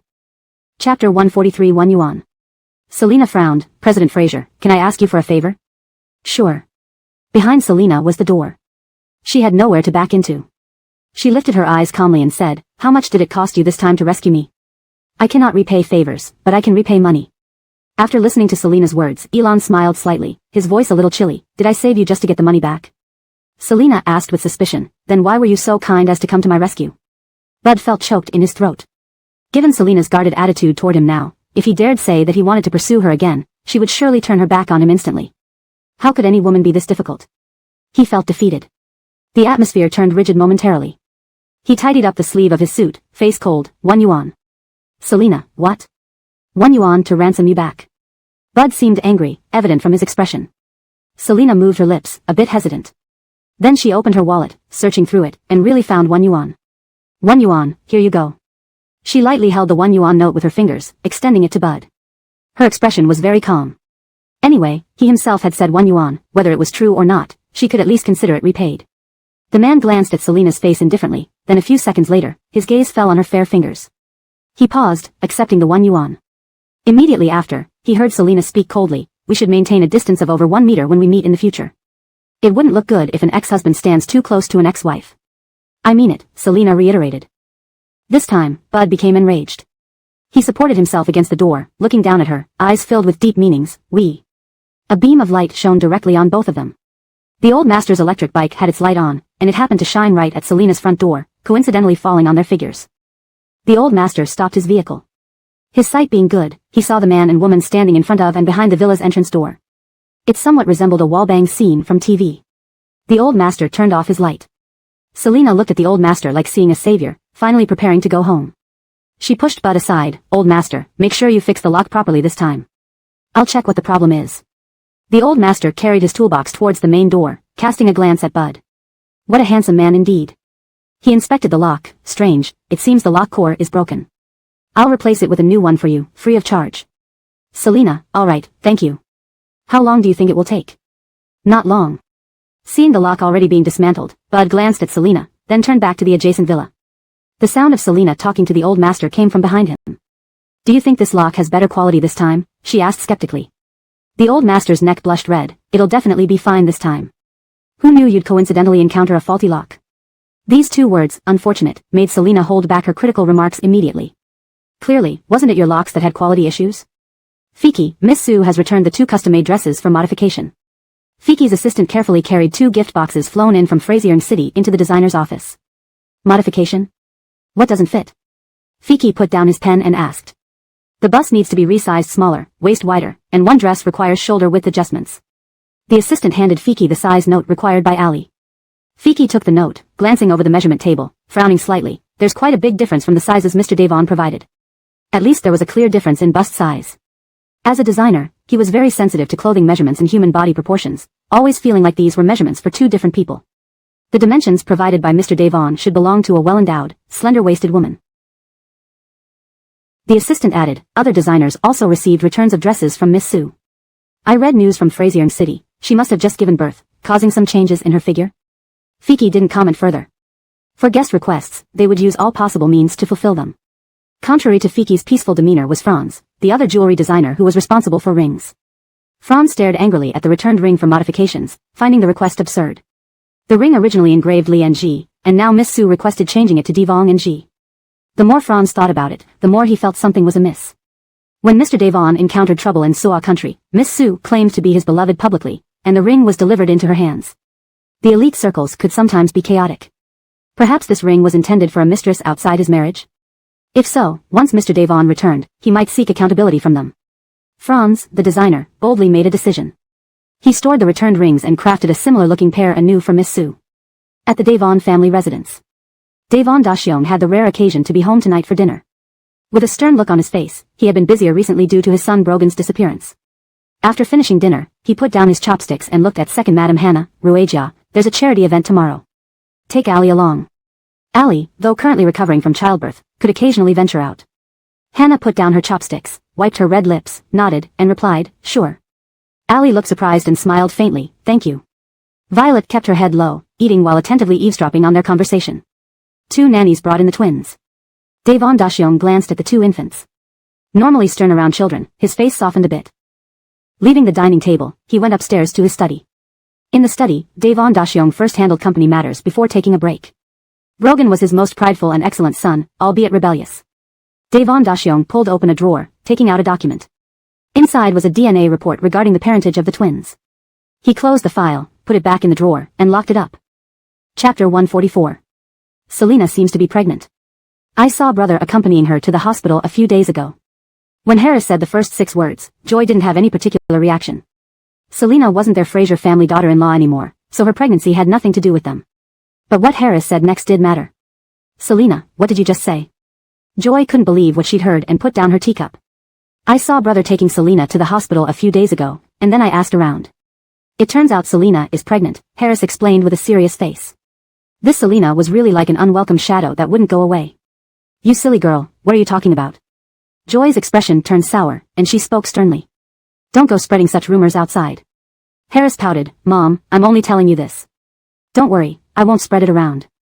Do you want to call brother and ask him? Joy glanced at Harris in annoyance and poked her head with a finger. Do you think your brother would tell me something like that? She regretted not paying attention to her son when he was young and leaving him to nannies. Now, she was reaping the bitter fruit of that neglect. All right, Harris checked the time. Mom, I have things to do. I'm going now. She had heard Roberto was visiting the racecourse today for a competition, and she planned to go see him. The more Joy thought about Harris's words, the more uneasy she felt. She decided to call her mother to ask what to do. Danielle was selecting an evening gown for tonight's charity gala when she received her daughter's call. Lately, her waist had grown a bit, and she needed to work out more. Mom, Selina just told me that Howell's ex-wife is pregnant and that he took Selina to the hospital a few days ago, Joy reported. In her youth, Joy had been quite love-struck, marrying Fraser who, Bud's womanizing father. Their life was full of quarrels until Fraser whose death finally brought some peace to Joy. Sometimes, Danielle found it frustrating that such a love-struck daughter could be hers. Xiao Mei, why are you in such a rush? Danielle's voice carried the soft tones of the Fraser-Angman region. If someone wants to have a child for Howell, let them. But I find it very upsetting. Joy cared deeply about appearances.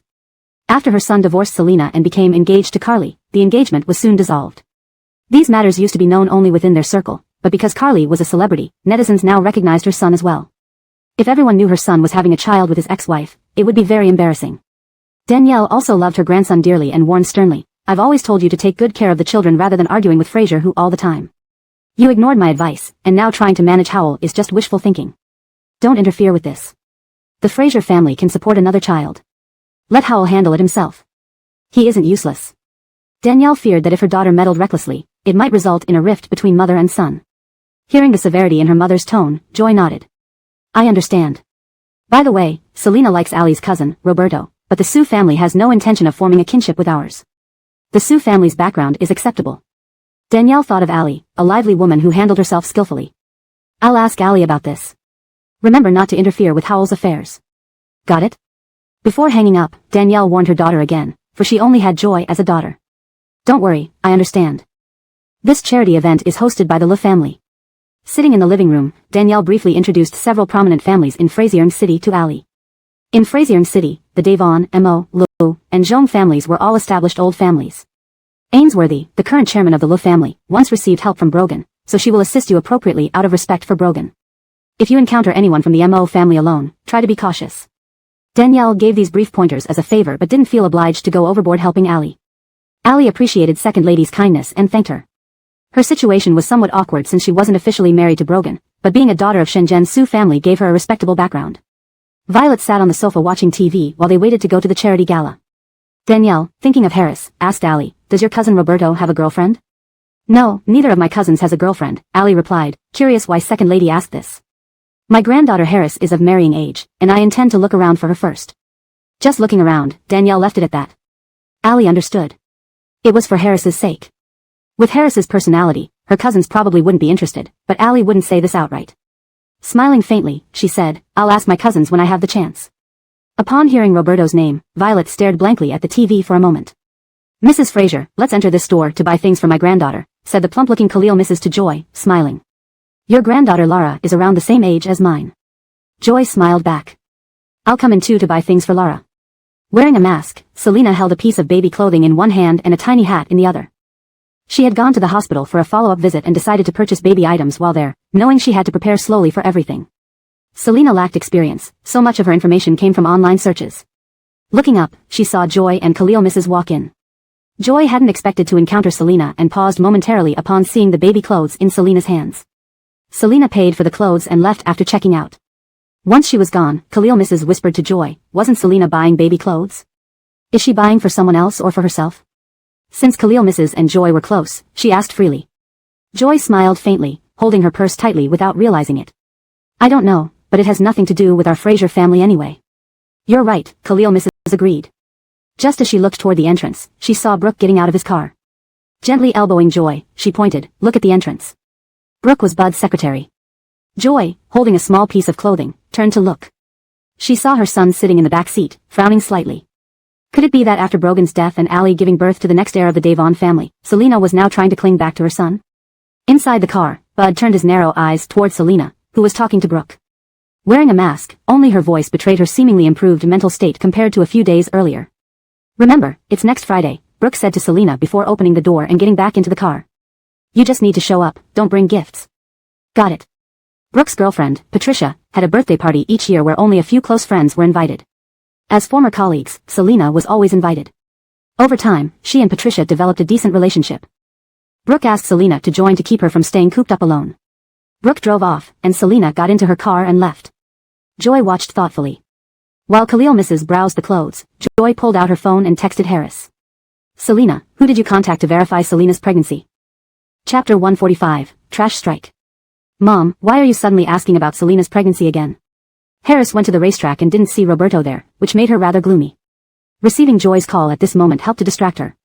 It never hurts to be prepared, Joy replied, following her mother's advice, though she didn't intend to do anything just yet, just checking up on things. Harris snorted and said, I don't think the child in Selina's belly could possibly be brothers. I just wonder whose seed it is.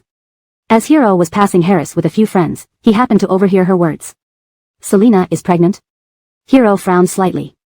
Second young master, why aren't you placing bets today? They usually placed bets when they came to watch horse races. Due to Brogan's incident, Hero had sent people to find someone in Songgang. He couldn't have been in the mood for fun. Harris turned around and saw Hero and his friends but not Roberto. She turned back sadly and continued talking on the phone with Joy. Hero and his friends went to the parking lot, where he told them, I have something else to attend to, so I won't join you for dinner. He opened the car door, bent down to sit inside, thought for a while, and then made a call, help me find out where Bud's ex-wife, Selina, lives now. While waiting for news, he originally intended to call Allie but decided to investigate first. Miss Lu resides at 3 Shinyi Road. Hero looked at the message and started his car to head to Shinyi Road. Selina called Hobart again to inquire about Brogan's situation but received no new information. Disappointed, she hung up. The doorbell rang, and Selina went to check who it was. To her surprise, she found Hero standing at the door. She immediately thought of Allie and didn't plan on opening the door, feeling uncomfortable. Standing outside, Hero rang the doorbell several times with no response. Assuming no one was home, he left, planning to visit again the next day. For 3 consecutive days, Hero visited Selina's place but found no one answering the door. He realized that Selina wasn't away, she simply didn't want to see him, likely because of Allie. Selina felt helpless too, unsure why Hero kept coming to find her. She now checked if he was outside before stepping out herself. In the afternoon, it was time to take out the trash. Holding a garbage bag, Selina saw no one outside and opened the door to step out. Unexpectedly, she found Hero leaning against the wall on the left side, apparently having waited for some time.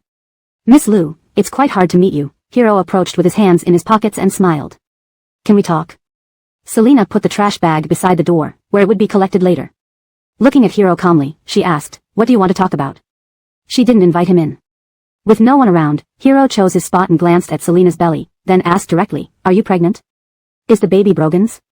Without looking at Hero, Selina turned back into her house. So, that's why he was here.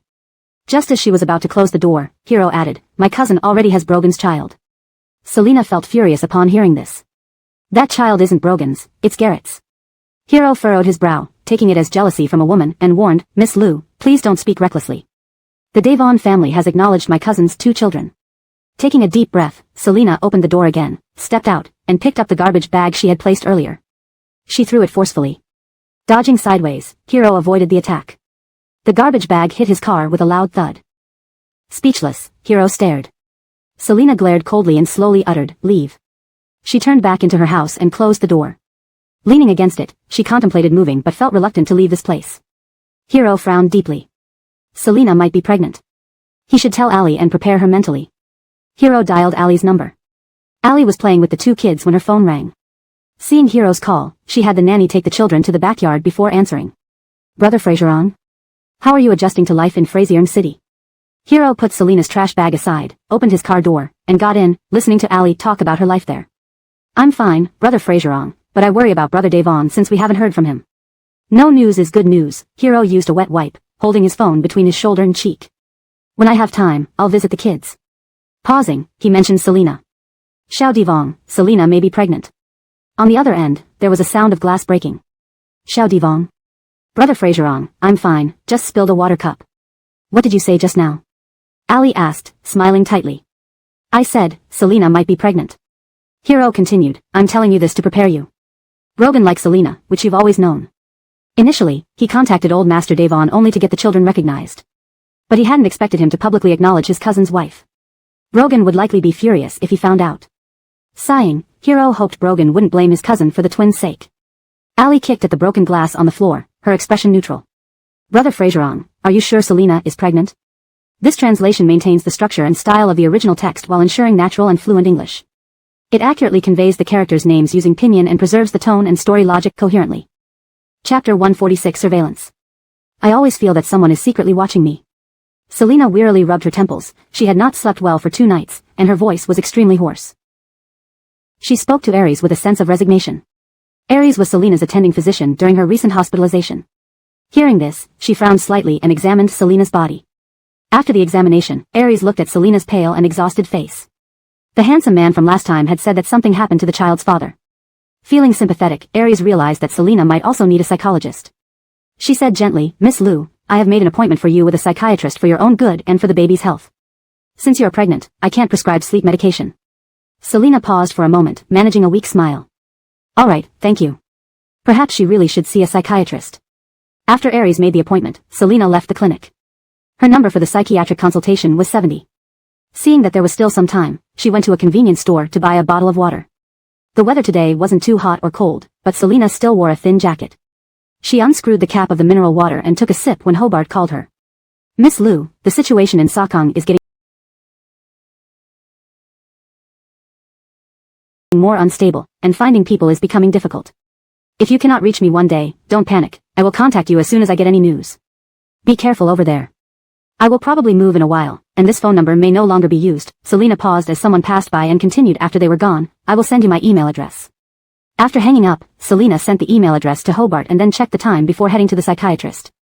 The psychiatrist listened to Selina's account and concluded that she was experiencing hallucinations due to excessive psychological pressure. In other words, Selina had paranoid delusions. "Miss Liu, paranoid delusions often make you feel like someone is watching you or trying to harm you or track you down." Selina's fingers trembled, but she did not believe she had paranoid delusions. The psychiatrist mentioned that patients often insisted on their beliefs and didn't think they had the condition. Leaving the hospital, Selina felt her hands and feet turn icy cold. She returned home, closed the door, and surveyed her surroundings. She didn't trust that the feeling of being watched was just a delusion. Selina began searching for any surveillance devices installed in her home but found nothing. Maybe the psychiatrist was right. Maybe she was ill. Stopping her search, Selina went to the kitchen to simmer chicken soup. No matter what, she needed to replenish her nutrition first. By evening, Selina decided to read one of Brogan's medical books to help her fall asleep. Unfamiliar with the content, it was likely to put her to sleep quickly. However, flipping through the pages, she came across a photo of a pair of rings marked Li and G, her and Brogan's names in pinyin. Selina picked up the photo, surprised. The engraving on the rings matched those shown to the media by Allie half a month ago. Her expression darkened even further. Allie was truly disgusting. Putting the ring photo back into the book, Selina lay in bed, eyes struggling to stay open as night deepened. Finally, she fell asleep with the medical book in her hand. Half awake, she felt as though someone was watching her. Her whole body tensed up, and she woke up abruptly. Checking around, no one was there. Rubbing her throbbing head, she sighed. As soon as dawn broke, Selina got up, nearing her breaking point.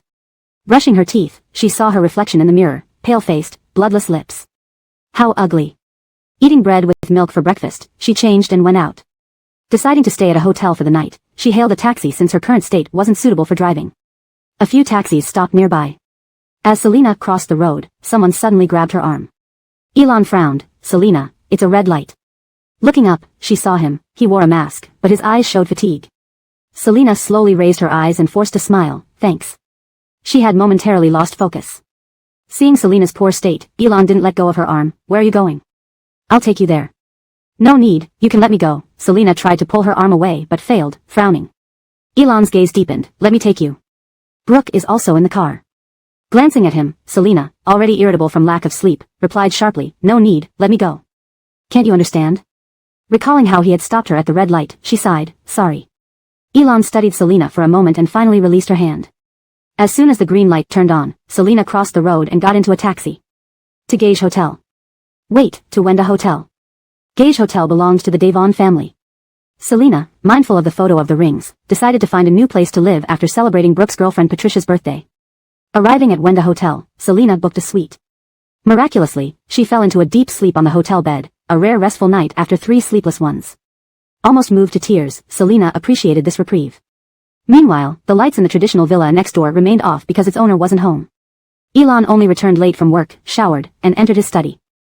After finishing his work, he stepped onto the balcony to relax his eyes. Habitually glancing at the neighboring house, he noticed it was pitch black. Was Selena not at home?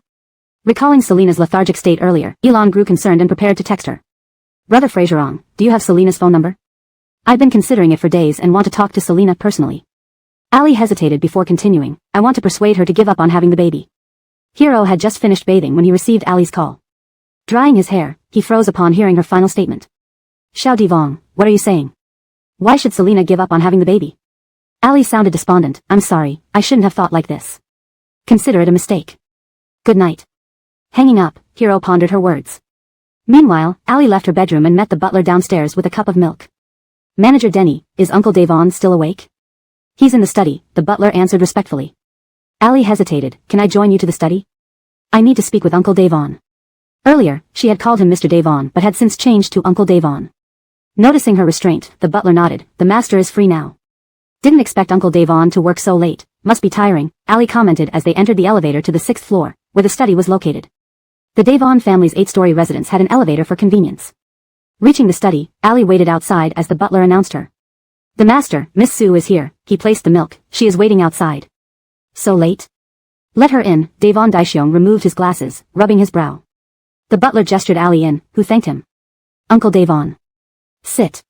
What brings you here so late? Translation ends here, maintaining coherence with previous content and preserving the same paragraph structure. Ali sat down, pressed her lips together, and said, Devon Gu actually has another woman in Shenzhen. Her name is Selena. Devon Daishiong wasn't surprised. He knew his son had a woman named Selena but hadn't expected Ali to bring this up voluntarily. Ali cast her eyes downward. Selena is pregnant now, and it might be Devon Ge's child. Chapter 147, The Extra Ribs. Actually, Ali hadn't initially planned to tell Devon Daishiong about Selena's pregnancy. However, she believed that telling him would have more benefits than not. Devon Daishiong looked at Ali and smiled like a very reasonable elder. Xiao Devon, what do you think? The Devon family had few descendants, and he naturally wouldn't let Brogan's child end up outside the family. Ali was momentarily taken aback by Devon Daishiong's question and hesitated, I'm not sure. Then we'll wait for A.I. to return and let him make his own decision. As for Miss Lu's pregnancy, let's pretend we know nothing, Devon Daishiong said as he lifted his glass of calcium-enriched milk, designed for middle-aged adults.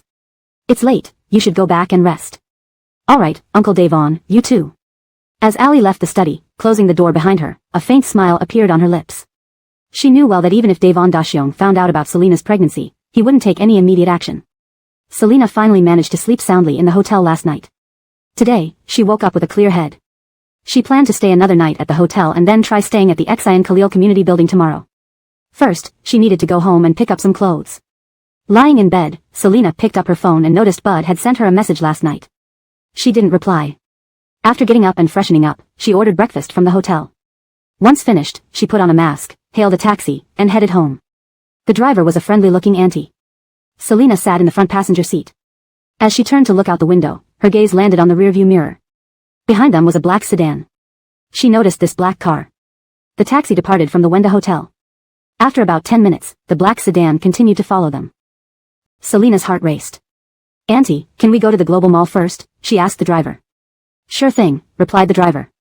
Selina kept an eye on the black sedan as they took a left turn at the next intersection, but it quickly followed them again. "Auntie, there's a black sedan following us. Can you lose it somehow?" The driver was surprised, glancing quickly at Selina. "Are you a celebrity?" "No." Out of curiosity, the driver glanced at the black sedan through the rearview mirror but couldn't determine if it was following them. Tensing up, the driver switched routes again, given the complex network of roads in Shenzhen.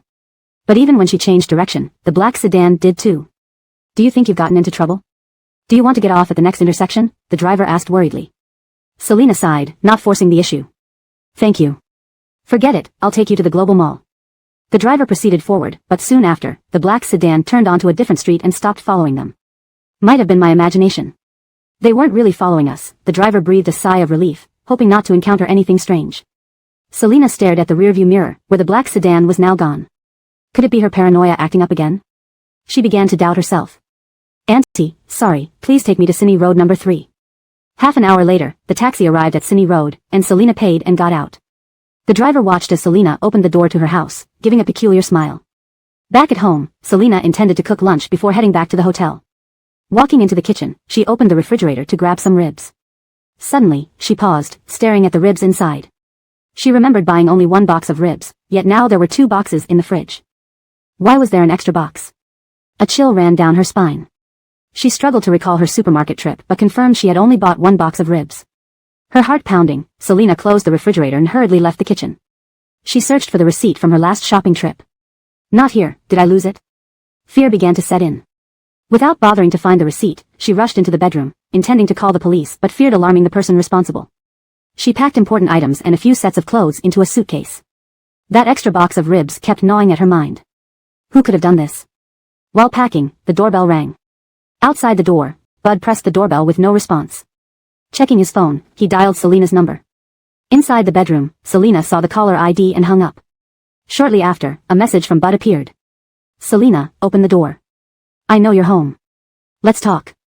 If you don't open, I'll wait here until you do. Bud felt their current situation was going nowhere. He wanted to change this icy atmosphere between them.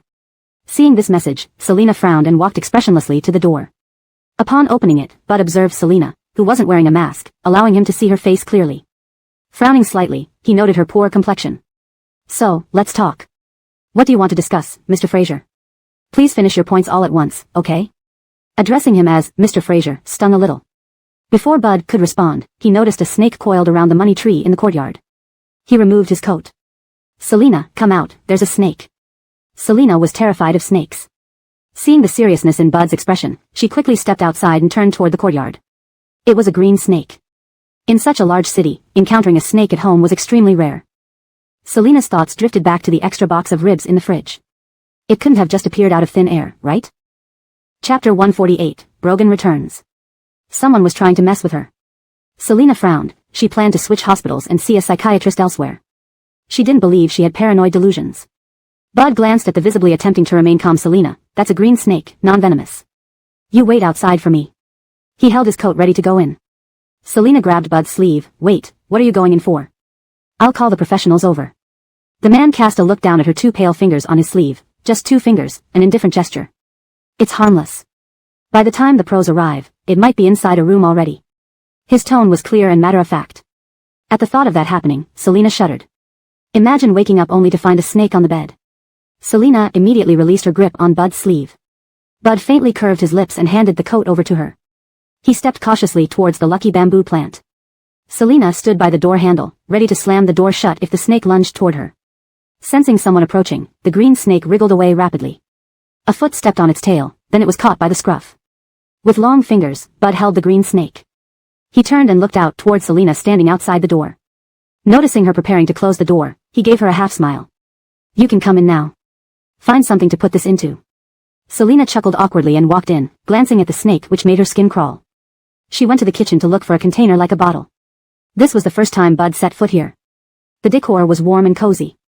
Selina and Brogan used to live here. His gaze darkened slightly. In the kitchen, Selina found an empty bottle, a candy jar Brogan bought for her because he saw how much she suffered drinking traditional Chinese medicine.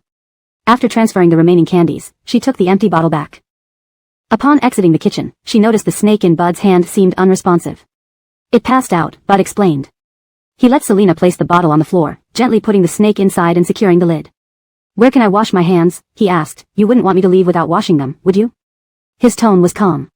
Selina pulled at the corners of her mouth and led him to the kitchen. Once done washing, Bud paused beside her before leaving the kitchen, gazing down at Selina with a characteristic coolness. Selina met his eyes, taking a step back. Thanks for today. She intended to immediately search online for a new living place later as she felt uneasy staying here. Bud, seeing her retreat, retracted his gaze. Selina, are you that afraid of me? Enthusiasm, I'm back. A relaxed yet gravelly male voice came from the doorway. Instinctively turning her head, Selina saw Brogan walk into the living room, surprising and stunning her momentarily. Brogan. Selina hurriedly approached him but remembered her pregnancy and slowed down. Bud watched Selina joyfully run to Brogan, pursing his lips and giving Brogan a cold look. Brogan was actually alive. What happened with Roman's plan? By the time Selina reached Brogan, instead of throwing herself into his arms, she stopped when their faces were inches apart. His face was still swollen and looked terrifying. What happened to your face? The blast.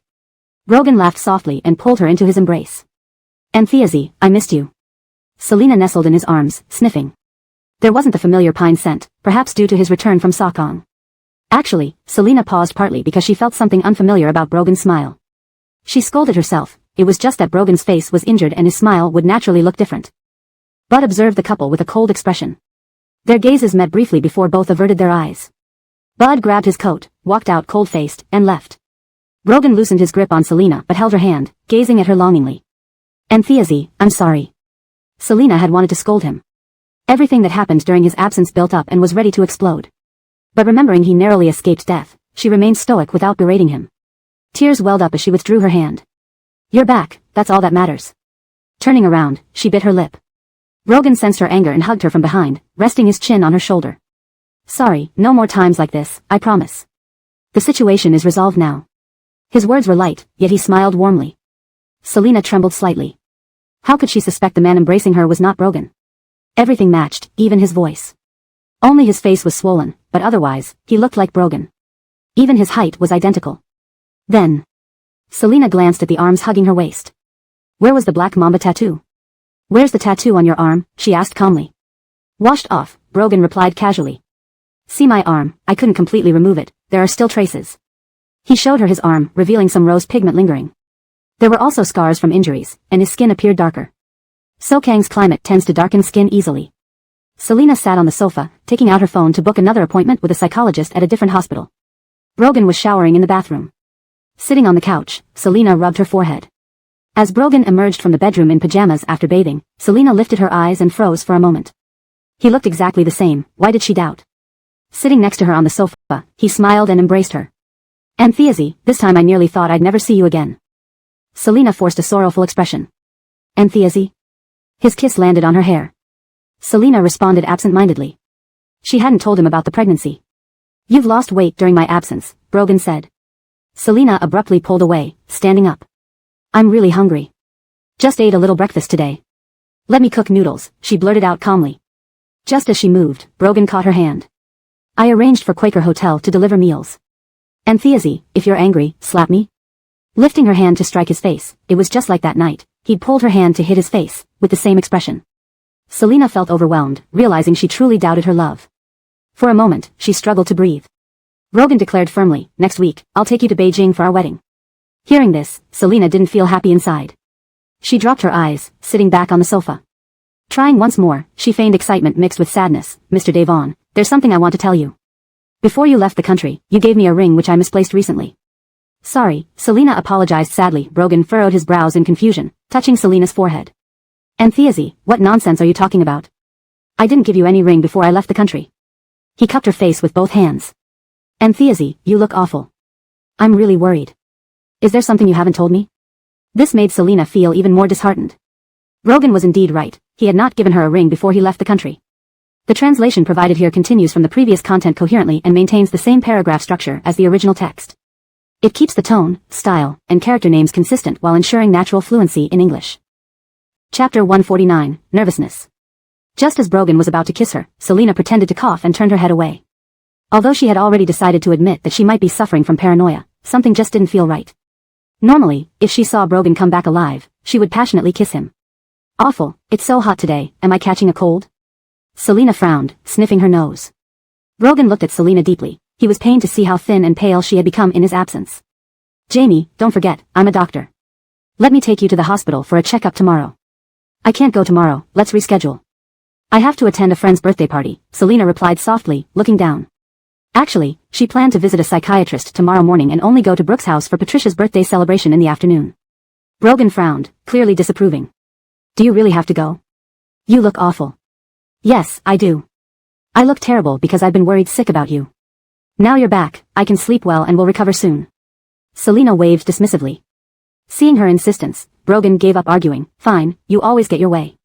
Selina smiled with half-closed eyes. Just as they finished talking, the meal from Regal Hotel arrived. The table was set with dishes from Regal Hotel, orange goose liver, braised abalone, wild chicken soup, roasted duck, clay pot rice, all her favorite dishes. Brogan fed her some goose liver, saying gently, Jamie, eat well. His words, his eyes, were filled with tenderness and affection.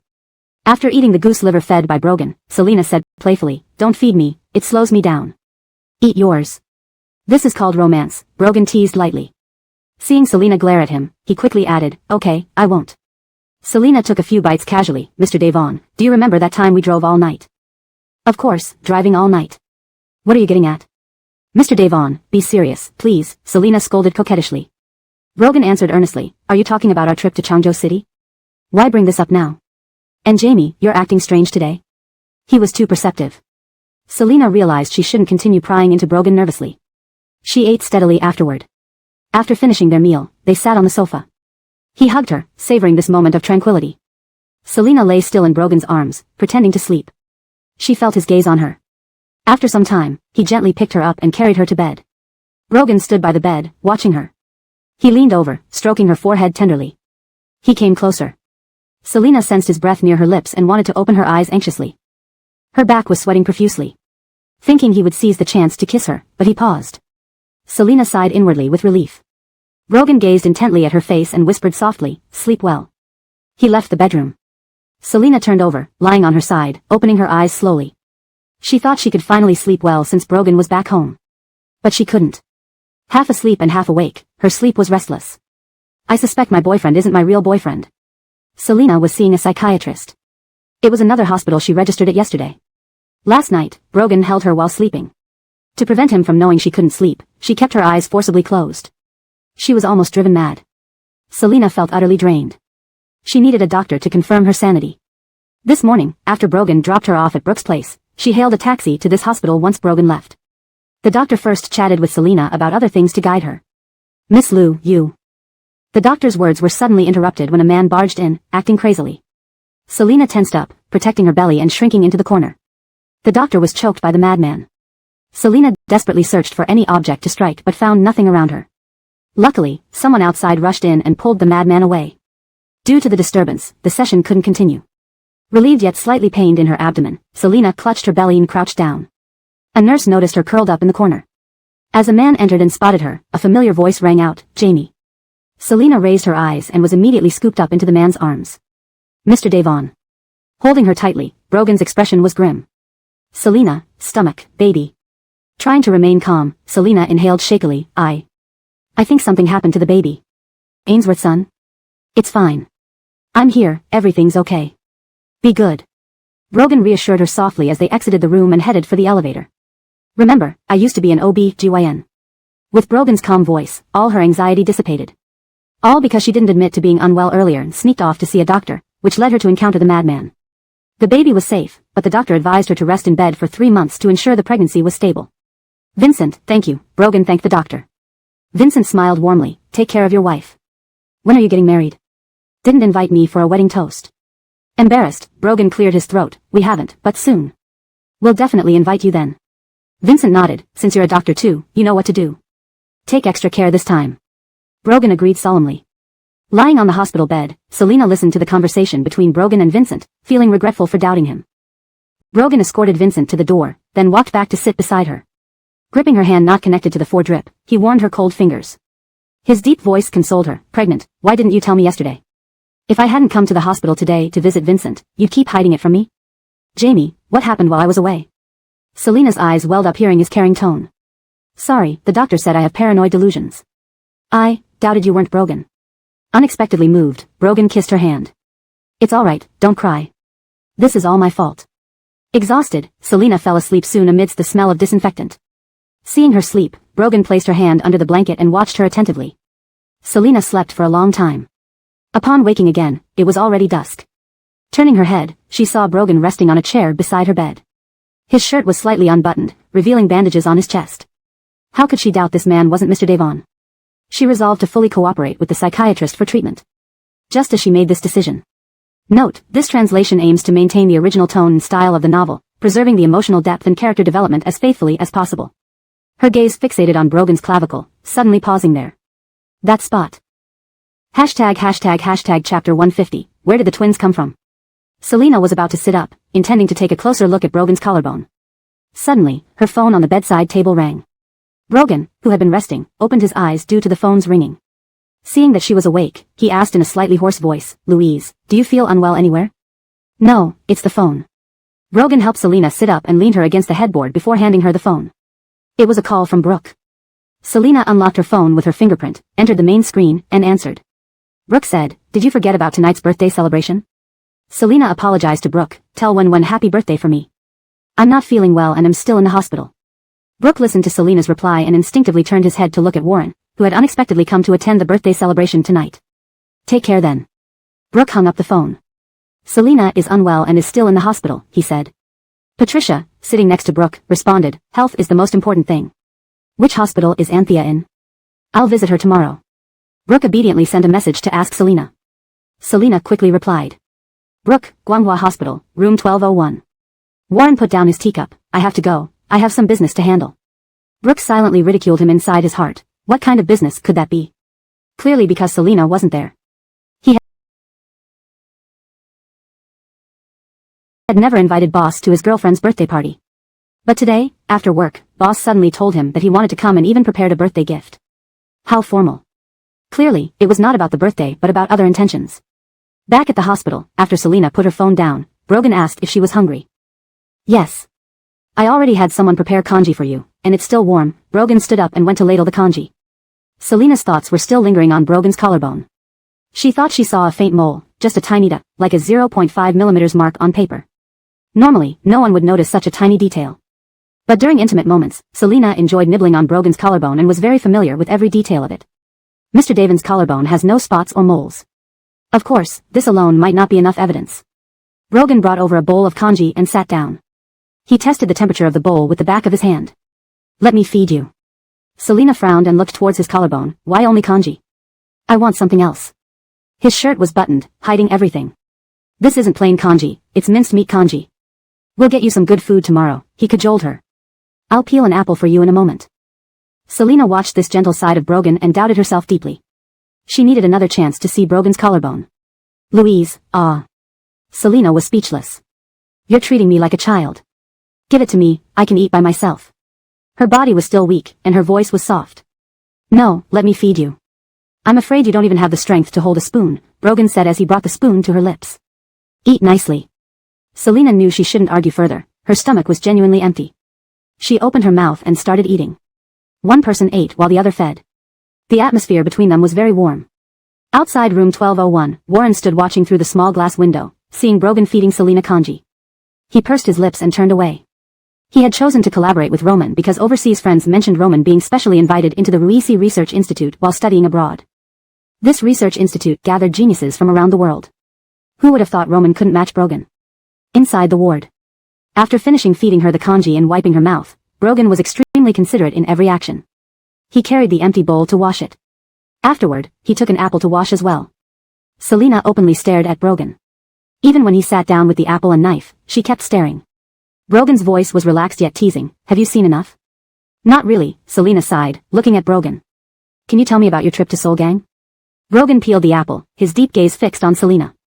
Selina stared directly into Brogan's eyes. They were so identical to Mr. Devon's.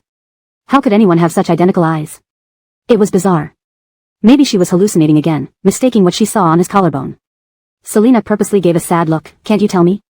When you had that incident in Seoul Country, I was really worried. Are you trying to hide it from me? Brogan casually replied, it's not that I can't tell you, but the matter has passed. If you want to hear it, I will tell you. His apple peeling technique was impeccable, thin and continuous. Selina watched his hands. His fingers were slender but somewhat thinner than before. I went to Seoul Gang to meet Roman for the last time. Unexpectedly, there was a bombing attack. Roman was my sister's fiancé. He paused. He raised his eyes, speaking calmly. My sister died on the operating table. To be precise, she died because of me. I performed the surgery on her, and then Roman lost his mind. Brogan lifted his hand, still holding the knife. It was unsettling. Selina swallowed. Brogan's tone was calm and light, but it made her feel inexplicably pressured. Selina tugged at the blanket and asked softly, so did Roman pass away? The ward was quiet for a moment. Brogan faintly smiled, replying nonchalantly, yes, he died in the explosion. For years, he was like a madman, biting people. Perhaps it was a form of liberation for him. That explosion left no room for survival. Brogan placed the peeled apple on a plate, cut it into uniform pieces as if suffering from OCD. I originally planned to take you back to Fraziering City next week for our wedding, but we can wait until you're fully recovered. What do you think? Selina nodded, okay, but haven't you missed the news since you came back? Ali bore twins for you. Brogan's expression froze for a moment, and he forced a smile. He used a fork to pick up a piece of apple and fed it to Selina, laughing lightly, I only have you as my woman. Where did these twins come from? After feeding her the apple, he carried the plate to wash it. Looking at the mirror, the man laughed silently. None of it mattered now. Chapter 151, Deep into the Night. Deep into the night. Selina had already fallen asleep. Her face appeared relaxed as if she was having a good dream. Brogan stood beside her hospital bed. He reached out, placing his palm over Selina's stomach under the blanket. Inside her belly was a child, his child. In a few months, he would personally perform a cesarean section to retrieve the child. He would raise the child properly, ensuring it grew up well, as Brogan would have wanted. The man who wore Brogan's face smiled warmly. This woman was very clever. Instead of being overjoyed at seeing Brogan alive, she had harbored suspicions. Truly amusing. As for the twins in Fraziering City, they would be dealt with once he returned there. By the wee hours of the morning, Selina felt too warm and kicked off the blanket, exposing one of her legs. Brogan withdrew his hand from her stomach, helping her cover herself back up. After adjusting the blanket, he glanced at Selina and turned to sleep on the adjacent bed. The next morning, Selina wanted to shower first since last night she only managed a quick wash. Mr. Devon, can you go home and bring me a few sets of change clothes? Remember to include underwear. Though currently wearing a hospital gown, she still needed her own lingerie. Brogan smiled and nodded, all right.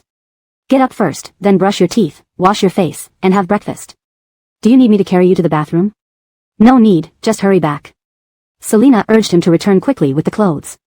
Seeing that she was looking much better today, Brogan was at ease leaving her alone. He drove back to the traditional villa, but Guanghua Hospital was quite far from Simi Road, taking him 40 minutes to arrive home. That woman had come to see the doctor so far away to avoid him knowing. As he parked the car at the villa, Brogan saw Bud coming out of the neighboring villa. He smiled casually, President Fraser, thank you for taking care of Jamie while I was away. Bud remained cold, glancing at Brogan before getting back into his car. Brogan raised an eyebrow and walked into the courtyard, checking his phone. The screen displayed the scene inside Selina's ward. She was using her phone. He switched to another camera angle from near the head of the bed, which clearly showed Selina's phone screen. Noting that she was watching a mundane soap opera, he put down the phone temporarily. Selina had asked for some clothes. Opening the wardrobe, Brogan randomly picked 2 dresses and 2 light jackets. Then he opened the drawer looking for women's underwear. Opening the first drawer revealed men's underwear. With a cold snort, he closed it. In the second drawer, he found women's lingerie. His eyes fell on several childish panties. Piglet-themed panties. Childish indeed. He grabbed a few pairs, tossing them into a travel bag. Returning to the hospital with the clothes, Selina greeted him with a laugh as she watched her soap opera. When she opened the bag and saw what he had brought, her temper flared. Mr. Devon, did you do this on purpose? If the nurses see me in these, it would be so embarrassing. Brogan sighed internally. This woman was truly troublesome, but as long as the underwear fit, it should suffice. Still, he admitted his mistake with a straight face. Fine, fine. I'll go back and exchange them. You are pregnant. Don't get upset, he added, thinking to himself that for now he'd humor her, but when the time came to remove the baby by surgery, she would cry enough. At the Devon family residence. After breakfast. Devon Dahong announced, he returned to the country yesterday. He looked at Ali, Xiao Devon, you must be prepared. He mentioned bringing Selina back to Fraziering City for their wedding. Ali froze momentarily, her complexion paling. He has never listened to me. Of course, you are the only daughter-in-law I recognize, Devon Dahong said, rising from his seat. He had meetings today and left shortly after. Ali pursed her lips. He had returned. Happiness mingled with anxiety, the twins were her only leverage. Hannah kept a silent smile. Hearing Brogan had returned to the country delighted Violet greatly. She swiftly excused herself from the dining table and rushed back to her bedroom. Allie noticed Violet's obviously happy departure. During her stay at the Devon residence, she had observed that Violet wasn't particularly important but also didn't face any undue harassment within the family. Back in her room, Violet called Selina. Davina, is Brother Devon really back? Yeah, Selina responded with a smirk. Oh, that's great. I heard Grandpa say Brother Devon wants to take you back to Frazier City for the wedding, Violet remarked, but then frowned, remembering Devon Dahome's statement acknowledging Allie as the sole daughter-in-law. Violet didn't want to bring up such a disheartening topic, changing the subject. Did you ask Brother Devon about the twins? Selina slowly sat on the sofa, laughing lightly. I did. Mr. Devon said he only has me as his woman. That's odd, Violet muttered, perplexed. But I think Grandpa dotes on the twins immensely. They use only the best things, and I've seen him look at them so kindly. If the twins weren't Brogan's children, why would the patriarch treat them so well? She concluded, anyway, now that Brother Devon is back, everything will likely be resolved once you both arrive in Frazier City. Selina thought otherwise. It seemed like a complicated issue, but since she hadn't met Brogan or the twins yet, it was hard to form a definitive opinion. While speaking with Violet, Selina heard a notification chime from her phone. Once they ended the call, she opened an email. Miss Lou, we found Baird but haven't located the boss yet. Elsewhere, Brogan was reviewing the live feed on his phone. He saw Selina opening the email and read its contents. Someone is still looking for him. Chuckling darkly, he noted that given he was already back alive, there was no reason for anyone to continue searching. Tomorrow, he would announce through media channels that the next successor of Devon Corporation had returned. This translation captures the essence of the original text while ensuring it reads fluently in English. The character names and story continuity are maintained, and the overall tone and style of the novel remain intact. Chapter 152 Suspicion. The man watched Selina, who was reading an email on the monitor. He wondered if she would become suspicious after seeing the email. If so, he decided to induce a miscarriage immediately. Meanwhile, in the hospital room, Selina read the email from Hobart. She lifted her head and looked around the ward, her heart pounding fiercely. Something was off. Very off. That unsettling feeling returned. She tried to maintain her composure, forcing a smile as she replied to Hobart. Brogan returned to Shin City the day before yesterday. She felt an ominous vibe from the room again. A conspiracy, perhaps a terrifying one. Selina couldn't distinguish if her suspicion stemmed from her condition or was a rational reaction. She needed to confirm whether the man really was Brogan. If he was, she would apologize later. Selina glanced down at her belly. She mustn't do anything risky. Stay calm, she reminded herself silently. First, take care of the baby. As Brogan monitored Selina's actions, he raised an eyebrow when he saw her reply. Did she not suspect anything? The man brought fresh undergarments back to the hospital and handed them to Selina. His eyes scrutinized her expression closely, not missing any change. Louise, what do you want for lunch? I'm not sure yet. I'll go take a shower first, Selina said calmly, sitting steadily on the sofa. She commanded, Mr. Devon, carry me to the bathroom. I don't want to walk. Regardless of her internal turmoil, she had to treat this man as Mr. Devon for now. As you wish. The man smiled, bent down, and carried Selina horizontally. Am I much lighter than before? Selina poked his chest. It's all because of you. If not for worrying about you, I wouldn't have lost my appetite or sleep. It's all my fault. Let's focus on getting you healthy again. Brogan said warmly. He carried her to the bathroom and gently set her down. Then he wrapped his arm around her waist, pulling her close. Their proximity was intense. He stared into her face while holding her tightly. Selina lightly hit his arm and rolled her eyes. I need to shower, let go. Her heart raced uncontrollably. Had this man been examining her just now? Seeing her normal expression, the man released her waist. While Selina showered, the man sitting on the sofa contacted someone to have the media announce Brogan's safe return the next day. In the bathroom, Selina hugged her change of clothes and scanned the area. She wasn't sure if it was secure. She wet the towel, wrung it out, and covered her face, looking fierce. Removing the towel, her expression returned to normal. After washing up and changing into a dress, she stepped out casually. Mr. Devon, I want pizza for lunch. Brogan put down his phone. Is that possible? You can only eat nutritious food recently. Oh, my demands are low. Just a small slice, you can eat the rest, she insisted, blinking coyly. Can't you grant me this little request? The man on the sofa raised an eyebrow, sighing in surrender. All right, but you can only have a small slice. Selina sat on the sofa, smiling. I'll order it right away. She happily ordered the pizza and 2 grilled chicken legs. Louise, I've arranged for a renowned psychiatrist. He's an expert in treating delusional disorder. You should relax for the baby's sake, the man said, stroking her belly. Selina's scalp tingled. She feared being treated even if she wasn't ill. His hand was slender and elegant, yet it made her inexplicably terrified. Okay, which hospital is the doctor from? He's from abroad and will fly to Shin City tomorrow. Who knew if the foreign doctor could be trusted? Selina frowned. Can't we find a domestic doctor? Campbell is an authority in this field. Louise, this is for your own good, Brogan said sincerely. Fine, she reluctantly nodded, hoping Campbell wouldn't be a problem. More importantly, Selina increasingly doubted the man was Brogan. If Mr. Devon heard she wanted pizza, he'd adamantly refuse, saying she couldn't have any, and then comfort her. Her thoughts grew clearer. Could the psychologist she had seen also be problematic? If so, this man was truly terrifying. She ordered the pizza and watched funny videos on her phone while pondering. Suddenly, the man picked her up and sat her on his lap. These videos aren't interesting. Shouldn't we think of a name for the baby? He asked, looking at her phone. Let's not rush it. We can consider it in 3 months, Selina complained, tapping him. Sitting here isn't comfortable, the sofa is better. He glanced at her. I just want to hold you for a bit. Is that too much to ask? He lifted her chin and leaned in, ready to kiss her. Selina's lashes fluttered. The knock at the door saved her. Pushing him away, she stood. I want to sit on the sofa. Go open the door. Selina left his lap and sat on the sofa. Open the door. Brogan's gaze softened. Who would come at this time? Obediently, he opened the door. Patricia greeted him. Hello, I'm here to see Selina. Hearing Patricia's voice, Selina invited her in. 1-1. Selina shooed Brogan out. We women want to chat, it's inconvenient for you to be here. Brogan nodded with a faint smile. Take your time. Before leaving, he draped a coat over Selina. Don't catch a cold. Patricia gave them an amused glance. Selina felt helpless. The man walked to the stairwell and checked the surveillance nonchalantly. She seemed tense when he pretended to kiss her. Interesting. Selina felt relieved by Patricia's arrival. Once the man left, she showed her a funny video on her phone. Keep laughing, 1-1. I have something important. Call me to your place in 3 months. Patricia was puzzled but continued laughing as she processed Selina's words. Why the secrecy? 3 months meant no going out unless necessary, as per Dr. Zhao's advice. If she insisted on leaving, it would raise suspicion. She mostly stayed in bed, only rising occasionally for necessities. The man in the stairwell observed Selina whispering to Patricia. Was she talking or just laughing? After Patricia left, the man returned to the ward, leisurely walking toward Selina in a posture akin to a hunter. The man lazily called her, Selina. Hashtag chapter 153, terrifying. Selina had a strong sense of danger. He called her Selina.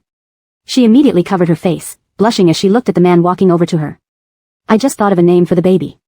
The man smiled faintly, then sat beside her and draped an arm over the back of the sofa. Oh, what is it? Perhaps the baby wouldn't be born after all. Devon Wong. Selina excitedly grabbed his other arm, looking at him. Ainsworthson's dad, do you think it sounds good? Was this woman joking? Devon Wong? He lowered his gaze to look at her hand gripping his arm and fell silent for a moment. She probably hadn't grown suspicious yet. Otherwise, she wouldn't have been so enthusiastic about discussing the baby's name with him. Forget it, no matter whether she was suspicious or not, everything would be resolved once Campbell arrived tomorrow. Brogan, don't you think Devon Wong is a great name, very dominant? The man lazily nodded and responded in a deep voice, yeah, it sounds pretty good. Selina nearly spat out in disgust. How could it sound good? This certainly wasn't the attitude of a biological father. Who exactly transformed into Mr. Devon? They even mimicked Brogan's mannerisms down to the last detail, terrifyingly so. As the saying goes, your most knowledgeable adversary is always your enemy. Selina suddenly had an idea. Roman? Brogan's archenemy. Selina wasn't sure if it was Roman but decided to test him. This man had said Roman was Brogan's sister's fiancé. If she... Forget it, Selina decided to err on the side of caution for her baby's sake and not test him for now. Mr. Devon, I only ordered pizza for lunch. Did you order anything else? A meal from Quaker Hotel. Oh, why Quaker Hotel again? Selina deliberately leaned her head against the man's shoulder, pretending to depend on him. She had a suspicion, if this man really were Roman, he wouldn't make any more intimate gestures towards her, like kissing. He wouldn't do that. She had 2 reasons for this. First, she was Brogan's woman, technically half-sister-in-law to Brogan's sister. Second, after Brogan's sister died, Roman went insane, consumed by hatred for those who killed his love. So in summary, this man wouldn't dishonor his deceased lover and make intimate moves on her. Selina felt a little relieved, at least she didn't need to pretend to kiss or sleep with him. The pizza and Quaker Hotel meals arrived almost simultaneously. Selina smiled as she gnawed on an extra chicken leg she ordered. She pretended to be affectionate, offering the nearly finished chicken leg to the man's lips. Mr. Devon, ah. Brogan smiled faintly, eat it yourself. This woman must be crazy, feeding him a nearly finished chicken leg. Selina glared at him. Do you already find my saliva disgusting? You're starting to dislike me just because I'm pregnant. Her words brought tears to her eyes. Where was her Mr. Devon? If he didn't come back soon, someone would have to clean up her and the baby's remains. The man sighed. Wait, why are you crying? I'll eat it. No, I'm not disgusted. This woman was surprisingly touchy privately. Who knew which part Brogan loved about her? Selina wiped her tears and smiled, passing him the remaining bite of chicken leg. Watching him lower his head to eat it, she felt not triumphant joy but a growing fear. Selina suspected the man's intentions were far from innocent, otherwise, he wouldn't force himself to eat the leftovers from her mouth. Was he trying to irritate Brogan? Not likely, as he avoided truly touching her. So what was his real motive? Selina secretly took another slice of pizza, eating while speculating about the man's true purpose. She suddenly thought of the baby. Could this man's true intent be aimed at the baby? That thought sent shivers down her spine. Thinking of her baby, she accidentally knocked over a drink with her elbow, spilling it on the floor. The cup made a clattering noise, and the red tea spilled everywhere. The man glanced at Selina. Selina looked at him innocently. Mr. Devon, sorry, I didn't mean to spill it. The man smiled, took the pizza from her hands, and said, someone will handle the mess. Eat something nutritious. Selina didn't mind losing the pizza. She inwardly praised her quick response, trying to relieve her own tension. In the afternoon, Selina received an 4 drip while watching TV, and the man in the room seemed to be working. For now, they remained at peace. Meanwhile, Patricia left the hospital, recalling Selina's secret message. The more she thought about it, the more frightening it became. Selina must have encountered something serious. She planned to discuss it with Brooke after work. Brooke was smarter than her and might have a way to help Selina. Patricia drove herself to the hospital. At a red light, her car suddenly made a loud bang. She hit the steering wheel hard. Patricia held her chest in shock. A taxi had rear-ended the private car in front of her. The female driver quickly got out, walked to the private car's driver's side window, and knocked on it. Miss, are you okay? I'll call an ambulance right away. Patricia opened the door, sweating profusely and in pain, unable to speak.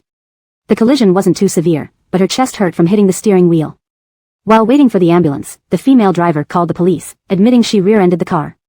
Witnesses checked on Patricia and, seeing no blood and that she was conscious, drove off. The ambulance arrived quickly. Nurses helped Patricia into the ambulance. The female driver waited anxiously at the scene for the police. Patricia lost consciousness shortly after boarding the ambulance. That night, Brooke came home after work and didn't see Patricia. He immediately sensed something was wrong. He called her several times, but she didn't answer. So he called Selina to ask if she had seen Patricia. Wen mentioned earlier that she would visit Selina at the hospital. At noon, Wen did come to the hospital. Are you having trouble contacting her? Selina suddenly looked up. She stared in shock at the man sitting on the sofa. Brogan noticed Selina's gaze and raised an eyebrow gently. Ainsley, what's wrong? Selina's bright eyes focused on the man, filled with anger. Patricia couldn't disappear without reason.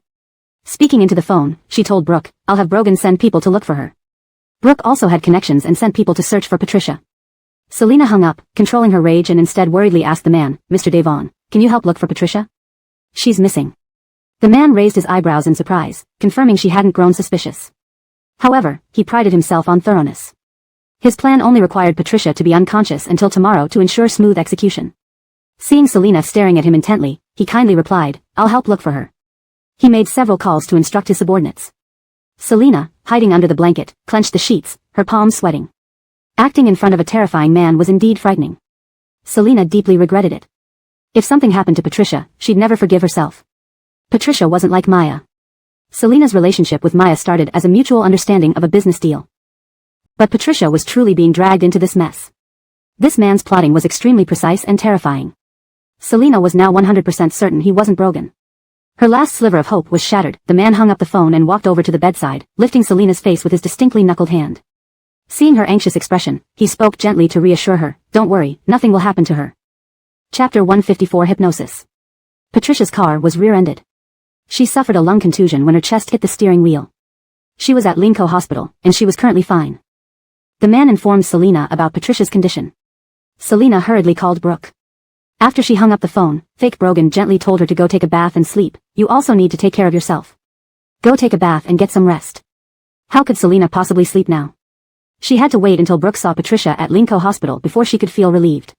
But for now, she didn't want to see this man who wore the face of Mr. Devon from her family and did inhuman things. She nodded and decided to go to the bathroom. The man helped her get a change of clothes, sighing, I forgot to get you your pajamas. Selina replied, it's okay. I'm not used to wearing pajamas in the hospital anyway. She got out of bed, took the clothes from him, and walked into the bathroom. Selina braced herself on the sink, planning how to escape. She had to figure out a way to run away. After she finished her shower, Selina only relaxed after receiving Brooke's call confirming that Patricia was out of danger. Mr. Devon, I'm going to sleep now. Good night.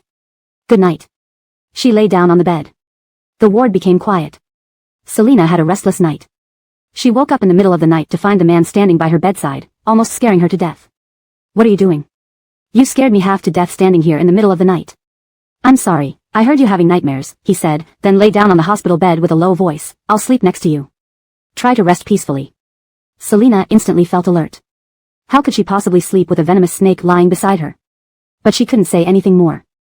She just closed her eyes, pretending to be asleep. Selina finally fell asleep as dawn approached. The next morning at 8 o'clock. Selina was woken up to eat breakfast. Since she was pregnant, she needed to eat 3 meals a day on time. Over breakfast, the man across from her said, "Little Wei, Campbell will come at 9 o'clock to provide psychological therapy for you." Selina calmly replied, "Since you came back, I feel much better. I don't think I need to see a psychologist anymore. But since he's already here, I'd feel better if you saw him." The man stood up, smiling warmly. "I'll be right back." "Where are you going?" Selina asked casually. "To smoke outside." The man patted her head, smiled, and turned to leave the ward. Seeing he left the ward, Selina pretended to yawn and murmured, "Strange, how am I sleepy again right after waking up?" She climbed back into bed, pulling the blanket over her entire body. Underneath the covers, she quickly called a ride through an app, then pulled the covers back and pretended to answer a call.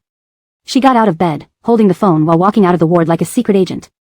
The man was watching the surveillance footage on his phone. He saw her leave the ward while answering a call, raising an eyebrow.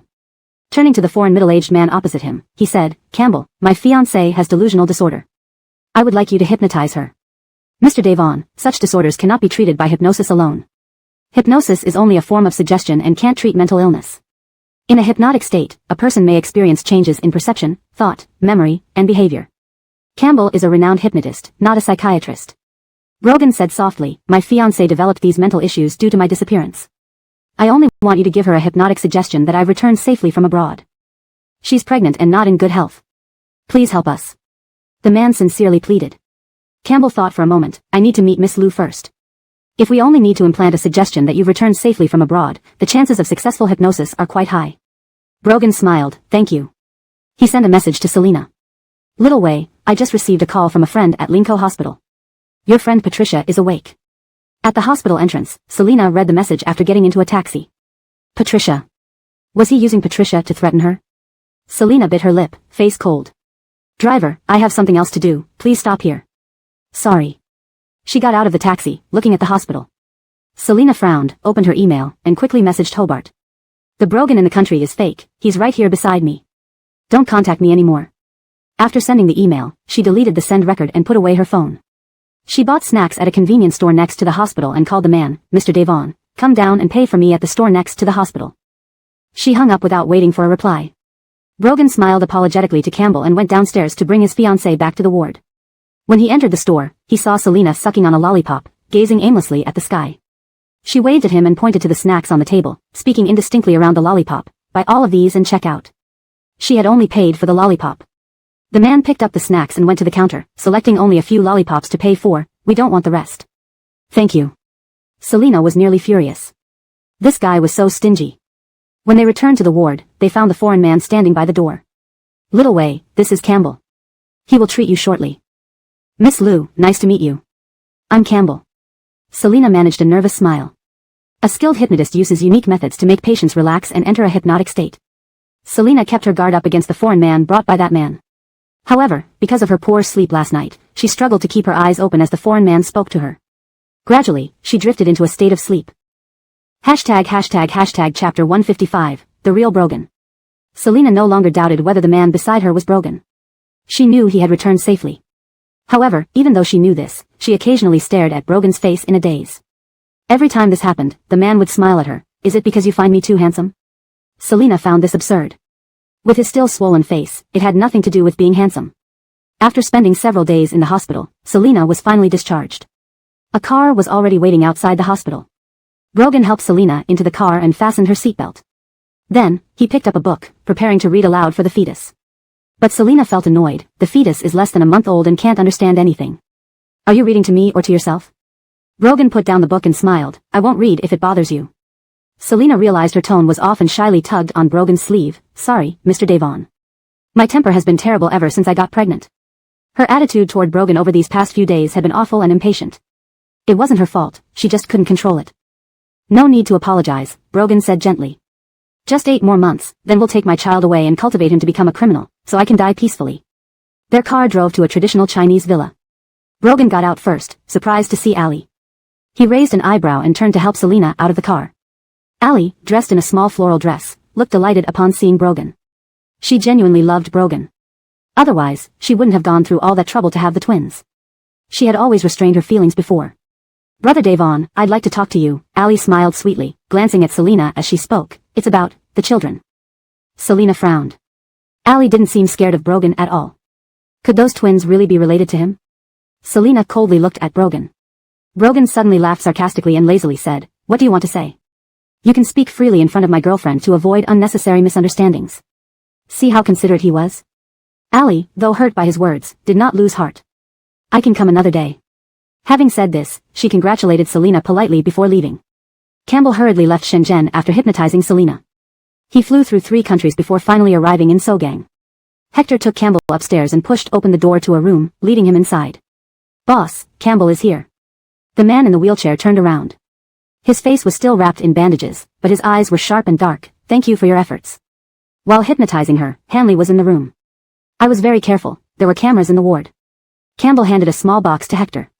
Hector opened it to reveal a pair of sunglasses. He extracted a small memory card from the frame and handed it to Brogan. Thank you. Hector escorted Campbell out, then returned to wait for Brogan to finish viewing the photos of Miss Liu on the memory card. Boss, the organ tissue taken from Miss Liu has been captured. Half a month ago, Brogan's men had actually caught Roman, but at that point, Roman had disguised himself as Brogan, almost making Brogan's people think they had the wrong person. If the real Brogan hadn't appeared at that moment, his men might have been killed by Roman. In the end, Roman escaped, using a video of Selina being kidnapped to threaten Brogan. When Brogan let Roman go, an explosion occurred nearby. Sometimes, Hector thought that if Boss Devon hadn't met Selina, perhaps he wouldn't have any weaknesses. Roman was a terrifying man. Now, Brogan was trying to ensure everything was in place for Selina in case something happened to him.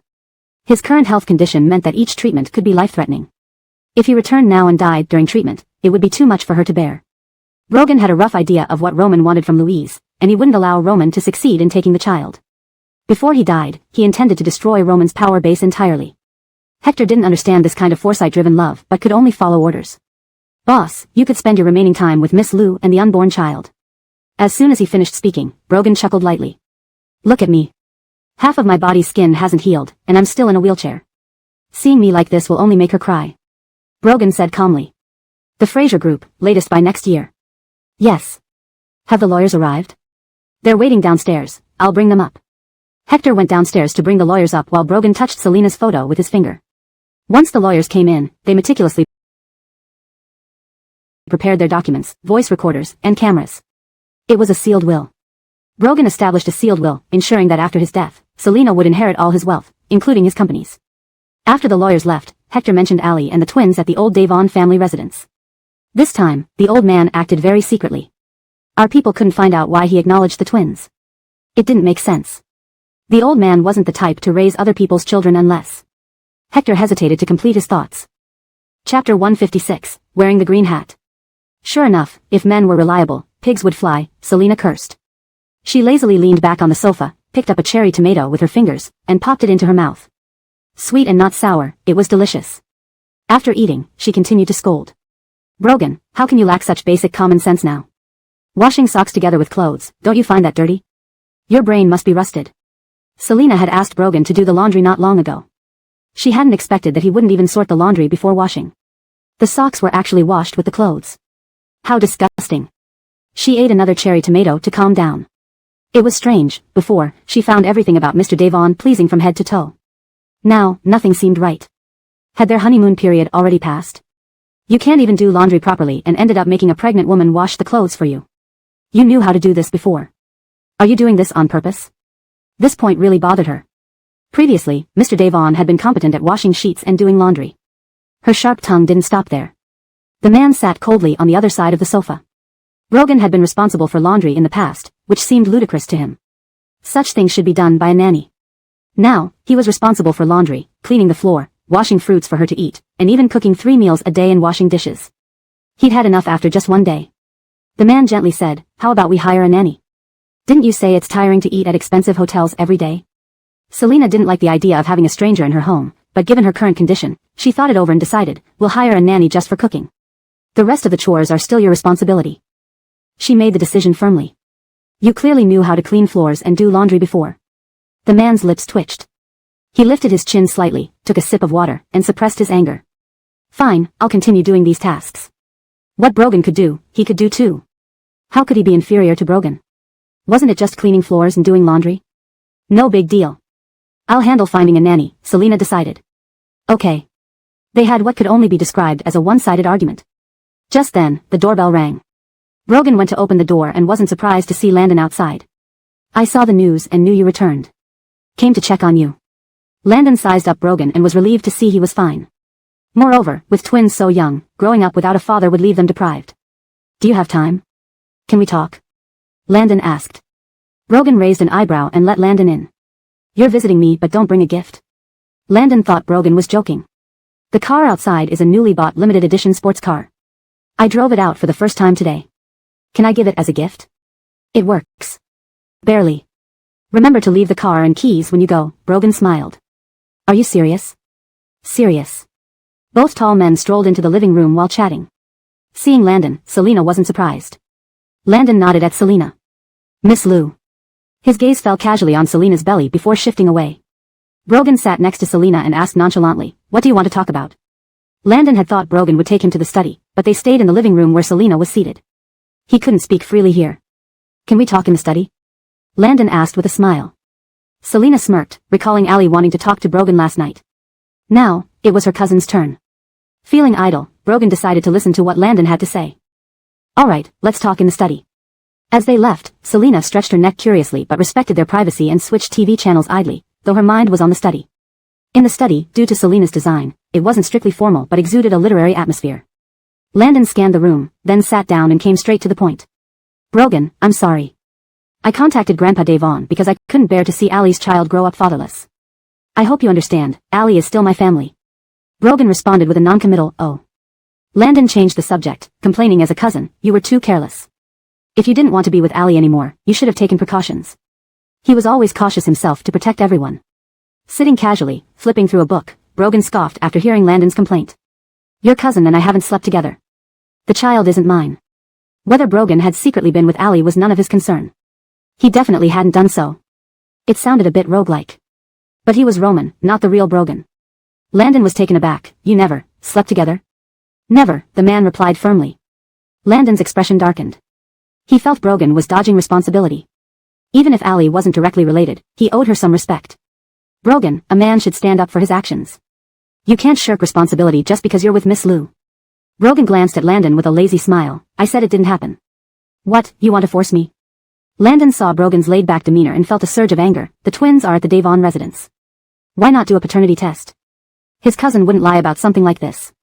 His eyes flashed. "Are you afraid Miss Lou will be upset?" "Not afraid." The man spoke the truth. There was no reason to fear. A real man shouldn't fear a woman's anger. If you still deny it, do a paternity test with the twins. Landon didn't want to keep arguing. If Brogan did it, why was he acting so irresponsible? "Fine, I'll do a paternity test when I get back to Frazier City." Landon's suggestion was good.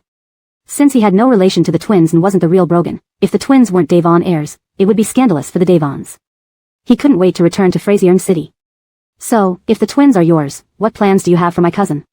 "Oh, what plans?" "No plans." He never knew Brogan had this ruthless side. Landon frowned. "Brogan, seriously. Your father has acknowledged the relationship. If you deny Allie, she'll become a laughingstock." The man closed the book, raised an eyebrow, and smiled. "She chose to have the baby, not me.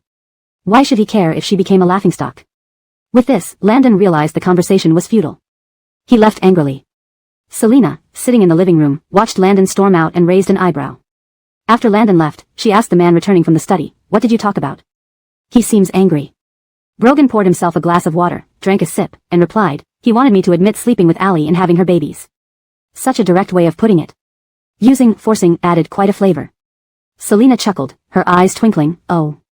Rest assured, once we go back to Frazier City, I'll immediately take those twins for a paternity test. If they aren't mine, don't even think about forcing me to wear the green hat. Selina smiled as she pinched a cherry tomato between her fingers, grinning mischievously. You've made me wear the green hat before, you know. Impossible. Brogan said with a casual smile. I'm not that kind of person. Selina instantly put the cherry tomato down. She was referring to when they had first met, during their stay at the hotel. Brogan had given her quite a few reasons to feel embarrassed back then. Had he really not caught her meaning?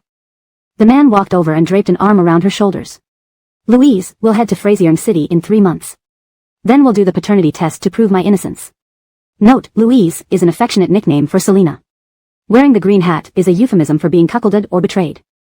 Hashtag chapter 157, study room. Mr. Devon, go to the supermarket and buy me some things.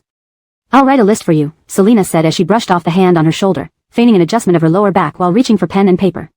The man watched her motion with a slight curl of his lips, finding it amusing that she acted like she was heavily pregnant. Selina listed many items to buy, various odds and ends that would easily take him at least an hour in the supermarket. After finishing the list, she handed the paper to Brogan with a smiling face.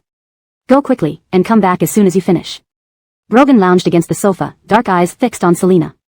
Upon receiving the list, he glanced over it. It was mostly daily necessities and fruits. Go quickly, Selina continued, turning back to her TV show and urging him on with a pillow against his legs. Why are you so lazy now? You used to be very diligent. Comparing past and present, the man felt annoyed just listening to her. Irritated by her nagging, he grabbed his car keys and left, saying reluctantly, fine. Once the man was gone, Selina went to the study. He wouldn't return so quickly from the supermarket. She entered the study room, sat down at the computer desk, and upon opening the computer, noticed the man's new phone charging on the table. She wasn't sure why but reached for the charging phone. It required a password to unlock, and after 2 failed attempts, she casually entered another combination which unexpectedly unlocked it. Selina froze in surprise. The main screen showed a surveillance feed where she could see herself sitting in the study room, holding the phone in shock. Just then, there was a click as the door opened from the outside. Startled by the sound, Selina looked up toward the doorway. The man who was supposed to have gone to the supermarket had returned. Raising an eyebrow coolly, she turned her gaze back to the phone, asking casually, when did you install a surveillance camera in the study? I didn't know about this. Why would you put one here? The man smiled faintly as he approached, circled behind her, and bent down to wrap his arms around her. He held her small hand that clutched the phone. His lips curled into a smile. From the camera's viewpoint, one could see a man embracing a woman tenderly from behind. With a gentle expression, the man's face pressed against hers, eyes slightly darkened. There are important documents stored in the study. Oh, how did you come back so soon? Did you forget something? Selina let go of his phone nonchalantly and turned her head to look at him. Can I go to the supermarket with you? Certainly not. You should stay home and rest. I came back for my phone. Still an embrace, Brogan straightened slightly, looking down at her. Slightly vexed, Selina said, if not, then not. Go quickly. He glanced at her thoughtfully before responding softly, kiss me once, and I'll go. Selina raised an eyebrow, curved her lips in a mock smile, and twisted her body, using her pale fingers to pinch his chin gently. Her lips parted slightly. You kiss me. In less than a second, the man laughed deeply. You should hurry up if you want to kiss, I need to watch my drama. After finishing, Selina rolled her eyes and frowned. Come to think of it, you used to give me goodnight kisses every night. Why haven't you done it lately? The man released her, straightening up. He looked at her for a moment, then unplugged his phone. I kiss you secretly when you're asleep. Your body can't do anything now. I'm going to the supermarket. The study door closed once again. Selina turned on the computer and began researching child-rearing information. Meanwhile, the man drove away from the traditional villa and called one of his subordinates. His voice became more gentle and clear. Unlike Brogan's usual lazy tone, his own sounded different. Did anyone from the organ transplant organization get caught? Who interfered? Despite seeing Brogan close to the explosion site, he couldn't help but be cautious. Currently, it seems to be someone from the police force. As long as it wasn't related to Brogan, that would be fine. Ali flew back to Shin City from Frazier City solely to meet Brogan. Recalling the scene of him carefully helping Selina out of the car made her toss and turn in bed last night. She merely wanted to talk to him. Rarely returning to Shin City, Ali accompanied her mother and aunt to a tea party today. Lydia was walking briskly and full of smiles. Before they even arrived at the tea party venue, she turned to ask Ali, where is Brogan now? In Shin City. Ali replied, sending messages to her sisters who were in Shin City, planning to meet them tonight. When will you bring Brogan home for dinner? When do you plan to get married? These matters need to be discussed, Lydia asked in quick succession. Ali's pupils flickered. She calmly responded, Mom, there's no rush. From her left, Ali Z looked at Ali with furrowed brows. Is Mr. Devon still with Miss Liu? Allie averted her gaze without replying, confirming it silently. Lydia's smile faded as her expression turned serious. I never thought Selina would be so capable. As a divorced woman, she managed to seduce Brogan. Mom, please don't say such things. Others might hear and misunderstand. Allie hugged her mother's arm. Don't get angry. You're too kind-hearted, but whatever. Anyway, the Devons still acknowledge you. Shifting the topic, Lydia added, people have been privately discussing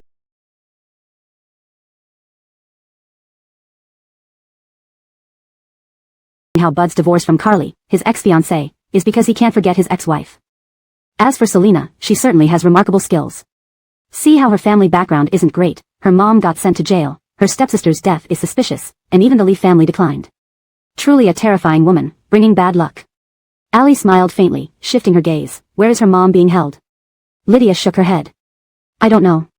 If you're curious, you could send someone to find out. No, I was just curious.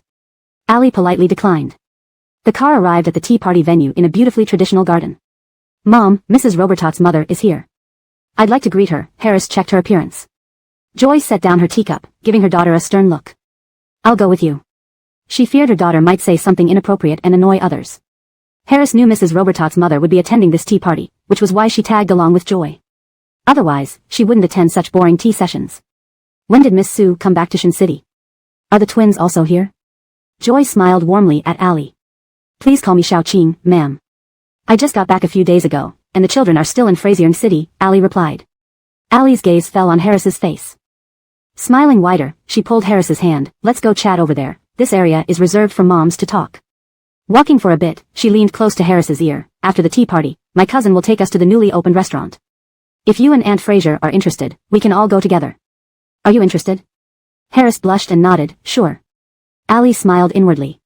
If Second Lady Fiona joined her side, it would make things easier for her within the Devon family. Her phone in her bag buzzed. Apologizing to Harris briefly, she took out her phone and saw the caller ID. Elder Brother Frasier on? Xiaoqing, I went to see Brogan this morning. Hero's voice carried a hint of helplessness, but he refused to acknowledge the twins as his children. Note, I've maintained the original paragraph structure and line breaks as requested. If any part needs more context or specific clarification, feel free to let me know. Allie gripped her phone, silent for a moment. She turned to Harris and told her to go sit over there first. She walked to an empty corridor and only then spoke. Thank you, Brother Frasier on. Hero on the other end of the line consoled her. Once Brogan returns to Frasier City, he will eventually do a paternity test. Once he sees the results, he'll have nothing more to say. I guess he might be reluctant because of Selina. Allie was momentarily speechless. After a pause, she smiled and said, it doesn't matter if Brother Devon doesn't acknowledge them right now. Brother Frasier on, thank you. Brother Devon would eventually acknowledge the twins. Allie hung up the phone with a faint smile.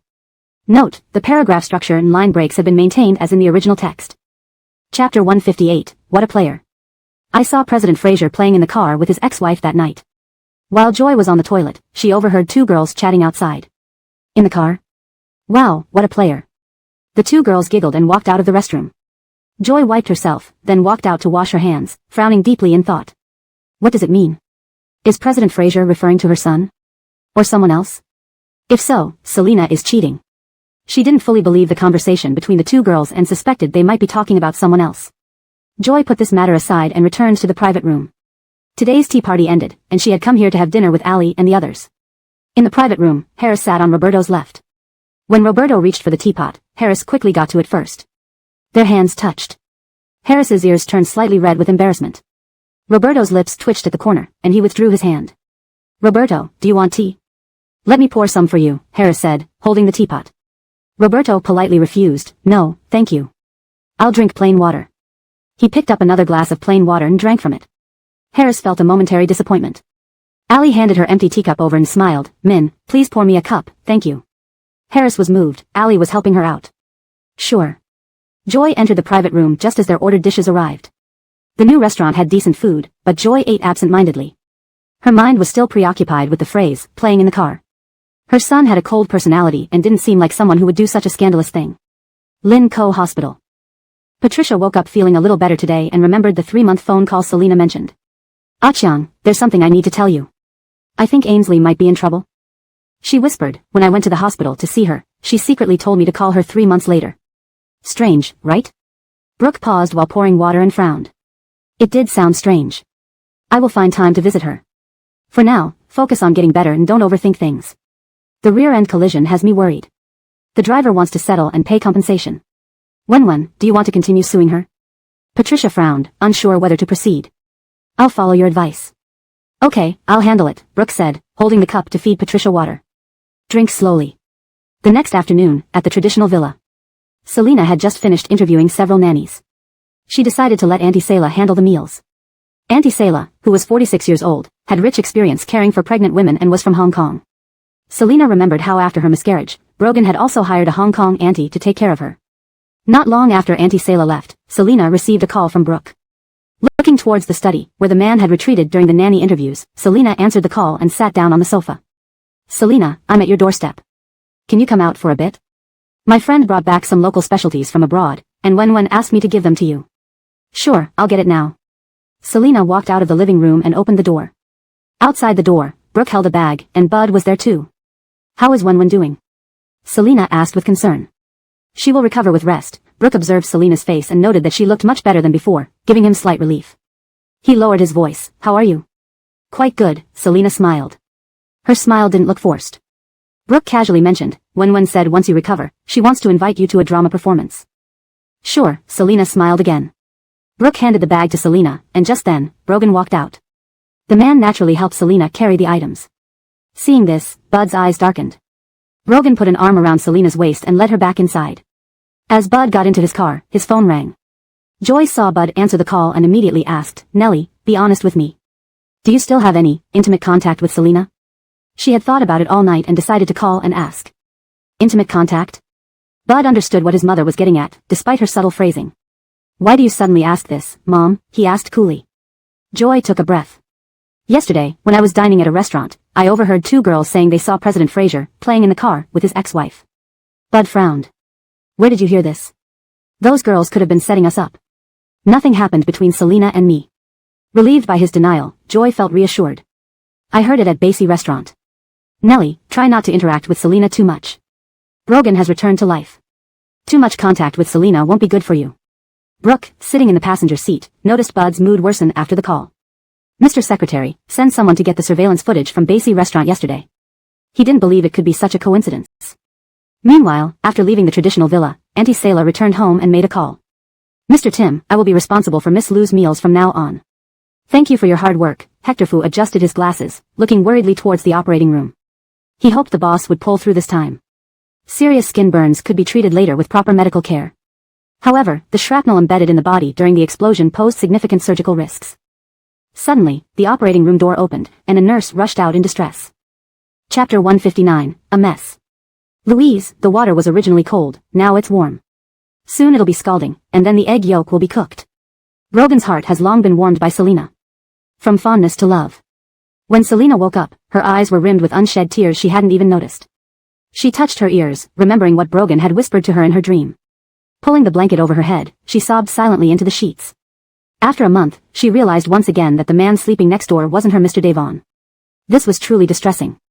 At that moment, in the adjacent room, the man watched the woman hidden under the covers, tapping his phone lightly, deep in thought. It was strange how this woman became suspicious again. Before hypnotism, her spirit had been broken at the organ trafficking organization. After returning to Shin City, they made her believe she had persecutory delusions. Under such mental pressure, shouldn't she have been easier to hypnotize? The man called Campbell. Campbell, you should come to Shin City again tomorrow. After hanging up, he walked out of the bedroom and headed for Selina's room. The bedroom door clicked open. Selina froze instantly, pulling back the blanket to see the man walk in wearing a black robe. He held a book in his hand. Louise, did you have a nightmare again? He approached the bed, gazed down at her for a moment, sat on the edge of the bed, and leaned against the headboard. Go back to sleep. I'll stay here with you. No need, you should get some rest too, Selina yawned, pretending she was already sleepy. Go to bed. I'll stay here with you, the man's eyes darkened, or would you prefer I hold you to sleep? No, it's too hot. Selina closed her eyes and didn't speak further. Turning her back to him, she lay down. Perhaps she had trained herself to self-regulate. Soon after closing her eyes, she fell back asleep. Life goes on, regardless of what happens. The man read a parenting book, flipping the pages gently. To cultivate a high-intelligence criminal, one must first impart comprehensive knowledge. He seemed to think she had fallen asleep. Her white neck looked fragile against the darkness. Putting the book aside, he took out a box from his robe pocket, swallowing a pill from it. Without medication, he might go mad. A bottle of water sat beside the bed, which Selina occasionally drank from before sleeping. He picked it up, unscrewed the cap, and swallowed the pill with a sip of water. The next morning, Selina felt a bit gritty-eyed when she woke up. She opened the bedroom door and stepped out. The living room was quiet. Normally, the man would be there when she got up, but not today. Mila had already prepared breakfast. "Miss Lou, is there anything special you'd like for lunch?" "I'll buy groceries soon." "You decide." "Okay." Selina ate breakfast without asking where the man had gone. Just as she finished, he returned, carrying a fishing rod with an active fish on it. You're up half an hour earlier?" The man glanced at the clock, surprised. Selina was the type who procrastinated getting up in the mornings. If not for the child, she wouldn't even want to eat breakfast. She merely nodded, wiped her lips, and didn't say another word. Seemingly ignoring her indifferent expression, the man showed her the fish. "I caught this. I'll have Mila cook it for dinner." "He went fishing early in the morning?" Selina rolled her eyes. Any random fish bought at the market would probably be bigger. He handed the fish to Mila, who took it to the kitchen. The man glanced at Selina, then went to take a shower. Upon emerging, he saw Selina searching for something. "Louise, what are you looking for?" "Eye drops." "Strange, I remember putting them here." "Where did they go?" "How odd." "They're in the bedroom." "Let me fetch them for you." Raising an eyebrow, he walked into the bedroom. Selina paused, watching him disappear into the bedroom. Her eyes blinked rapidly. How did he know where everything was placed? It seemed he knew every detail of the house perfectly. Mila came out of the kitchen. "Miss Lou, I'm going home now. I'll buy groceries later for lunch." "All right, be careful on your way." The man emerged from the bedroom holding a bottle of eye drops. "These expired. I'll buy new ones for you. Is there anything else you need?" Selina shook her head. "No, thank you." The man then mentioned, "Right, Campbell will come tomorrow for psychological therapy." With that, he walked back into the bedroom. Selina frowned. "Therapy?" She walked into the bedroom with a cold face. Inside, the man was changing clothes. He reached into the wardrobe for pants. Selina entered and froze. "Why don't you close the door when changing?" The man turned to look at her, raising an eyebrow as he slowly put on his pants. "You've seen it before." "Why the big eyes?" Selina stormed out, annoyed. She had never seen him undressed, mistaking her for Brogan. She waited for him to finish dressing, intending to refuse therapy. But she decided against voicing it. It wouldn't make a difference. Before leaving, the man ruffled her hair. "I'll bring back burgers and fries. We won't let Mila prepare lunch today. It's okay to indulge once in a while." Selina remained silent, calculating that she needed to escape within a month of recuperating. Sogang country. The afternoon sun streamed into the room. The man lying on the bed had sharp features, his face flushed from treatment, recovering. Hector entered the room quietly. "Boss, Campbell has agreed to Machi's request." Campbell intended to treat Selina's mental state through hypnosis. The man opened his eyes, revealing pitch-black irises. "Follow the plan. Have our people infiltrate Machi's organization." "Yes," Hector reported on the Devon family. "They've sent invitations for the twins' 100-day celebration, inviting people from all sectors. Our informants report that the old man plans to give the twins shares in the Devon Corporation that day." Brogan chuckled lightly, bewildered. "Wouldn't the twins be my old man's illegitimate children, then? Giving them shares now?" Hector's lips twitched. They all knew that was impossible. The old man couldn't have children due to his condition, otherwise, Lady Second would have been pregnant by now. "The engagement ring has been retrieved from Franz." Hector held a box. "Good," Brogan, recalling the ring Ali wore, grimaced. "Machi will be trouble in Frazierne City. Ensure Louise is protected." Even speaking tired him now. His strength was waning. Closing his eyes to rest, he still clutched a photograph in his hand. Hector noticed the smiling image of Selina. Boss's condition was deteriorating. Translation completed with attention to natural English language fluency, style, and coherence with the previous narrative. Hashtag chapter 160, The Feast with Hidden Intentions. Hashtag Fraser Group Headquarters. Brooke was reporting to Bud about the incident at the Basie restaurant. Those two girls were hired on the spot. That person told them to say those things in the restroom. It was a crude and clumsy method. Such tactics were easily traceable, making it quite odd. Everything they did was coordinated online. We can't track down the mastermind behind this. What was the motive? Every action has a reason. Bud's eyes cooled slightly. Mentioning him and Selina could either be an attack on him or on Selina. He first called Joy to inform her of what he had found out, so she wouldn't encounter such incidents again. After Joy hung up, she called Danielle to complain. "Can you believe someone told me right to my face that Nellie and his ex-wife are getting back together? Are they crazy? Mom, don't you think I should help Nellie find a suitable match from a good family? Laura is still young, she won't mind if Dad remarries." Danielle was enjoying an SPA session when she heard Joy's words. She raised an eyebrow. Do you really think Nellie will listen to you? Don't be foolish. Her daughter was growing up but didn't seem to be maturing much. Joy was left speechless by her mother's retort. She then switched topics and asked about Allie. Brogan is back. Why haven't I heard anything about him and Allie? You'll probably hear it at the twins' 100-day banquet, Danielle said. As Devon Daxiong's wife, she was aware of some matters since she organized the banquet. Joy was shocked. So, isn't that going to be awkward for Selena? Selena's awkwardness had nothing to do with Second Lady. Right after the call, Allie phoned her. Second Lady, may I have an invitation card? Allie admired the Devon family's backyard garden as she gently asked. Sure, I'll have Butler Denny give it to you, Danielle replied with a smile. Thank you. Not long after hanging up, Allie received the invitation card from Butler Denny. She smiled softly, took the card back to her room, and wrote Selena's name on it. After sealing it in an envelope, she sent it to the Sue family. Her mother would understand. Allie called the housekeeper. Please send this out for me. Campbell arrived at the traditional Chinese villa and conducted another hypnosis session on Selena. Hypnosis wasn't as omnipotent as portrayed on TV, it merely provided psychological guidance. When Selena woke up this time, Brogan held her hand, smiling. We're going for our prenatal checkup tomorrow. She frowned, feeling momentarily disoriented before relaxing. She nodded with a smile. Her smile was captivating and less aloof than usual. The mention of the prenatal checkup made her genuinely happy. Brogan's gaze softened slightly as he released her hand. I'll read books to the baby. Whenever he had free time, he enjoyed reading medical textbooks aloud to Selena's belly. It became a small pleasure for him. If his son and daughter were still alive, he'd likely do the same daily prenatal readings. A fleeting, cold smile crossed Brogan's lips. Selena often felt drowsy listening to his complex readings on medical science. Just as she was about to fall asleep, Violet called her on video chat. Selena gestured for Brogan to leave, and once he did, she smiled at Violet. Violet scrutinized Selena carefully. Elder Davina, your face seems rounder. Selena, I've been eating too well lately and not exercising. Living a sedentary life, it was no surprise she gained weight. By the way, the Devon family has sent invitations to various sectors for the twins' 100-day banquet next month. They're putting on a huge celebration, Violet noted. I see. Brogan hasn't stopped it? This is something you should clarify with him, Violet continued, adding, I'm flying to Huizhou soon, and my parents keep visiting the Devon household. Last time, they gave me some stamina pills for men. I almost lost it.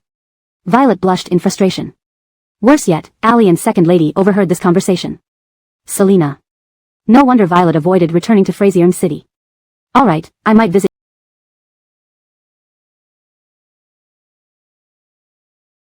you in Huizhou. They chatted a bit more before hanging up. Staring at the phone for a moment, Selena set it aside and shouted toward the study, Mr. Devon, come out here. We need to talk. Hearing her loud voice, Brogan knew she wanted something from him. Sighing internally, he slowly walked out and smiled. What's up? Come sit down. We need to discuss this. Once seated, Selena brought up the twins' 100-day banquet. We'll go to Frazier City next month anyway. Grandfather is stubborn and won't cancel the banquet. Devon Daxiong had always been domineering, his decisions weren't easily swayed. Selena eyed him skeptically. You have no plan? Brogan declared openly, yes. When we attend the banquet, I'll reveal a DNA test result. Selena was momentarily speechless. 2 days after their last discussion about the banquet, Selena received a letter in the morning. Brogan handed her a letter upon entering the room. Anthea, it's for you. Odd, who sent this? Selena put down the remote control, tore open the envelope, and pulled out the invitation card. The invitation was elegant and sophisticated. Upon opening it, she realized it was an invite for her to attend the twins' 100-day banquet in Frazier City. She shoved it into Brogan's chest. What does this mean? Glancing at the card, Brogan raised an eyebrow and casually replied, it means you're invited to attend the banquet. Clutching her stomach, Selena pondered, is this a setup?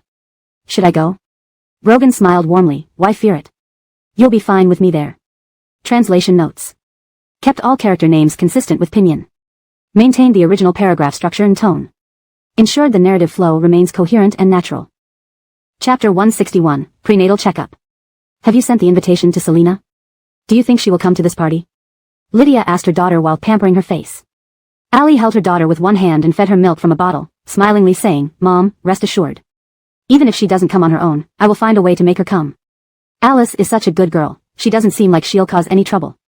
After praising her granddaughter, Lydia nodded and continued, we trust you completely in your work.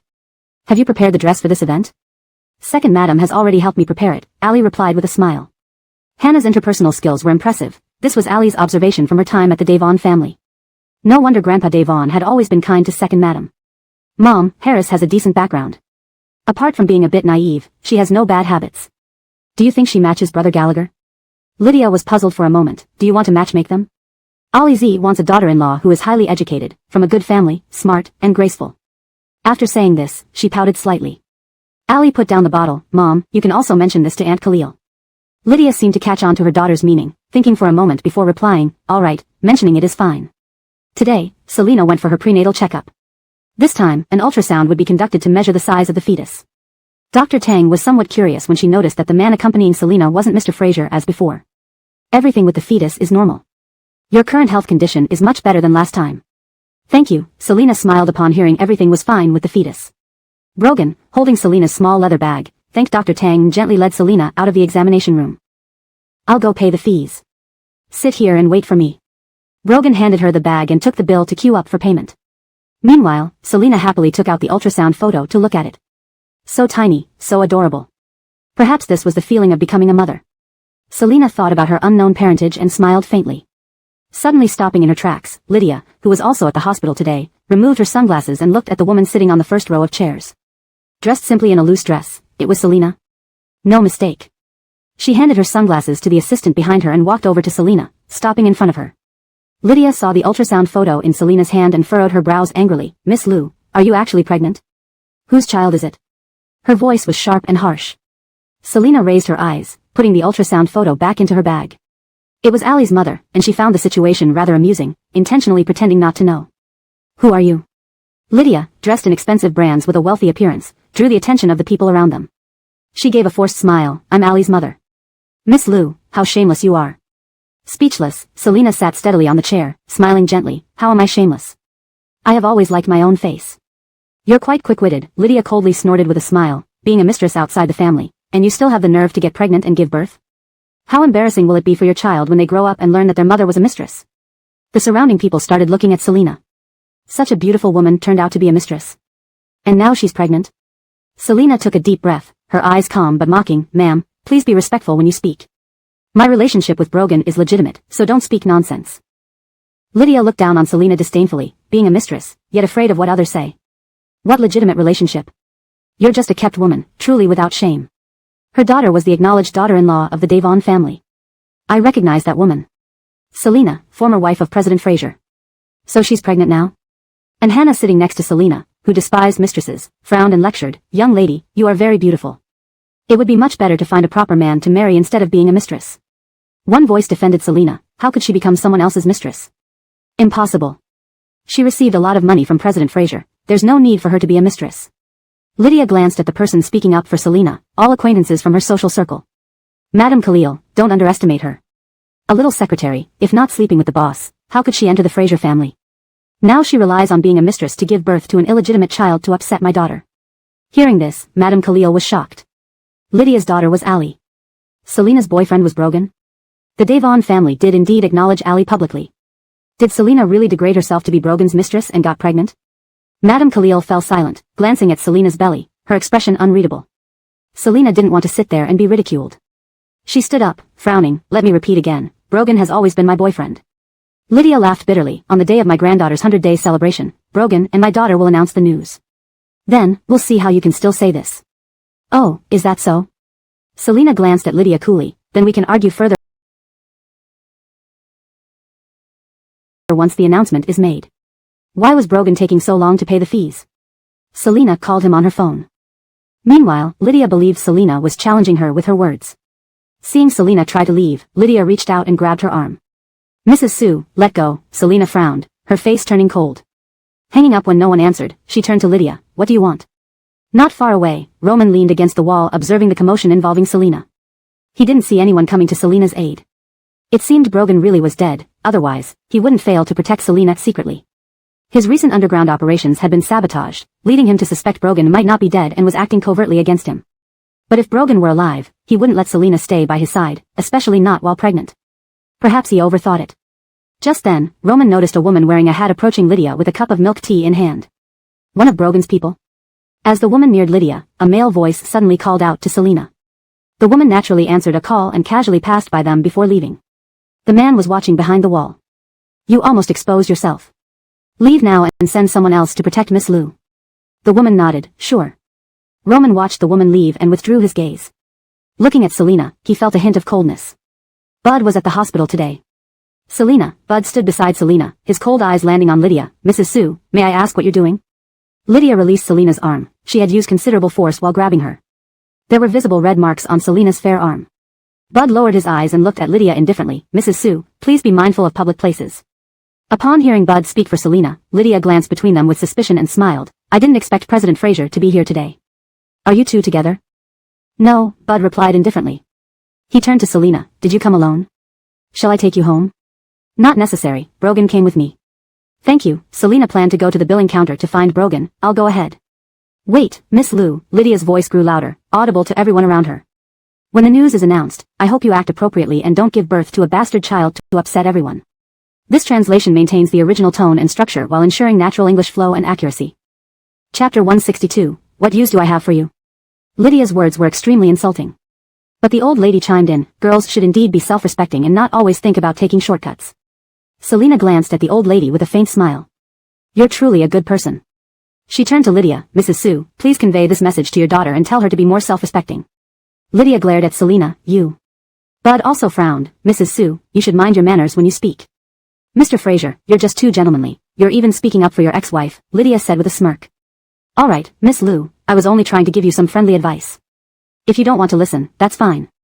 She turned to her assistant. Let's go, we have other engagements in the afternoon.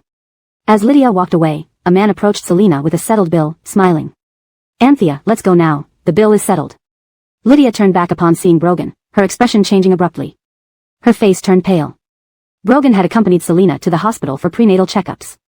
Some onlookers recognized Brogan and their opinions of Selina changed from earlier, when they sided with Lydia's insults.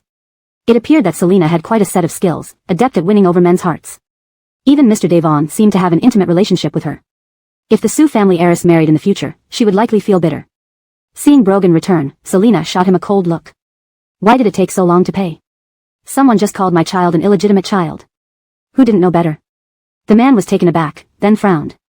We'll go to Fraser City next month to get our marriage certificate. Let's see who dares insult our child. He put an arm around Selina's shoulders, turning his icy gaze towards Bud. Anthea, don't be upset. We can eat out for lunch. What do you want? Eat, eat, eat, it makes me angrier. During her pregnancy, Selina's temper was already volatile. Her mood today had been completely ruined.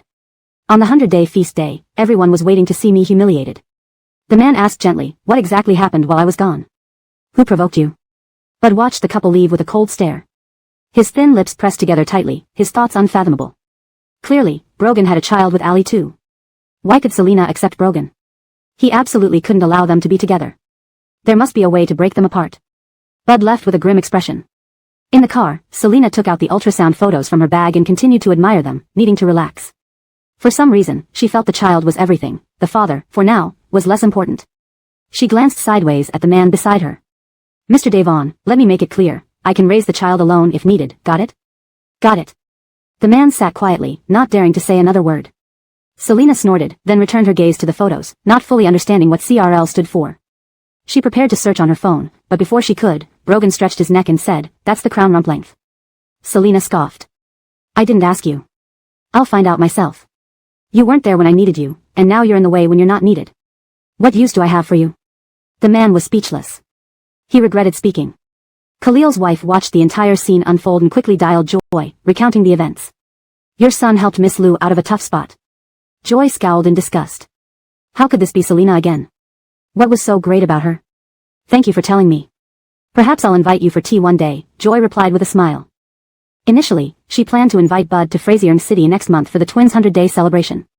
But now she decided against it to avoid complications. Today, the most furious person might have been Lydia, who hadn't expected Brogan to accompany Selina to the hospital. She worried whether anyone would laugh at her daughter. After visiting the doctor, she left the hospital and immediately called Allie. She frowned. Xiao Divong, Selina is pregnant. Allie was reviewing the guest list for the upcoming banquet. Mom, I've known about this for a while. What? You knew all along? Why didn't you do something? Are you being too soft-hearted? Lydia questioned, furrowing her brow. Mom, I can't do that. Brogan would think I'm cruel. Besides, it doesn't matter now, Allie smiled. Things were unpredictable. No one knew if Selina would carry the baby to term. Mom, how did you find out Selina was pregnant?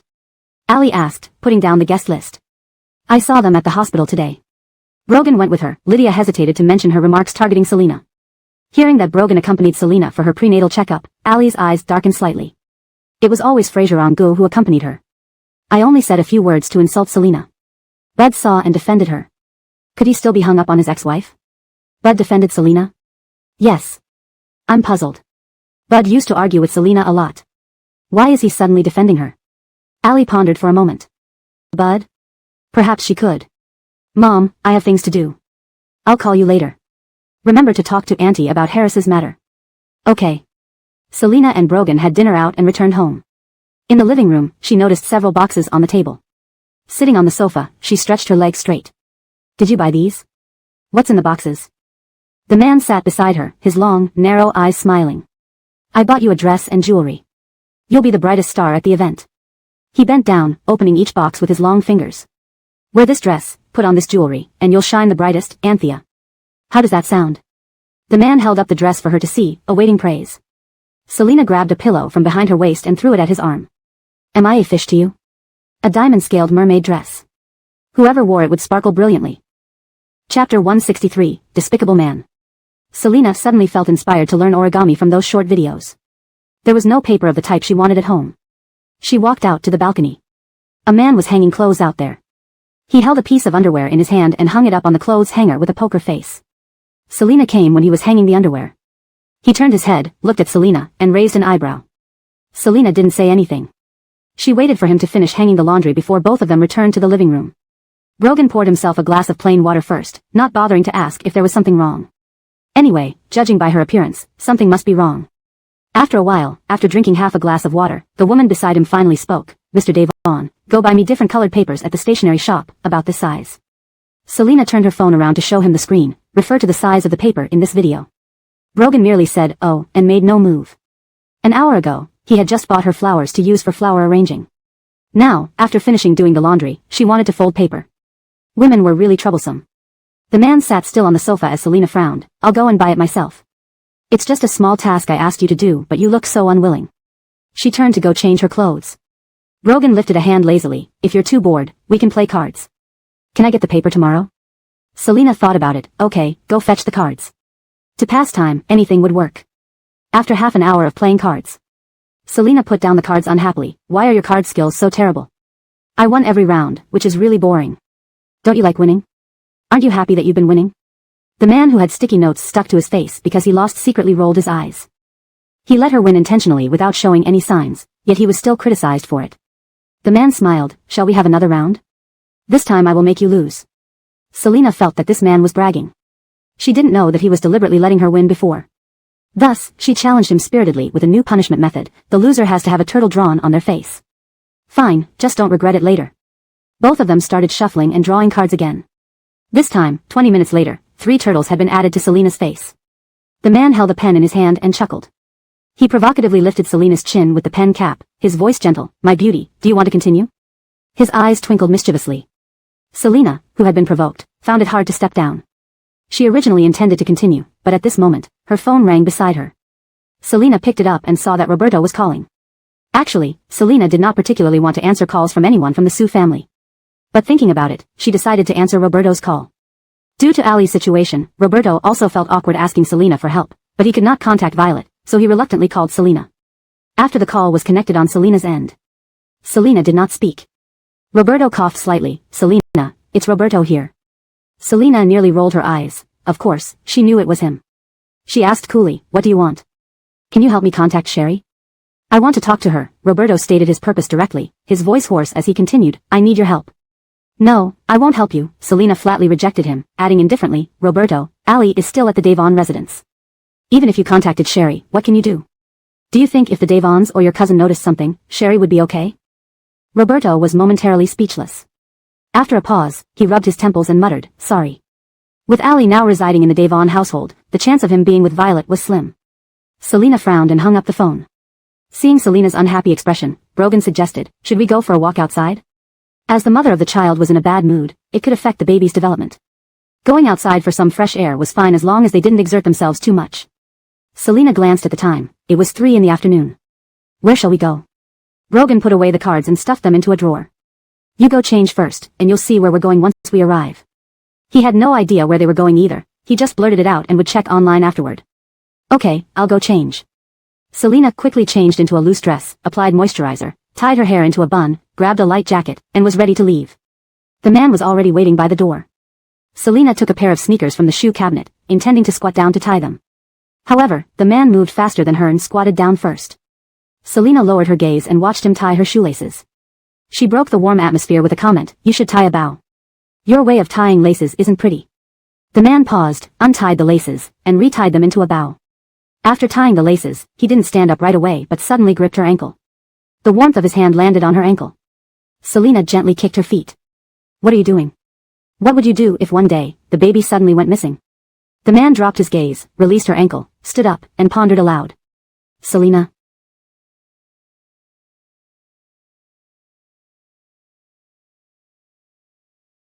Jerk. Was he cursing her child? Ah. The man's face twisted. "Let go, I'm sorry." Ha. Selina gave a 180-degree twist to the muscle on his arm, applying significant force. Unapologetically. While twisting, she scolded him, "Don't speak such ominous words. Our child won't go missing." Yes, won't go missing. Yesterday I watched a movie where a child was kidnapped. His mother searched for him relentlessly. That's why I asked you. The man hurriedly explained and admitted his mistake. His arm was definitely bruised. Selina released him. She hadn't even stepped out to relax, and she was already upset by this despicable man. If her child were taken away, she would go crazy. "Brogan, I don't like this kind of hypothetical scenario," Selina said seriously to the man, "even though the child isn't born yet, I love it." The man lowered his gaze, his eyes darkening slightly. Yet, he was determined to take their child away. "In Soul Gang country. Boss, given your current physical condition, it's inappropriate for you to fly back," Hector clearly disagreed. "The doctor said you should rest for at least a year. Prepare for departure, I'm not at ease." Since this life was hanging by a thread anyway. His current plan couldn't guarantee absolute safety. Roman was unpredictable. Hector knew Boss Davon wasn't at ease about Selina. He couldn't persuade Brogan and resigned himself to preparing the return trip. They had to be very discreet about this trip, otherwise, if Roman found out, all their previous plans would fail. Chapter 164, Take My Surname. At the Sioux family's old residence. Lydia and Ollie Z were discussing their upcoming trip to Frazier City. They couldn't let Allie lose face, so they naturally had to give good gifts to the twins. After the discussion, Lydia sipped tea casually and asked, "Elder sister-in-law, has a wife been chosen for Xiaolai yet?" Ollie Z sighed, she was also troubled. Neither of her sons was willing to get married. "No, I like someone, but that naughty child doesn't." "Actually, I have someone in mind," Lydia hesitated before continuing, "I think Harris is quite nice." Ollie Z was momentarily speechless. "She won't do." Lydia smiled. "I knew you would say no. But I mentioned Harris for a reason. Please listen, elder sister-in-law." Ollie Z nodded, allowing her to speak. "Harris's family background matches ours well. This girl seems to really like Xiaolai, and importantly, she isn't too scheming." Ollie Z shook her head with a smile. "In social engagements, representing Roberto, if she doesn't have any guile, she will embarrass Roberto and our family. Social skills can be taught, and with Frazier family backing her and joining the Sioux family in Shenzhen, who would dare upset her? No, she's too innocent and naive. Xiaolai wouldn't like her." Ollie Z knew her son pretty well. Lydia didn't continue this topic. When she left the old residence, she called Allie about it. Allie chuckled. "Let it be. They're not meant to be. We want our families to form ties, not enmity." She had been in a good mood lately and wouldn't let such trifles bother her. "Miss Sue, Miss Lu has arrived." The maid knocked on the door and called for Allie. Allie's eyes sparkled. "Mom, I have something to do now. I'll call you back later." She hung up, tidied herself up, and went downstairs to meet Ainsworthy. Ainsworthy was the new female president of Le Corporation. Previously, old man Davon wanted to arrange a marriage between Brogan and Ainsworthy, but Brogan declined then. This information came from the second lady, which Allie obtained with great difficulty. Old man Davon once had Brogan save Ainsworthy in South Africa, and Ainsworthy did have feelings for Brogan. However, after Brogan refused the arranged marriage, Ainsworthy became quite open-minded. Marriage and love weren't necessities for her life. Downstairs at the Davon residence. Ainsworthy laughed as she used a small wave drum to entertain the twins.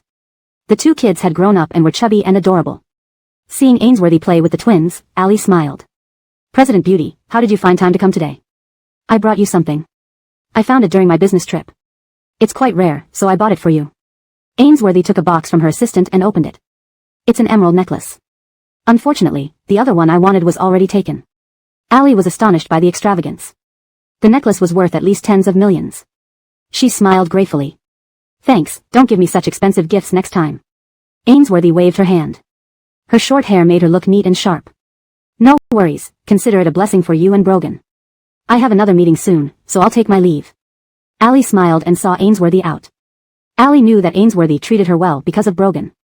She had quickly integrated into Frasier's city circle partly thanks to Ainsworthy's help. Selah usually went home after preparing dinner. Selena and others finished eating. Brogan cleaned the dishes afterward. Selena slowly walked around the courtyard for digestion before heading to the bedroom to shower. After finishing her shower, Selena noticed Brogan sitting on the sofa in the bedroom with several origami cranes on the coffee table. He was still folding them. Origami cranes of various colors looked quite beautiful. Selena was surprised. Mr. Devon, didn't expect you to be good at this. Impressive. Brogan himself was also surprised. I'll make you a flower. Halfway through, he paused suddenly. Wait. Why was he doing this? Selena urged him. Hurry up and finish it. I want to see your flower. She went to the vanity table to apply moisturizer. With bright lights in the room, Brogan turned to the vanity table, discarded the half-folded flower, and said, I'm going to shower. He stopped folding. Brogan deeply reflected on his actions. He didn't need to go to such lengths to appease anyone. Soon, the sound of water splashing came from the bathroom. Selena closed her moisturizer bottle and walked to the sofa. Looking at the half-folded flower, she felt oddly touched. Suddenly, the monotonous ringtone of a phone interrupted the moment. She spotted the phone ringing on the sofa, displaying a number from Frasier's city. Selena glanced towards the bathroom, picked up the phone, and approached the bathroom. Mr. Devon, your phone is ringing. Brogan opened the bathroom door slightly. Their eyes met. Selena, bewildered, handed him the phone. He glanced at the screen, unlocked the phone, hit the speaker button, and placed it on speaker. A stern voice from the other end spoke. Brogan, when do you plan to return to Frasier's city? I want to discuss the twins with you personally. Selena, holding the phone, froze for a moment. How could he answer like this while showering? Looking toward the bathroom, she saw Brogan rinsing his hair under the water. Feeling uncomfortable, Selena looked up. Brogan, are you listening to me? Devon Dahong frowned, getting no response. There was a silence. Selena, responsible for holding the phone, felt awkward. Brogan is showering right now and can't take the call. Recognizing the woman's voice, Devon Dahong replied, You must be Miss Liu. Selena calmly corrected, No, I'm Miss Lee. Knew he guessed wrong, Devon Dahong apologized. Sorry. Brogan, surprised, gave Selena a deep glance. Selena, still pretending to be Miss Lee, added, Please call back later. Thank you. Brogan wiped his wet hair, turned off the shower, grabbed a towel, wrapped it around his waist, and walked out. Just as Selena was about to hang up, Brogan snatched the phone.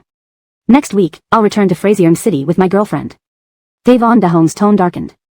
Not knowing the call was on speaker, he said gravely, I advise against bringing Miss Liu. If you insist, there's nothing I can do. The call ended. Brogan looked at the dimming screen and then at Selena. Selena's expression wasn't good. Wei, whatever my father says, just ignore it. Droplets clung to Brogan's damp hair. Seeing Selena's unpleasant look, he patted her head affectionately. Selena exclaimed. Her hair got wet instantly. She pushed his head away firmly. I don't want to go to Frasier's city. You go alone. Why endure unwelcome visits? If they weren't welcome, she wouldn't go. My kid will take my surname, Liu. End of chapter translation. Chapter 165, Frasier's city. Due to Mr. Davon's phone call, Selena felt relieved. The door slammed shut. The man was expelled from the bedroom. Didn't this woman love Brogan very much? How could she give up so easily just because of her parents' objections? A smile flashed across his face as he knocked on the door and spoke in a sad tone, Louise, don't you love me anymore? Are you going to hand me over to that woman Allie? Selena was speechless. Where did this come from? She pouted and shouted from inside, You have your own pair of legs. If you want to run to another woman, I can't stop you. I'm going to sleep, don't disturb me. Anyway, I'm not going to Frasier's city. The next morning, after waking up, washing up, and rubbing her eyes as she stepped out of the bedroom, Selena saw paper cranes hanging all over the room. Question mark. Her mind immediately went on alert. I spent the whole night folding these paper cranes. Brogan walked up to Selena, put an arm around her shoulder, and said in a deep, persuading voice, Louise, would you like to go to Frasier's city with me? I can continue folding paper cranes for you. And when we get married, we'll live outside, not with my dad. If she didn't go, wouldn't it be boring for him to perform solo in Frasier's city? The man regretted putting the call on speaker last night and was suffering from self-inflicted consequences. Selena couldn't escape from his embrace. Let go of me first. I need to eat breakfast. I'm pregnant now and don't plan to suffer in Frasier's city. I can go there after I give birth. She wouldn't go, prioritizing the baby in her belly. Seeing her firm expression, the man's eyes flickered slightly, and he stopped pushing the topic. But for the following week, the the man went to great lengths to please Selina. Selina gave him suspicious glances continuously. Mr. Devon, you look like a weasel right now. A weasel wishing a chicken a happy new year never has good intentions. Misunderstood. Is it wrong to make a child's mother happy? Then one morning after a week, Selina was fast asleep when the man carried her, wrapped in her blanket, directly onto a helicopter. Selina, who was inexplicably packed onto the plane, almost swore but managed to hold back due to her upbringing. She remained stone-faced throughout the journey. Flying from Shin City to Frazier City took only over an hour, landing at the Devon family airstrip. Selina's final defiance was to refuse to get off the helicopter. She was still wearing pajamas. Getting off like this would make her cry. Brogan admitted his mistake, scratching his nose, trying to coax her softly. Should I carry you to the room, still wrapped in the blanket? Manager Denny stood not far away, waiting. He glanced quickly into the helicopter and then looked away, thinking of Ali nervously sitting in the living room waiting for the young master to return this morning. Selina gave Brogan a fierce look, wondering how she hadn't noticed this domineering side of him before. Where are we? Selina asked, clearly displeased. Devon family's airstrip. Great, they had flown straight to the Devon family. Selina closed her eyes, calming herself down, and then opened them again. Did you bring my clothes? A few sets. The man knew Selina was upset. After coaxing her for a week without success, he resorted to bringing her here. Selina laughed coldly. At least you remembered my clothes, she muttered. The man turned to Manager Denny. Manager Denny understood and signaled for the staff to leave and turned away from the helicopter himself. Brogan opened the luggage, retrieving a dress and undergarments for Selina. Selina called him over. She instructed him to hold the blanket tightly while she changed inside it. Wearing a dress made her look more normal at least. After Selina finished changing, Brogan went down to get her shoes. Selina smirked at the sight of the shoes in the man's hands. You really thought of everything, even the shoes. The man smiled, gently helping her put on the shoes. He explained, tonight we stay at the Devon family, and tomorrow we'll stay outside. Meaning she only needed to endure one night. Selina wasn't in the mood to talk further. Now they were at the Devon family. What choice did she have? In the living room of the Devon family residence, Ali kept looking towards the entrance absent-mindedly. Hannah laughed. He should be arriving soon. Ali, wearing a colorful dress, smiled gracefully. Soon after, footsteps were heard. A man and a woman walked in, with the man holding the woman. Ali stood up and approached with a smile. Brother Devon. She nodded lightly at Selina. Miss Liu. How formal. Selina smiled faintly. Brogan glanced coldly at Ali, turning to Manager Denny. Prepare breakfast suitable for a pregnant woman and bring it to the room later. He took Selina back upstairs to wash up. Throughout the exchange, Ali maintained her composure. Whoever laughed last was the winner. Manager Denny personally instructed the chef to prepare a meal suitable for a pregnant woman. Brogan's room was simple, black and white in style. Selina gave it a cursory glance. Meanwhile, the man standing behind her also took in the room indifferently. After Anand left, he hadn't set foot in the Devon household. Nothing much had changed here. Louise, go wash up first, I'll go downstairs to get something. Saying this, he left the room. Due to Selina's pregnancy, he hadn't smoked in a long time. He went downstairs and asked the manager to fetch a pack of cigarettes. Brogan greeted Hannah briefly, taking the pack of cigarettes from the manager, and left the living room. Ali watched the man's retreating figure, not following him out. Instead, she continued chatting with the second madam. Walking to the pavilion in the garden, he lit a cigarette lazily, his expression somber. Ahead was a swing. Previously, Devon and loved sitting on the swing, swinging it with her feet. Roman, I'll give you a big surprise when you come back. Through the phone, Devon and Anne's joyful voice rang in his ears even from abroad. When he returned home, there was no surprise, only a cold corpse. Selina ate the meal brought by the servant.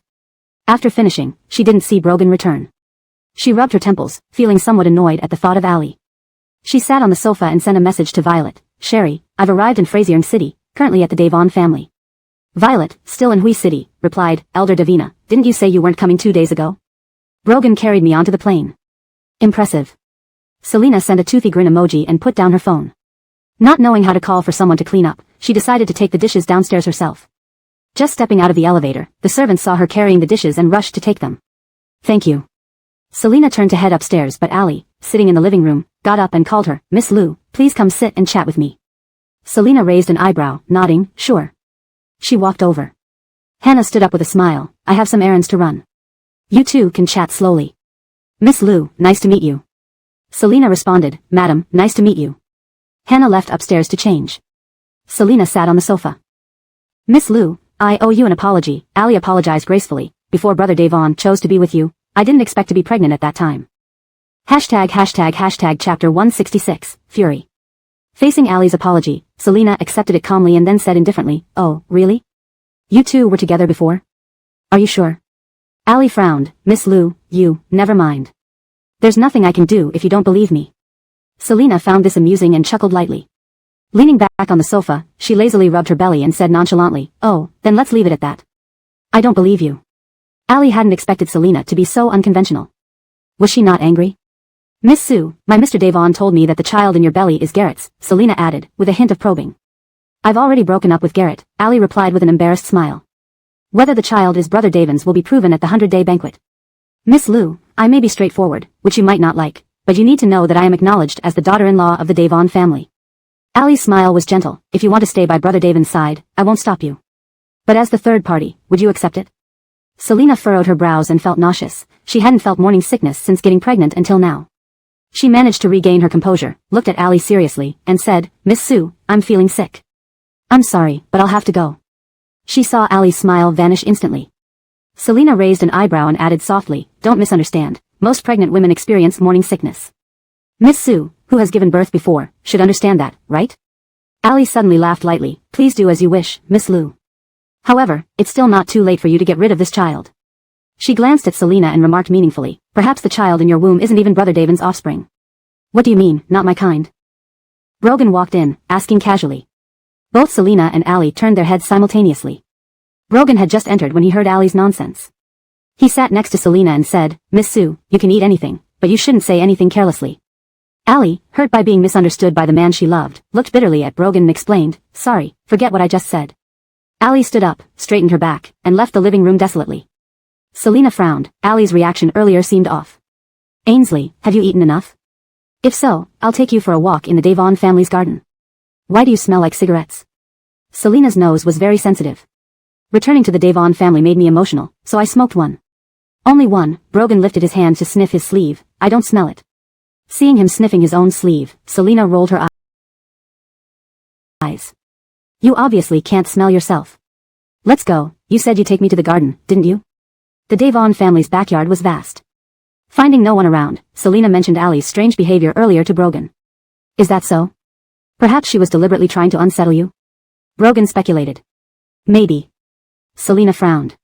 In the Devon Corporation conference room, Devon Dahong had just lost his temper. Silence reigned in the meeting room. He stood up and walked out of the room with a cold expression. Hillary, his assistant, reported beside him, housekeeper Denny just informed me that Mr. Devon has returned home. Devon Dahong snorted, finally decided to come back. With so much work piled up in the company, he doesn't help the Devon Corporation but insists on being a doctor. It's as if he never raised a son. Cancel all tonight's appointments. Hillary responded affirmatively. By evening, Devon Dahong returned home, took a shower, changed into casual clothes, and went downstairs for dinner. Everyone was in the living room. Devon Dahong glanced at Brogan and the others. Let's eat first. Selina sat beside Brogan. Dad, this is my girlfriend, Selina. Brogan smiled, ignoring the heavy atmosphere. We plan to get married soon. Selina politely greeted everyone. Devon Dahong scrutinized Selina briefly before averting his gaze. He wasn't the type to embarrass a girl publicly. Let's eat. During the meal, silence prevailed as no one spoke. Brogan kept serving Selina the dishes she liked. Selina kicked him lightly with her foot, signaling him to stop. Ali glanced at them across the table, then lowered her head to continue eating. After the meal, Selina felt exhausted. After dinner, Devon Dahong called Brogan to the study, while Selina returned to her room to rest. In the study, Devon Dahong asked detailed questions about the So-Gang country matter and then inquired about Roman. The M.O. family has been causing trouble for Devon Corporation due to Roman's disappearance, although nothing major yet, it's quite bothersome. Do you know where Roman is? Devon Dahong sighed. Brogan replied emotionlessly, I don't know where he is. Devon Dahong paused, opened a drawer, and pulled out a file. He placed it on the table. Read this report. You'll understand why I hope you marry Ali. Brogan raised an eyebrow but felt elated inside. Could the twins really be his kids? He picked up the file casually and opened it, pulling out a report. It was a paternity test report confirming a parent-child relationship. Confused, he looked at Devon Dahong. Could it really be Brogan's kid? Continue reading the other documents. Devon Dahong directed him to another set of files in the envelope. Roman read through the documents with barely concealed glee. Once finished, his smug expression vanished, replaced by a dark, ominous look. He clenched the document, almost disbelieving. A surge of anger rose within him. How dare they? Veins popped up on the back of his hands from the fury. The twins were. He struggled to control his rage. Devon Dahong's expression remained calm. Brogan, for the sake of the twins, father hopes you will temporarily marry Ali and acknowledge the children. As for the future, you can choose to divorce her. He paused, rubbing his temples. After the divorce, if you want to be with Selina, I won't stop you. The study fell silent. Crossing his legs, Brogan stuffed the documents and report back into the envelope, a mocking smile on his face. Fine, I will marry Ali. Note, the last section seems to mix up the characters slightly, possibly intending to describe Brogan's reactions after reading the documents instead of using Roman. This version maintains the original tone while ensuring consistency with previous content. Chapter 167.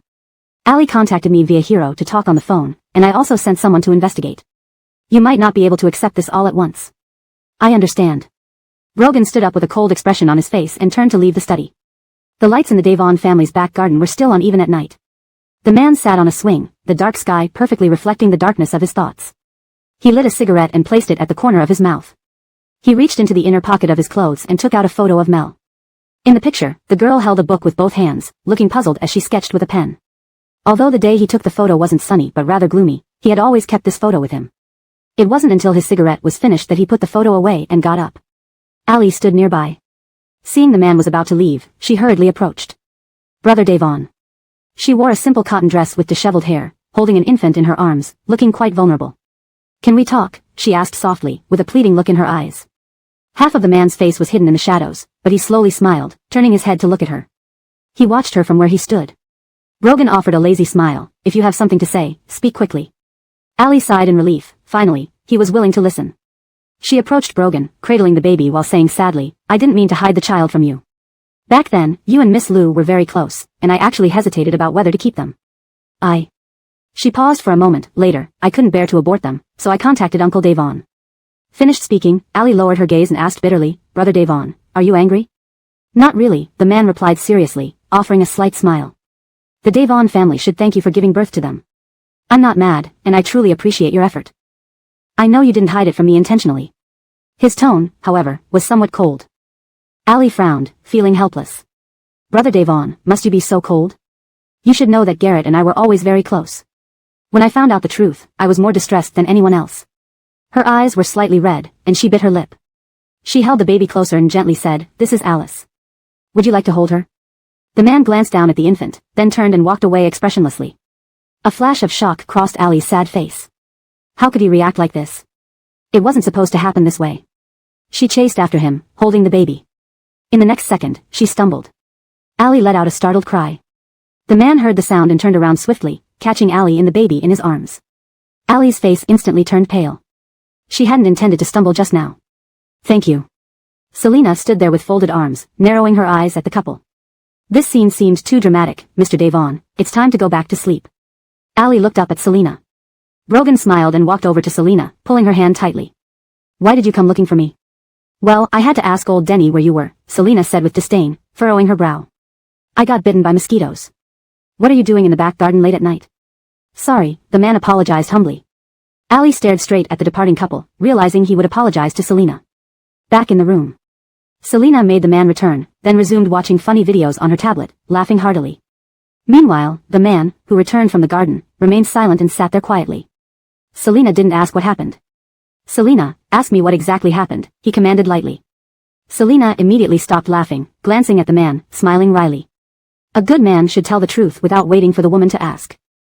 Such a bold statement left the man speechless. He spread his legs wide, narrow eyes filled with amusement, lazily propping his hands behind his head. His shirt buttons weren't fastened, revealing his chest. He gave Selina a sidelong glance. With such a personality, no matter what happens in the future, you will live well. Selina felt something strange when she heard this. She paused the funny video, scrutinizing the man from head to toe before her gaze became sharp. What do you mean by that? The man felt thoroughly chilled, closing his legs. Internally, he grumbled why he feared this woman. He faintly smiled, pouring himself a glass of water, which Selina promptly took away. He poured another cup, explaining, I meant nothing. I just complimented you for having a great personality. When she eventually learns about Brogan and Ali getting married, with her personality, she should adjust quickly. Selina stared at the man for a few seconds before turning back to her video. She suspected he was hiding something important from her. Ainsley will go out after breakfast tomorrow. He was concerned that staying longer in the Devon residence would risk being recognized as a fraud by Devon Dahome. To imitate Brogan convincingly, he had trained for years but still needed to be cautious around Devon Dahome. This time, he dared to visit the Devon residence because Brogan rarely came home these past few years. Selina had no objection to going out, she agreed willingly. Casually, she asked, when do you plan to do the paternity test with the twins? The man's eyes flickered, revealing a chilling, wicked smile. In a couple of days. Selina didn't turn around but caught the man's wicked grin in the mirror on the coffee table. She continued watching the video. Well, this one isn't funny anymore. She scrolled to the next one. Who is human, and who is ghost, none can tell until the end. Selina yawned, sounding tired. I'm going to take a shower and sleep. You can sleep on the couch or the floor tonight. After turning off the tablet and tossing it on the sofa, she stood up, walking to Brogan. Selina leaned down, offering a false smile, pinching the man's chin slightly with her thumb and forefinger. You've been in a bad mood since packing me on that plane today. Do you understand? Her slender fingers released his chin, sliding down his sexy Adam's apple, causing it to roll, then further downward until stopping at a tiny mole and poking his collarbone. Huh. Leaving only a single word, she straightened up and fetched her pajamas, holding her lower back. The faint scent from her body wafted by. The man raised an eyebrow, mimicking Selina's actions, caressing himself, stopping at the same spot. Mr. Devon, where are my pajamas? The woman's voice broke his fleeting thoughts. Brogan stood up, peeking into the suitcase. He bent down, grabbing a black dress that could be worn outside. This can be used as pajamas for now. I'll buy some new ones tomorrow. Selina froze for a moment. Or you can wear a bathrobe to sleep, he suggested again, gazing at her. Selina grabbed the black dress coldly. The bathroom door closed. Shortly after, the sound of running water came from inside. Next morning. Breakfast was taken downstairs at the restaurant. Devon Dahong had already gone to the company early in the morning. Danielle whispered to Ali, congratulations in advance, Xiao Qing. She knew from Devon Dahong last night that Brogan would marry Ali, with the wedding news announced at the 100th-day feast. Ali asked, puzzled, Madam, what congratulations? Danielle smiled, her words filled with deep meaning, a secret. Ali covered her mouth and chuckled, are you teasing me on purpose? After laughing, she took out her phone. Selina and Brogan walked out of the elevator and witnessed Ali getting along very amicably with second madam. Selina also saw the twins that Ali had given birth to. The two infants were still sleeping in their large carriage. Ali held her phone, smiling as she took photos of the twins. As Brogan passed by the twins, he cast a brief glance at them, his eyes filled with coldness. After breakfast, Selina and Brogan left the Devon residence. Ali lowered her gaze to look at the twins. She reminded herself once again, not to rush, she had already come this far, and success was within reach. Brogan brought Selina to a newly purchased house. His previous villa could not be used, so he temporarily bought a new one. There were still a few days before the 100th-day feast, and Brogan planned to spend this time taking Selina around Beijing. Chapter 168, A Family of Three. The man firmly held the back of her head, and Selina was suddenly nestled in the man's crisp embrace. Instantly speechless, Selina hurriedly pushed him away with her fingers. Why did you suddenly hug me like that? The man squinted his eyes. He had felt someone sneaking to take pictures of them. They were at the zoo. Today, Selina had announced early in the morning that she wanted to visit Frazier City's largest zoo. Although he found it boring, he couldn't help but follow. Leaning close to Selina's ear, his posture appeared both intimate and ambiguous. Did you feel that someone was taking pictures of us? Not really, she replied in a low voice.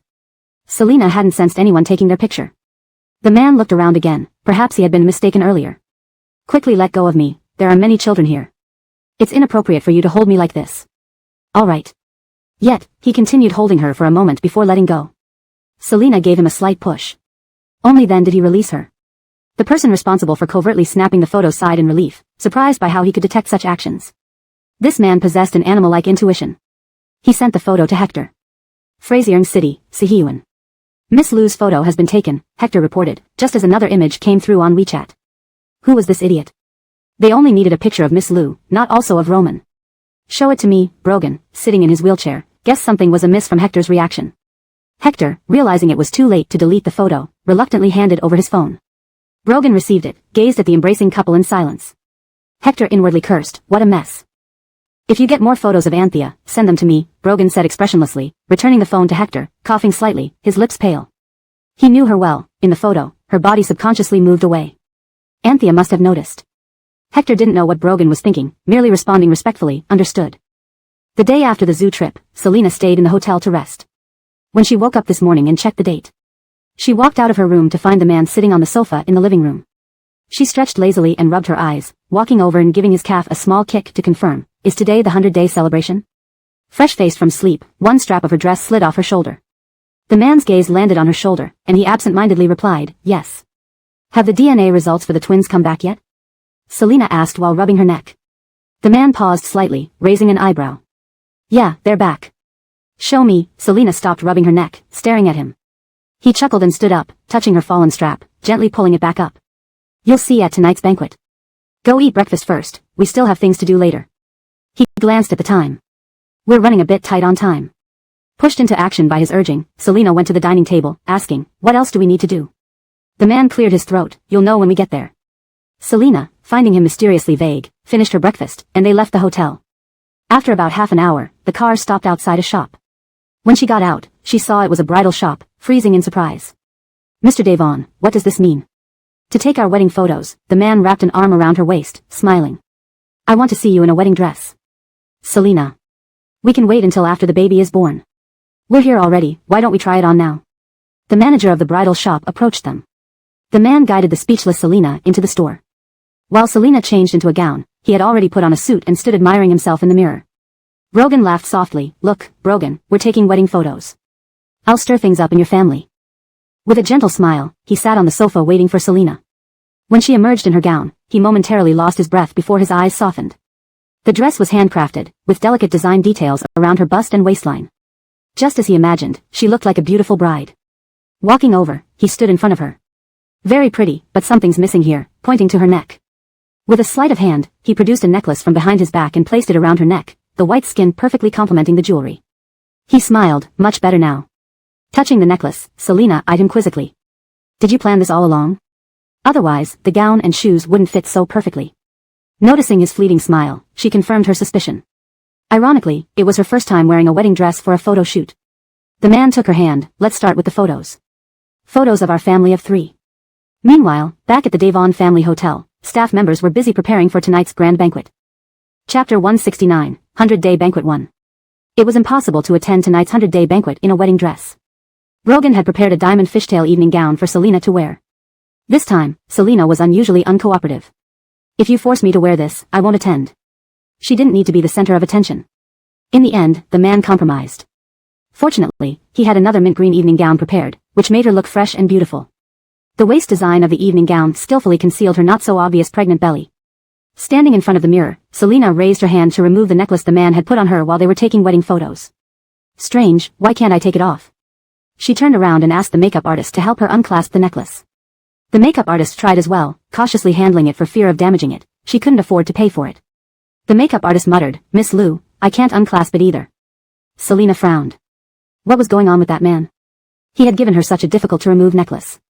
She thanked the makeup artist and planned to go out and ask that man to remove it for her. Seeing her walk out holding her skirt, the man came forward to help her lift it. Mr. Devon, please help me remove this necklace. Leaning close to her ear, he replied, you look very beautiful with this necklace, and it matches this dress perfectly. I'll help you remove it after the banquet ends. Selina couldn't do anything if he wouldn't take it off. The necklace did match the dress beautifully. There was even a red gemstone in the middle of the necklace. Brogan's phone rang. It was Hannah calling from the banquet. As the host, he needed to arrive early to greet guests. Anthea, I need to head to the banquet first. Would you like to rest here or come with me?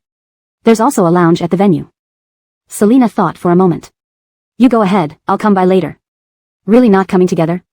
No, I have plans to meet Z Devon at the hotel where the banquet is being held. In Frasier City, she only knew Violet, who was currently getting ready. If she went now, she would just sit alone in a corner. The man nodded, chuckling softly. He stroked her belly. It's fine if you go in with Violet later. I'll go first. Back at the hotel lounge, Hannah hung up the phone and looked at Allie, who appeared slightly nervous. She smiled warmly.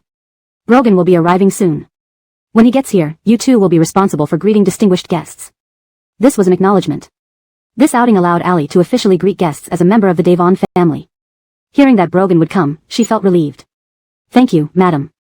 Hannah couldn't stay in the lounge all the time. She needed to go outside. Turning to Joy and Harris, she said, you ladies wait here. Once it's time, go out with Xiao Devon. Joy stood up. Mom, I'll go with you. Hannah nodded. After they left, only Allie and Harris remained in the lounge. Allie chatted casually with Harris. Selina, I actually asked my mom and Aunt Khalil about Brother Gallagher and you recently. Harris blushed slightly. But Brother Gallagher disagreed, saying he already has someone he likes. What? Harris exclaimed in shock. He has someone he likes? Allie nodded. Last night, during a call with Aunt Khalil, they discussed Brother Gallagher's affairs. Ollie Z had been trying to find a match for Roberto, but he had told them he already liked someone. However, when Ollie Z asked him who the girl was, he didn't say. Ali chose only to mention to Harris that Roberto already liked someone. Harris blinked, asking uncomfortably, who does Roberto like? She had finally mustered the courage to pursue him, only to learn that he already had someone he liked. Maybe they weren't meant to be. Ali shook her head. Brother Gallagher didn't mention anyone. Miss Lou, who used to be his secretary, might know something. You could ask her. Harris pouted. Selena won't tell me such things.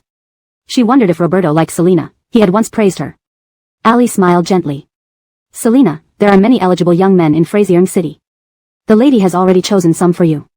You'll likely meet them this time. Harris showed little interest. I don't like any of them. That evening, at 6:30, various luxury cars started pulling up outside the hotel. Brogan didn't greet everyone. He needed to see if their status qualified them. Wearing a festive and exquisite cheapao, Ali stood beside Brogan with a radiant smile. Her manner of receiving guests was graceful and dignified. Brogan and Ali complimented each other well. Outside the hotel entrance, Violet and Selena arrived almost simultaneously. Elder Davina, your dress is beautiful, Violet said sweetly, linking arms with Selena. Lowering her voice, she asked, it's odd they sent you an invitation. It seems somewhat ill-intentioned, but since Brother Davon is there, it should be fine. Maybe they want us to accept our fate?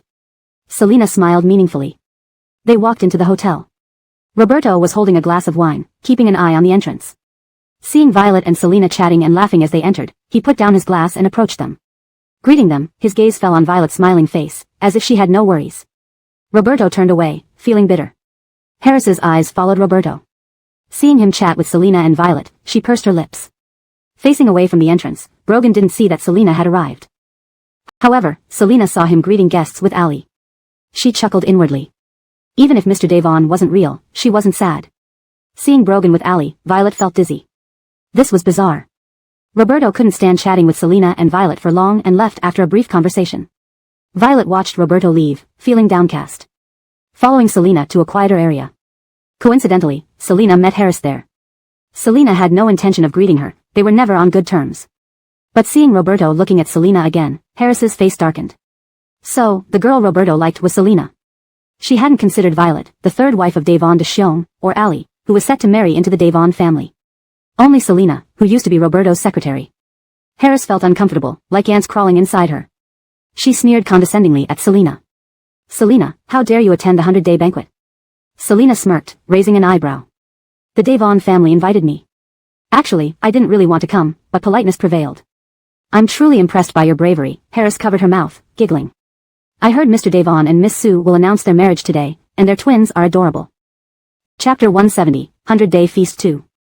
The woman sitting next to Harris was dressed in a small suit and trousers, with wheat-colored skin. This woman was Maureen. Maureen raised an eyebrow. Min, are they really going to announce their good news today? She hadn't prepared any gifts yet. Yes, my mom told me in advance.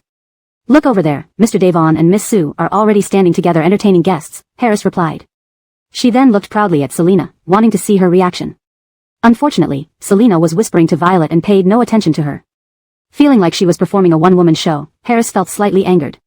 Selena, you're just a mistress. Don't you feel ashamed coming to such an occasion? Maureen frowned, glancing at Selena with an indifferent look. There were always people who liked taking shortcuts to get something for nothing. Her parents had fought over a third party before, so she had never viewed mistresses favorably. But today she was a guest and wouldn't act rudely toward others. Several debutantes nearby also turned their eyes on Selena, looking at her disdainfully and examining her closely. The dress and jewelry this woman wore were clearly not cheap, yet she turned out to be a man's mistress. Strangely enough, why did the Davon family invite a mistress to such an event? Selena glanced at Harris, speechless.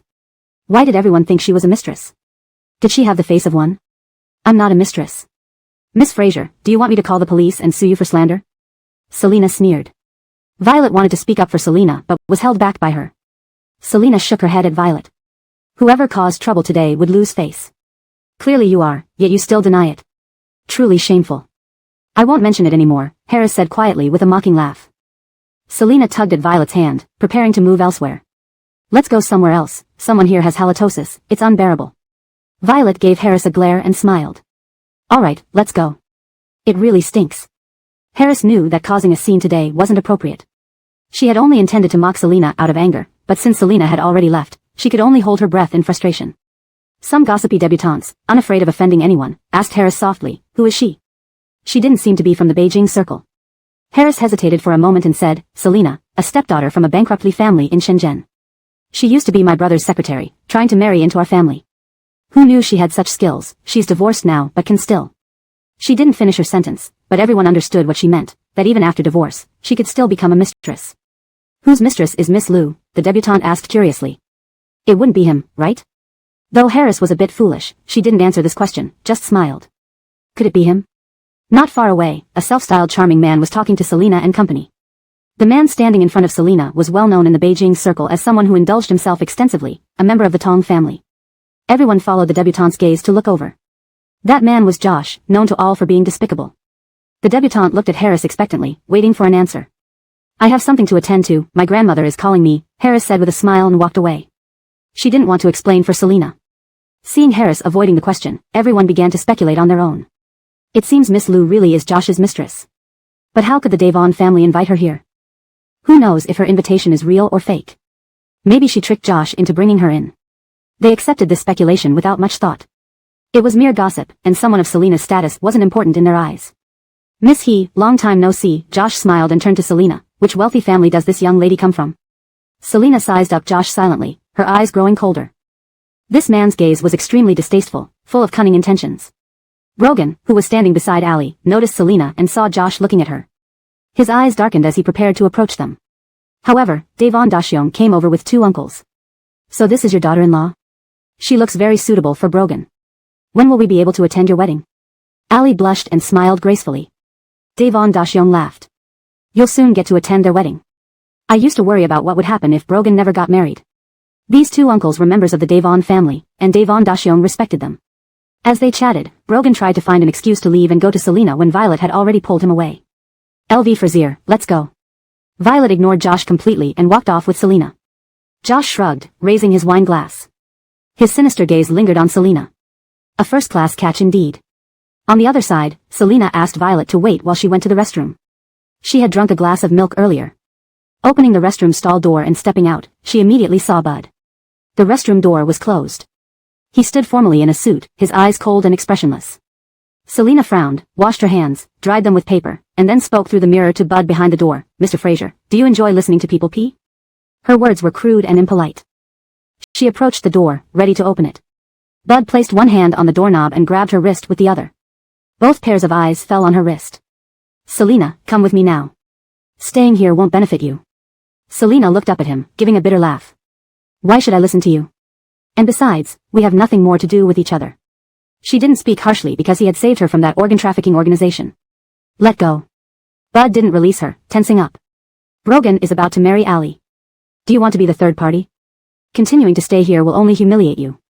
No, Selina smiled. I trust Mr. Devon. He won't make me a third party. Please let go, thank you. Did she believe him that much? When she had already seen it with her own eyes today.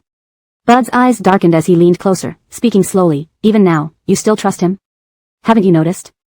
He has been standing by Ali all night greeting guests. That's his attitude. The room grew silent. Selina paused, then said calmly, I'll repeat myself, I trust Mr. Devon. He definitely won't betray me. Bud's eyes darkened further as he hissed through clenched teeth, fine, fine, just open your eyes wide and watch him today. Watch how he doesn't betray you. Translation ends here for this chapter. Chapter 171, 100-Day Banquet Part 3. Bud stared at Selina's cold eyes, then stepped aside. Selina opened the bathroom door and paused for a moment. Outside stood Ali and several other women. Their gazes fell on Selina and Bud, filled with insinuation. It was easy to imagine what others would think when seeing a man and a woman talking in the restroom. After a pause, Selina calmly walked past them, and Bud left right after. Ali, wasn't that man outside just now Bud, the grandson of Second Lady? Who was the woman with him? One of the women asked before Ali could respond. I know who she is. Not long ago, Harris mentioned her. She's her brother's ex-wife. There wasn't much gossip value in an ex-wife meeting her ex-husband. They quickly lost interest. However, the woman continued, she's now a mistress. Ali didn't want everyone to know about Selina's relationship with Brogan, as it would embarrass her. She intervened, please give me some face. Don't mention such topics. No matter what, she's still a guest of the Devon family. The informed woman was named Elisa, who was Maureen's cousin. Elisa actually looked down on Ali from Shin City, thinking she was merely a scheming woman who married into the Devon family by having a child. Only her cousin Maureen was foolish enough to buy Ali an expensive emerald necklace worth hundreds of millions. Elisa had set her sights on that necklace herself. But Elisa also admired how Ali spoke up for a mistress just now, showing grace. Perhaps Ali wasn't as calculated as she thought, maybe they were truly in love. Selina walked back to Violet while holding her dress. Violet offered her a small cake and rolled her eyes. Look over there. What is Brother Devon planning today? Following Violet's finger, Selina saw the man holding twin siblings in each arm. She watched indifferently, knowing today's drama would be quite exciting. She made an appropriately astonished expression. Acting was something anyone could do. She blinked her red-rimmed eyes sadly. The man turned and caught sight of Selina. Seeing her staring intently at him with a sad look, he smiled gently and handed the twins to a nanny before walking toward Selina. Ali, coming out of the bathroom laughing with the other girls, stopped upon noticing this. She walked elegantly past Selina, blocking Brogan's path to her. Brother Devon, did you need me? Is it time for the show to start? Let's go, she said with a smile. As soon as she finished speaking, the host went up on stage. The man's eyes looked at Selina with a deep meaning she couldn't quite grasp. On stage, Brogan and Ali each held one of the babies, with Devon Dashyong and Second Lady also present. Under the lights, the family on stage gave off an illusion of happiness and completeness. Standing below, Selina narrowed her eyes and stared at the family on stage. If not for the fact that she knew the man up there wasn't the real Brogan, she would have felt bewildered and embarrassed. Up until now, the man hadn't shown the paternity test proving the twins weren't his. What was he planning? Devon Dashyong began speaking. Thank you all for attending my grandchildren's 100-day banquet despite your busy schedules. His tone was unusually kind. I hereby announce that I will gift 10% of Devon Corporation's shares to the twins. A murmur of surprise spread through the audience. Receiving shares of Devon Corporation at birth, it was clear the twins were adored. They glanced at the twins' mother, Ali, envying her. Ali was surprised too, she had no idea about the share gift. Inside, she was elated. She saw Selina standing among the crowd and smiled composedly. Selina stood frozen, a whirlwind of thoughts churning inside her. Could the twins really be Brogan's? For him to even gift shares. Instinctively, Selina touched her belly and looked at the man on stage who wore Brogan's handsome face. Violet supported Selina's arm in disbelief, turning to her. Davina, are you okay? Selina couldn't help but chuckle faintly. Lydia suddenly appeared beside Selina and whispered slyly, Miss Liu, I reminded you in the hospital that day to behave and not have a bastard child to upset everyone. Selina's voice sounded hoarse. Thank you for the reminder. My child can take my surname. Lydia chuckled dismissively. How naive you are. Do you think the Devon family will let you take the child away? Selina listened to Lydia's mockery without reacting much. She didn't want to stay watching the scene on stage any longer. Sherry, I'll make a call. Selina sought a quiet place to gather her thoughts. As she turned, Devon Dashyong announced again, my son Brogan and Ali from the Su family are perfectly matched. I hereby announce their engagement. Standing on stage, the man's narrow eyes watched Selina's lonely figure leave, feeling a bit uneasy but insignificant enough to ignore. Selina didn't leave the banquet, she just needed a quiet place to sort out her thoughts. Unexpectedly, as she turned a corner, she bumped into someone. Ah! You woman, what's wrong with you? My dress is wet, Elisa shouted, holding a wine glass that spilled onto her. Her pink, traditional yet trendy dress was ruined, making her glare at Selina. Bad luck, watch where you're going. Selina had instinctively protected her unborn child. She raised her eyebrows. We both had a part in this, ma'am. Do you know how much this dress costs? Elisa sneered at Selina. You, a mistress, could never repay it even if you sold yourself your entire life. Selina was taken aback but slowly smirked. Do you know how much I'm worth? You'd be the one who couldn't repay it even if you sold yourself for life. Elisa almost laughed in anger. Who gave her the nerve? Selina, after her comeback, was about to leave but heard something about compensation. Elisa sneered. I wouldn't have bothered, but let's discuss compensation. Just then, she spotted Josh and some others approaching and called out, Josh, your woman bumped into me. Startled by being called out, Josh's eyes lit up upon seeing the woman in front of Elisa. What happened? Elisa glared at Josh. Why bring such a mistress to the Devon family's 100-day banquet? She ruined my dress. Shouldn't you compensate on her behalf? Is this your new mistress? How did you get her here? Your father would be furious, said Josh's friend, openly scrutinizing Selina. This woman had an enchanting appearance and figure, yet her eyes were icy and cold. Selina took a deep breath, feeling a flock of alpacas marching in her heart. I have a boyfriend, so please don't label me as a mistress unnecessarily, understand? That troublemaker Harris. She glared at Elisa. If you want compensation, fine. We'll see you in court. Whatever the judge decides, I'll pay accordingly. Josh walked up to Selina with a smile, apologizing to Elisa. I'm sorry, my woman has quite a personality. I'll compensate for the dress. A self-proclaimed knight in shining armor. Elisa glanced at Selina and sneered. What kind of woman did you pick? Shameless, talking about seeing me in court, anytime? Do you think I'm afraid? You people. Selina felt oddly amused. She blinked her eyes and said in bewilderment, are you all crazy? And mister, don't randomly claim girlfriends. You need to see a psychiatrist, I bet you have some mental issues. Josh's face darkened at being called mentally ill. He reached out to grab Selina's arm. Selina took a few steps back but didn't expect to step on her own dress, which Josh was now stepping on. Her eyes widened instantly. Watch out. Watch out. Two voices rang out simultaneously. Chapter 172, 100 Days Feast 4. Just as Selina's mind went blank, a hand supported her waist. Anthea, you almost gave me a heart attack, the man said while holding Selina and pulling her closer. He frowned with worry. Are you okay? Thankfully he arrived just in time.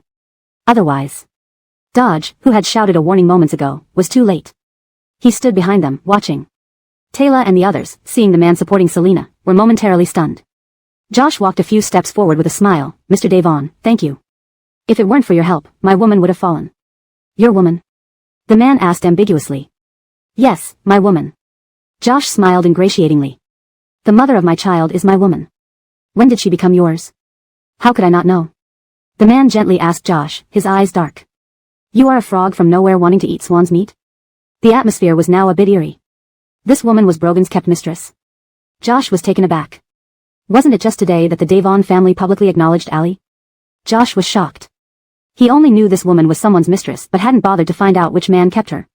After all, in Frazier City, aside from the Devons, the Les, and the Moes, his family, the Tongs, could still swagger around. The M.O. family were mortal enemies of the Devons, so no one from the M.O. family would be here today. The Lowe family was run by a woman, and it was impossible for a woman to keep another woman. He didn't consider the Devons either. After all, they acknowledged Allie today. He never imagined that Brogan would invite a mistress to such an event. Selina squeezed the hand wrapped around her waist tightly. The man quickly let go, smiling at her apologetically. Selina asked with a faint expression, Brogan, everyone thinks I'm a mistress. Tell me, what am I to you? Allie, holding Sage in her arms, came over and heard Selina's question. Allie suddenly regretted sending Selina an invitation. She thought Selina wouldn't be able to bear seeing her entire family on stage and would choose to leave. Unexpectedly, she didn't. Selina sneered, Brogan, is this question that hard to answer? The man looked down at the furious woman and laughed, of course you're not a mistress, you're my woman. A woman for betting? Girlfriend. What about her then? Selina pointed at Allie. What is she to you? You just announced your good news, I heard it. Dead scum, are you trying to date two women at once? Seeing Selina's angry reaction, the man felt an inexplicable unease and instinctively replied, I'm actually not very familiar with her. This response seemed absurd, and everyone present was a bit confused. Taylor whispered, not familiar? And yet she bore your child? The man coldly glanced at Taylor for speaking out. Selina also heard Taylor and realized she wasn't facing the real Brogan, otherwise, she'd be heartbroken. She chuckled lightly, showcasing her acting skills again. Will you choose to marry me or Allie? Allie was extremely tense now, hugging her daughter tightly. When her eyes caught sight of Elon, her nervousness turned into a smile instantly. She interjected abruptly, Miss Lou, there's something you should confess honestly. Everyone's attention turned to Allie. I didn't want to ruin today's celebration by exposing you, but since things have reached this point, we might as well clear it up.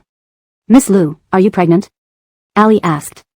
Harris had come over at some point and answered eagerly for Selina, yes, she's pregnant, guaranteed. Elon gave his foolish sister a cold look as a warning, shut up, this has nothing to do with you. Harris pouted but retreated, continuing to spectate without further comment. Allie continued regardless, is the child in your belly Brogan's for sure? Selina responded as if she heard a bad joke, what, trying to smear me? Of course, my child is Brogan's. Allie smiled slightly and shook her head, I can confirm the twins belong to Brogan, but the child in your womb is uncertain. I've heard you were kidnapped before confirming your pregnancy, disappearing for a long time. Selina stared steadily at Allie. This woman implied that the child in her belly might not be Brogan's. Elon frowned, Miss Sue, don't speak irresponsibly. Allie nodded, sorry, I just voiced my doubts. Anthea's child is definitely mine, the man said coldly, looking at Allie. Allie laughed awkwardly, Brother Devon, I only expressed doubt. Either way, she had said what needed to be said, and everyone now knew. Outside the hotel hosting the 100 Days feast, numerous cars were parked, and many bodyguards got out one after another. Hector got out of the car and opened the door, while bodyguards retrieved a wheelchair from the trunk. Brogan exited the car. The man was tall and slender but not overly frail. His elegance was evident, even under a mask, his black eyes sharp. Translation maintains the original tone and structure of the Chinese text. Hashtag chapter 173, kidnapping. Boss, Miss Lou has already left, and our people have gone to pick her up. Hector pressed the elevator button and respectfully reported, currently, we've sealed off all the exits that Roman can use to leave. The elevator door opened, and the bodyguard pushed the wheelchair into the elevator. Hector followed inside. Hector actually disagreed with Brogan coming here this time. His body hadn't fully recovered, and they didn't know what might happen. Roman had been highly alert during this period, reorganizing his forces, so they had no choice but to act first. Meanwhile, Roman, disguised as Brogan, received the news that he had been taken out in one fell swoop. Roman's face darkened as he prepared to leave but was stopped by Ali. "Brother Davon, Uncle Davon is looking for you." Just as he reached out to push the woman in front of him, he heard Selena's voice through the Bluetooth earpiece in his left ear. After listening, he slowly curled his lips into a cold smile. Brogan was still alive. Well done. Now he finally knew why his forces were wiped out. Roman leaned closer to Ali. "Let's go to the lounge and talk, okay? Adley, give her to me." Ali, blushing slightly at the close proximity to Brogan, gladly handed over the child when she heard he wanted to hold Davon Adley. Roman smiled and took the child, putting his arm around Ali's waist. "Let's go to the lounge. Can you get Selena there without anyone noticing?" At that moment, Ali was stunned. Brother Davon was actually holding her waist. Adley, she and the others watched as Selena left and then noticed Brogan's intimate behavior with Ali. They were shocked. Brogan had always been the man that socialites in their circle wanted to pursue. Was he secretly such a rogue? Ali nodded. "I'll call someone to bring Selena to the lounge." She pulled out her phone and called Lydia. On the other side, Selena had followed the people Brogan sent to the ground floor via elevator. As soon as she arrived at the ground floor, she received a call from Violet. She answered it. However, the voice on the other end wasn't Violet but Lydia. Lydia said coldly, "Miss Liu, something seems wrong with Miss He." A man escorted her into the lounge on the 6th floor, room 02. Her phone fell in the elevator and I saw it. Selena turned around and pressed the elevator button again. The bodyguards, confused, asked about the situation. "My friend Violet was taken to the lounge on the 6th floor, room 02. Can you confirm this?" Selena wasn't sure if Lydia's words were true, but Violet's phone was indeed with her. The bodyguards used radio communication to verify the situation. The surveillance shows that a young lady was escorted into room 02 on the 6th floor by a man. "We are sending people to rescue her." The bodyguards relayed the information to Selena. On the other side, Roman, who was holding Ali in leaving, listened to the conversation between Selena and the bodyguards through his Bluetooth earpiece. He smiled gently. He was worried about any unexpected situations today, so he had specially equipped Selena with a necklace that had a hidden microphone. From the first sentence of her conversation with the bodyguard, Roman realized that Selena had somehow figured out he wasn't the real Brogan. The man chuckled inwardly. In daily life, she could order him around very smoothly without raising any suspicion. The person monitoring Roman saw him entering the elevator with Ali and the baby, heading to the 15th floor, which was the direction toward the top. Ali and the baby had become hostages in his hands. Davon Dashyong, seeing Brogan sitting in the wheelchair, was utterly shocked. He almost lost his temper. How could such a huge event be kept secret from him? "Dad, I didn't intentionally hide this from you. The Davon family has Roman's people. Besides, your recent actions made Roman even more convinced I was dead, making it easier for me to operate in secret. You forced a wife on me and gifted my shares to unknown twins." A faint hint of sarcasm crept into the corner of Brogan's mouth. Davon Dashyong glared at him sternly. "What do you mean, unknown? They will be your children." Brogan raised an eyebrow. "Sorry, my children must be born to a wife I recognize. I haven't slept with Ali, so she can't bear my child." Just as the tension between father and son escalated, Hector knocked and entered, reporting, "All VIP guests have been arranged to leave, and the hotel staff has evacuated." Today, the hotel had only accommodated VIP guests and staff for the 100-day banquet, which facilitated Brogan's actions. One of the third ladies has been taken to the lounge on the 6th floor, room 02, and rescue teams have been dispatched. Miss Liu also went to the 6th floor. Roman kidnapped Miss Su and Davon Adley and took the elevator to the 15th floor. Hector's calm voice barely finished when Davon Dashyong stood up agitatedly. "Adley is being held hostage? Brogan, you need to rescue her." Brogan remained calm. Whether it was Davon Adley or Ali, they had nothing to do with him. Davon Dashyong, observing Brogan's expression, realized he intended to abandon Ali and Davon Adley. "Brogan, you cannot let anything happen to Adley. The twins are an N's only lineage." Because of Davon Dashyong's words, Brogan's face darkened instantly. Hector held his breath. Missanen had passed away many years ago, and now suddenly a pair of twins appeared. We never expected Anan to have frozen eggs. Her caregiver was Garrett's mother. Ali later overheard Garrett arguing with his mother and found out she was chosen as the surrogate. The priority now is to save Adley. Brogan's eyes turned bloodshot, almost gritting his teeth. They are all a disgrace to Anan. Dad, how could you be so foolish to let them be born? It was shameful. Had he known, he would never have allowed the twins to be born. Davon Dashyong spoke slowly. Brogan, you've already sent your sister and nephew away. Do you want to send an Anne's only lineage away again? Disgrace? Aren't they an Anne's lineage? Brogan's hand clenched the wheelchair's armrest. Hector received a call from the surveillance team on Roman and changed his expression. Boss, something happened. Roman kidnapped Miss Lu. No one expected Roman to calculate the elevator movement so precisely. Moreover, he likely knew about Selina entering the elevator through other channels. Initially, he pressed the button for the 15th floor, but at the 5th floor, he changed it to the 7th, canceling the 15th floor, then exited and pressed the down button. He repeated these actions multiple times. The surveillance personnel watched him change floors constantly. Ali was puzzled by de Brogan's elevator actions, but de Brogan smiled. Don't you find Adley curious? I'm just showing her around. Ali smiled. She was naturally happy that the man doted on his daughter. Until Roman appeared on the 6th floor, and Selina and her party emerged from the neighboring elevator. He pushed Ali toward the bodyguard beside Selina. Roman quickly wrapped his arm around Selina's neck and placed a knife against her throat. Every action was meticulously planned. Ali looked dumbfounded at the current situation. What happened? How did Brogan kidnap Selina? When she saw Brogan still holding Davon Adley with one hand, she said, Brother Davon, please give Adley to me. Roman gave Ali a cold glance and, still holding Selina hostage, re-entered the elevator. This time, the elevator headed to the top floor. Selina tilted her neck back, trying to keep as far away from the knife as possible. Translated by maintaining the paragraph structure and line breaks of the original text. Hashtag chapter 174, choice. In the elevator. Roman gently chatted with Selina, and Theazy, it's a pity that your acting skills don't get you into the entertainment industry. Selina smiled faintly, likewise, your acting skills are even better than mine. They flattered each other. Roman turned his head and looked at Selina with complex emotions. Even now, he couldn't detect any trace of fear or tension from her. Do you think Brogan can save you from me? He asked casually. Selina raised her eyes to look at the ascending elevator, her palms sweaty with anxiety. She was terrified but tried to maintain her composure. She replied indifferently, I don't know if Mr. Davon can save me, but given that my life is in your hands, please tell me, whose child is the baby you're holding? Is it Ali's? Though she asked this, her mind raced on how to escape. As Selina mentioned the child, Roman instantly burst into intense hatred as he glanced at the quiet Davon Lee, just two bastards. These two were a disgrace to Gabriella. To protect Gabriella's reputation, the Davon family chose to attach the twins' parentage to Brogan from the start, clearly a well-thought-out plan to safeguard both Gabriella's honor and prevent future ridicule for the twins. Roman sneered, it was also an insult to him. Selina was taken aback by the sudden curse directed at the twins, not knowing the full story. Roman didn't intend to explain further. Ding! The elevator arrived at the 15th floor. Brogan soon arrived at the 15th floor as well. Bud learned from Hannah that Selina had been taken hostage on the rooftop. He frowned deeply and hurried to the rooftop. Joy asked, frowning, Nellie, where are you going? Nellie. Bud had already left, closing the door behind him. Joy pointed at the door, nearly enraged, Mom, he must be going to the rooftop. Selina should die.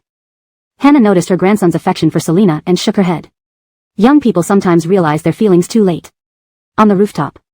Selina gazed at Brogan in the wheelchair, her red lips trembling, eyes slightly moist, hand resting on her belly. Brogan stared deeply at Selina, his eyes fixed on the knife around her neck. A helicopter hovered above the rooftop. Roman laughed, Brogan, I didn't expect you to survive. You've got quite the stubborn will. Brogan coldly replied, since you're still alive, so am I. Ali widened her eyes, looking back and forth between the two Davons. Only then did she realize that the man holding Selina was an imposter. Her heart was both elated and anxious. After all, Davon Lee was in the imposter's hands, but thankfully, Alger was safe with the nanny. The helicopter lowered a ladder. Roman stood below the ladder, not intending to take both Selina and Davon Lee together, just one as a hostage. He looked at Brogan with malicious intent, Brogan, choose. Do you want to save the bastard in my hands, or Selina? Brother Davon, save Lee, please. She's so young, Ali tearfully tried to rush toward Brogan but was stopped by Hector. Brogan, save Selina. Bud coldly shouted, having just arrived at the rooftop. Roman raised an eyebrow and leaned close to Selina's ear, and Theazy, your ex and current lover are both here. Let's see their choice. Selina sneered, you have some twisted sense of amusement. Don't you want to know who Brogan will choose to save? Roman smiled, Brogan, I give you the chance to choose. I promise to let one go, otherwise, once I'm on the plane, I'll throw the other into the sea to feed sharks. Selina trusted Brogan would save her, but doubted if Roman would keep his word. As Roman spoke, Brogan stood up from his wheelchair. Hector handed him a cane, he couldn't possibly recover this quickly after surgery. Walking put strain on his wound. Why don't you release them and take me as a hostage instead? Brogan suggested calmly. Hector's face changed, boss. Brogan lifted his hand, signaling Hector to remain silent. Roman assessed Brogan's condition. Being medically trained, he realized Brogan genuinely needed the cane. Rather than indulge in his sadistic pleasure, Roman wanted to finish Brogan off. Roman thought about it, then smirked, throw away your cane, no weapons allowed. Turn out your pockets and come over. Selina shook her head, watching Brogan. Brogan smiled at her, tossed the cane aside, and walked over. Roman observed the interaction between Brogan and Selina, coldly remarking, "One of you will die, and you're smiling." As Brogan approached, Roman closely watched him, preventing any tricks. The knife pressed against Selina's neck slightly moved. Brogan noticed this slight shift and paused when close. "Let Selina go first, then I'll continue forward." Roman laughed. "Are you foolish? I can't release Antheasy first. But I can return the bastard to you." Brogan heard Roman call Selina Antheasy, furrowing his brow. Ali ran over, biting her lip. "Lee, give her to me first." Roman nodded and threw Devon-Lee not at Ali but directly at Brogan. Brogan couldn't watch a baby fall to death. He caught Devon-Lee, wincing as the sudden movement strained his stitched wound. Handing Devon-Lee to Ali, he continued towards Selina, needing only to be near Roman to rescue her. Gunshots echoed. 2 bullets from different directions sped toward Roman, one aimed at his head, the other at his back. Brogan's eyes widened in shock. Who ordered the shooting? Roman noticed only the bullet from the front. In the final moment, he could pull Selina to shield the fatal shot but chose to dodge instead, narrowly avoiding being shot in the head. The bullet pierced Roman's left ear, leaving him grimacing despite surviving the worst. However, the bullet in his back left him in agony. His sharp knife slashed Selina's neck, drawing blood. Brogan's eyes reddened as he rushed forward. "Stay still. Or I'll sever her head right now." Roman gestured to the men on the helicopter. They began firing wildly down. Roman grabbed the ladder, ascending as the helicopter flew away, continuing to shoot at the rooftop. Brogan watched as Selina was taken away, rushing toward the ladder. Bud ignored the danger and rushed forward as well. "Ah! Brother Devon, save us!" Ali panicked, diving at Brogan. Brogan was almost grabbing the ladder. Thrown off balance by Ali, he violently pushed her away. Devon-Lee flew out of Ali's arms, heading toward the edge of the rooftop, equivalent to falling from the 15th floor, which would be fatal for the infant. Selina blinked. Brogan. Brogan, eyes bloodshot, watched the helicopter fly away. Seeing Devon-Lee nearing the edge, he steeled himself and pulled her back. Chapter 175, Carry Away. In the private hospital of Fraziering City. Brogan, seated in a wheelchair, looked at Moses, who was beside Devon Dashion, with a cold expression. Moses awkwardly tugged at his mouth, for indeed he did not want to be here, but Devon Corporation needed someone. He continued to reason, "Mr. Devon, the chairman is really ill and Devon Corporation now needs you to manage it." "He's ill? How rare." Brogan sneered. Moses pretended not to hear this unfilial remark. Brogan retorted coldly, "I won't go. He loves the twins so much, he can let them manage the company." Hearing this, Moses wanted to wipe away sweat. How absurd, a 1-year-old child managing a company. Hector escorted Moses out, both subtly probing each other for information. After seeing off Moses, Hector returned to the ward and reported, "Our people didn't find Miss Selina today. There's another matter, Hero is outside waiting to see you." No sign of Selina still. Brogan's mood worsened. "Tell Hero to get lost. Ali is fine where she is. She has made many new friends in the psychiatric hospital, it suits her." "Understood." Hector left the room, went downstairs, and relayed Brogan's words to Hero. Hero rubbed his temples wearily. "Mr. Sue, your family has really crossed the line this time." Over the past few months, Brogan had ruthlessly retaliated against the Fraser family's and Sue family's businesses simultaneously. His series of revenge actions had caught the attention of government departments. Due to the extensive involvement of Fraser Corporation and Kanshan Technology, Brogan's aggressive attacks caused massive layoffs, leading authorities to intervene and speak with him. He had to back off, giving Fraser family and Sue family some breathing room. At the psychiatric hospital, Vivian, elegantly dressed, comforted Ali while frowning gently, "Child, we were late. I'm sorry you suffered during this time." Ali had been tormented by patients and forcefully medicated by doctors. Her spirit was in disarray. "Brogan is truly heartless. How could the Devon family do this to you? Sending you to a mental hospital. Your Uncle Zhong will discuss this with the Devons properly. Why didn't you call me about such a big issue?" Vivian, holding Ali, genuinely worried about her, looked concerned. Vivian wasn't in good health and traveled abroad annually for treatment. 3 years ago, when Vivian suspected she had found her daughter, she collapsed on the roadside due to a sudden illness, without anyone around. Ali saved her life. Ali spoke softly yet weakly, "Aunt Zhong, you're not well yourself. I didn't want to disturb you." Zhong Jun glanced at Ali, she was understanding. "Silly girl. Come, let's go home with Aunt Zhong." Vivian glared at her husband irritably, "It's all your fault. I already told you to take extra care of Xiaoqing at the Devon residence." Yes, my fault," Zhong Jun placated her, "this isn't the place to talk. Let's go home first and have our family doctor examine Ali." Ali lowered her eyes, a flicker of coldness in her gaze as she swept past the doctor who had forced medication on her. Someday, she would make that doctor taste what it felt like. "Xiaoqing, let's go, leave this accursed place." Ali held Vivian's hand, walking out of the psychiatric hospital with relief. Standing on the steps, she closed her eyes, savoring the feeling of freedom. When Brogan received news that Ali had been taken away by the Jongs, he frowned. When did Ali meet the Jongs? Hector reported what he'd heard. It seems Ali once saved Vivian. Miss Sue's luck sure turned around. The Jongs rarely attended social events because their 2-year-old daughter went missing during one. Thus, they avoided such gatherings. 9 months of pregnancy culminated in spring, March. Selina gave birth to Vonda exactly then. She woke up smelling disinfectant, still feeling mild discomfort. You're awake. Do you feel unwell anywhere? Roman asked, having stayed outside the delivery room all day, looking exhausted. Selina didn't feel touched, asking hoarsely, where's my daughter? You must be hungry. I'll have food sent over. Roman massaged his temples and called. After hanging up. Roman, didn't you hear my question? Where's my daughter? Roman, answer me. Selina stared intently at the man, deeply anxious, fearing harm might come to her daughter from him. I'm deaf in my left ear. Roman poured water and offered it to Selina. Selina, though thirsty, drank it. After quenching her thirst, she asked again about Vonda, whom she named herself. Roman pulled a chair closer, sitting down and changing the subject. Do you know why you were captured by the organ trafficking organization last year? It was because Bud collaborated with me. Selina's fingers whitened, gripping the bedsheet. Bud diverted your bodyguards and then heroically rescued you. Too bad, it didn't touch you enough for you to reciprocate. What are you trying to say? Selina asked coldly. Roman smiled. Do you know who ordered the shots despite your safety? Devon Dashyong. He preferred you and the baby dying over watching Brogan be killed by me. Selina knew Roman was trying to drive a wedge between them. She replied coldly, so what? Human nature, right? I don't deify myself or hate Devon Dashyong. If someday my daughter risks her life to save a man, I'd do the same, kill him first. But regardless, I'll never forgive Devon Dashyong. Magnolia will bear my surname Liu and have no ties with the Devon family. Roman smirked. Selina, you always remain so rational. I want to see Magnolia. Selina just wanted her daughter. After your confinement period, you'll learn various courses on how to manage a large corporation. Roman smiled warmly. Learn diligently if you want to see Magnolia again. Manage the MO Corporation under my name as my wife. No way. Selina hadn't expected Roman's scheme. I understand your concern. We won't officially marry. You'll manage the MO Corporation as my wife. Roman smiled tenderly. I'll take good care of Magnolia. Selina stared directly at Roman. You're using Magnolia to threaten me? Yes, you can think that way.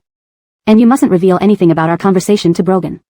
Knowing you're pressured into being my wife for Magnolia will upset me, and things might turn unpleasant for her. Selina wanted to slap Roman. And she did. She propped herself up and slapped his face. Roman didn't dodge, letting her hit his left cheek before offering his right. Hit my right side too.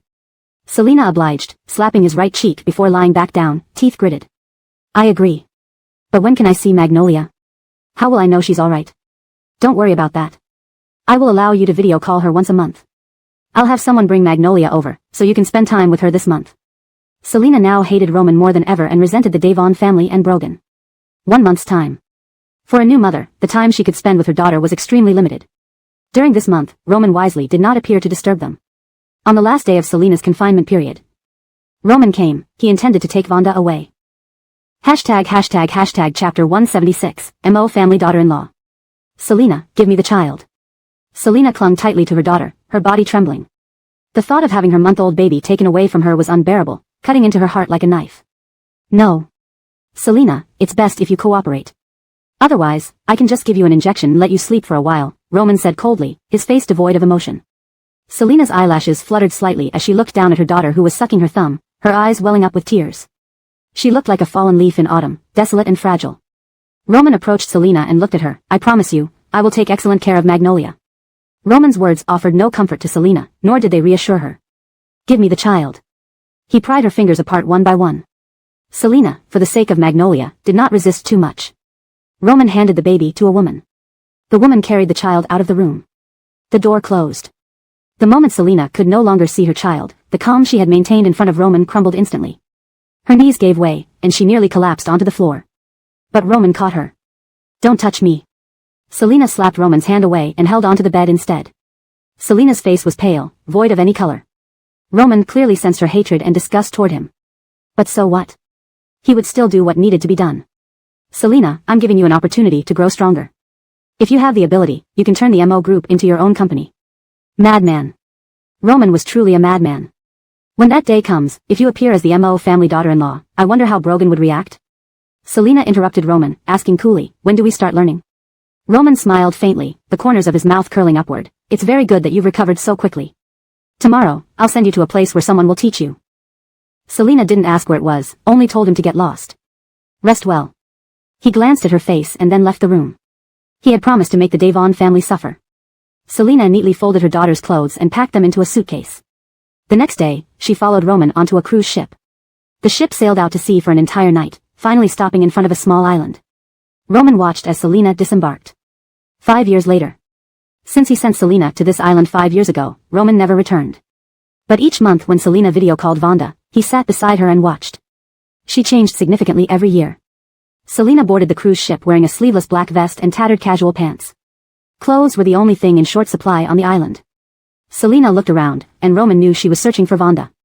I didn't bring her. Selina's expression clearly showed her disappointment. Her obedient daughter wasn't there. Selina hadn't held her for 5 years and could only see her through video calls. What must I do for you to return my daughter to me? Selina asked without beating around the bush. You can return to Frazier City tomorrow. Once you bankrupt the Devon family, I will consider letting you reunite with her, Roman said. Selina didn't fully trust his words. Just as Roman finished speaking, his phone rang. It was Vonda calling via video chat. Thompson, where is mommy? A sweet, childish voice came from the phone. Little Magnolia, holding the phone with her chubby hands, thrust her head right up to the camera, determined to find her mommy. Magnolia, mommy is here. Selina snatched the phone from Roman and showered kisses on the screen. Mommy kisses Magnolia's forehead. Magnolia kisses mommy's forehead. Though they couldn't physically touch each other, during their monthly calls, they would kiss the screen as if it connected them. Seeing himself squeezed out, Roman's expression froze. Mommy, your clothes have holes. Wait for me. Vonda placed the phone on the sofa and ran off. Soon, she returned, excited to share the money she had saved. Mommy, I saved all my pocket money to buy you new clothes. Is it enough? If not, Magnolia will save more, she blinked innocently. Yes, Selina replied. At that moment, Selina realized everything she would do in Frazier City was for the sake of reuniting with her daughter. The plane landed at the Frazier City airport. Selina wore a trench coat and walked through the VIP passage. Kermit, the butler of the M.O. family, confirmed her identity and hurried over to greet her. Young mistress, I am the M.O. family butler. Selina had heard about the M.O. family members from Roman. She smiled lightly. Kermit. The butler took her luggage, and M.O. family bodyguards escorted Selina out of the airport. In her elegant attire, she stood out among the bodyguards, drawing many gazes.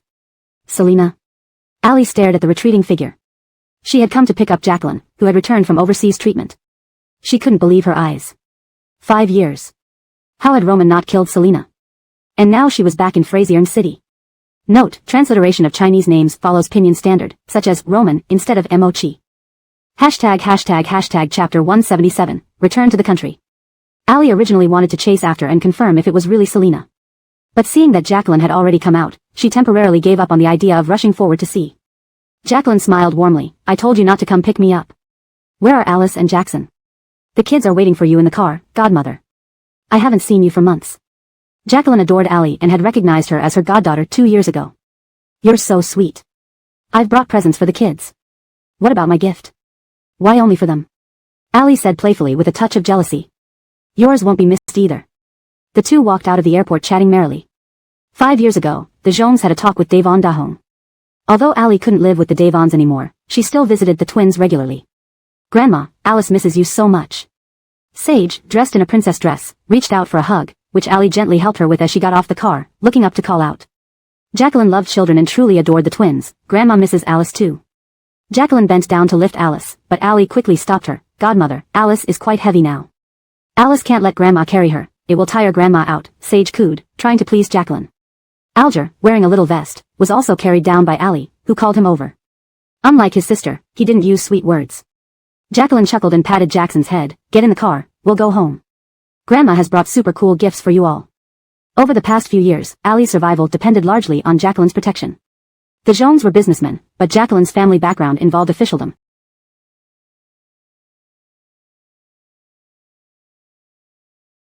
Something the Devons dared not cross. The car drove into the Missouri family estate. Having been almost isolated on that island, Selina felt somewhat dazed by the modern buildings along the way. The Missouri family estate covered a vast area, estimated to be several thousand acres. Sitting in the car, Selina looked out the window at people planting crops, and asked curiously, Housekeeper Lynn, what are they planting? Housekeeper Lynn introduced respectfully, the land here is fertile, and Master and Chastity plant various crops year-round. To the right, they are planting strawberries. To the left, they grow vegetables like spinach. Most of the estate land is planned for farming. Selina had carefully studied the MO Corporation's businesses and knew they didn't involve agriculture. She wondered, is it for selling? Housekeeper Lynn smiled. Some are directly given to those in need, like nursing homes and orphanages. The money from selling the rest is donated to impoverished mountainous areas. Selina was surprised, unsure if it was for publicity or genuine good deeds. The car stopped in front of a villa. As she got out, Selina saw a couple standing by the door. Recognizing them from photos of Roman's parents, Selina noted their warm welcome, contrary to her expectations of being unwelcome. Chastity came forward smilingly and gripping Selina's hand. Daughter-in-law, you must have had a tough journey. Though Selina braced herself for possible rejection, Chastity's warmth took her by surprise. Hanley's face was gentle, his eyes similar to Roman's. She told us you're Selina. Can we call you Ainsley? Selina nodded with a smile. Yes, Thompson, Aunt Mo, nice to meet you. Good, good. Come inside, let's take you to your room. Rest first, we'll discuss matters later. Chastity seemed refreshed and energized. Her son had always pined for an nun. She had long given up hope of ever having a daughter-in-law or grandchildren, but now she had a daughter-in-law. Wasn't a grandchild far behind? This is Xiaoqi's room. Thank you, Aunt Mo. Selina couldn't bring herself to call them mom and dad yet. Chastity didn't mind and asked about Selina's preferences for dinner. I don't have particular food preferences. Alright, then rest for now, we'll call you for dinner. Chastity closed the door with a smile and left. Selina wasn't in the mood to inspect the room. She called Roman. I'm at the MO family now. Tomorrow, the company will arrange a press conference. I understand. Be prepared, shareholders might challenge you. Got it. Before hanging up, Roman mentioned Brogan. Do you know Brogan has been sending people to search for you these past years? Roman deliberately sent Selina to a remote island to prevent Brogan from finding her. He should have received news of your arrival by now. For Vonda's safety, don't try anything funny. Roman softly called Vonda, who was dancing, as a warning for Selina to behave. Vonda stopped dancing. Uncle, why did you call me? Selina heard her daughter's soft voice, softening her usually cold gaze. I don't need constant warnings, I know what to do. She hung up. Roman, staring at the disconnected call, stroked Vonda's head. What are we having for dinner? Vonda's eyes lit up. Yesterday we had rice, today let's have burgers and fries. Roman pondered, stroking his chin. Let's stick with rice again. Vonda climbed onto Roman's lap, hands cupping his face. Burgers and fries make me happy. Rice didn't make her happy. Roman removed her hands from his face, chuckling. Alright, let's listen to Magnolia. Our people spotted a woman resembling Miss Lou at Fraziering City Airport and took photos. Hector handed over the phone to Brogan. Brogan recognized the long-missing Selina immediately and suppressed his excitement, asking in a deep voice, where is she now? Hector reported respectfully. Housekeeper Lynn personally picked up Miss Lou at the airport, and they went into the Missouri estate. This complicated things. Selina was met personally by the MO estate's housekeeper after landing, a peculiar move. Hector had a nagging suspicion. Trouble loomed. Prepare the car, we're going to the Missouri estate. Yes, sir. Selina had just finished her bath when a servant knocked on her door. Miss, Madam told me to inform you that Mr. Davon from the Davon family is looking for you at the estate gates. Selina continued drying her hair, which she had grown longer and styled into loose waves. Without meeting his eyes, she replied, tell him we aren't familiar. The servant confirmed and left. A black sedan waited outside the Missouri estate gates. Brogan sat in the car, staring at the closed gates, anxiously awaiting Selina. His fingers drummed nervously on his knee. He vividly remembered her being taken away by Roman on a helicopter ladder. A security guard, after receiving an internal call, turned to Hector. Miss says no and claims they aren't acquainted. Hector was stunned by the guard's address of Mississippi. Was this Selina? Had Selina married Roman? Hector managed a smile. Which miss? The guard nodded. Our miss returned today. Hector couldn't help but feel lost. Roman really went all out for revenge against the Davon family. Hector glanced at the black sedan, then steeled himself and walked to the car door.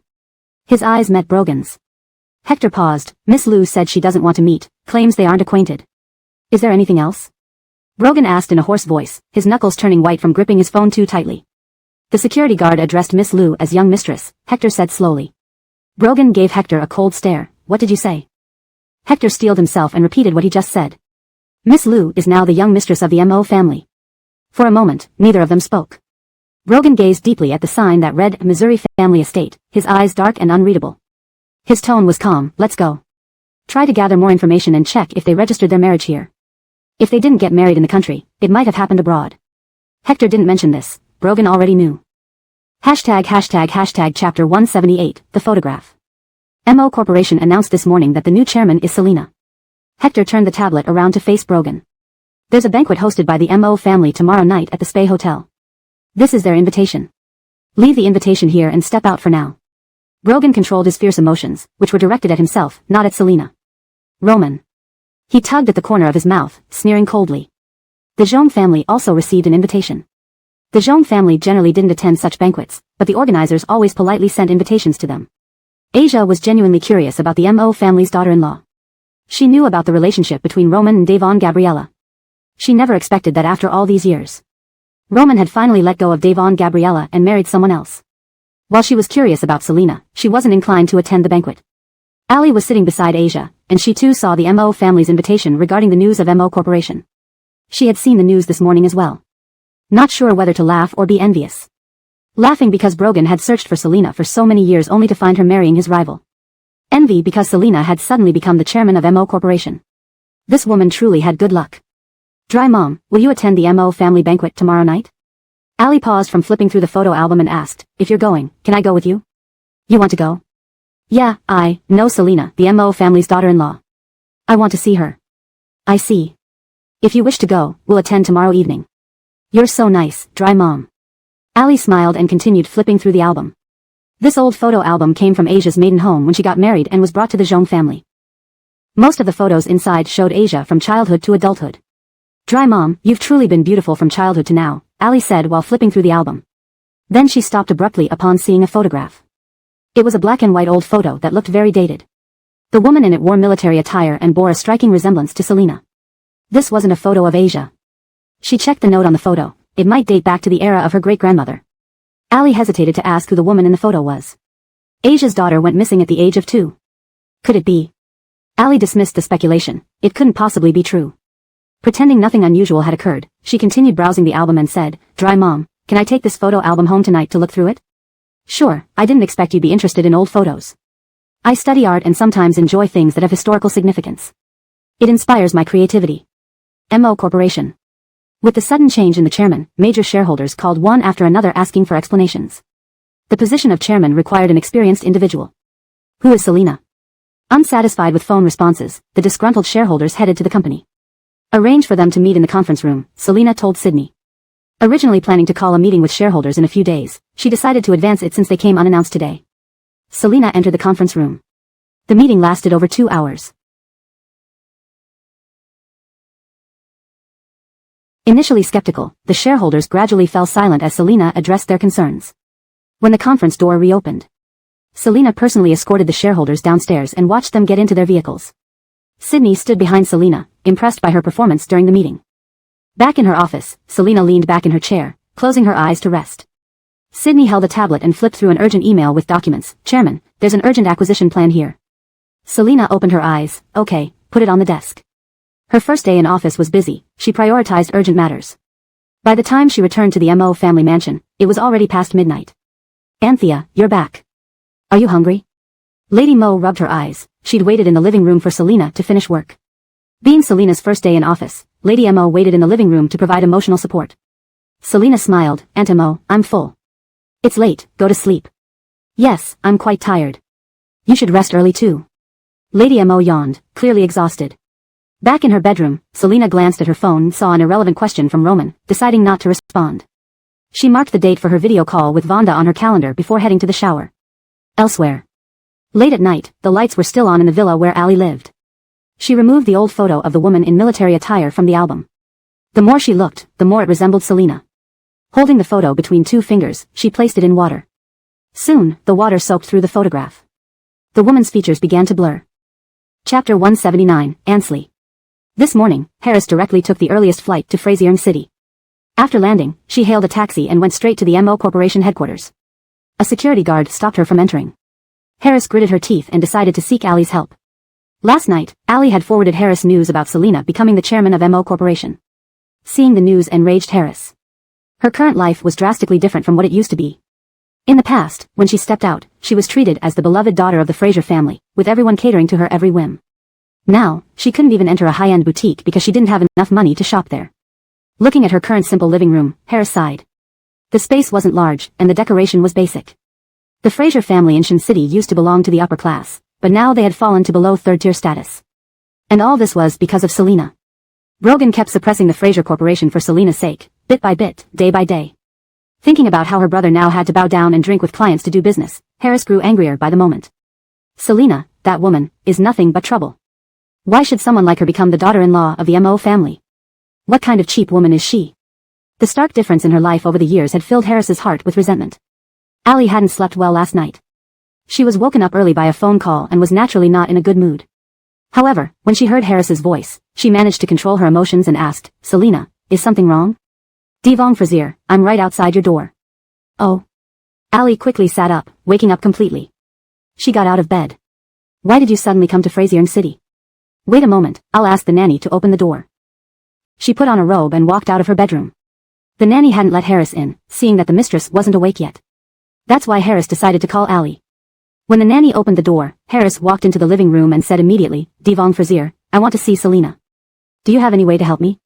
Allie asked the nanny to bring Harris a glass of milk before gently asking, "What do you want with her?" "Don't do anything foolish." "Don't worry, I won't do anything silly. I just want her to leave our Frazier family alone and stop Brogan from targeting us." If not for Danielle seeking help from old Master Devon, the Frazier family probably couldn't even maintain a small company anymore. "Devon Frazier, can you help me?" Harris looked at Allie pitifully. Allie hesitated for a moment and then said bitterly, "Selina, I wish I could help, but you see my situation. The Sue family is almost as bad off as the Frazier family, and I was even sent to a mental hospital." Harris bit her lip, feeling disappointed. If it didn't work out, she would just wait for Selina at Mo Corporation. Seeing her disappointment, Allie said, "Though I can't do much to help, I know the MO family is hosting a banquet at the Saib Hotel tonight to introduce Selina to their circle." Harris's eyes lit up instantly. She knew what to do. "Devon Frazier, thank you. I'll go now." Allie watched Harris leave and smiled softly. Since she was already awake, she decided not to sleep any further. Allie returned to her room and put back the faded black and white photo that was placed on the table. This photo had been soaked in water for a while and then rubbed, leaving the face of the woman in military uniform unrecognizable. "Dry Mom, I'll visit you at noon.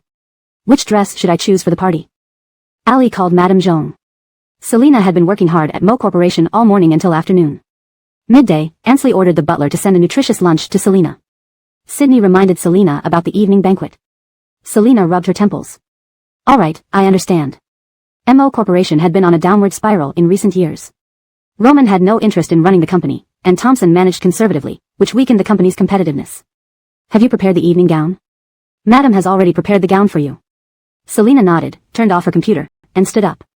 "Let's go." The simple yet elegant blue evening gown gave Selina a cold yet graceful demeanor. Sydney, dressed in khaki suit, hired a professional makeup team to assist Selina. At 6 o'clock, Selina headed to the hotel. It was the first time in 5 years that Selina saw Brogan again. The man's temples were graying, and he looked mature and composed at 30. His once lazy features now appeared stern. His gaze towards Selina was still full of deep affection. Selina felt a sense of vicissitudes of life when she looked at Brogan. She thought of the madman Roman and her daughter still in his hands. Selina collected herself and greeted him like meeting an old friend. "Thank you, Mr. Devon, for coming to this banquet tonight. Please come in." More guests arrived behind Brogan. Not wanting to make Selina uncomfortable, he grunted hoarsely and entered the banquet hall. Hector followed the boss and waved to Selina before hurrying into the hall after Brogan. Maureen got out of the car and glanced at Selina before looking at Brogan, who had already entered the hall. She genuinely felt that Selina's personal life was messy. "Miss Liu, should I call you Ansley or continue calling you Miss Liu?" Selina maintained a proper smile. "President you may call me Ansley." Maureen smiled faintly and nodded before walking into the hall. Selina waited until all the important guests had arrived before entering the hall herself. "Chairman, Madame Zhong has arrived." That was unusual. The Zhongs rarely attended banquets, especially since Madame Zhong rarely went out due to her poor health. Allie also got out of the car with Madame Zhong. Allie held Madame Zhong's arm intimately, and they walked toward Selina. Selina greeted with a smile. "Madam, hello." Madame Zhong smiled warmly. "Ansley, hello." Allie smiled politely and greeted Selina. "Ansley, long time no see." Selina raised an eyebrow and smiled. "Miss Sue, long time no see. Please come in." Allie and Madame Zhong entered the hall. Selina turned to Sydney. "Let's go. I need to find Aunt Imo first." Ansley was waiting in the lounge, and they were scheduled to appear together in the hall. The seating arrangement for the banquet was already set. There were 2 main tables, and the rest were secondary. The Devon, Yu, Mo, and Zhong families shared one main table, while the other main table hosted families not from Frazier City. After Madame Zhong sat down, she saw Brogan and remarked mildly, "It's rare for Brogan to be here tonight." Brogan remained silent. Years ago, after Madame Jean took Ali away from the psychiatric hospital, she confronted Brogan for an explanation. At that time, Brogan coldly told her, "You're meddling where you shouldn't." Those words infuriated Madame Jean. People from other families didn't know what happened on the top floor that day. Madame Jean didn't know the details either. All she knew was that Brogan sent Ali to a psychiatric hospital for a woman. Ali didn't elaborate on the matter, and Madame Jean feared upsetting her, so she never pressed. Madame Jean whispered gently, "The twins always hope you could spend more time with them. Regardless, children are innocent." Madame Jean had attended the twins' kindergarten event several times and noticed that unlike other kids accompanied by both parents, the twins never had their father join. Ali gently tugged at Madame Jean's arm, shaking her head, indicating not to mention the twins. Brogan sneered coldly. "I've already said, the twins aren't my kids." Madame Jean frowned deeply that in reality, no one in the circle believed Brogan's words. They just thought that Brogan didn't want to acknowledge the twins as his own. If they weren't his kids, how could old Master Devon possibly gift shares of the Devon family business to the twins? Both the Devon family and Roman consistently kept the true parentage of the twins a secret. And Ali was also very clever. She wouldn't publicize the complicated bloodline relationship involving the twins. As a result, everyone tacitly assumed that it was simply Brogan who didn't want to acknowledge the twins. This segment continues to build on the existing storyline, maintaining the intricate dynamics between the characters and the ongoing mystery surrounding the twins' parentage. It also underscores the strategic secrecy maintained by key figures like the Devon family, Roman, and Ali. Chapter 180, Wedding Photos. The three heads of the MO family appeared. Everyone rose to offer their congratulations. People were curious, though, why Roman hadn't shown up. Aiden went on stage and explained Roman's absence. "My son has some business abroad, but it doesn't matter whether he comes tonight or not. What's important is that we formally introduce my daughter-in-law, Selena." Selena, holding Ansley's hand, gracefully walked onto the stage. Brogan's intense gaze followed her every move. Selena took the microphone with a smile, a beautiful, confident, and graceful smile. She spoke a few words before passing the microphone to Ansley, who praised her highly. After they came down from the stage, Aiden moved to the main table to entertain guests. Selena and Ansley sat at Vivian's table. Since Ansley wanted to chat with Vivian, Selena was left to sit beside Brogan. Brogan stood up and pulled out her chair. Selena thanked him as she sat down. Ali glanced at Selena and Brogan, then lowered her eyes. Ansley turned to remind Selena to eat something, as she would have to toast later. Vivian smiled. "Iwu, you must feel relieved now." Ansley, whose name was Sean Rita, beamed. "Absolutely. You should come visit our MO family estate. I grow many organic products there." "Sure." Waiters brought dishes to the table. Selena wiped her hands with a wet napkin. Brogan picked up his chopsticks and served Selena some food. "This dish is good, try it." Ansley glanced at Brogan in surprise but didn't think much of it. Initially, the MO family hadn't intended to invite the Devon family, but Roman had called and asked them to send an invitation to Brogan. The MO couple had quietly speculated if their son's relationship with Brogan had improved. Selena looked at Brogan and smiled softly. "Mr. Devon, thank you, I can manage myself." She raised her glass to toast him, her lips slightly swollen from drinking wine. She then toasted Maureen. Unable to drink, Vivian had Ali do it for her. "I'll drink for my godmother, Ansley, please proceed." "Please." Upon hearing Ansley, Brogan stiffened slightly, his narrow eyes deepening. Ali's smile brightened. At this moment, the host returned to the stage. Though Master M.O. couldn't return today, he prepared a gift for Ansley.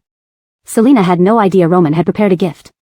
She smiled, seemingly expectant, but inwardly cautious. Roman couldn't be that kind-hearted. The lights in the banquet hall dimmed, and the stage lights went out. Soon, the big screen lit up, displaying wedding photos accompanied by music. These were photos taken 5 years ago, when Roman, posing as Brogan, had taken Selena to shoot these pictures. Now, the male protagonist wasn't Brogan but had been replaced with Roman. Only Selena knew these photos likely used AI technology to swap faces. She clenched her teeth, wishing she could bite Roman to death. Brogan stared at the screen darkly, loosening his tie slightly. Under the table, he reached out and gripped Selena's hand tightly. Selena couldn't describe her feelings but knew Roman was up to something. His grip was firm, suggesting he was furious. With the lights still dim, his fingers forcefully interlocked with hers. The host emotionally narrated, these wedding photos were taken 5 years ago by Master M.O. and Ansley. They've lived a humble, happy life, and Master M.O. is grateful for Ansley's contributions over the years. Selena turned to Brogan, then back to the screen, feigning a surprised smile. She tried to pry his tight grip off her hand with her other hand, but he wouldn't let go. He desperately wanted to take her away without a second thought, but he hadn't asked for her opinion yet.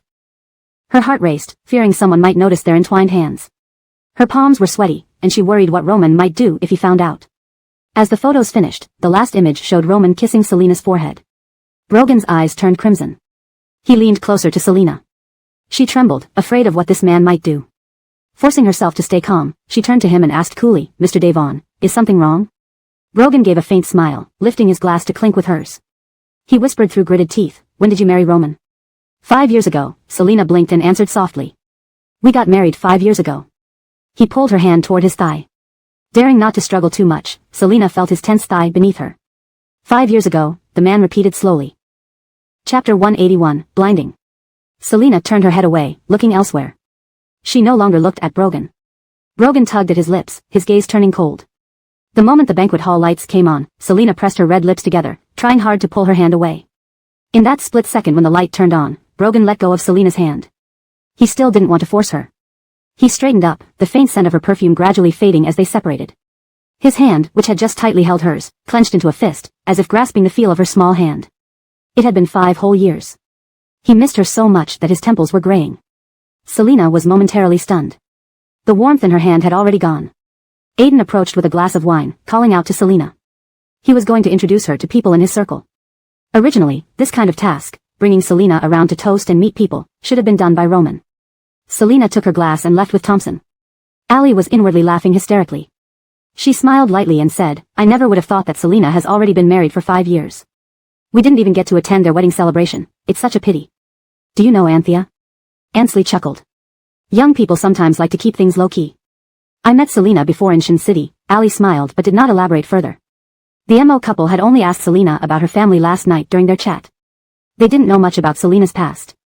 Roman hadn't given them a chance to ask more clearly and only told them that his wife was back from abroad to help manage the company. The MO couple was fairly open-minded. After being angered by their son for so many years, they felt relieved by the sudden arrival of a daughter-in-law. Ainsworthy raised an eyebrow. I can see that Ansley is very satisfied with your daughter-in-law. Selina seemed to be quite scheming. Of course, Anthea is wonderful.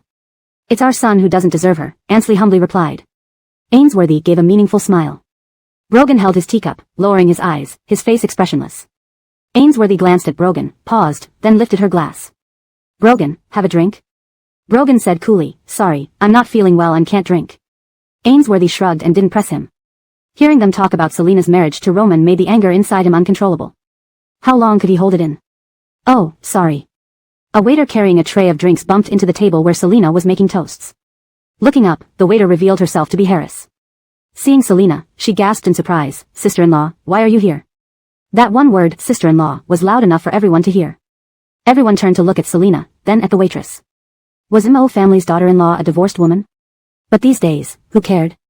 If the MO family didn't mind, it wasn't a big deal. Selina's expression remained unchanged. She curled her lips. Oh, it's you. Don't call me sister-in-law. I can at most be considered your ex-sister-in-law. She saw no need to deny it since there was no reason to hide it. However, tonight's banquet wasn't worth wasting time over such trivialities.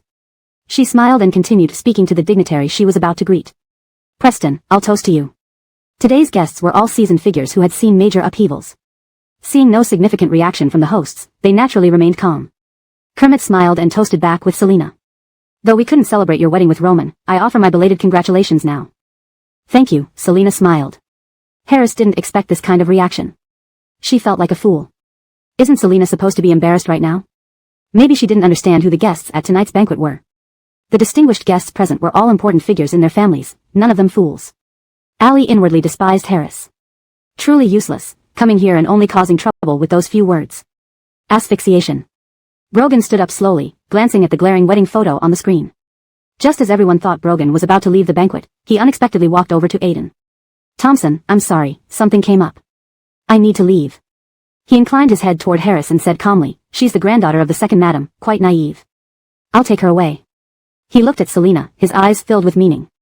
Miss Liu, we'll chat another time. He wouldn't call her Ansley. Harris hadn't expected Brogan to approach. Selina had remarried, wasn't it also embarrassing for him? What's wrong with him? How could he still come forward to save Selina? Harris was now scared and exclaimed, Mr. Devon, you are. Before she could finish her sentence about suppressing the Fraser family for Selina, Hector already knocked her unconscious. He chuckled, supporting Harris as he followed Brogan out of the banquet hall. Selina's heart trembled slightly, but she maintained her composure, continuing to greet guests with Thompson. Walking out of the banquet hall, Brogan sat in the car and coldly instructed, break Harris's right leg and send her to the second madam. Next time, break the left. Hector responded affirmatively. These past few years, Brogan had survived several near-death treatments, negotiating survival time with death just to find Selena. His methods had become more ruthless than before. Hector, whenever he thought of Selena, got headaches, unsure whether their boss would let go or forcefully reclaim her. Roman's actions always caught people off guard. The banquet proceeded until 7. Despite Bill Fakiz's efforts to protect Selena from drinking too much, she still consumed a fair amount. Going to the restroom, Selena found Jacqueline clutching her chest against the wall. "Madam, are you all right?" Selena rushed over to support her. Seeing her pale complexion, she quickly called for help. Selena didn't know what ailment Jacqueline suffered from. Allie came looking for Jacqueline and saw Selena supporting her. Her face changed as she hurried over, pushing Selena aside to support Jacqueline. "Godmother, is it a heart attack?" Selena staggered back a few steps but managed to steady herself. She didn't care about Allie pushing her away. Jacqueline mustn't have any issues during the banquet. Allie helped Jacqueline sit down and quickly gave her medication prescribed by the doctor. Just as she prepared to call for help, Selena spoke up. "I've already called someone." Immediately after her words, Bill Fakizu arrived with a doctor. Tonight, the MO family had cautiously invited a family doctor to the hotel, which proved useful now. "Heart attack, have you called an ambulance?" the doctor asked after performing emergency measures on Jacqueline. "I have," Selena replied. Soon enough, the ambulance arrived. As one of the hosts of tonight's banquet, Selena needed to follow along to check on the situation, a matter of courtesy. Unexpectedly, just as she was about to follow, Allie blocked her path. "Ansley, please take a private vehicle." Selena raised an eyebrow, speechless. The ambulance drove away, and the driver brought the car over, stopping and opening the door for her. Selena got into the car. She messaged Ansley and the others, informing them to handle the end of banquet matters. "Anthea, how's Jacqueline?" "Give me a call." "Okay." At the hospital. Thanks to timely medical attention, Jacqueline was out of danger. Upon hearing from the doctor that she was safe, Leighton breathed a sigh of relief. At that moment, a man around 30 hurried over. "Uncle, how is Aunt?" "Brother Fitzroy, Godmother is out of danger," Allie replied. Carl looked at Allie. "That's good." Carl now managed Zhong Enterprise. Originally, Zhong Enterprises was managed by Leighton, but over the past few years, Leighton had been busy accompanying Jacqueline for her overseas treatments. Thus, he had to entrust the management of the company to Carl, who was well educated. While on the island, Selena had studied materials about the current managers of major companies in Fraziering City, including Zhong Enterprises. She recognized Carl, who now managed the company. Seeing that everything was under control, she decided to leave and planned to visit Jacqueline the next day. She apologized to Leighton, saying, "Hunt, I'm the daughter-in-law of the MO family. I am truly sorry that Jacqueline fell ill during the banquet." Leighton finally noticed the woman in the blue evening gown. He knew it wouldn't be reasonable to blame others, so he responded, "I should be the one to apologize." Their pleasant preparations for the banquet had been disrupted due to Jacqueline's sudden illness, which could dampen the mood. Selena bid farewell to Hunt and Carl before leaving the hospital. As soon as Selena left, Leighton muttered to himself. "Strange, why does Ansley seem familiar?" The timely medical attention had saved Jacqueline, and upon hearing from the doctor that she was safe, Leighton breathed a sigh of relief. At that moment, a man around 30 hurried over. "Uncle, how is Aunt?" "Brother Fitzroy, Godmother is out of danger," Allie replied. "That's good," Carl said, looking at Allie. Carl now managed Zhong Enterprises. Chapter 182. What did you say? Though Leighton felt like he had seen Selena before, he only muttered this thought briefly. His mind was currently focused on Asia. Perplexed, Leighton asked Allie, "Why did you attend the banquet tonight?" Asia had never mentioned this to him. Asia rarely enjoyed attending such gatherings. Allie's eyes were red as she said, "Sorry, it's all my fault. I asked my godmother to go to the banquet." Leighton saw her agitated appearance and didn't blame her. Fortunately, nothing happened this time. "Don't blame yourself, Xiaoqing. You must be tired today. Go back and rest well. I want to stay here with my godmother." "I'll stay here, don't worry. Go back." With Leighton present, it was inconvenient for Allie. Leighton instructed Drake to send Allie home. "All right, let me take Xiaoqing back." As Drake accompanied Allie away from the hospital and she sat in the car, she began to cry into her hands. Drake helplessly handed her a tissue. "Don't cry. Your uncle and aunt won't blame you." Who could have predicted that Asia would suddenly fall ill? "If I hadn't wanted to see Selena, my godmother wouldn't have." Allie sobbed intermittently, "It's all my fault." To divert her attention, Drake changed the subject. "Do you know Ansley?" He had read the news about the MO group changing its chairman at short notice and naturally recognized who Selena was tonight. It puzzled him how the MO group dared to let a daughter-in-law manage the company. Hearing this, Allie stiffened slightly, looking out of the window with sadness. "Of course, I know her." Turning to Drake, she smiled bitterly. "Brogan once locked me in a mental hospital for a woman he loved." Drake knew about this, startled. Is that woman Ansley now? What was going on between Brogan and Roman? He couldn't comprehend why this Ansley was so charming. Selena's image in Drake's mind wasn't good. This woman must be quite formidable. Xiao Divong, Drake said gently, you can't tell your godmother about this. I don't want her to worry over you. Sure, thank you. Seeing Allie stop crying, Drake breathed a sigh of relief. Wipe your tears. Thank you. Allie wiped her teary eyes and managed a smile. Drake felt that Allie deserved better. Brogan not acknowledging her or their child showed what kind of man he was, one who could send a woman to such a place, heartlessly. Live your own life from now on. Don't think about Brogan anymore. Allie nodded, okay, I understand. At the Davon family residence, Hector brought Harris to Davon's house. The butler went upstairs to inform Second Lady Hannah. Hannah's recent years weren't smooth either, as Joy had frequently come crying to her. A few years ago, she took great care to preserve her youthful looks. Now her forehead showed more wrinkles. She followed the butler downstairs. Mr. Denny, you're saying Hector brought an unconscious Harris here? Yes. Not knowing the exact details, Mr. Denny just confirmed the situation. Hector had specifically requested to see the second lady, indicating something significant involving young Master Brogan. Hannah felt uneasy, stepping out of the elevator with a smile. In the living room, seeing Harris laid on the sofa, she asked, Baird, what happened? Hector replied respectfully, Harris upset boss, resulting in one leg being crippled while the other remains normal. Please educate her properly. Hannah immediately frowned. What did one leg crippled mean? Saying it so lightly. Hector quickly left after speaking, and Hannah promptly called the family doctor. Only when Harris regained consciousness would they know what exactly happened. Inside, she harbored anger toward Brogan. His actions were beyond bearing. Meanwhile, outside the hospital, Selena came out after drinking tonight. Although not drunk, she felt a bit dizzy. Sitting in the car, she leaned against the backrest, closing her eyes. The car behind us is following us. The driver looked at the rearview mirror, confirming. Sidney turned his head backward, recognizing Brogan's car. That's Mr. Davon's car. The car remained quiet for a moment. Selena opened her eyes, rubbing her tired eyes. There were some things she shouldn't keep avoiding. Let's stop by the roadside, Selena softly said. She got out of the car, instructing Sidney and the others to wait inside. The car behind them also slowed down and stopped. The rear door opened, and Brogan stepped out. Their eyes met. Brogan bent slightly, reaching into the car for a coat which he draped over his arm and walked toward Selena. Standing before her, he moved to drape the coat around her shoulders. No need, thank you. Selena lifted her gaze and smiled faintly. Brogan, years have passed, and much has changed. I'm now Ansley. What we had is in the past. Her words were straightforward and painful. Brogan abruptly grasped her chin, encircling her waist with his large hand, his voice pressing. What did you say? Chapter 183, The Past. Selena looked at Brogan's temples, blinking her stinging eyes. She smiled faintly again and said, I can say it one more time, you and I are history. Selena and Brogan are history. Her words had just ended when Brogan lifted her into his arms. The driver and Bill's special assistant in the car were stunned. Hanley and Mr. Davon? Is young Master M.O. being made a cuckold? They very cleverly turned their heads away. They saw nothing. Brogan plopped Selena into his car. Get out of the car. He said this to the driver and bodyguard inside. His car provided excellent privacy. The door closed. A light turned on inside the car. Ainsley, tell me, did Roman threaten you? Selena, suddenly embraced by Brogan, was composed. She adjusted her posture, lazily leaning back against the chair, legs crossed. Brogan waited for her to speak. Selena raised her eyelids, glanced at him, then retracted her gaze, not threatened. Brogan didn't believe her. He leaned in closer, propping himself up with one hand behind her chair, confining her in his arms. Tell the truth, here it's safe. Selena looked down. No, she would not gamble with Magnolia's life.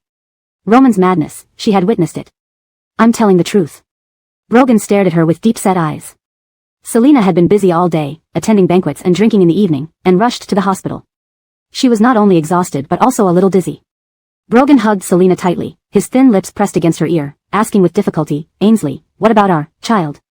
Selena thought of her daughter who had been taken away by Roman since infancy, her voice hoarse, dead. Let me go. This proves one thing, we two have no destiny together. Brogan's heart twitched. Can you come back to me? Selena's fingers curled slightly as she refused once more. I said, it's too late. It was a resolute response. He saw her shake her head. His forehead pressed against hers, apologizing in a low tone, sorry. These 3 words were useless now. His lips touched hers, devout like a believer. Selena pushed him away coldly. She slapped Brogan. Slap. This slap directly turned Brogan's face. His Adam's apple moved, his eyes darkened, turning his head in disbelief to look at Selena. Selena wiped her reddened lips with the back of her hand, a gesture that showed some disdain. Her eyes were slightly red, sneering. With tender fingertips, she poked his shoulder. Brogan, you've gone too far. I'm Ansley now. She opened the car door, got out, walked back to her own car, and got in, drive. Her hand that slapped him shook constantly. She hit him. Brogan touched his cheek, staring at her retreating figure, blinking his narrow eyes. A bitter smile escaped his lips. Selina returned to the M.O. family mansion. The M.O. couple was already waiting for her in the living room. "How is Jacqueline?" Ansley asked. "She's out of danger. Tomorrow I'll visit her at the hospital," Selina replied after receiving a cup of tea from the butler, sipping a few times before putting it down. She awaited the questions regarding the matter mentioned by Harris tonight. But the M.O. couple did not bring it up. Ansley looked at her sympathetically. "You must be very tired today. Go wash up and get some sleep." Selina was indeed very tired, and she had no mood to discuss other matters. She accepted Ansley's good intentions. "All right. Good night, Aunt M.O. Thompson." After bathing, Selina flopped onto the soft bed. She closed her eyes, letting her thoughts drift blankly. Her phone rang, and she lazily crawled up, picking it up from the bedside table. Glancing at the screen, it was a video call request. Selina glared viciously. It was Roman. "What do you want?" she answered with an exceptionally bad tone. Roman, impervious, smiled gently, still wearing Brogan's face, making Selina even more disgusted. Selina genuinely suggested, "Why don't you get your face fixed and revert to yourself?" Roman stretched his long legs. "I really like this face. Though it doesn't measure up to me, it barely makes do." Selina laughed coldly. "Pervert." She silently cursed under her breath. Roman spoke slowly. "You met Brogan tonight, weren't you very excited?" "Of course, very excited," Selina replied coolly. She got out of bed barefoot, pouring herself a glass of water, drinking several mouthfuls before setting it down. Selina calmly asked, "Did you send someone to follow me?" Roman raised an eyebrow, not answering but bringing up something about Vonda instead. "I sent Magnolia to kindergarten." He retracted his legs and brought up a topic that struck right at Selina's heart. "The parents' column for Magnolia is blank." Selina coldly stared at Roman through the screen. Roman paused for a few seconds. Angry? Selina didn't respond. She knew he was warning her. Selina hung up the video call expressionlessly. Roman laughed, talking to himself. "This temper, just like Vonda." Today he took Vonda to kindergarten, and upon returning, he found her pet duck missing, upsetting her for the entire night. Little Z's girl could sulk at him all night, quite impressive. The duck probably wandered off, he didn't notice. He planned to buy another one for her tomorrow. Roman called Lynn Butler. "Lynn Butler, bring a cup of warm milk up for the madam." He worried she might have insomnia tonight. Milk promotes sleep. Lynn Butler felt a bit surprised. It seemed the young master genuinely cared for his wife. "Yes." Lynn Butler instructed a maid to deliver the milk to Selina. Upon hearing it was Roman's order, Selina coldly gulped down the milk, handed over the empty cup to the maid, and closed the door. There was a meeting scheduled for the morning. Selina forced herself to sleep. That night, she had a nightmare, dreaming of Magnolia calling out for her mother, then disappearing. Selina woke up, covered in cold sweat. 8 o'clock in the morning. Bill's special assistant walked beside Selina, one responsible for reporting the itinerary, the other for listening. They headed towards the conference room. "Buy a gift, I'll visit Jacqueline in the hospital this afternoon." "Yes." Department managers were already waiting in the conference room. Hearing the high heels enter, they turned around. Selina's first important task after taking over the M.O. group was preparing to acquire Silicon Freight. "Chairman, good morning." "Good morning, everyone." Selina swept her eyes across the department managers in the conference room and dove straight into the topic during the meeting. "Regarding the comprehensive investigation of Silicon Freight, I am very dissatisfied with the current report." Selina asked, "Who is Trey from the data analysis department?" The present managers held their breath. With new management, it was unclear if this M.O. family bride had the competence to manage the M.O. corporation. "It's me. I believe the current report is already very thorough," Trey responded, a bit overweight with much flesh on his face. This appearance was easygoing, contrary to reality. He believed Selina was deliberately targeting him. However, he wasn't afraid of Selina, he was bold. He was related to Ansley. Selina tilted her head slightly as Bill's special assistant whispered the introduction, "Trey, relative of Ansley." Selina understood, no wonder he dared to contradict her. She curled her lips. "Is this considered a comprehensive survey? The financial status, business, and operational condition of their company aren't thoroughly investigated. If you're incompetent, replace you with someone else." "Useless." Trey's face turned liver-colored. This woman dared to call him useless in front of so many people. "Selina. Don't overstep. One day, the M.O. family will kick you out." Selina continued on to the next agenda item. Completely ignored, Trey angrily left the conference room. "Wait and see." After the meeting ended, Selina directly terminated Trey's employment. Bill's special assistant reminded her, Trey's mother is not an easy person to deal with. Selina leaned back in her chair, first sizing up Felix. Felix was the special assistant assigned to her by Roman. Her lips curled into a cold smile. "If she's not easy to handle, isn't there still you, Bill's special assistant? Do I have to personally deal with this kind of thing?" Bill's special assistant admitted his mistake, I understand. In reality, Selina was making an example out of him. The MO Corporation needed some fresh blood. Upon receiving the termination notice from Human Resources, Trey pulled out his chair and swept all the documents on his desk onto the floor. He angrily left the MO Corporation and quickly called his mother to complain. Meeting adjourned, Selina directly dismissed Trey. Bill's special assistant warned, Trey's mother isn't someone easy to handle. Leaning against the backrest, Selina first sized up Felix. Felix was the special assistant provided by Roman. A cold smirk played on her lips, not easy to handle. Isn't there still you, Bill's special assistant? Should I personally intervene in such matters? Bill's special assistant acknowledged his mistake, understood. Actually, Selina was using this as a warning to others. The MO Corporation needed a shake-up. Upon receiving the dismissal notice from HR, Trey yanked out his chair and swept all the documents off his desk onto the floor. Fuming, he left the MO Corporation and hurriedly called his mother to lodge a complaint. Chapter 184, Encounter. At 3 in the afternoon. Selina brought a gift to the hospital. When Allie heard someone knocking on the door, she went to open it. The moment she saw Selina, the smile on her face instantly faded. It's Ansley. Selina hadn't expected to encounter Allie, she nodded. I've come to visit Jacqueline. Allie actually didn't want Selina to see the Jones too often. Jacqueline was leaning against the head of the hospital bed. Seeing Selina, she spoke gently, Xiao Divong, quickly let the guest in. Allie moved aside. Selina smiled as she walked in. Only after entering did she notice 2 children in the ward, giving her a vague suspicion. Selina placed the gift on the table and asked, How are you feeling today, Jacqueline? These old problems, Jacqueline apologized sincerely, I'm truly sorry for what happened at the banquet. The fact that you could attend our family gathering made us very happy, Selina reassured her softly. Sit down and chat. Jacqueline said with a gentle expression to the 2 children, Alice, Jackson, come over to Grandma here and greet Aunt Lou. Upon hearing Alice, Selina guessed these were the twin children from 5 years ago. Her emotions became a bit complicated. She pulled over a chair and sat down.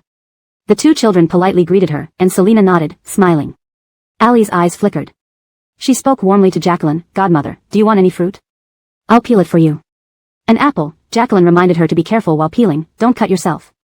Allie nodded, of course, Godmother, I'm not a child. Then she suddenly looked up at Selina, Ansley, would you like me to peel an apple for you too? No, thank you, Selina replied politely. From Jacqueline's words towards Allie, Selina clearly felt how genuinely kind Jacqueline was to her. Jacqueline held up a character portrait on A4-sized paper and showed it to Selina. Does this look like me? It's a drawing by Xiao Divong. Allie smiled and asked, have you studied painting, Ansley? Don't comment if you don't know, she added under her breath. I haven't, Selina shrugged nonchalantly, I never had the chance to learn. But since you asked, I must honestly say, the painting isn't very good. Allie and Jacqueline were momentarily speechless. Jacqueline wasn't angry but chuckled, oh, what specifically isn't good? Jacqueline had also studied painting from a young age and naturally recognized the flaws. Selina examined the painting again and paused for a moment. Miss Sue's portrait resembles you physically, Jacqueline, but it lacks emotional depth. For example, the expression looks stiff, and the eyes appear vacant. Allie had stopped peeling the apple, feeling a surge of anger inside her. Jacqueline laughed lightly, what a pity Ansley hasn't studied painting. You have a sharp eye. Allie also smiled, you're truly impressive, Ansley, she admitted, I painted this quickly to entertain the kids. Selina just smiled, having fulfilled her courtesy by bringing gifts and visiting briefly before taking her leave from the hospital. Jacqueline watched Selina depart and then turned to chat casually with Allie. Ansley seemed somewhat familiar. Holding the fruit knife, Allie faltered when she heard this, accidentally cutting her finger, ouch. Child, be more careful. Jacqueline rang for a nurse hurriedly. It's just a minor cut, Allie smiled to reassure her. The 2 children ran over to comfort Allie upon seeing their mother hurt. Mommy, does it hurt? PFFF, sage blew on Allie's finger. Jacqueline watched them with both exasperation and amusement. What a pity, she thought. If only Brogan hadn't done it for a woman, perhaps Allie would have been happier. Previously, Jacqueline had refrained from asking who the woman was to spare Allie's feelings. Now, 5 years later, as the nurse finished bandaging Allie's wound, Jacqueline began, Xiao Divong, Brogan. She had barely mentioned Brogan's name when the twins looked up. Jacqueline sighed inwardly, the children were still there, so she couldn't discuss this. Allie knew what Jacqueline wanted to ask but didn't intend to talk about it now. The most important thing right now was to find out why Jacqueline found Selina familiar. She needed to figure out a way to get a paternity test between Selina and Jacqueline. Allie lowered her eyes to conceal her thoughts. Meanwhile, Harris was also in the same hospital. Harris cried continuously, her left leg ruined, forcing her to walk with a cane from now on. She couldn't endure such a fate. Grandma, everything is because of Selina. She has devastated our Fraser family, Harris sobbed uncontrollably. Hannah listened to her cries, finally snapping, shut up. Why did you even come to Frasier City? Not only did you come uninvited, but you also approached Brogan, you fool. Startled, Harris cried even louder, Grandma, why are you scolding me? We're this bad because of Selina. I merely wanted to give her a piece of my mind. Seeing her obstinate nature, Hannah felt a sharp pain in her chest. At this moment, the door opened. A slim man entered the room. Bud had heard Harris crying even from the hallway outside. Nellie's here, Hannah massaged her temples. She despised Selina too, but at least she retained her sense. To deal with Selina, they mustn't let Brogan suspect anything. Bud glanced expressionlessly at Harris before turning to Hannah, Grandma, I'm sorry. I'll take Min back to Shin City tomorrow. He had just encountered Selina downstairs in the hospital. Chapter 185, 5 Years of Patience. Selina did not return to the company immediately after leaving the hospital. Instead, she asked her driver to take her to the nearby Lazy Coffee shop. She thought about Bud, whom she had just seen. Selina curled her lips slowly, seeing him was absolutely disgusting. Lost is lost, yet he still acted deeply in love, trying to win back his ex-wife.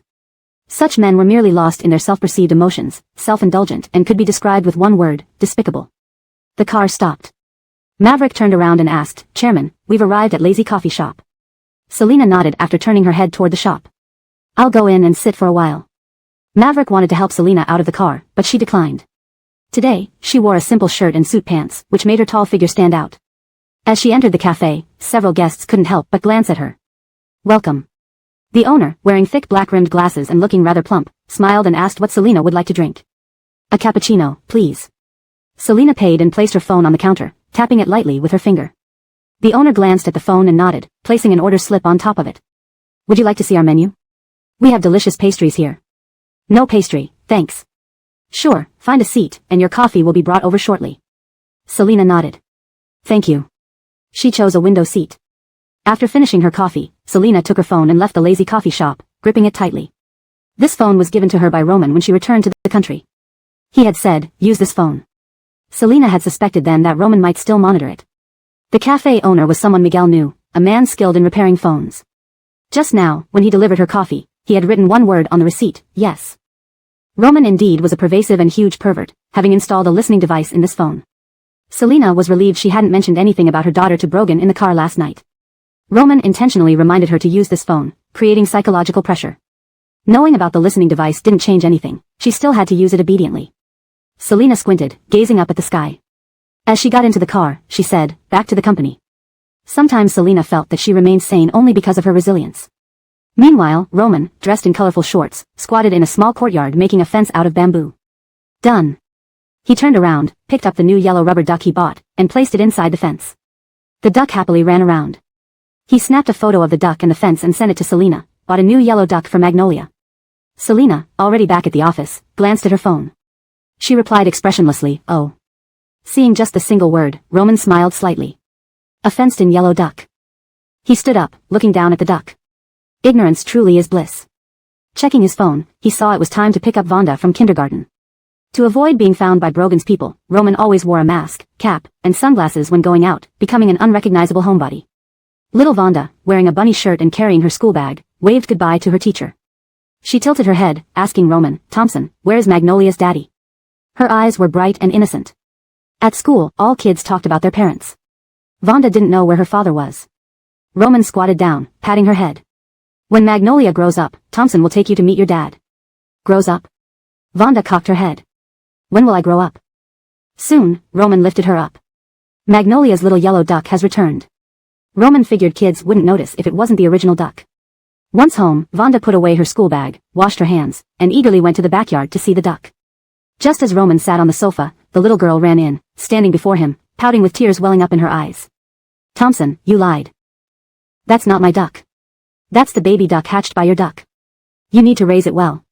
Ainsworth's son? Her tear-filled eyes widened in surprise. Stunned. Yes, a baby. Just like you are mommy's baby. Roman finally convinced Vonda. First, feed the duck, it's hungry. Okay. Vonda trotted off to the backyard. Roman texted Selina, Magnolia asked me where her dad is today. Guess how I answered? Selina saw the message around 6 in the evening, her heart aching. Maverick knocked on the door, holding a bag. Chairman, Ansley sent dinner over. Selina's voice was hoarse. Thanks. Maverick noticed her voice sounded choked up but saw only her cold expression when he looked at her. Ansley wants you to eat while it's hot. After Maverick left, Selina called Ansley, thanking her. Ansley instructed her to take care of herself and not work too late. Selina agreed. After hanging up, Selina stared at her phone, wondering if Roman wasn't afraid of her using Mr. and Ansley as leverage against him. Clearly, he wasn't. A person who disregarded their parents' lives so easily was no longer human. Selina messaged Roman, less than an animal. At that moment, the less than animal Roman was helping Vonda practice splits. Thompson, your legs aren't straight. Look at mine, Vonda demonstrated, encouraging Roman to try harder. Roman pressed down on his stiff legs while reading Selina's message. He replied honestly, you're right. Less than an animal is a very fitting description. At 10 o'clock that night, Selina exited MO Corporation. Her driver opened the car door. She looked towards the black sedan nearby. She knew Brogan was inside. Selina averted her gaze and got into the car. Watching Selina drive away, Brogan resumed discussing matters with Hector. Bud's small company has been thriving these past 2 years. It's time, let them act. Understood. Hector raised another issue. There's no record of Miss Lou and Roman getting married domestically or internationally. No need to investigate further. Hector couldn't figure out if Brogan was letting go of Selina or not. In the dark, Brogan dialed a number. Hobart, arrest Roman. These 5 years, his operatives occasionally found traces of Roman. However, he held back, waiting to confirm Louise's safety before acting. He also knew Roman had a little girl with him. Patience had been key. Meeting his bruised cheek inflicted by Selina, Brogan chuckled softly. Recently, he had ensured that everything around Louise was safe. 5 years of patience. Translation provided by AI translation tools and refined to ensure accuracy and naturalness in English. Chapter 186, Contingency Plan. Shaw was a small county in a small country. The streets were not particularly busy in the morning. Roman chose to temporarily reside here precisely because it wasn't bustling. He dropped Vonda off at the kindergarten in the morning and on his way home, turned into the market to buy groceries. Tonight, he planned to cook carrot stir-fried eggs that Vonda disliked and fried chicken legs that she loved. Roman strolled back home with a light bag of vegetables, but before he could enter, he suddenly sensed something amiss and turned around, only to find himself surrounded. Roman raised an eyebrow calmly, sent by Brogan? Hobart didn't speak. Roman shrugged, knowing without guessing. He took off his mask and glasses, thinking for a moment, then suddenly realized why. It made sense now. For 5 years, Brogan couldn't find him, and he felt quite smug about it. It turns out, he was the one who had been deceived all along. However, he was long prepared for the day Brogan would find him. Roman curled his lips into a cold smile. Call Brogan, I have something to say. Hobart frowned but still called to ask boss for instructions. When Brogan heard from Hobart that Roman wanted to talk, he hesitated, then instructed, give him the phone. Hobart threw the phone to Roman. Roman caught it and sneered, Brogan, did you think things would be over once you thought I was dead? As he spoke, he pulled a folding knife from his pocket. Brogan listened coldly, Roman, Vita's death is partly your responsibility. You shouldn't have let her get pregnant, her body couldn't handle it. Roman smiled, stabbing himself with the knife. Hobart and the others had been wary of Roman's potential retaliation but were taken aback when they saw him stab himself. What a madman. After laughing sufficiently, Roman shouted into the phone, I admit I was at fault too, but my drug research had prospects. If you just gave me some time, I could have saved Vita. Why did you rush her into surgery? Why? Brogan, let me tell you, this won't end here. Your family sent those twins to humiliate Vita and me, it's utterly disgraceful. Roman yanked out the knife and plunged it into his heart again. Vonda was the tool he intended to use to exact revenge on Brogan. He leaned against the door, sitting down as blood poured from his body. He could hear Vonda's voice calling him. Thompson, you're sick, you should drink more water. Thompson, Magnolia wants to play. Roman thought of Selina. He blinked and smiled faintly, Selina, sorry. His vision blurred, and he leaned back, head slightly tilted upward, admiring the blue sky. Yes, so beautiful. Brogan furrowed his brow, Roman, I called you before the surgery, it was urgent. Suddenly, Hobart's voice came through the phone, boss, Roman is dead. Brogan clenched his jaw, rubbing his temples. Trying to reason with a madman was pointless. He detected a threat in Roman's last words. What contingency plan did Roman hide? After demonstrating her authority, Selina noticed the efficiency of the company's employees had significantly improved. She reviewed the investigation report on Silicon Express and acquisition plans. Bill Fikizu, help me arrange a dinner meeting with President Barry of Silicon Express tonight. Bill Fikizu agreed and arranged the meeting with Barry Fraserong outside the office. At 6 p.m., Selina arrived at her1 restaurant first. Bill Fikizu had reserved a private room. Barry Fraserong also arrived 10 minutes early. They shook hands and exchanged pleasantries before enjoying their meal. They did not rush into business right away, both were patient. Barry Fraserong attended this dinner, having read MO Corporation's recent news releases. The new chairman was very young, which might mean inexperienced, giving him leverage in negotiations. Feeling 7/10 full, Selina put down her chopsticks, picked up her teacup, and remarked, the food here is quite good. Barry Fraserong also placed his chopsticks down, nodding. Indeed, my wife loves dining here. Selina set down her cup. President Barry, what are your thoughts on the acquisition terms for Silicon Express?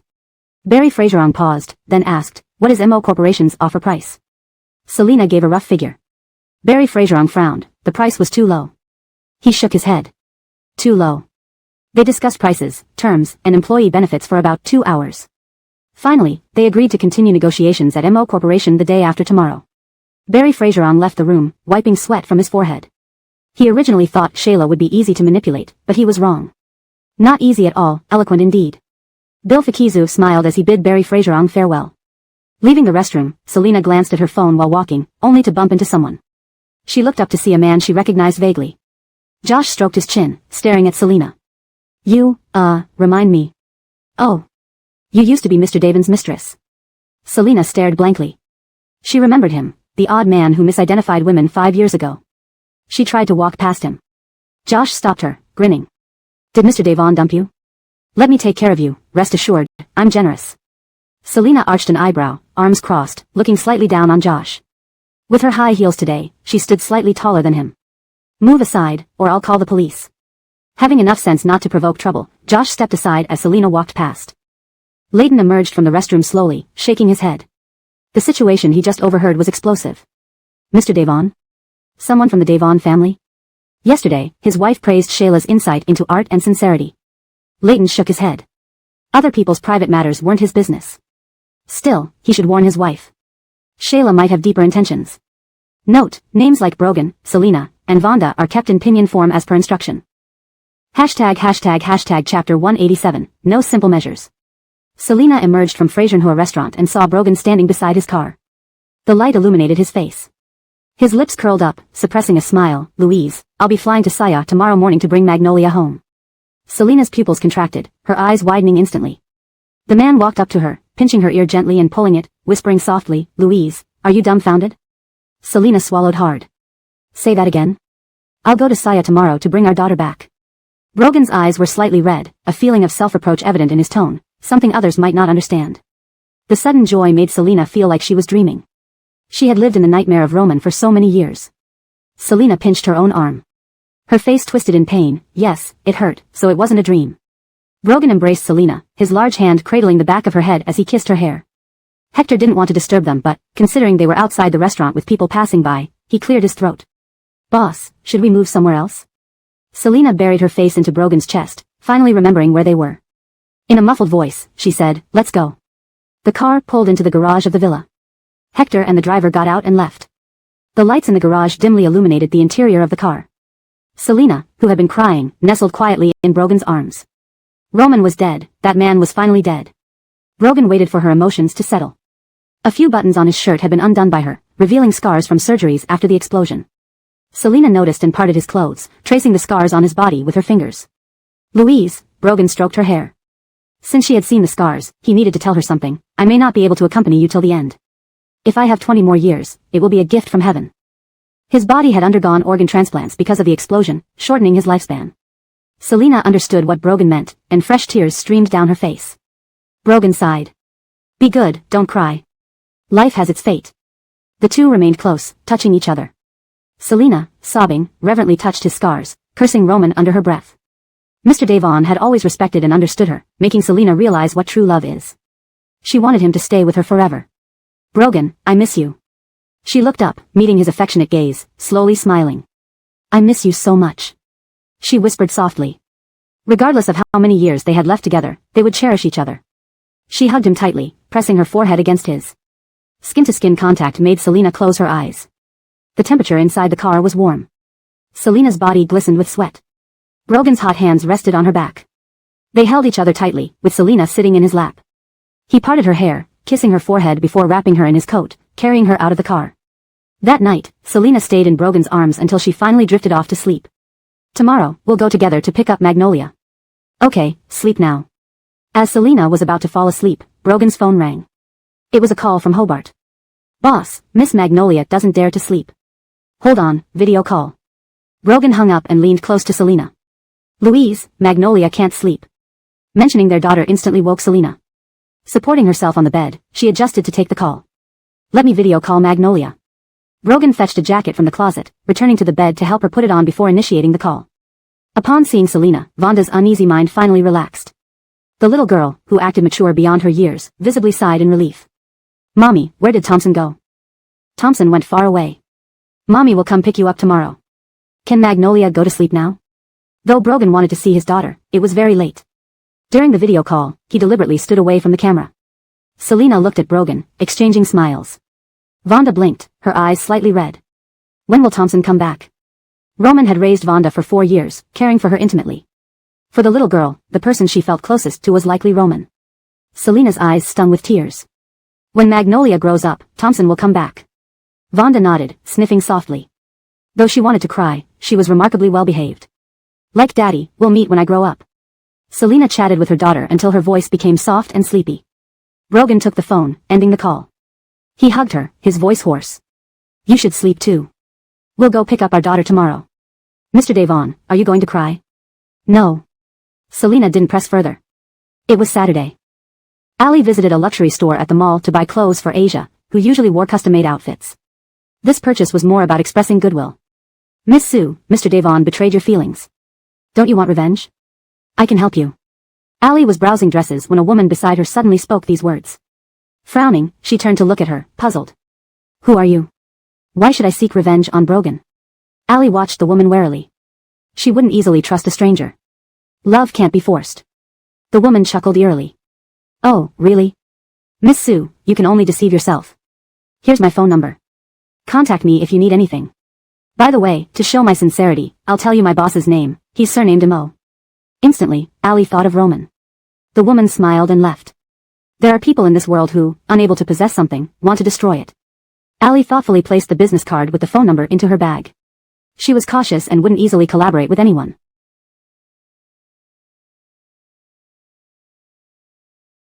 After buying a dress for Asia, she checked the time and called the florist. Asia was her safeguard, and she wouldn't let go easily. Ali ordered blue roses and drove to the hospital. Dry mother, I'm here, she said playfully, taking the flowers from behind her back. Blue roses for my beloved dry mother. Asia smiled warmly. You're so busy with your art exhibition lately, aren't you? No matter how busy I am, dry mother is always important. Selena blinked and placed the flowers down. Just then, Leighton walked in. Xiao Divong is here. Dry father. Asia teased, Xiao Divong knows to buy me flowers, but you've only given me flowers twice in all these years. Leighton replied seriously, I'll give you some tomorrow. Ali covered her mouth and giggled. Leighton sat down and noticed a basket of fruits with an elegant card saying, Best wishes, from Selena. He asked, from the Mo family? Asia, still smiling, nodded. Ansley sent it over via manager Lin. Ali quickly lowered her eyes, a flash of displeasure crossing her face. Leighton didn't like gossiping, especially about women, so he just reminded his wife. Roman married someone who took decisive action upon taking over the company. This wasn't a secret, as Trey had already spread the news. Over the years, Leighton and Asia had developed an understanding. Instantly, she grasped his meaning. Vivian preferred the company of simple people, and Selena's methods were far from simple. Ali raised an eyebrow, a faint smile curling her lips. Ah, even heaven seemed to be on her side. Translation notes. The paragraph structure and line breaks have been maintained as in the original text. Vivian enjoys being around simple people, but Selena's methods are far from simple. Ali raised an eyebrow, a faint smile playing on the corners of her lips. Ah, even heaven seems to be on her side. The tone and style of the original text are preserved, ensuring a natural and fluent English translation. Chapter 188, Faces. Daryl. When Brogan and Selena arrived, they saw Hobart looking utterly dejected. Upon seeing them, Hobart seemed as if he had seen a savior. Boss, I swear, when I get married, I will absolutely not have children. Brogan twitched the corner of his mouth in speechlessness. Selena coughed lightly, sensing that this matter was somehow related to her daughter. Hobart scratched his head. He spent an entire night racking his brains thinking of children's stories and answering endless questions. His whole life seemed bleak. He moved aside to let the two enter. Vonda was sitting on the sofa watching cartoons. The moment she saw Selena, her eyes, which had been glued to the TV screen, instantly welled up with tears. Mommy. She jumped off the sofa and, running on her little legs like a cannonball, rushed toward Selena. Then, she was picked up by someone. Concerned about the little girl and knocking Selena over, Brogan instinctively scooped her up. Father and daughter stared at each other for a moment. Vonda's eyes were still brimming with tears. Seeing Brogan, she exclaimed in surprise, Thompson. This scene made Selena feel both sour and amused. Brogan smiled and explained, Magnolia, I am your father, my name is Brogan. Father? Vonda's little mouth formed an O shape. You're Magnolia's father? The little girl blinked and nodded. I understand, duck mother and duckling. The new parents couldn't quite follow the child's train of thought. Duck mother and duckling look the same, father and Thompson also look the same. Vonda blinked her curious eyes at Brogan. Maybe because his face was so familiar, Vonda felt comfortable right away. She twisted and pinched her fingers while shyly introducing herself. Father, my name is Vonda, and I am 4 years old. At this moment, Brogan was thankful that Roman hadn't taken their lives. We're going home. Selina had just returned from Darrell to Frazier City when she received a call from Shayla asking her to visit the Mo family estate the next day. She had already changed her phone but hadn't gotten around to changing the number yet. Up until now, the Mo couple gave her a decent impression, but she didn't want much contact with the Mo family anymore. Shayla, Selina did not continue calling her Auntie Mo.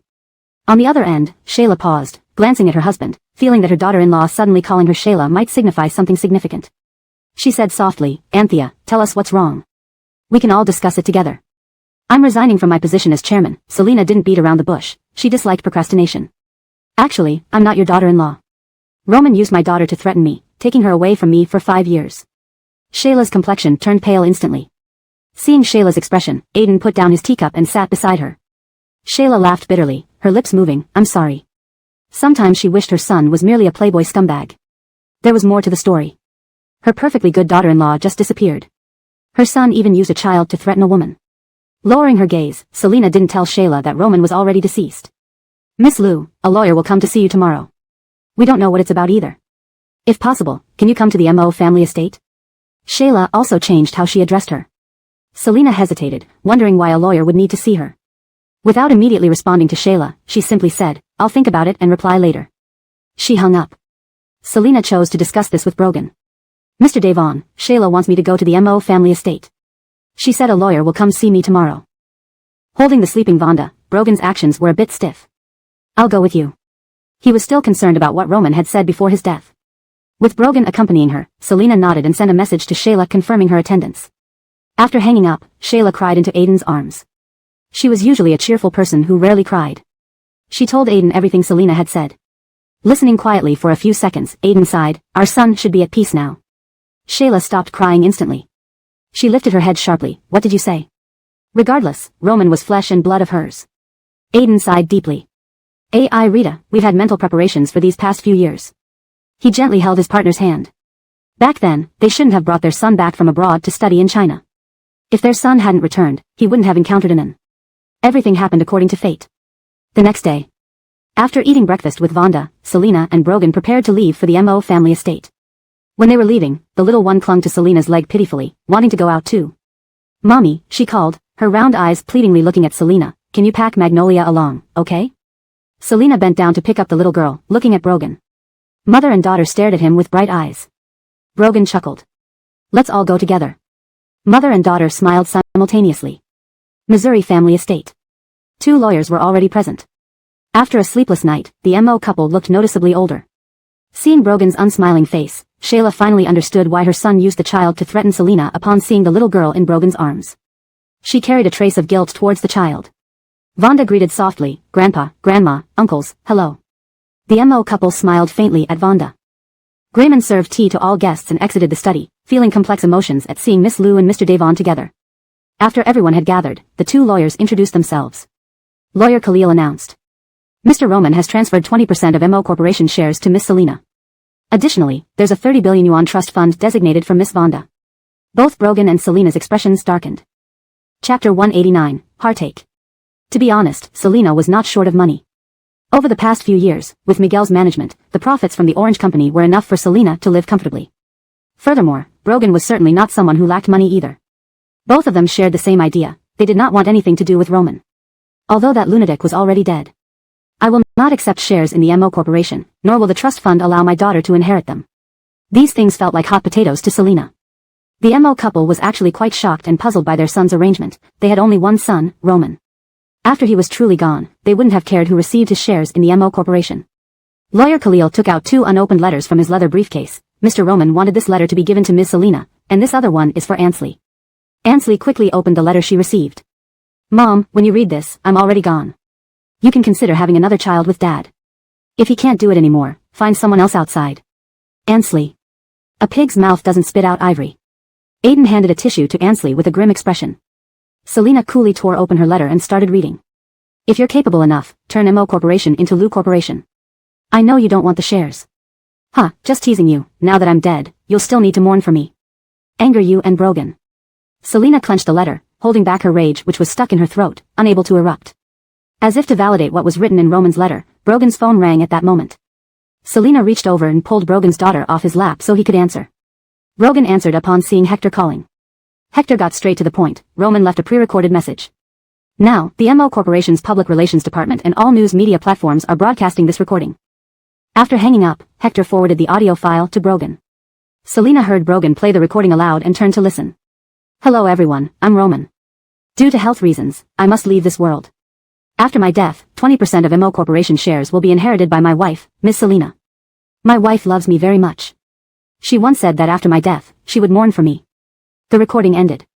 Except for the 2 lawyers, the other 4 people in the room who knew the true situation were shocked by the shameless recording. Mr. and Ansley exchanged embarrassed glances. Brogan wished he could drag Roman out and thrash him. Selina was so angry it physically pained her. Damn it. She cursed in her heart. Not only was she forced to observe mourning for that lunatic Roman, but it also meant she couldn't marry Brogan this year. Moreover, they couldn't openly stand together for a while.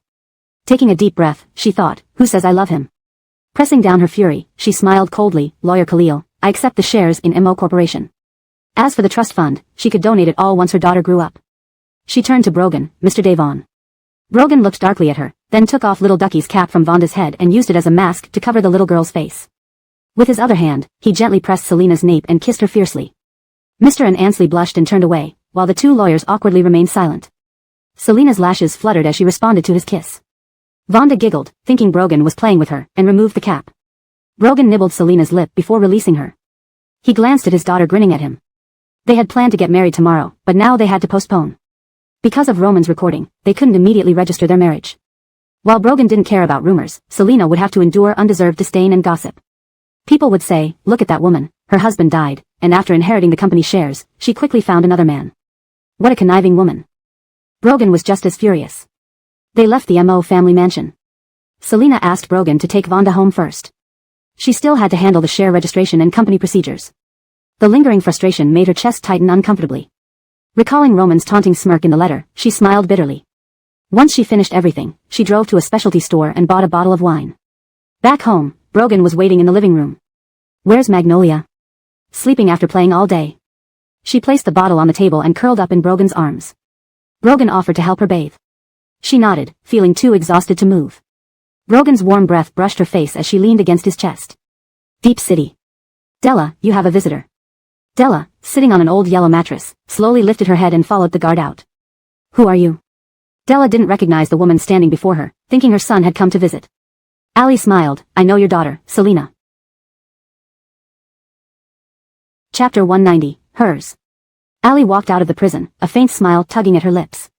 If Della were to say who she hated most, it would be Selina. She drove back to the Sue family's current residence. Kobe opened the door and saw Allie. Without a word, he slammed it shut in cold anger. Allie's fingers trembled slightly as she placed the gifts at the doorstep. Dad, I bought you all some presents. They're here at the door. Kobe pretended not to hear. He walked into the kitchen to get a bowl of porridge and returned to the bedroom. Lydia was crazily touching the urine that had just been spilled on the floor. Kobe, holding the bowl of porridge, glanced at his now mad wife. Then he turned around and rushed to open the door again, throwing the gifts Allie had left straight towards the elevator direction. Allie was waiting for the elevator when something suddenly hit her feet. She let out a cry and stepped back. Dad. Don't call me Dad. Kobe slammed the door once more. He didn't know what his daughter had done to offend Brogan, but the downfall of the entire Sue family began with her. Allie stamped hard on the clothes lying on the ground with her high heels. The elevator doors opened, and she stepped inside with resentment. What was wrong with just loving him? It was merely her scheming her way into the Devon family. When Selina was captured by Roman, what did it have to do with her? It had nothing to do with her, nothing. Why was he so cruel to her? Allie drove with bloodshot eyes. Suddenly, she noticed a figure from the corner of her eye. She stopped the car and turned to look. Not far away, Niles sat on a chair, looking disheveled and smoking. Allie hesitated and continued driving, then made a phone call. Find out Niles' recent situation for me. Niles experienced the bitter taste of success followed by crushing defeat today. It had taken him great effort to turn the company around, and now it was facing bankruptcy again. Brogan really excelled at this. That man was intentional. Niall threw the unfinished cigarette on the ground with a cold expression. His phone vibrated. Without checking the caller ID, he answered. Mr. Fraser, I've already dropped off Laura. She finished her homework today. Niall thanked her with a tired voice. Thank you. Clara rubbed her slightly red ears. You're welcome. You can invite me to dinner sometime if you want. She hung up quickly after saying that. Niall stared at the disconnected call thoughtfully. Clara belonged to the Yi family, whose main business was selling tea. Gail's Chinese teacher happened to be Clara, and through several interactions, Niall sensed that Clara seemed to have feelings for him. He smiled coldly. His appearance still had its uses. That night, after Brogan put Vonda to sleep, he quietly slipped out of the room. Selina stood by the wall with a bottle of wine, amused to see him tiptoeing out. Brogan silently closed the door, turned his head, and looked down at Selina. His finger brushed against her red lips. You stole a drink? Selina licked her lips, accidentally touching his hand. Just one sip. They moved to the living room. Tonight, they could finally talk properly. Brogan poured Selina a glass of wine with a smile and warned her deeply, only 1 cup. Selina nodded. With a child at home, she didn't want to get drunk. Where's Sherry? She's still in Hui City. What's the deal with the twins and Allie? As Selina mentioned this topic, she pinched his chin and bit playfully. Mr. Devon, hers. Brogan blocked her retreat and kissed her lips. After they separated, he explained coldly, the twins are my sisters and Garrett's. I don't know why Ainan decided to freeze her eggs. He felt like he had failed as an older brother. Selina frowned. Unbelievable. Brogan brought up old Mr. Devon. Old Mr. Devon is very stubborn. He doted on Ainan before, and upon hearing about her descendants, in his senility, he chose to let Allie give birth. He no longer called Devon Dashyong father. The father-son relationship had deteriorated for 5 years. He played with Selina's hand. If you encounter old Mr. Devon in the future, you don't have to pay him much attention. Selina finally understood why everyone thought the twins belonged to Brogan. The Devon family couldn't explain their true parents, and coincidentally, Brogan went missing during that time. Old Mr. Devon declared publicly that Allie, carrying the twins, was Brogan's woman. I couldn't find you for these past few years, Brogan said, pulling Selina into his arms. In an isolated island, learning for 5 years, exercising every day, studying various languages, negotiation skills, management, and all kinds of abilities. Selina learned a lot during those 5 years. However, life on the island wasn't safe. She didn't want to recall it anymore. Roman assigned her male tutors, and she was the only female on the island, making it dangerous for her. He taught her to intimidate others. Selina sipped her wine. Roman originally planned for me to come back and destroy the Devon group and you. He wanted to watch us destroy each other. Unfortunately for him, he didn't get to see that. Brogan kissed the back of her neck. Let's go take wedding photos the day after tomorrow. He was indeed stimulated by the wedding photos shown at the Mo family banquet. Selina chuckled. Mr. Devon was jealous. She took a mouthful of wine, lifted her hand, and pulled him down. Her lips met his. Together, they savored the wine in their mouths. In a hoarse voice, she agreed, okay, we'll take our wedding photos the day after tomorrow. He took the wine glass from her hand. While kissing her, he reached into his pocket, pulled out a small box, and opened it. He let go of her lips. He lifted her left hand and slid something onto it. Brogan didn't want to go for romance now, he just wanted to tie her down first. He quickly slid the ring onto her left ring finger. Mr. Devon silently stretched out his left hand, signaling Selina to put it on him too. Still breathing heavily, Selina paused. Put it on the ring finger, the man instructed, staring at her. Selina stifled a laugh and picked up the ring, putting it on seriously. Brogan's Adam's apple moved. Shouldn't we go to the bridal chamber next? Selina asked earnestly, rubbing him playfully. Brogan's forehead veins throbbed. Considering they had a child at home, they went to the bedroom properly. Once inside, they indulged fully. The next morning, Selina was going to the Mo Corporation today. She had a charitable plan that needed continuous funding. All her income from the Mo Corporation would go towards this charity. Selina got up and coughed lightly. Her voice was indeed hoarse, sounding like she had a cold. Actually, she had stayed up too late last night with Brogan. She checked Brogan's message on her phone. He had taken Vonda out for exercise in the morning, left breakfast on the table, and told her Bill assistant could continue working. Selina raised an eyebrow. Because Bill assistant was Roman's person, she didn't want to use him anymore. But since Mr. Devon said it was okay, it must be fine. After breakfast, she went to the company. Would Brogan bring the kid along? Meanwhile, Brogan and Vonda were walking on a park path. Vonda crossed her chubby arms and stared at a wallet on the ground. Brogan squatted down and seized the opportunity to teach his 4-year-old daughter, Magnolia, we can't pick up wallets we find. Why not, Dad? Vonda tilted her head. The owner will worry, Brogan explained gently. If someone else picked up your little yellow ducky, wouldn't you be very sad? Before he finished, Vonda pouted and started crying. Dad, Duck Mommy was picked up and disappeared. Duck Mommy is at home. We fed her food when we left in the morning, Brogan hurriedly explained. No, the baby duck is at home. Duck Mommy disappeared.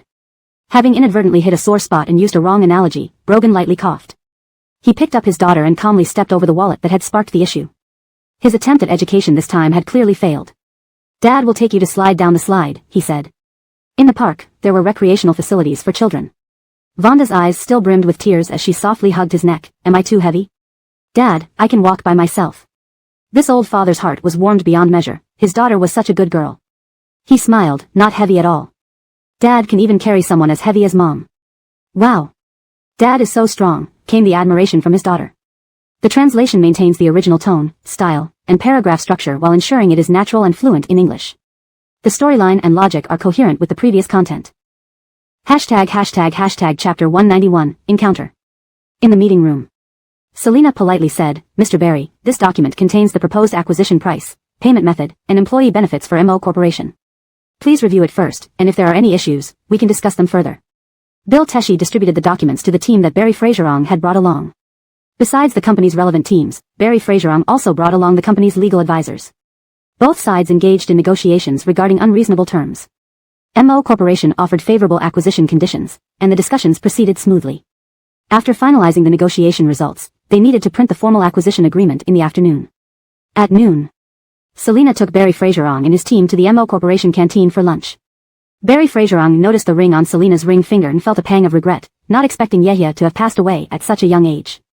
Jalen didn't know who let him into the company. As soon as he entered the cafeteria, he rushed over to Selina, but Bill Teshi firmly held him back. Selina, did you? Before Jalen could finish his sentence, Bill Teshi somehow managed to precisely stuff a chicken leg into Jalen's mouth. Selina, who was eating her chicken leg, paused mid-bite and lost her appetite. She put down the chicken leg and gave Bill Teshi an appreciative look before turning back to Barry Fraserong with a smile. Mr. Barry, I'm sorry, I need to take care of some personal matters. Please continue eating. Barry Fraserong nodded, sure. Bill Teshi then escorted Jalen out by twisting his arm. Whenever Jalen tried to open his mouth to curse, Bill Teshi would twist harder. Jalen yelped in pain.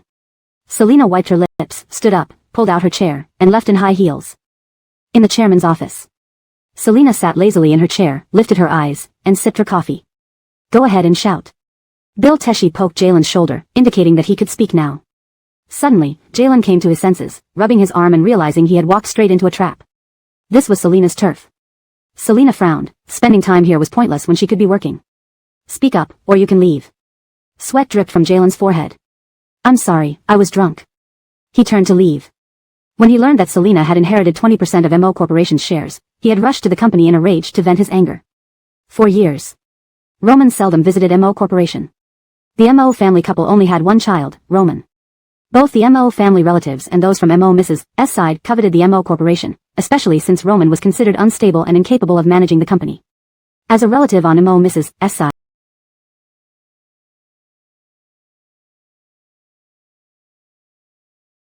he thought better behavior might give him a chance. But unexpectedly, Selina had stepped in and fired him right after taking office.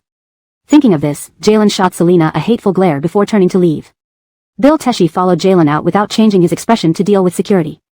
Former employees shouldn't be allowed to enter the premises so freely. It was negligence. In the afternoon, Selina continued to finalize the formal agreement with Barry Fraserong. After both parties signed, she breathed a sigh of relief. The next steps didn't require her direct involvement. Tonight, she planned to take her daughter out to dinner. By quitting time, Selina went directly to the reserved restaurant. Though she and Brogan couldn't openly show affection, having a family meal in a private dining room was perfectly acceptable. In the private dining room, their meal was casual. Brogan initially wanted to feed his daughter, but Selina pinched his thigh. Magnolia is 4 years old, she can eat by herself. The man chuckled, picked up a vegetable, and started feeding Selina instead. Little way, ah. Vonda looked curiously at her parents with big round eyes. On the surface, Selina remained calm, but under the table, her legs were entwined around Brogan's. He immediately behaved himself and resumed eating properly. Mommy, Magnolia needs to use the bathroom, Vonda said sweetly, wiping her lips with a napkin. She tried to slide off the chair but found it too high, blinking at her father. Daddy, carry me. Brogan lifted her up. Thank you, Daddy. Their daughter was very polite. Brogan smiled. Selina was about to take Magnolia to the bathroom but received a call. I'll take Magnolia, Brogan offered. He just needed to wait outside the ladies' restroom. Selena nodded and answered the call. Outside the restroom, Brogan waited for Vonda to come out. She finished using the bathroom and washed her hands but couldn't reach the paper towel. Vivian emerged from the restroom to wash her hands and saw a little girl standing on tiptoe, stretching her short arms for the paper towels. She found the scene endearing and handed Vonda a tissue. Vonda smiled broadly. "Thank you, Auntie." Vivian gently corrected, "You should call me Grandma." "Grandma, thank you." Dressed in a princess dress with her hair in buns, Vonda charmed Vivian with her innocent face. Vivian smiled, reminded of you she. Vonda dried her hands and ran out of the bathroom. Vivian saw the little girl walking hand in hand with a man whose back seemed familiar. It was Brogan. Curious, she wondered whose child it was and why Brogan was accompanying her to the bathroom. The Jones were dining with Allie and the twins tonight. 1. To celebrate Vivian's discharge from the hospital, and 2. Because Allie returned from Shin City last night with red eyes. Concerned, Vivian suggested they dine together. Back in the dining room, the twins were listening to Layton tell stories. "I just encountered Brogan with a little girl," Vivian said quietly to Allie. "How long has it been since the kids last saw Brogan?" Allie shook her head bitterly. According to Second Lady, Brogan hasn't returned to the Devon family for years. Last year, Father took the kids to meet him for business. Vivian frowned. Brogan was indeed heartless. After dinner, they prepared to leave. Strangely, Vivian saw the little girl again, this time being carried by Selena. Both Allie and Vivian saw it. Allie stared in shock at the child Selena held. "Mommy, Magnolia is sleepy. Sleep on Mommy's shoulder if you're tired." Seeing the car arrive, Selena carried her daughter downstairs and got into the car. To avoid drawing attention, she had Brogan leave earlier. Allie heard the child call Selena Mommy. She bit her lip, remembering 5 years ago. 5 years ago, when Selena was captured by Roman, she was 3 months pregnant. The little girl seen just now appeared to be around 4 years old. Allie felt both shocked and furious. That illegitimate child was still alive, and what a strong survivor. So that little girl is Selena's child? Strange, Brogan was just escorting her to the bathroom, Vivian puzzled. When did the Devons and Moes become friendly again? Allie clutched her purse, her eyes flashing with mixed emotions. Didn't expect Selena and Yehia to already have a child. The Moes must have been very secretive. Vivian nodded. The Mo family kept it very tight. But these were other people's affairs, and Vivian wasn't fond of gossip. Chapter 192, Wedding Photo Shoot. Allie glanced at the car that had already driven away, her eyes briefly reflecting a flash of deep thought as she lowered them. After sending the twins back to the Devon family, Allie returned to her villa. After washing up, she went to her bedroom, opened a drawer, and took out a card. This card contained the phone number given by the woman from last time who claimed to be working for Roman. Now that Roman was dead and had transferred the shares of Mo Corporation to Selena, Allie originally intended to call the woman to ask about Selena's child but hesitated, fearing it might be a trap. What if it were a deliberate trap set by the other party? She put the card back into the drawer. No rush, no rush. Her most important task now was figuring out how to obtain a strand of Selena's hair. Last night, Brogan struggled to control himself. He did not leave any marks on Selena's body while they engaged in intimacy, making sure everything was gentle and slow. The aim was for Selena to look beautiful when she wore her wedding dress today. Selena yawned, dozing off on the sofa. Last night, Brogan's unhurried pace made her lose all patience. She urged him to hurry up, but he persisted with his slow approach, frustrating her so much that she kicked his shoulder. In a semi-sleep state, Selena could still hear Brogan instructing Vonda to eat breakfast. After finishing breakfast, Vonda needed to change clothes, and Brogan helped pick a dress for her. Unexpectedly, the little one shook her head, pointing at a tiger-themed overalls, saying, "Dad, Magnolia wants to wear this." Brogan examined the tiger-themed outfit with a tail attached to the back. These clothes were bought by Hector before he picked up Magnolia from Shea. "Magnolia, are you sure you want to wear this?" Brogan asked again. Vonda nodded, "It's cute." Brogan initially thought she meant the tiger-themed outfit was cute, but after she put it on, the little girl cooed, "Wow, Magnolia looks so cute." Watching her twirl in front of the mirror, shaking her tail, Brogan couldn't help but think he didn't fully understand his daughter yet. Seeing the time, Brogan picked up Vonda, "We should get going." Selena, who was still lying on the sofa, woke up after someone pinched her nose. Opening her eyes and sitting up, she glared at the father-daughter duo squatting in front of her. "Who pinched my nose?" "Own up." "It's Vonda." "It's Dad." Father and daughter answered almost simultaneously. Brogan coughed lightly, "We should go." Checking the time, Selena agreed it was time to leave. She combed her hair and said, "Let's go." Beijing was sunny today, perfect for a photo shoot or a day out. Brogan had invited a renowned photographer and styling team. The dresses Selena would wear were specially flown in from around the world. Fortunately, some ready-made ones fit her perfectly due to her good figure. Even Vonda's dress was prepared. The photo shoot included both couple shots and family portraits. What did it feel like taking wedding photos with the person you truly loved? Sweet. Brogan felt the same way. The photographer enjoyed capturing Brogan and Selena together, their presence created a beautiful picture. Mr. Devon, can you kneel on one knee and pretend to be helping your wife put on her shoes? Perfect. Several shots were taken quickly. Now, Mr. Devon, hug Mrs. Devon from behind.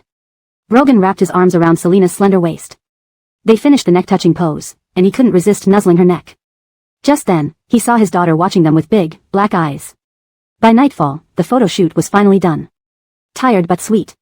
Selina sat in the car and immediately took off her shoes. Vonda also fell asleep from exhaustion. Brogan lifted her small legs to check if there were any red marks on her heels. He then turned her around and placed her leg on his lap, massaging her calf. Is the pressure okay? Yes, it feels great. The massage made her calf tingle pleasurably. Truly comfortable. Vonda, sprawled out, accidentally kicked Brogan's back with her tiny feet. He glanced back at her, resembling a little piglet. Should we find a kindergarten for Magnolia? He asked quietly. Yes, let's start looking. Once she gets used to the environment here, we'll send her. Selina lazily instructed, Mr. Devon, rub my left leg too, treat them equally. Brogan glanced at her, raising an eyebrow. Equal treatment for both legs? Today she wore a skirt, exposing her slim, fair calves which sometimes rested softly on his elbow. They exchanged silent innuendos, thinking of embarrassing poses. Selina blushed first, giving him a stern look. After the photo shoot, Selina got busy with MO Corporation affairs again. Following the acquisition of Sea and Express, she had to make decisions on internal management and employee benefits. She planned extensive reforms, working non-stop. Seeing her tire herself out, Brogan showed his concern. At night, he only held her while sleeping. In the afternoon, he asked the chef to prepare delicious meals for her, which he delivered himself. Each time, Bill Fikizu would come downstairs to fetch the food. Vonda sat next to Brogan quietly without asking to see her mother. Magnolia, today Dad will take you to the children's amusement park. In a few days, our Magnolia will be going to kindergarten. Great. She grabbed his large palm, snuggling her cheek against it like a kitten, showering him with sweet words. Dad is so nice, Mom is so nice, Thompson is also so nice. Brogan and Selina did not plan to speak ill of Roman in front of their child. She was too young to remember much once she grew older. Today, the children's amusement park wasn't crowded since it was a weekday. Brogan brought Vonda to ride on the carousel, unexpectedly meeting the twins. Allie happened to bring the twins out to play today. Chapter 193. Allie saw Brogan. She glanced at the little girl beside him and quickly averted her gaze. Sage and Alger, already seated on the carousel, also spotted Brogan. Sage called out cheerfully, Dad. Brogan's expression was extremely grim, clearly upset by this misaddress. He cast a cold look at Allie. Realizing Brogan's displeasure, Allie bit her lip, trying to explain. However, Brogan didn't give her a chance to speak. Brogan bent down and picked up Vonda, saying, Magnolia, let's go ride the small train first. Vonda looked longingly at the carousel but nodded in agreement, okay. Whether it was the train or the carousel, she liked both. Sitting on the horse, Sage saw Brogan carrying another little girl and turning away, tears began to fall from her eyes. The carousel hadn't stopped yet, so Allie had to wait until it stopped before picking up Sage and comforting her. The nanny brought down her brother Alger. The brother didn't cry, but the sister did. Mommy, why doesn't Daddy want me and brother? Sage asked sorrowfully, feeling left out as others had fathers, except for her and her brother. Her dad never held her, he just held someone else. Allie carried the heartbroken Sage to a less crowded area, asking the nanny to step back for a moment. Once the nanny was gone, she knelt down and explained to the twins, Alice, Jackson, in the future, don't call that man Dad, just call him Uncle Devon. Why do we have to call him Uncle Devon? He's our dad, Sage said, her head hanging low and voice choking. Alice, listen to Mommy, or I'll be angry, Allie coaxed gently. No, Daddy is Daddy, I want Daddy. Sage covered her ears, being uncooperative. Seeing her daughter's stubbornness and disobedience, Allie became irritated. She frowned and sternly said, Alice, Mommy is really angry. She then ignored Sage and turned to her son Alger, Jackson, remember to call him Uncle Devon. Alger didn't cry or fuss, nodding his head, okay. Seeing her mother ignoring her, Sage ran crying to the nanny, I want to find Grandpa. The nanny comforted her while looking helplessly at Allie. Take Alice to Grandpa Devon, Allie blinked with slightly red eyes, then asked her son, Jackson, do you want to go with your sister? Mommy, I'll go with my sister. The nanny took the twins to Devon Corporation. Sage somewhat resembled Devon Anan, and Devon Dahong doted on Sage the most. Allie watched the car drive away, glanced back at the amusement park sign, and smiled faintly. Grandpa. Alice came. Seeing the twins, Devon Dahong took off his glasses, rubbed his temples, and smiled, Hey, our little Alice, did you come with a runny nose? He picked up Sage and examined her red-rimmed eyes. The little girl was usually quite pampered but affectionate too. Thinking of his daughter, Devon Dahong sighed. Alger greeted his grandfather and sat on the sofa. Devon Dahong approved of Alger's early discipline. Grandpa, why can't Alice call him Dad? Why should we call him Uncle Davon? Sage asked sadly. Who said that? Davon Dahome's gaze turned sharp towards the nanny. The nanny recounted the day's events. Today, Miss Sue took Miss Alice and the others to the amusement park and met Mr. Davon. When Mr. Davon heard Miss Alice call him Dad, he got very angry. So Miss Sue told them to call him Mr. Davon in the future. Davon Dahome frowned. What was he doing at the amusement park? The young girl he brought along seemed to be around Miss Alice's age. The nanny respectfully replied. A young girl? Davon Dahome wondered silently about Brogan's newfound kindness. He dialed an internal number. Hillary assistant, check on the girl Brogan brought to the amusement park today. After hanging up, Davon Dahome dismissed the nanny, and only after she left did he comfort Sage. Call whoever you like, Alice. Really? Her eyes lit up. Really? Davon Dahome always believed he did nothing wrong. After his daughter finally had a viable pregnancy, how could he possibly allow it to be terminated? Moreover, the Davon family wasn't large to begin with. Hearing her grandfather's assurance, Sage smiled through her tears. Alice loves Grandpa the most. At the amusement park, Brogan recorded a video of Vonda trying to climb onto a horse using her tiny legs and shared it with Selena. Selena sat in the car, watching her daughter struggle with the wooden horse, her gaze gentle. Chairman, we've arrived, Bill assistant turned back to remind her. Selena put her phone away. Selena and Bill assistant entered the golf course. Maureen greeted Selena, Ansley. Roman had just passed away not long ago, yet this Miss Lou still had the leisure to be here. Selena, President Yu. Drake was also present. He gave Selena a quick once-over.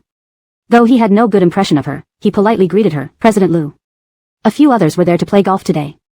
Selena's main reason for coming was to meet the Lee uncle from the previous banquet. She played a few rounds with President Lee, discussing cooperation. When she finished talking, Selena prepared to leave. Passing Drake, she paused and politely asked, President Zhong, does Moe's have any opportunity to cooperate with Zhong Corp? Drake raised an eyebrow. What kind of cooperation? Selena smiled. Zhong Corp's luxury items. Drake slowly poured himself a drink and said in a low tone, it's impossible to cooperate. Our Zhong Corp's luxury brand will not lower its standards. Ainsworthy glanced at Drake in surprise. Normally, people wouldn't say such harsh things directly. Though it was true. Selena wasn't offended. If cooperation couldn't be achieved, so be it. She wasn't going to force it. What a pity. She bid them farewell and left. Drake watched Selena's retreating back. She was quite composed. Putting down his glass, he said to Ainsworthy, I'm leaving. Just as Drake left the golf course, he received a call from Allie. She knew NG, did I do something wrong? I scolded Alice today, sniffle. Allie's speech was broken, sounding as if she had been drinking. Xiao Divong, did you drink? Drake frowned. No, I didn't. Where are you now? Drake obviously didn't believe her. At home, I'm not drunk. Drake hummed and instructed his driver to take him to Allie's residence. It took about 40 minutes from the golf course to Allie's place. He rang the doorbell for a long time without anyone answering. Just as Drake was about to call her again, the door opened. A strong smell of alcohol wafted out. Allie's face was flushed from drinking and she looked disoriented. Who is it? Drake instantly felt a headache. Who knew she would open the door like this, especially when drunk? He supported Allie into the house. Where are the servants? Allie currently had only 2 maids employed. What servants? Allie leaned on Drake, seriously thinking. There was no point expecting answers from a drunk person. Drake removed his shoes and walked Allie to the sofa. Several empty bottles lay scattered on the floor. She had clearly drunk a lot. Drake picked up the empty bottles and threw them in the trash. Allie's eyes followed him, seeming dazed. Why did you drink so much during the daytime? And alone at home, what if something happened? Drake guessed the servants were out and sat beside her. Allie, being drunk, couldn't answer questions properly. I want to drink more, where's the wine? She tried to get up to find more wine but was stopped by Drake. Don't drink anymore, you'll have a headache. Allie tried to shake off his hand but couldn't. Let me go, I want to drink. Why is he so cruel to me and the kids? I'm so hurt. She clutched her chest, feeling uncomfortable as she spoke. Assholes, all of them are assholes. Drake frowned, guessing that Allie was talking about Brogan. Seeing her trying to pull her hand away to find more alcohol, he stood up and pushed her back onto the sofa. Sit properly. Allie glared at him. I want to drink. If you don't let me, I'll bite you. Drake ignored her threats and sat down, planning to wait until she sobered up before leaving. He had never dealt with a drunk person before. Unexpectedly, Allie did bite him when she said she would. She suddenly pounced on Drake, knocking him down on the sofa and biting his shoulder. Drake instinctively grabbed her waist and grunted in pain. His shoulder hurt. Allie, stop biting. Startled by his shout, Allie looked up, dazed for a moment, then cried out, you shout at me. Why can't you see me? Am I less attractive than Selena? As she ranted, she began to undress. In what way am I not as good as her? Tell me. In what way am I not as good as her? The situation quickly spiraled out of control. Drake struggled to keep Allie still while also trying to calm her down. Her erratic behavior, fueled by alcohol, made it difficult for him to reason with her. "Allie, stop," he said sternly, managing to pull her hands away from her clothes. But Allie's tears flowed uncontrollably, her emotions overwhelming her. "Why does he treat us like this? Why does he only care about her and her daughter? I'm not inferior to her," she sobbed, her voice filled with anguish. Drake's heart sank. He had always known that Allie harbored deep resentment over Brogan's treatment of her and the children, but seeing her like this, broken and vulnerable, was painful. He sighed, realizing there was no point in trying to reason with her in this state. Instead, he gently held her, letting her cry into his shoulder. "Shoo. It's okay. Just let it out," he murmured softly, hoping to provide some comfort, even if only for a moment. ##### Chapter 194, You Can't Do It. Tell me. In what way am I inferior to her? Is it because her chest is bigger than mine? I can get that fixed too. Brian closed his eyes, his face darkening. Allie's sudden outburst left him unprepared. He strained his abdomen and sat up, causing Allie to lose balance and fall backward. Brian had no choice but to open his eyes and hold her waist to prevent her from falling.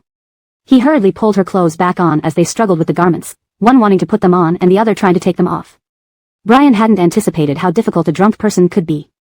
"I want to take a bath," Allie said in a melancholic tone. "Just go." Brian was losing his patience. He helped her to the sofa in the bedroom and then went into the bathroom to fill the bathtub. Only after the water was full did he come out and support her into the bathroom. He didn't help undress her. Instead, he held her and placed her directly into the bathtub. Worried she might drown herself, he stood by in the bathroom. Brian took out his phone to respond to work messages and even made calls about work matters while in the bathroom. Allie lowered her gaze, playing with the water with her fingers. Selena's appearance had instilled a sense of crisis in her. She was terrified that one day the Jean couple would no longer protect her, fearing Brogan might send her back to the mental hospital again. As a precaution, she needed Brian to become another shield for her. After all, if one didn't look out for oneself, there would be no hope for survival. Brian only cared about work and was usually taciturn. His kindness toward her was entirely due to the Jean couple. Allie's eyes turned deep and contemplative. Slowly sinking underwater after removing her clothes, she disappeared beneath the surface.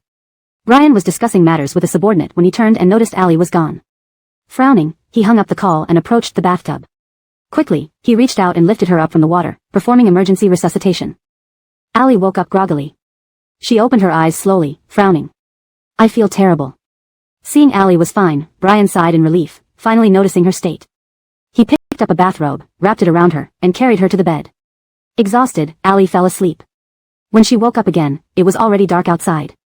She sat up, the blanket slipping off, and rubbed her eyes, spotting the man sitting on the sofa. Quietly, she pulled the blanket higher, covering herself. "Brother Xinyuan." Hearing her voice, Brian rubbed his temples and stood up, looking at her. "You're awake. I'm heading back now. Next time, make sure someone is home when you drink." Allie lowered her head in acknowledgement, her ears red with embarrassment.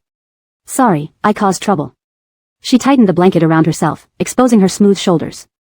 There was an awkward moment between them. "I'll leave now. I've prepared some porridge for you in the kitchen." Brian walked out of the bedroom and waited by the door for his driver. Thinking about how Allie drank because of Brogan, he called his secretary. "Schedule a meeting with President Liu of MO Corporation regarding the Zhong luxury goods business." He wanted to meet Selena. That evening, Vonda, fresh from a shower, wore a yellow duck-patterned sleep robe. Her plump little toes stretched out on a small stool. Brogan knelt down, trimming her toenails. Selena, rubbing her temples, entered the living room to find Brogan clipping his daughter's toenails. The scene under the lamp was warm and cozy. Just seeing them together eased her day's fatigue, metaphorically speaking. "Mommy." "Little Wei." Both their eyes lit up, calling out to her in unison. Selena chuckled, bending down to kiss each of their foreheads. Brogan stood up. "Magnolia, watch cartoons now. Daddy will get Mommy's bathwater ready." Vonda's eyes crinkled with delight. She waved her little hand. "Okay, Mommy's tired, but Magnolia will behave."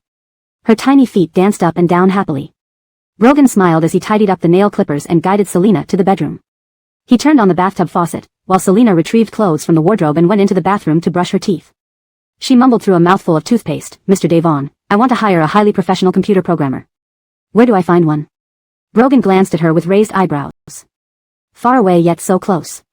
Selena shot him a cool look. "You can't do it." His words were laden with double meanings. She explained, "We need to keep our relationship low-key for now." Standing behind her, Brogan embraced her. "Understood. Tomorrow, I'll send someone to MO Corporation to assist you." Selena sensed the undertone of resentment in his voice. She deliberately twisted her waist, rubbing against him. Brogan's jaw tensed. His eyes darkened, and he gave her a firm pat on the bottom. I'll go stay with Magnolia in the living room. They couldn't leave the child alone in the living room for too long. He gracefully exited the bathroom. Selina watched his departing figure. The bathroom door closed considerately behind him. She smiled, settling into the bathtub and sighing contentedly in the warm water. Recalling the phone call earlier where Brian suddenly asked to meet her to discuss luxury goods, she found it rather peculiar. Translation note, names are kept in pinyin for consistency. ####Chapter 195, Adam's Apple. Bill, the assistant, knocked and entered the office with a subtly strange expression. Chairman, the engineer has arrived. Selina had been staring at her computer screen and hadn't noticed Bill's peculiar demeanor. She said, all right, please take him directly to the conference room and notify the heads of the technology, product, design, sales, operations, and data departments to join the meeting. She silently gave Mr. Devon a thumbs up for sending someone so quickly. Yes, replied Bill as he left to inform the department heads. They arrived at the conference room shortly after receiving the notification. Selina walked into the conference room and met the engineer sent by Brogan. The man in front of her wore a brown curly wig, black-framed glasses, and a face mask. He put on a fake demeanor as he extended his hand to Selina. Chairman Liu, nice to meet you. Selina responded awkwardly, nice to meet you too. I have a bit of a cold, so I'm wearing a mask to protect everyone. All right. As long as you're happy. Their hands were still shaking. Selina wanted to pull away, but the man with the fake brown hair let go only after his fingers brushed against her wrist lewdly. She gave him an exasperated look. Brogan's eyes behind the glasses sparkled with amusement. Chairman Liu, it's great to see you. Please call me Xavier. Selina kept her expression neutral. Xavier, please sit. There were other department heads present in the meeting room, and after exchanging a few words, they began the meeting. To optimize the website and provide personalized experiences for customers, our shopping webpage needs an upgrade. The technology department will be guided by a professional engineer to improve the website based on data recommendations. Each department should propose requirements and suggestions for this upgrade. Selina only needed to outline the general direction, the rest would be handled by the respective departments. She would review the final outcome. After listening to the half-hour discussion among the department heads, she nodded and prepared to leave the meeting room. You can continue discussing. Mr. Xavier, thank you for your help. Brogan watched Selina walk away without looking back. What a brief interaction. Once the chairman left, the tense atmosphere in the meeting room finally eased up. Brogan raised an eyebrow, satisfied that Little Wei had established quite a bit of authority in Imo Group within this short time. Selina usually liked to drink a cup of coffee in the morning to wake herself up. About half an hour before she left the chairman's office for the meeting, the secretary had taken her used coffee cup to the break room for cleaning. In the break room, the cleaning lady was wiping down the sink when she saw the secretary enter. She smiled and said, Xiao-Yi, just leave the cup here. I'll wash it and bring it back to you later. Okay, thanks, Du Xiao-Yi replied as she placed the cup down and left the break room. Once the secretary was gone, the cleaning lady glanced around to make sure no one was around. She opened her waist bag and took out a coffee cup identical to the one on the counter. She swiftly sealed Selina's used coffee cup with transparent tape and placed it in her bag. When Allie received the message that the cup had been obtained, she was drawing. She got excited and accidentally made an extra stroke on her painting. She didn't mind that the painting was ruined. Deliver it tonight, she said, removing her Bluetooth earbuds and smiling. Originally, she had planned to get a strand of Selina's hair, but that seemed too difficult. So, she opted to obtain the cup from which Selina had drunk. This kind of task was easy. With enough money, getting a single cup wasn't a problem. Allie changed clothes and went to find Vivian. When Vivian was bored at home, she often did flower arrangements or read books. Seeing Allie arrive, she immediately instructed the butler to prepare a glass of juice for her. Godmother, I've bought tickets for a drama performance. Let's go together, okay? What drama? Peking opera. Vivian enjoyed watching operas and was free today, so she replied, I'll change my clothes. Allie sat in the living room, sipping half of the juice, while Vivian came downstairs wearing a cheapao. She set down her glass and exclaimed, Godmother, you really suit a cheapao. It's so elegant. Vivian chuckled, you're always so flattering. Let's go. No, I'm serious, Allie winked. The Peking opera performance was held at the art gallery. After the show, as they exited the theater, Allie rummaged through her bag. Godmother, wait a moment. I need to get my phone. While fetching her phone, Allie slipped Vivian's water bottle into a plastic bag and tucked it into her bag. Found it, let's go. At 5 in the afternoon, Selina was going to meet Brian. As she got into the car, she noticed Brogan was already inside and raised an eyebrow. Brogan was coding, having removed his brown wig but still wearing the black glasses. He paused his typing. Little Wei, what should we eat for dinner? I won't be able to join you for dinner tonight. I have an appointment with Brian to discuss business, Selina replied, putting the brown wig back on him and touching her chin. Xavier, when you go bald, wearing a wig will look good. Brogan sighed, can't you hope for my hair to always be thick? Selina imagined Brogan being bald. No, she was seriously worried she wouldn't be able to remain intimate with him. She was superficial like that. What are you thinking about? Thinking that when you go bald, it will be the time I stop loving you. Brogan was flustered and turned back to his coding, not wanting to talk to Selena anymore. A few seconds later, he spoke again, almost mournfully. Men shouldn't only be judged by their looks but also by their abilities, like earning power, family dedication, and bed skills. Selena responded indifferently, oh, noted. Brogan. Selena arrived at the place where she had agreed to meet Brian. Before getting out of the car, she leaned over to Brogan and licked his Adam's apple through his slightly unbuttoned collar. Then she smiled and left the car. Brogan lifted his hand, touched his Adam's apple, and smiled silently to himself. Selena and Brian had arranged to meet at a Western restaurant. Since they weren't there solely for the food, they booked a private room. Selena arrived 10 minutes early, only to find Brian was even earlier. The waiter pulled out a chair for her as she sat down. President Zhong, shall we order first? Since she had come straight from work, Selena wasn't going to starve herself. She ordered what she liked. Brian nodded, and they each ordered their preferred dishes. Afterward, the waiter left. Brian sipped his tea, noticing the ring on Selena's ring finger. Selena caught his gaze and asked casually, President Zhong, why did you suddenly want to discuss cooperation? Brian replied, it's not guaranteed we can cooperate successfully. Zhong Group's luxury items will only be sold in physical stores.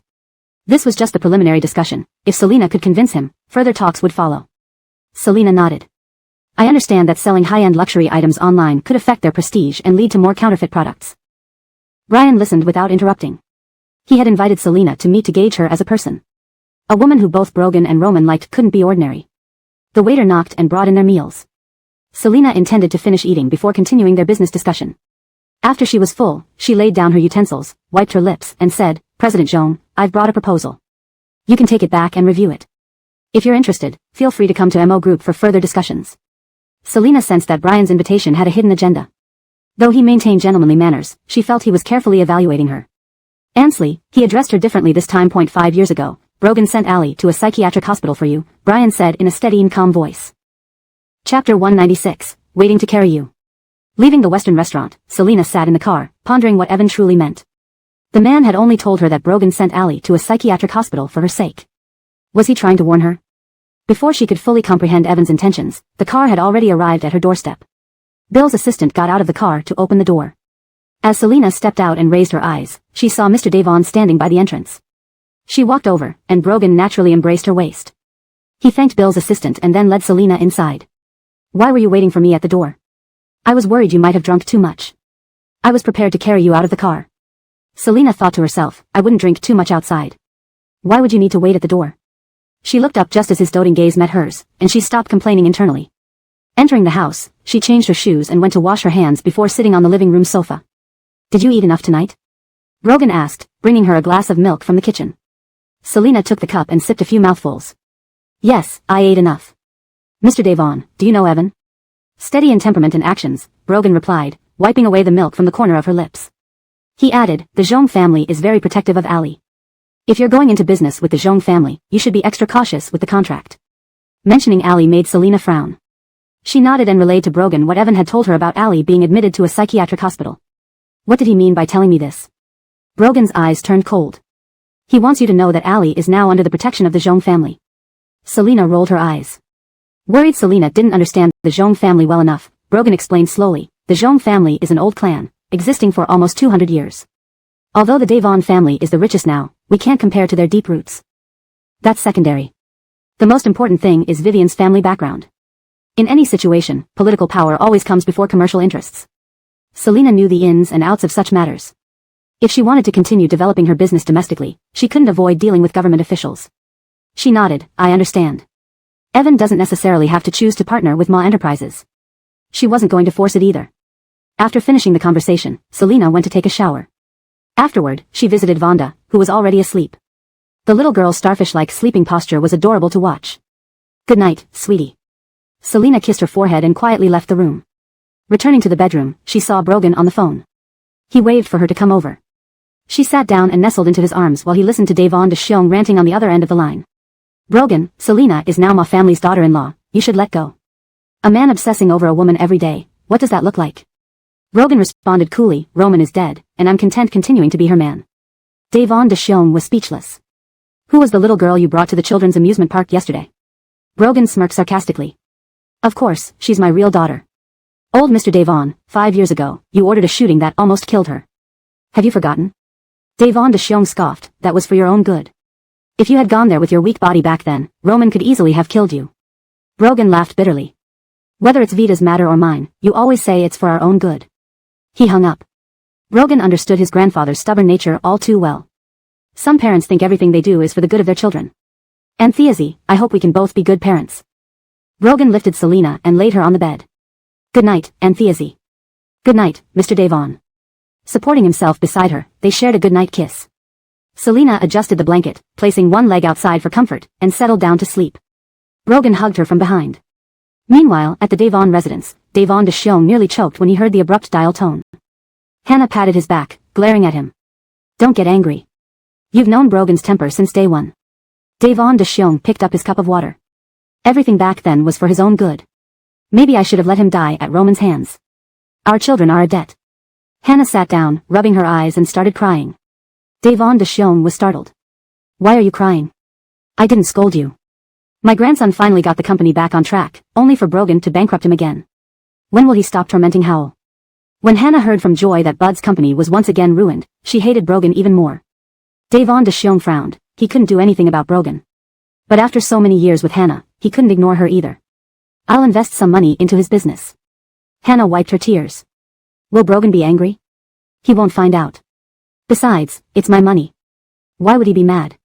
Early in the morning, Allie got up. She brought the cups used by Selina and a bottle used by Vivian to a reputable hospital for a DNA test. She chose expedited processing and would receive the results by the afternoon. She waited at a nearby cafe, feeling a mix of emotions. She hoped her suspicions were unfounded. Recalling the information she got from Della, Allie felt increasingly tense. Selina couldn't possibly be so lucky. Chapter 197, Unhappiness. Allie stared at the paternity test results with a darkened face. Selina turned out to be the daughter that the Zhong couple had lost years ago. She bought a lighter from a convenience store. Burning paper was not allowed in the city, so she asked her driver to take her to a temple. She would burn the test results in the incense burner for the gods of Mount Tian to see. As long as she was around, Selina wouldn't have the chance to return to the Zhong family. Only she knew about this. Even Della did not know who Selina's real parents were. She needed to make further plans just in case. At that moment, Allie's phone rang. Seeing the caller ID, her expression softened as she answered, Foster Mom. I'm free now, I'll come over. In Huisher City. Violet had not known that Selina had returned until Roberto told her yesterday. She planned to go back to Frazierne City the day after tomorrow. No matter what, she still owed Davina an apology. If Davina hadn't returned to look for her, she wouldn't have been taken away by Roman. Violet had spent these past few years feeling guilty. After finishing 7/10 of her meal, she put down her chopsticks, picked up her bag, and left the restaurant. As Violet reached the entrance of the restaurant, a black car stopped in front of her. The window rolled down, revealing a refined man inside. Violet frowned and turned to walk toward another car. Violet, the man's voice was gentle, get in the car, let's talk. Pretending not to hear, Violet walked toward her own car. Eric, with a fierce expression, got out of his car. Just as Violet was about to get into her own car, he scooped her up by the waist. Her 2 bodyguards were held back by Eric's guards. Unable to shout or struggle in public, Violet was pushed into the car. The door was locked behind her. Drive. A series of swift actions later, the driver drove off. Violet's cheeks flushed with anger. Eric, are you insane? Eric ignored her insults, which only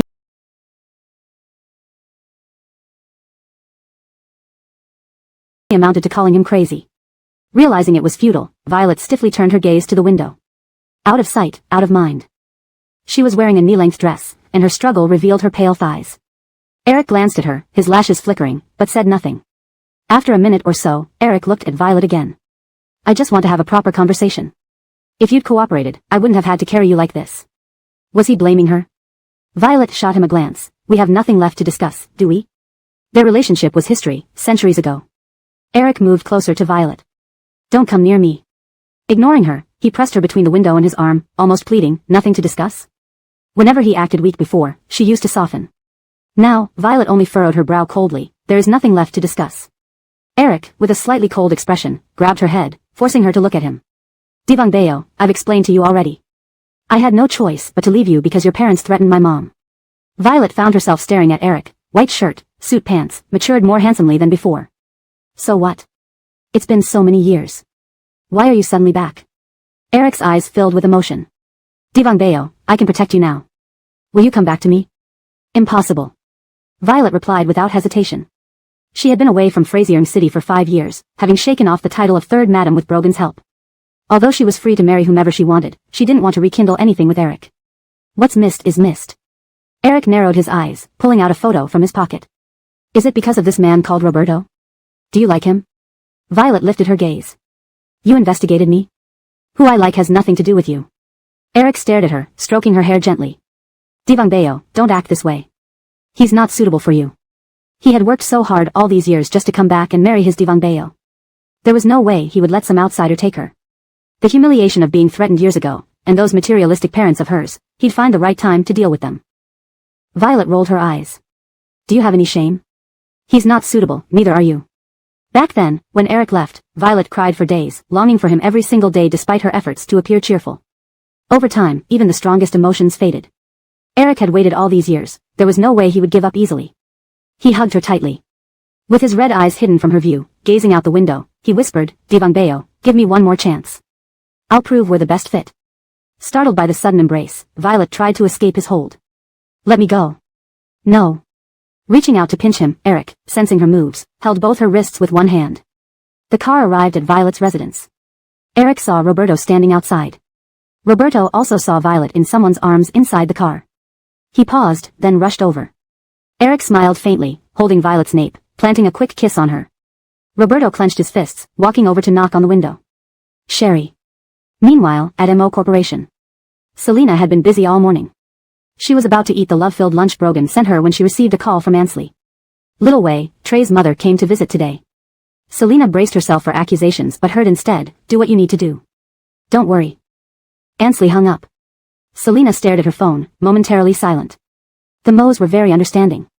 Thinking of Roman, she frowned and dialed the internal line. Bill's secretary, cancel the 3 p.m. meeting. Ask the driver to pick me up at 3. Given Ansley's welcoming attitude, Selena decided to thank her in person.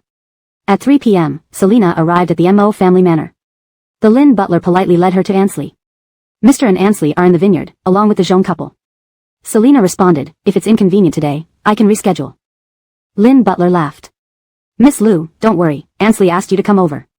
Nodding, Selena followed the butler to the vineyard where everyone was picking grapes. Ali smiled at Selena, a nod of greeting. Seeing Selena approach, Ansley added freshly picked grapes to her basket. Little Wei, take some home, they're sweet. Selena nodded, thank you. Ansley understood why Selena came. She felt a pang of regret, admiring Selena's grace and clear sense of right and wrong. She wished Selena could truly be her daughter-in-law. Selena also greeted Hanley and the Jean couple. Vivian nodded with a mild smile, continuing to clip grapes. Politeness demanded she join in. Violet asked for scissors and started cutting grapes beside Ansley. Next to her were Vivian and Allie. Allie chatted intimately with Vivian. Foster mom, should we plant some grapevines too? Too bad I can't make wine. Sure, we can plant a few. But how to do it, we should ask Ansley. Vivian was picking grapes for the first time and found it quite enjoyable. I wish I had brought Lee and the others today, the kids would have loved this place. Ansley smiled, you can bring them another day. Allie chimed in, if they come, they might just cause chaos. Vivian laughed. Allie turned to look at Selena and suddenly asked, Ansley, last time at the restaurant, I saw you holding a cute little girl. Is she your daughter? Selena paused, not looking at Allie. Yes.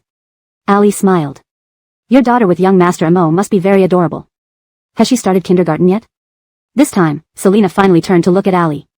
She replied with a smile, Magnolia is my daughter with Brogan.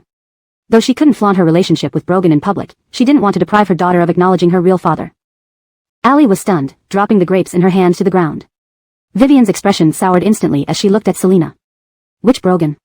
From the Devon Dashyong family? The mention of Brogan clearly caused tension. Vivian's reaction suggested deep-seated disapproval or animosity towards the Devon family, likely stemming from past events that had affected her or her family.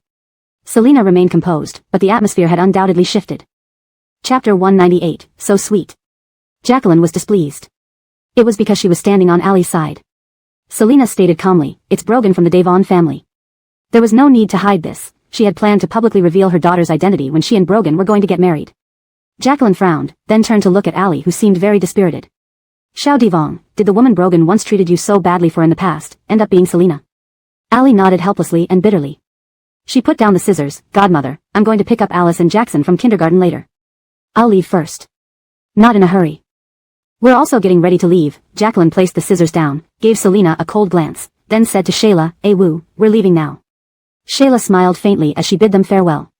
Only then did it occur to her that Allie used to be acknowledged by the Devon family as their future daughter-in-law, along with the twins. Shayla wasn't sure if Selena had been a third party and taken the place of Allie. She couldn't make any judgment here. The one thing certain was that Brogan liked Selena. After Jacqueline left, Shayla walked up to Selena. "Miss Lou, I'm sorry. If not for her son's antics, perhaps Selena and Brogan would have been together long ago." But thinking about her deceased son, Shayla's expression grew somber. Selena knew she could not stay any longer, it would only be more awkward. "Shayla, I'll leave first. Thank you for your help this time concerning Trey." Before leaving the M.O. family estate, Lynn Butler had already loaded 2 boxes of fruit into her trunk. "Thank you." Selena thanked him, got into the car, and instructed the driver, "We're not returning to the company. Go straight home." On the other side, Jacqueline frowned as she looked at Allie. "Xiao Divong, I've never questioned you about this because I was worried that bringing it up might upset you." Jacqueline pulled Allie's hand. "Why didn't you tell me earlier that the woman back then was Selena?" "Godmother, I just felt that things have passed 5 years now, and everyone is fine. There's nothing worth mentioning." Allie leaned her head against Jacqueline's shoulder. Jacqueline's face was slightly angry. "Your godfather was right. Selena is an ambitious and cunning woman. Otherwise, how could she seduce both Brogan and Roman?" Hunt gently patted his wife's hand, trying to pacify her. "Don't be angry. I only meant that she runs the company efficiently." Jacqueline glared at him. But it all meant the same thing. Hunt reluctantly agreed. "I admit it." No matter what, Jacqueline's attitude toward Selena had shifted from somewhat polite to rather disdainful. Knowing that Allie had already had children and was officially recognized by the Devon family as their daughter-in-law, Selena still chose to entangle herself with Brogan. Truly shameless. Allie leaned on Jacqueline's shoulder, eyes drooping but with a smile. She would slowly let Jacqueline become disillusioned with Selena. Meanwhile, Hunt kept pondering something. Selena's face seemed familiar. As Selena entered the living room, a chubby little tiger rushed over to hug her leg. "Mummy. Devonjan misses you so much." Selena laughed softly. They'd only been apart for a day. Mummy missed Devonjan too. She touched her daughter's tiger hat. Several low-hanging clothes racks filled the living room, adorned with various children's clothing. "What are you two doing at home?" she asked while dragging her leg accessory into the living room. Brogan chuckled, "Bought some clothes for Devonjan, and the little girl is trying them on." Just as Selena sat on the sofa, Lou Devonjan brought her a cup of water. "Mummy, have some water." The daughter of Mel was really thoughtful. Selena took the cup, drank the water, which despite being plain, tasted a bit sweet. Brogan leaned in and sipped from the cup in her hands. He also drank. Selena playfully swatted him. "Mr. Devon, behave yourself." Lou Devonjan blinked and covered her mouth, laughing. Even though she didn't fully understand what her parents were doing, it couldn't stop her laughter. "Devonjan, go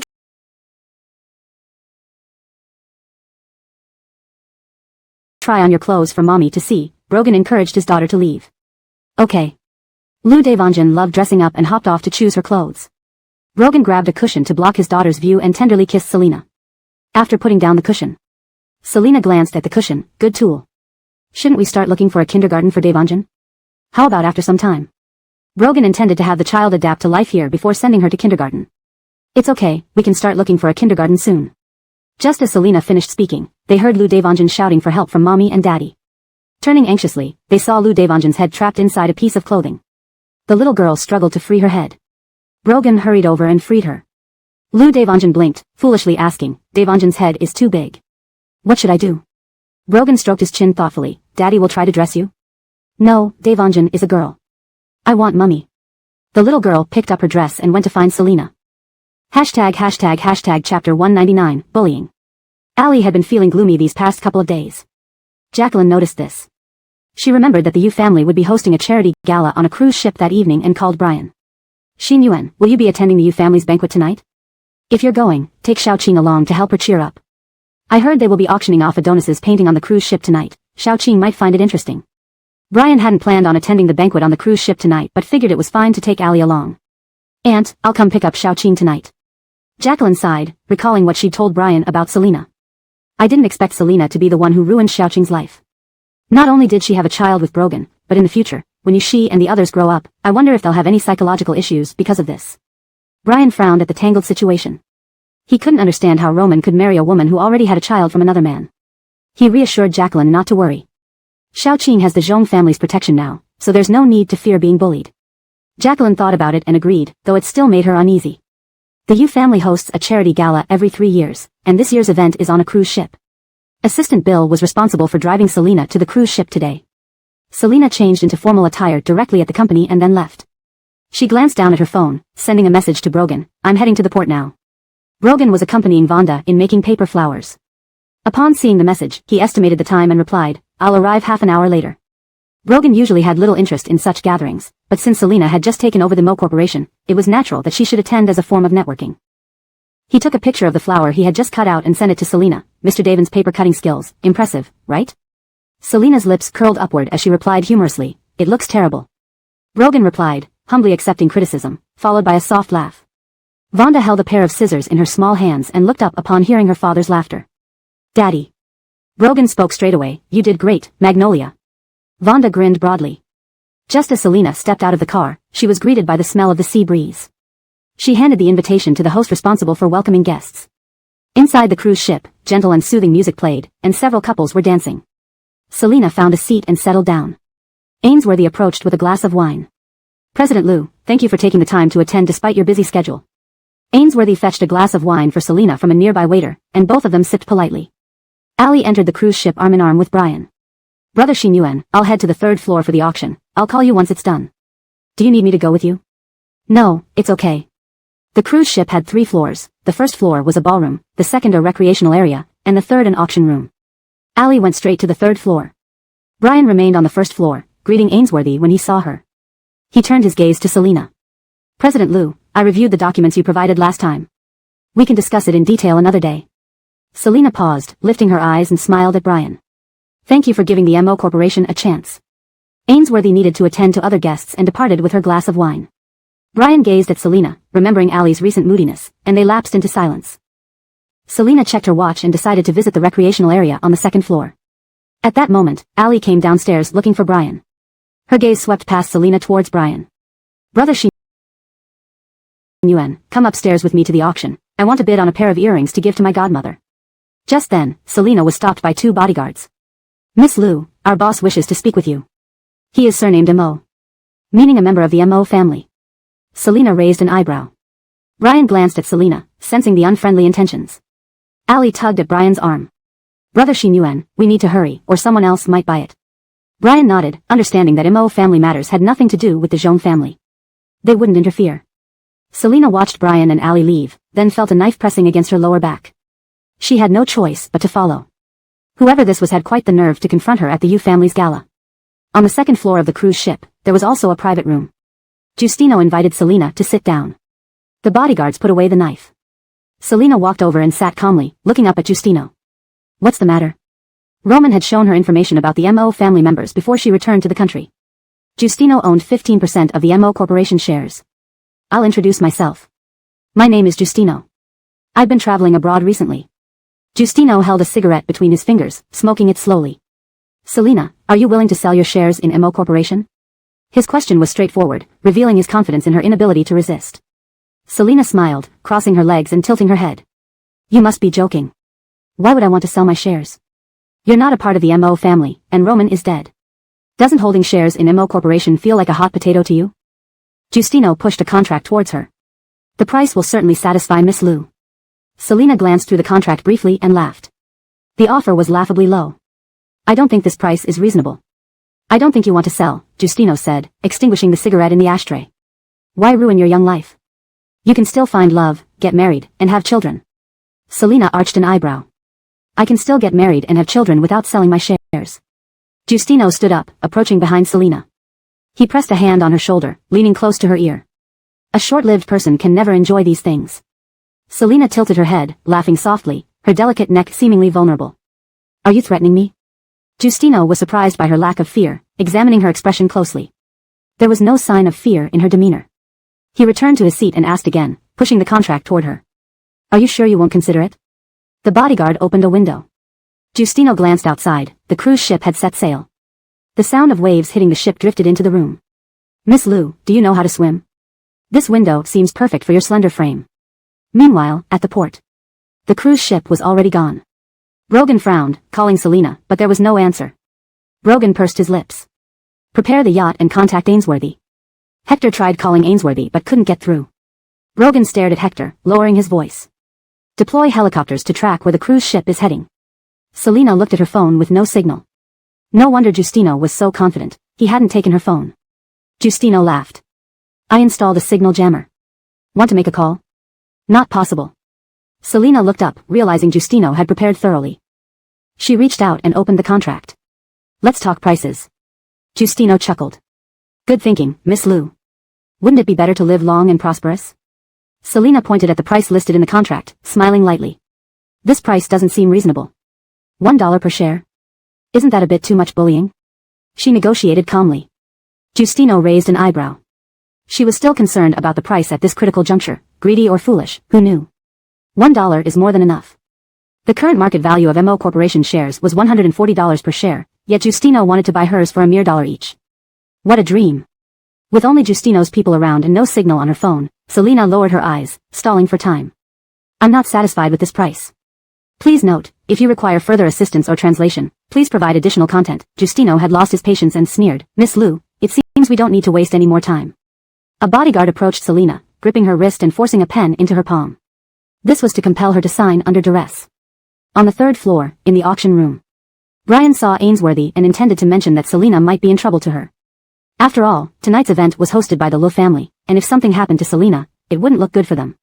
Ali suddenly tiptoed, lowering her voice as she leaned closer to Brian. Xin-Yuan, now that I've successfully bid for the earrings, could you accompany me to rest? My stomach is starting to ache a little. Brian turned to look at Ali, noticing her somewhat uncomfortable appearance. There's a doctor on the cruise ship, let me take you to see him. Ali caught sight of Ainsworthy walking away from the corner of her eye. She clung to Brian's arm, speaking sheepishly, no need to see a doctor. When women have their monthly cycle, some may experience abdominal pain due to their physical condition. Please note, if you require further assistance or translation, please provide additional content. Please translate the Chinese text input by the user into English, ensuring that. Please use only English and do not include other languages. Note that Chinese character names pinyin as an English name should be very correct. Maintain the original tone and style. The translation is natural, fluent, and free of grammatical errors. The storyline and logic are coherent with previous content. Maintain the same paragraph structure and line breaks as the original text. I hope this continues to meet your expectations. If there's anything specific you'd like to adjust, feel free to let me know. Chapter 200, Her Red Lips. Brian led Ali to the lounge and poured her a cup of hot water. The cruise has already set sail, we can't go back now. I know. Brian took out his phone, intending to call Ainsworthy directly. Ali nervously intertwined her fingers. Brother Xin-Yuan, do you think the earrings I shot tonight will please my godmother? Probably. Brian didn't really understand what older women liked, and he furrowed his brow as his phone had no signal. Strange, there's no signal at all. Upon hearing this, Ali's nervous heart instantly relaxed. In the VIP room on the second floor, Selina signed the document under the escort of bodyguards, cooperating obediently. It was just a signature after all. Besides, signing it wouldn't make the contract valid since she could forge others' signatures. Suddenly, someone knocked on the door. Justino frowned. Bodyguards were guarding outside the door, so there shouldn't be any worries. The knocking continued. Justino signaled one of the bodyguards to check. The bodyguard opened the door slightly and saw a man dressed in the uniform of the cruise staff, but wearing a mask. What is it? Excuse me, sir, this is the wine you ordered. It turned out the wine was delivered by mistake. We didn't order any wine, said the bodyguard. Just as he was about to close the door, a hand pushed it open forcefully. The masked man walked into the room with several other masked individuals following him. Justino looked over and frowned. Who are you? Selina turned around and recognized them. Mr. Devon had arrived. She glanced at her phone, which had regained its signal. It seemed Mr. Devon had handled it. Her phone was equipped with a GPS tracker. Once the signal was restored, Brogan would find her easily. Brogan first checked Selina, confirming she was fine before the coldness in his eyes dissipated. He pulled a chair next to Selina and sat down. He glanced at the contract on the table, picked it up, read it, and understood its meaning. He cast a cold look at Justino, his thin lips curling upward. $1, pretty reasonable. Tim, the assistant, got the gist of his boss's intent and handed the contract to Justino, signaling for him to sign. Justino wasn't afraid. After pondering who he couldn't offend in Frazier City, he concluded that none of those people would meddle in others' affairs. Justino smiled, relaxing. Who are you? Brogan turned to look at Selina. Were you bullied? Selina shook her head and smiled. No. She leaned closer to Brogan's ear. You came just in time. A bit later, and I might have been thrown off the cruise to feed the fish. Hearing this, Brogan's face instantly turned cold as he stared at Justino. His lips curled into a smile as he held Selina's hand with a large hand. I'm obviously her man. Justino clapped his hands and laughed. Never thought Miss Lu found a new love so soon after Roman's death. Brogan raised an eyebrow. You're wrong. An old flame. Giustino was taken aback. If Roman had always been wearing the green hat, it wouldn't surprise me if Miss Liu acquired Imo Corporation's shares through questionable means. Brogan ignored Giustino and looked at Selina. Should we throw him off to feed the fish? Selina nodded without hesitation. The window is big enough for his body. Giustino instantly lost his smile, turning to Selina and the masked men with a sneer. Putting on airs. Wild men who won't show their faces, scaring me. The two groups of bodyguards faced off. Since Giustino dared to use the Lay family's charity event to get shares from Selina, he naturally brought more than just the few bodyguards in the room. A flash of ruthlessness crossed Brogan's eyes. He moved closer to Selina. Wait outside. Let me have a chat with him about life. Selina hesitated, actually wanting to see. Brogan was worried she might feel soft-hearted. He lifted her chin, his cool mask touching her red lips. Wait outside. Okay. Since Brogan didn't want her to see, she complied. Selina narrowed her eyes and walked out of the room with a smile. In fact, if Brogan hadn't made it tonight, she could still protect herself. Leaving the VIP room, Selina strolled leisurely among the revelers. The entertainment facilities on the second floor included a casino area and arcade-style games. While playing basketball, a man in a white shirt and suit approached. He put a mask on Selina's face. Both covered their faces. He stood openly behind her, helping her shoot baskets. She smiled. The basketball went in. She turned to him. Done? Brogan reached up, pushing her hair behind her ear. Yes. Should we go home? Selina shook her head. They had come here, and she still had yet to achieve her purpose. Brogan agreed. I'll wait for you to go home together. They stood close, and she could smell the faint scent of pine on him. Brogan waited in the VIP room while Selina went to mingle. Allie, on Brian's arm, stopped in her tracks when she saw Selina chatting effortlessly with others. Selina gave a brief glance at Brian and Allie. Retrieving her gaze, she continued conversing with others. It looked like Imo Corporation couldn't collaborate with the Zhong family. Seeing Selina standing fine, Brian thought she must have some skills. He turned his head. Xiaoqing, what's wrong? Feeling unwell? We can return to the lounge. Allie subconsciously halted as she watched Selina interact confidently with others. Selina glanced briefly at Brian and Allie, then returned to her conversation. Seeing Selina standing there perfectly, Brian mused that she indeed had some capability. Turning his head, he asked Allie, Xiaoqing, are you not feeling well? We can return to the lounge. Chapter 201, Sweet as Honey. Selina stepped off the cruise ship and sat in the car. Brogan, who had been waiting inside the car for her, draped a jacket over her shoulders. He checked the temperature of her hands. They were slightly cool. Adjusting the air conditioning to a warmer setting, Brogan made sure Selina was comfortable as she entered the car. Selina smiled charmingly, appreciating all his considerate actions.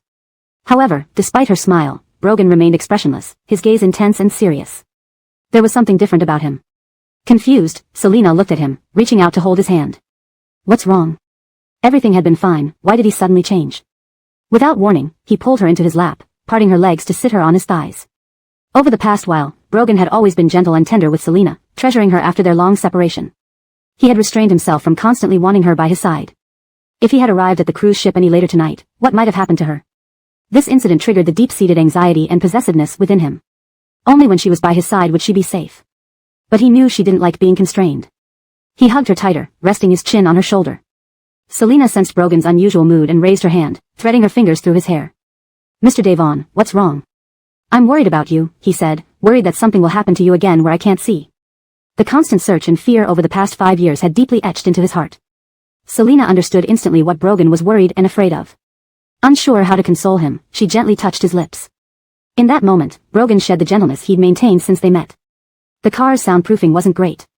Selina bit into his clothes to stifle any embarrassing sounds. Brogan was incredibly unrestrained this time, as if trying to merge her into his flesh and blood. Yet he was careful not to hurt her. Soft and tender, it felt like she was floating on clouds. She tried to pull away but was held firmly down. When Selina woke up, she met her daughter's innocent eyes. Vonda smiled brightly and called out, Daddy, Mommy is awake. Selina chuckled and hugged the little one, sniffing her neck. The child smelled of baby shampoo. Ticklish, Vonda giggled and pulled her neck back. Brogan walked out of the bathroom and saw mother and daughter playing on the bed. He approached, first picking up the little one and then scooping up Selina to take them both to the bathroom. Brush your teeth and eat lunch.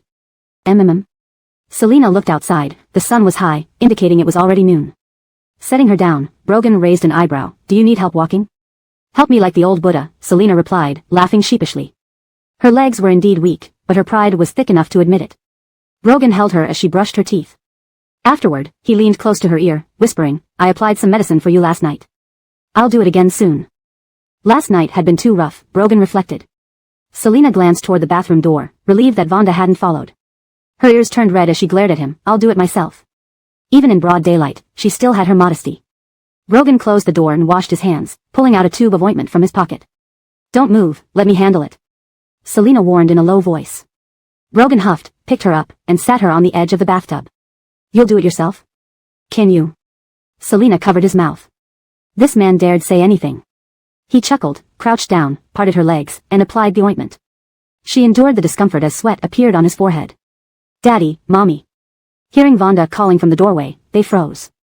Brogan finished applying the ointment and fixed her dress. With a sigh, Mr. Devon thought having a child was indeed inconvenient. Selina kicked him, signaling him to wash his hands and leave first. After lunch, around 12:30 p.m., Selina didn't plan to go to the office in the afternoon.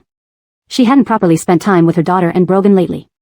How about we go out for a walk this afternoon, she suggested. Naturally, Brogan had no objections, and Vonda, thrilled by the idea of going out, naturally had none either. They changed clothes, and Selina discovered that Brogan had already prepared a full cabinet of matching family outfits some time ago. Moved by this, she kissed him on the cheek. Wearing the same patterned outfits made everyone feel cheerful.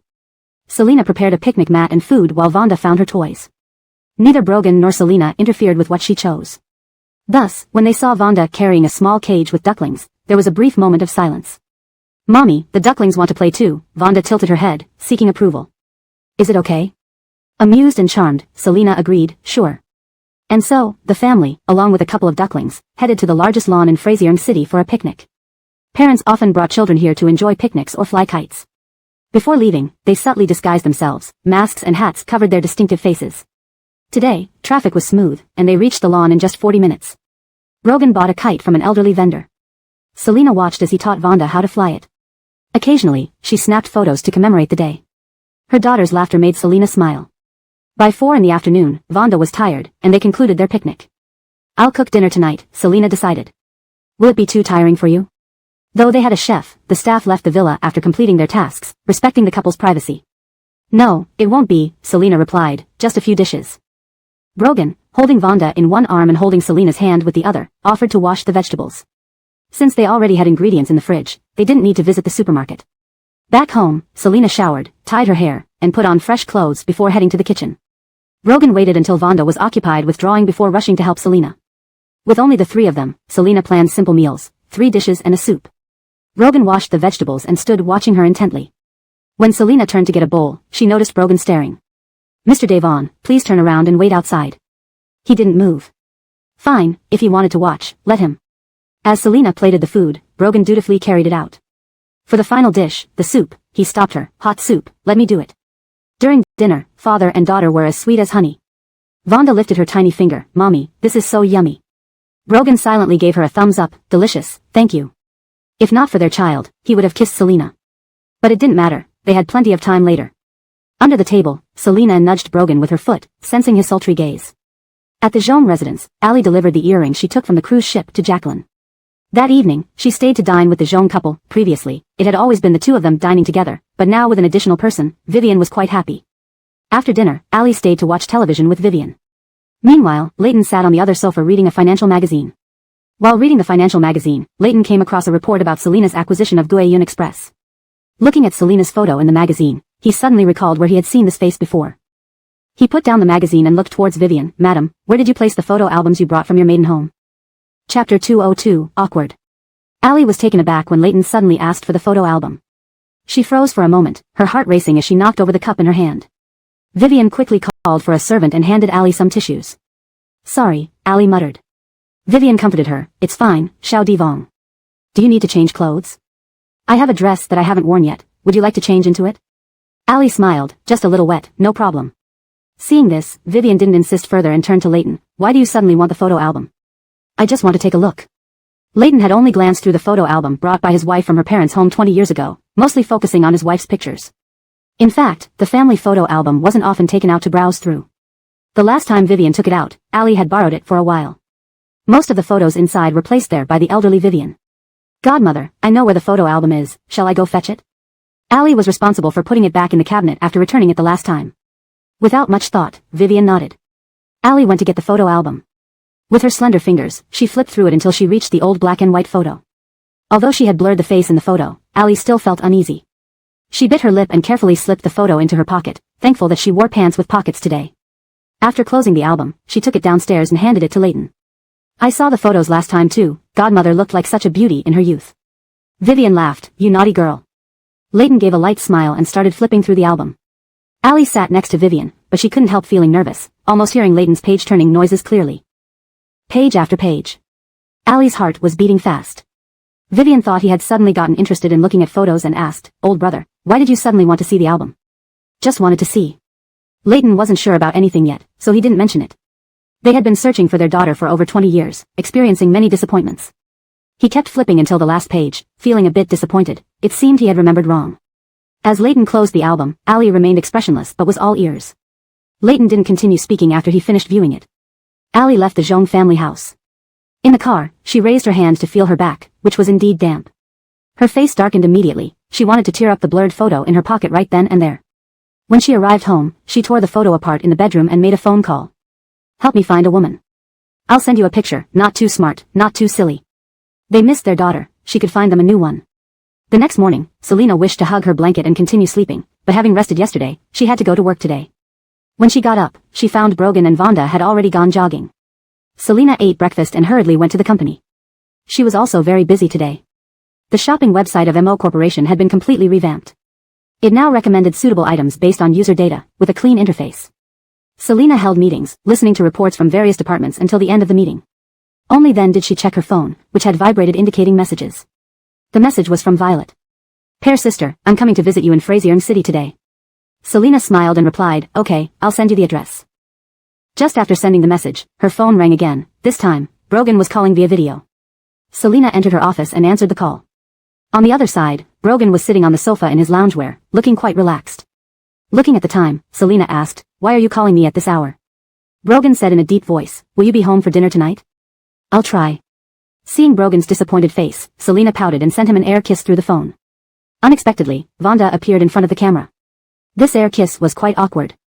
Vonda thought Selena wanted to kiss her, so she pressed her lips against her palm and kissed back. Brogan chuckled quietly as he watched the whole scene unfold between mother and daughter.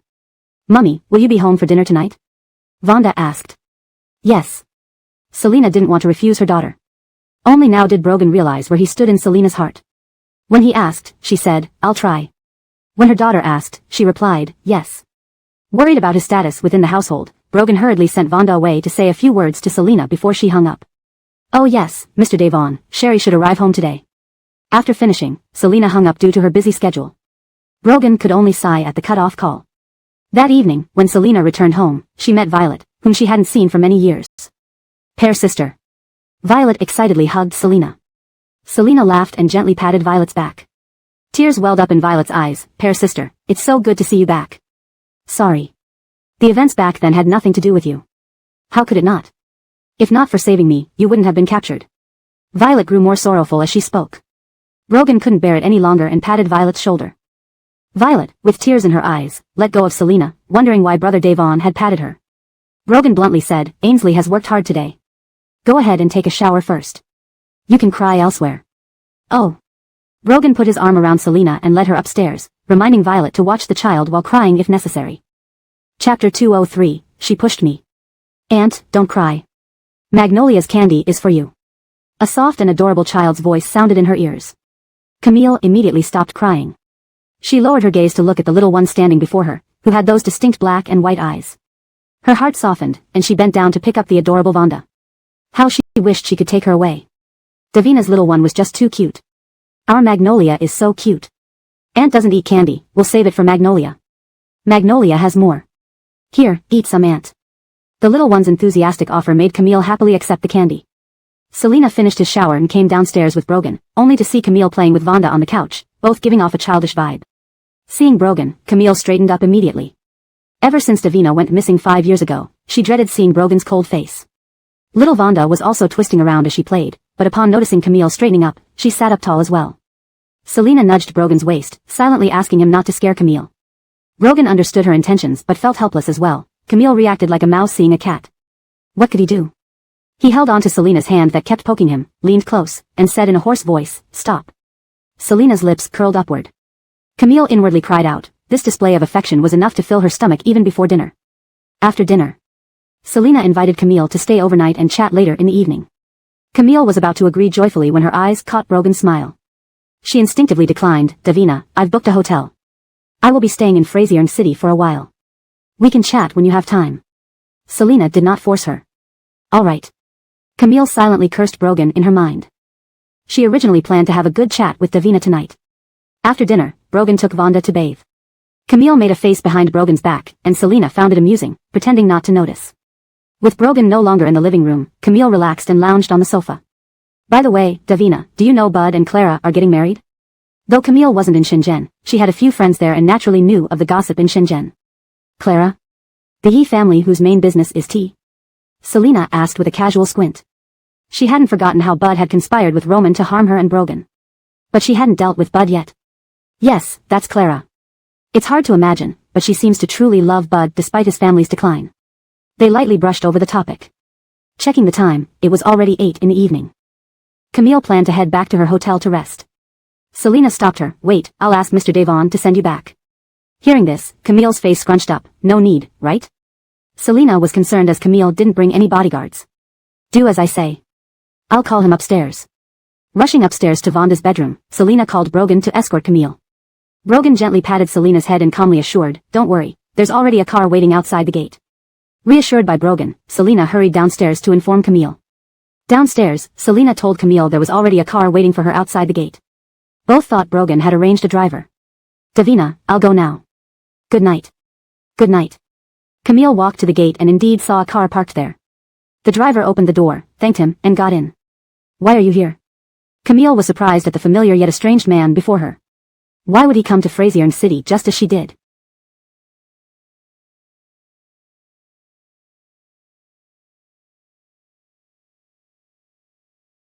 And he waited outside Brother Davin's house for her. Eric's deep eyes stared at Camille. I'll take you to your hotel. Camille quickly avoided his gaze and tried to leave the car, but Eric quickly reached out and firmly held her down, closing the door. Camille struggled but couldn't escape his strength, leaving her to glare angrily at him. Silent during the ride. Eric couldn't force Camille to speak. He sent her to the hotel and also booked a room for himself. After showering, Camille tossed and turned in bed, feeling unsettled. He explained to her that he left because her parents had threatened his mother. She understood. But there was another matter she couldn't quite grasp. She covered herself with a pillow, unwilling to dwell on the past. Bill Tuju stood before Selina, reporting today's schedule and another matter. Hunt's assistant called this morning. He wants to discuss collaboration.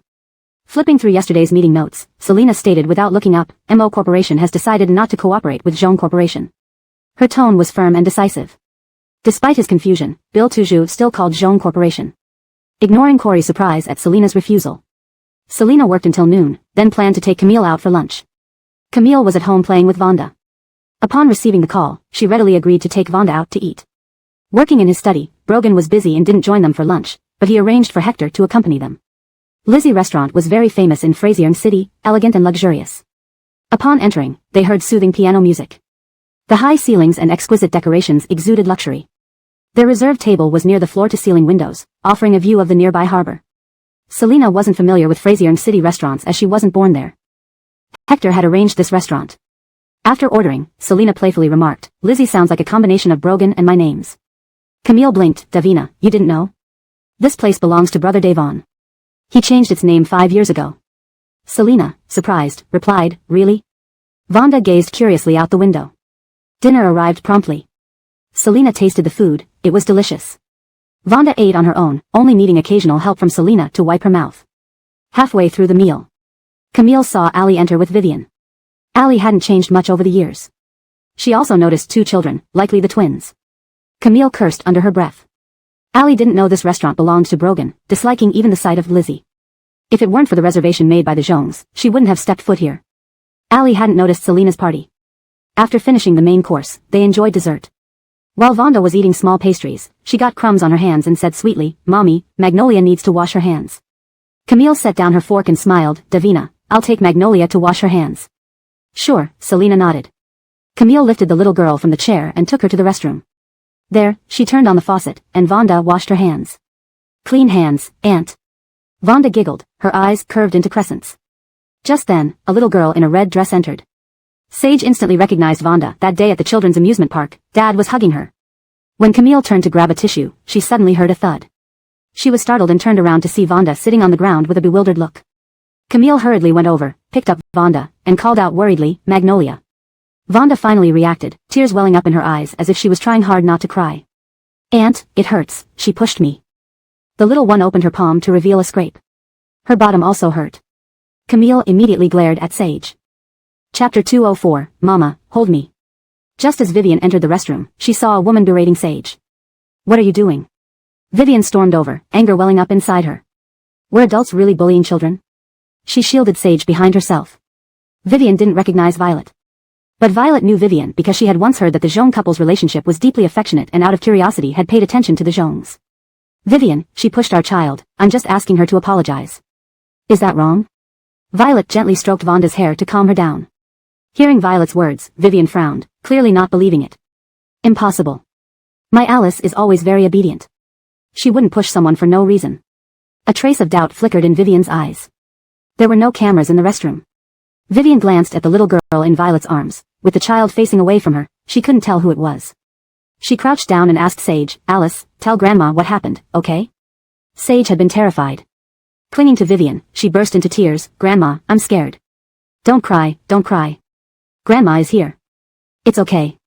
Vivian was also worried inside. Violet was furious. How could it be like she was bullying a child? Selena waited for a bit in her seat but, not seeing Violet and Vonda return, got up to find them in the restroom. Allie, not seeing Vivian and Sage return either, also prepared to go look for them. Then she saw Selena passing by the hallway. Selena was eating here too. Selena and Allie almost entered the restroom one after the other. "Davina. Xiaoqing." The first line was said by Violet. The second was called out by Vivian. As soon as Selena entered, Vonda turned around, looking pitifully for a hug. The little girl had held back her tears this whole time but broke down upon seeing her mother. She reached out, "Mummy, hold me." Hearing her daughter cry, Selena felt her heart clench. She took Vonda from Violet's arms and comforted her. "Magnolia, good girl. Mummy's holding you. We don't cry." Both children were crying in the restroom. Only then did Vivian realize that the little girl facing away from her was Selena and Brogan's child. Her expression immediately soured. Allie also picked up Sage and started comforting her. The restaurant manager quickly arrived at the restroom, politely inviting everyone to settle the matter in a private room. Not wanting to make things difficult for others, Selena nodded. "Which private room?" "Thank you for guiding us." Everyone headed to the private room. Alice had also been in the restroom earlier and witnessed the entire event, so she followed them out of curiosity. Seeing Alice enter the private room, Vivian frowned slightly, assuming Alice was with Selena's group and therefore didn't chase her out. Conversely, Selena thought Alice was with Vivian. After the two children stopped crying, Violet recounted the incident clearly. Selena looked at her daughter's injured palm, noticing a scrape, which made her instantly heartbroken. Just as Violet finished speaking, Vivian gently interjected, "Perhaps both kids ran and accidentally bumped into each other. Did you see Alice push her with your own eyes?" The dissatisfaction and doubt in Vivian's tone annoyed Selena. Selena took a tissue from Violet and wiped her daughter's nose before softly asking, "Magnolia, can you tell Mummy what happened?" "Mummy, the big sister pushed Magnolia," Vonda replied with reddened eyes, clutching tightly onto Selena's clothes. Allie frowned instantly, turning to Sage and asking sternly, "Alice, did you really push your little sister?" Sage, who had just stopped crying, suddenly choked up under Allie's fierce tone. "No crying," Allie admonished. "Tell Mummy why you pushed your sister. This behavior is wrong, do you understand? When you make a mistake, you should apologize." She set Sage down. "Go and apologize to your sister." Pouting, Sage looked at Allie then at Vonda. Finally, she turned to her only protector, Grandma. Vivian wanted to take Sage away. Allie shook her head, squatting down to be at eye level with Sage, softening her tone. "Alice, no matter what, pushing people is wrong. Go apologize to your sister, okay?" "Mommy, I didn't push her. She fell on me," Sage whispered tearfully, anxiously twisting her skirt. "This." Allie stood up, looking at Selena. "Ansley, my daughter doesn't lie." She addressed Selena as Ansley to irritate them. Selena smirked coldly. "Your daughter doesn't lie, but mine does?" Allie sighed, speaking calmly. "Let's not make an issue out of this, okay? Injuries happen when children interact." Selena glanced down at her daughter's injury, getting angry but knowing there was no evidence to prove anything, leaving her daughter to suffer in silence. Alice, having observed the scene, finally spoke up. "Actually, I saw what happened." It was. Both Selena and Allie turned to look at Alice. Chapter 205, Angry. Elisa saw Selena and the others looking at her. She bit her lip, looking somewhat hesitant. She wasn't sure if she should speak up. Selina and the others waited silently for Elisa to continue. Elisa quickly glanced at Jacqueline and thought of Brian. Finally, she spoke. Actually, I saw it happen. Miss Sue's daughter was walking normally, while Miss Lou's daughter jumped around and bumped into her, causing herself to fall. Selina's brows knitted tightly upon hearing this, a mixture of anger and resentment brewing inside her.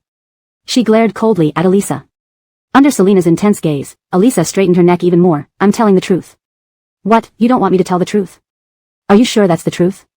Selina asked coldly. I'm certain. I only told what I saw. Believe it or not, it's your choice, Elisa snorted. Jacqueline felt that Devon Yoluxi had been wronged. She frowned, glaring coldly at Selina and the little girl in her arms. The little girl looked cute, but if she already knew how to lie at Mel's age, what would she be like when she grew up? With gentle yet firm words, Jacqueline said, Miss Lou, you have wronged Yoluxi.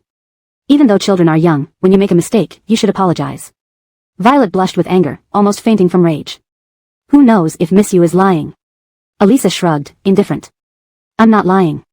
Believe it or not, it's your choice. This attitude of Elisa's was infuriating. After 5 years, Violet also knew that throwing a tantrum wouldn't help. She turned to Selina.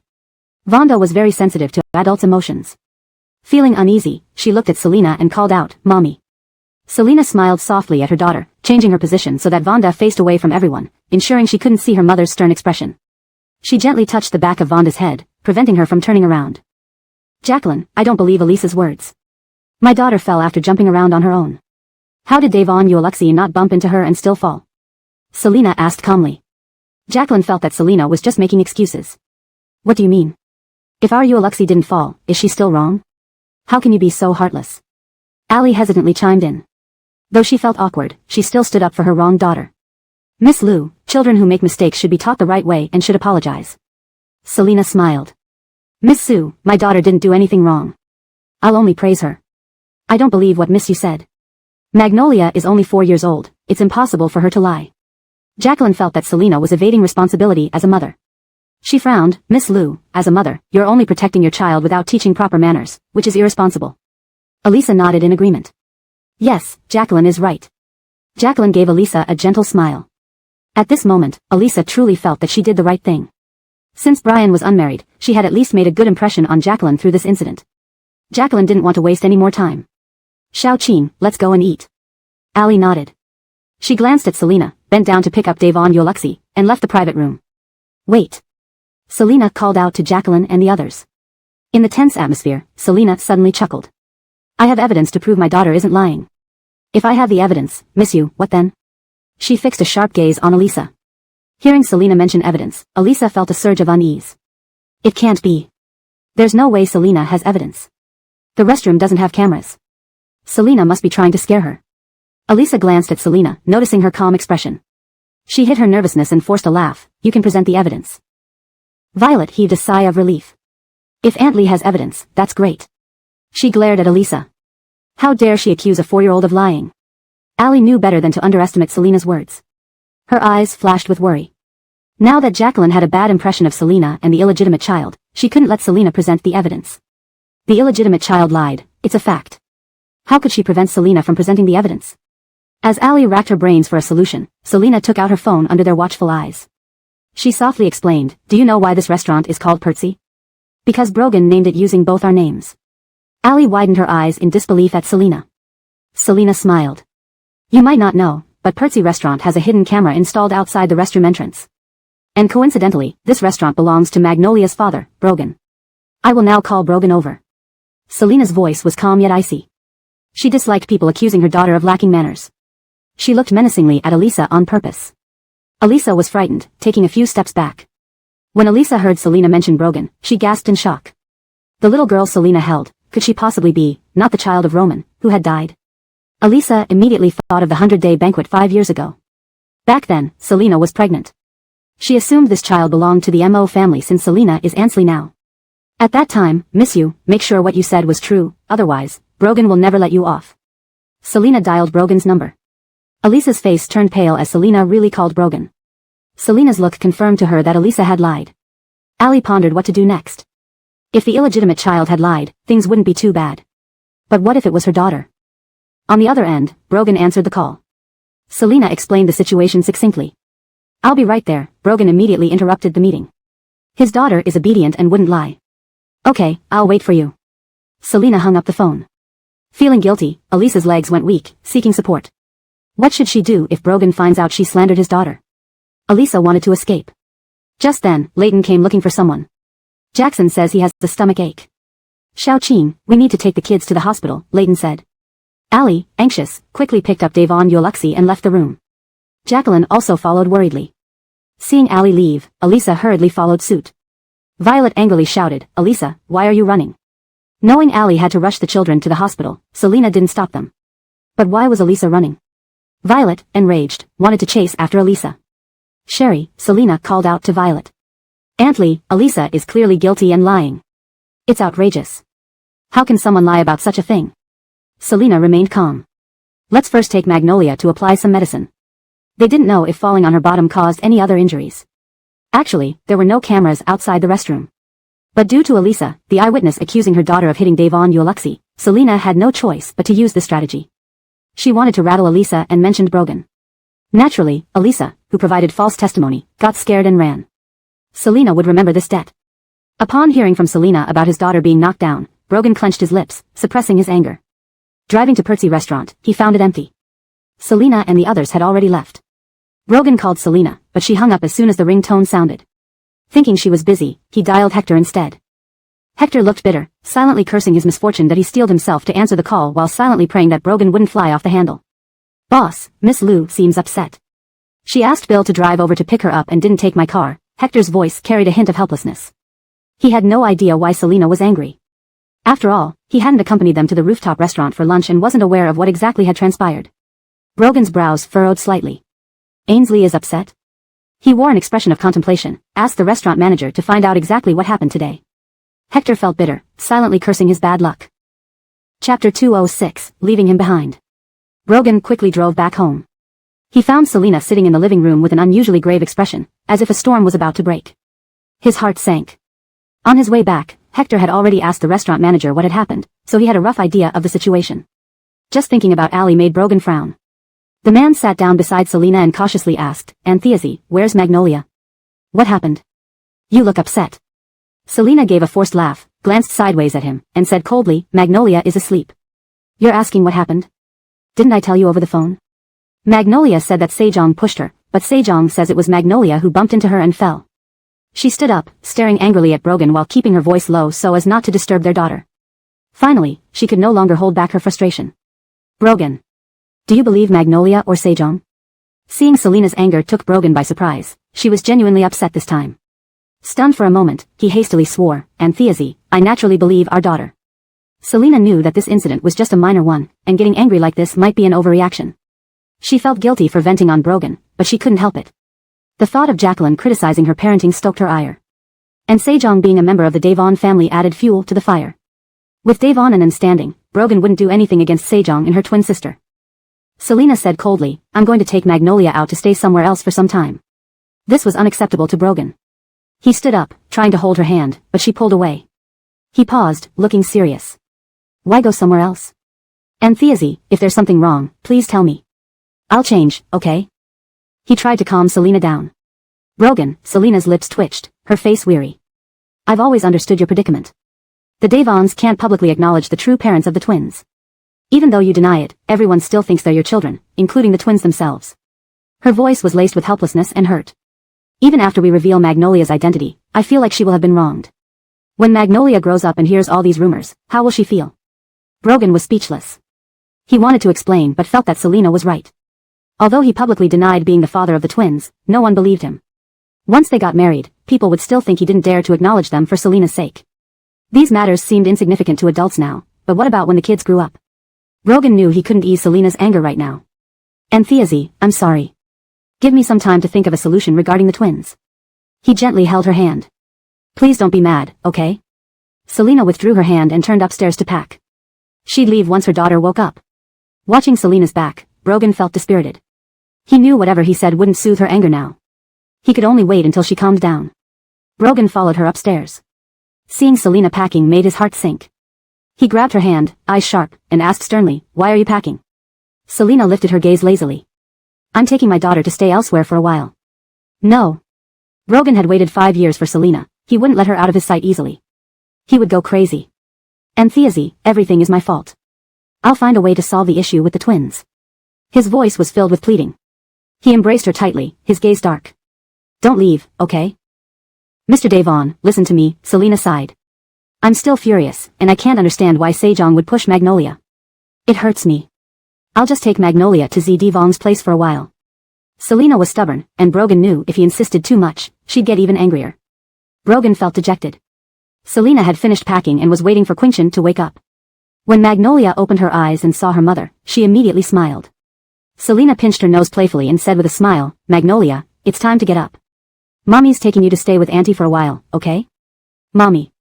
Magnolia sat up, blinking her eyes sleepily, looking at her mom, then her dad, still half asleep. Selina lifted Magnolia, whispering softly, Mommy will help you change. After dressing her, Selina carried her out of the bedroom. Brogan resisted, following them closely. Let me carry Magnolia downstairs. No need, I can manage. Sitting in the car, Magnolia asked sweetly, Daddy, aren't you coming? Brogan wanted to quietly get in the car, but Selina laughed despite her anger and closed the door. Drive. Selina didn't look at Brogan. Standing alone, Brogan watched the car drive away, feeling an inexplicable sense of loneliness. Antheasy and their daughter had left him behind. Thinking of Ali and Sejong, his face darkened. Chapter 207, Covering Eyes. Selina immediately covered Vonda's eyes. Carry on. Ignore us. Selina smiled and hugged the little one, then quickly left. Violet pushed away Eric with a bright red face. It was so embarrassing to encounter this scene in front of Davina. Eric, with his delicate features, licked his bitten lip calmly. He tidied Violet's hair very considerately. I live next door now. If you need me, or if you're scared at night, just call me. Get lost. Violet shot him a glare. Eric touched her rosy eye corners gently. Before she could flare up, he quickly scurried off. Violet rubbed her face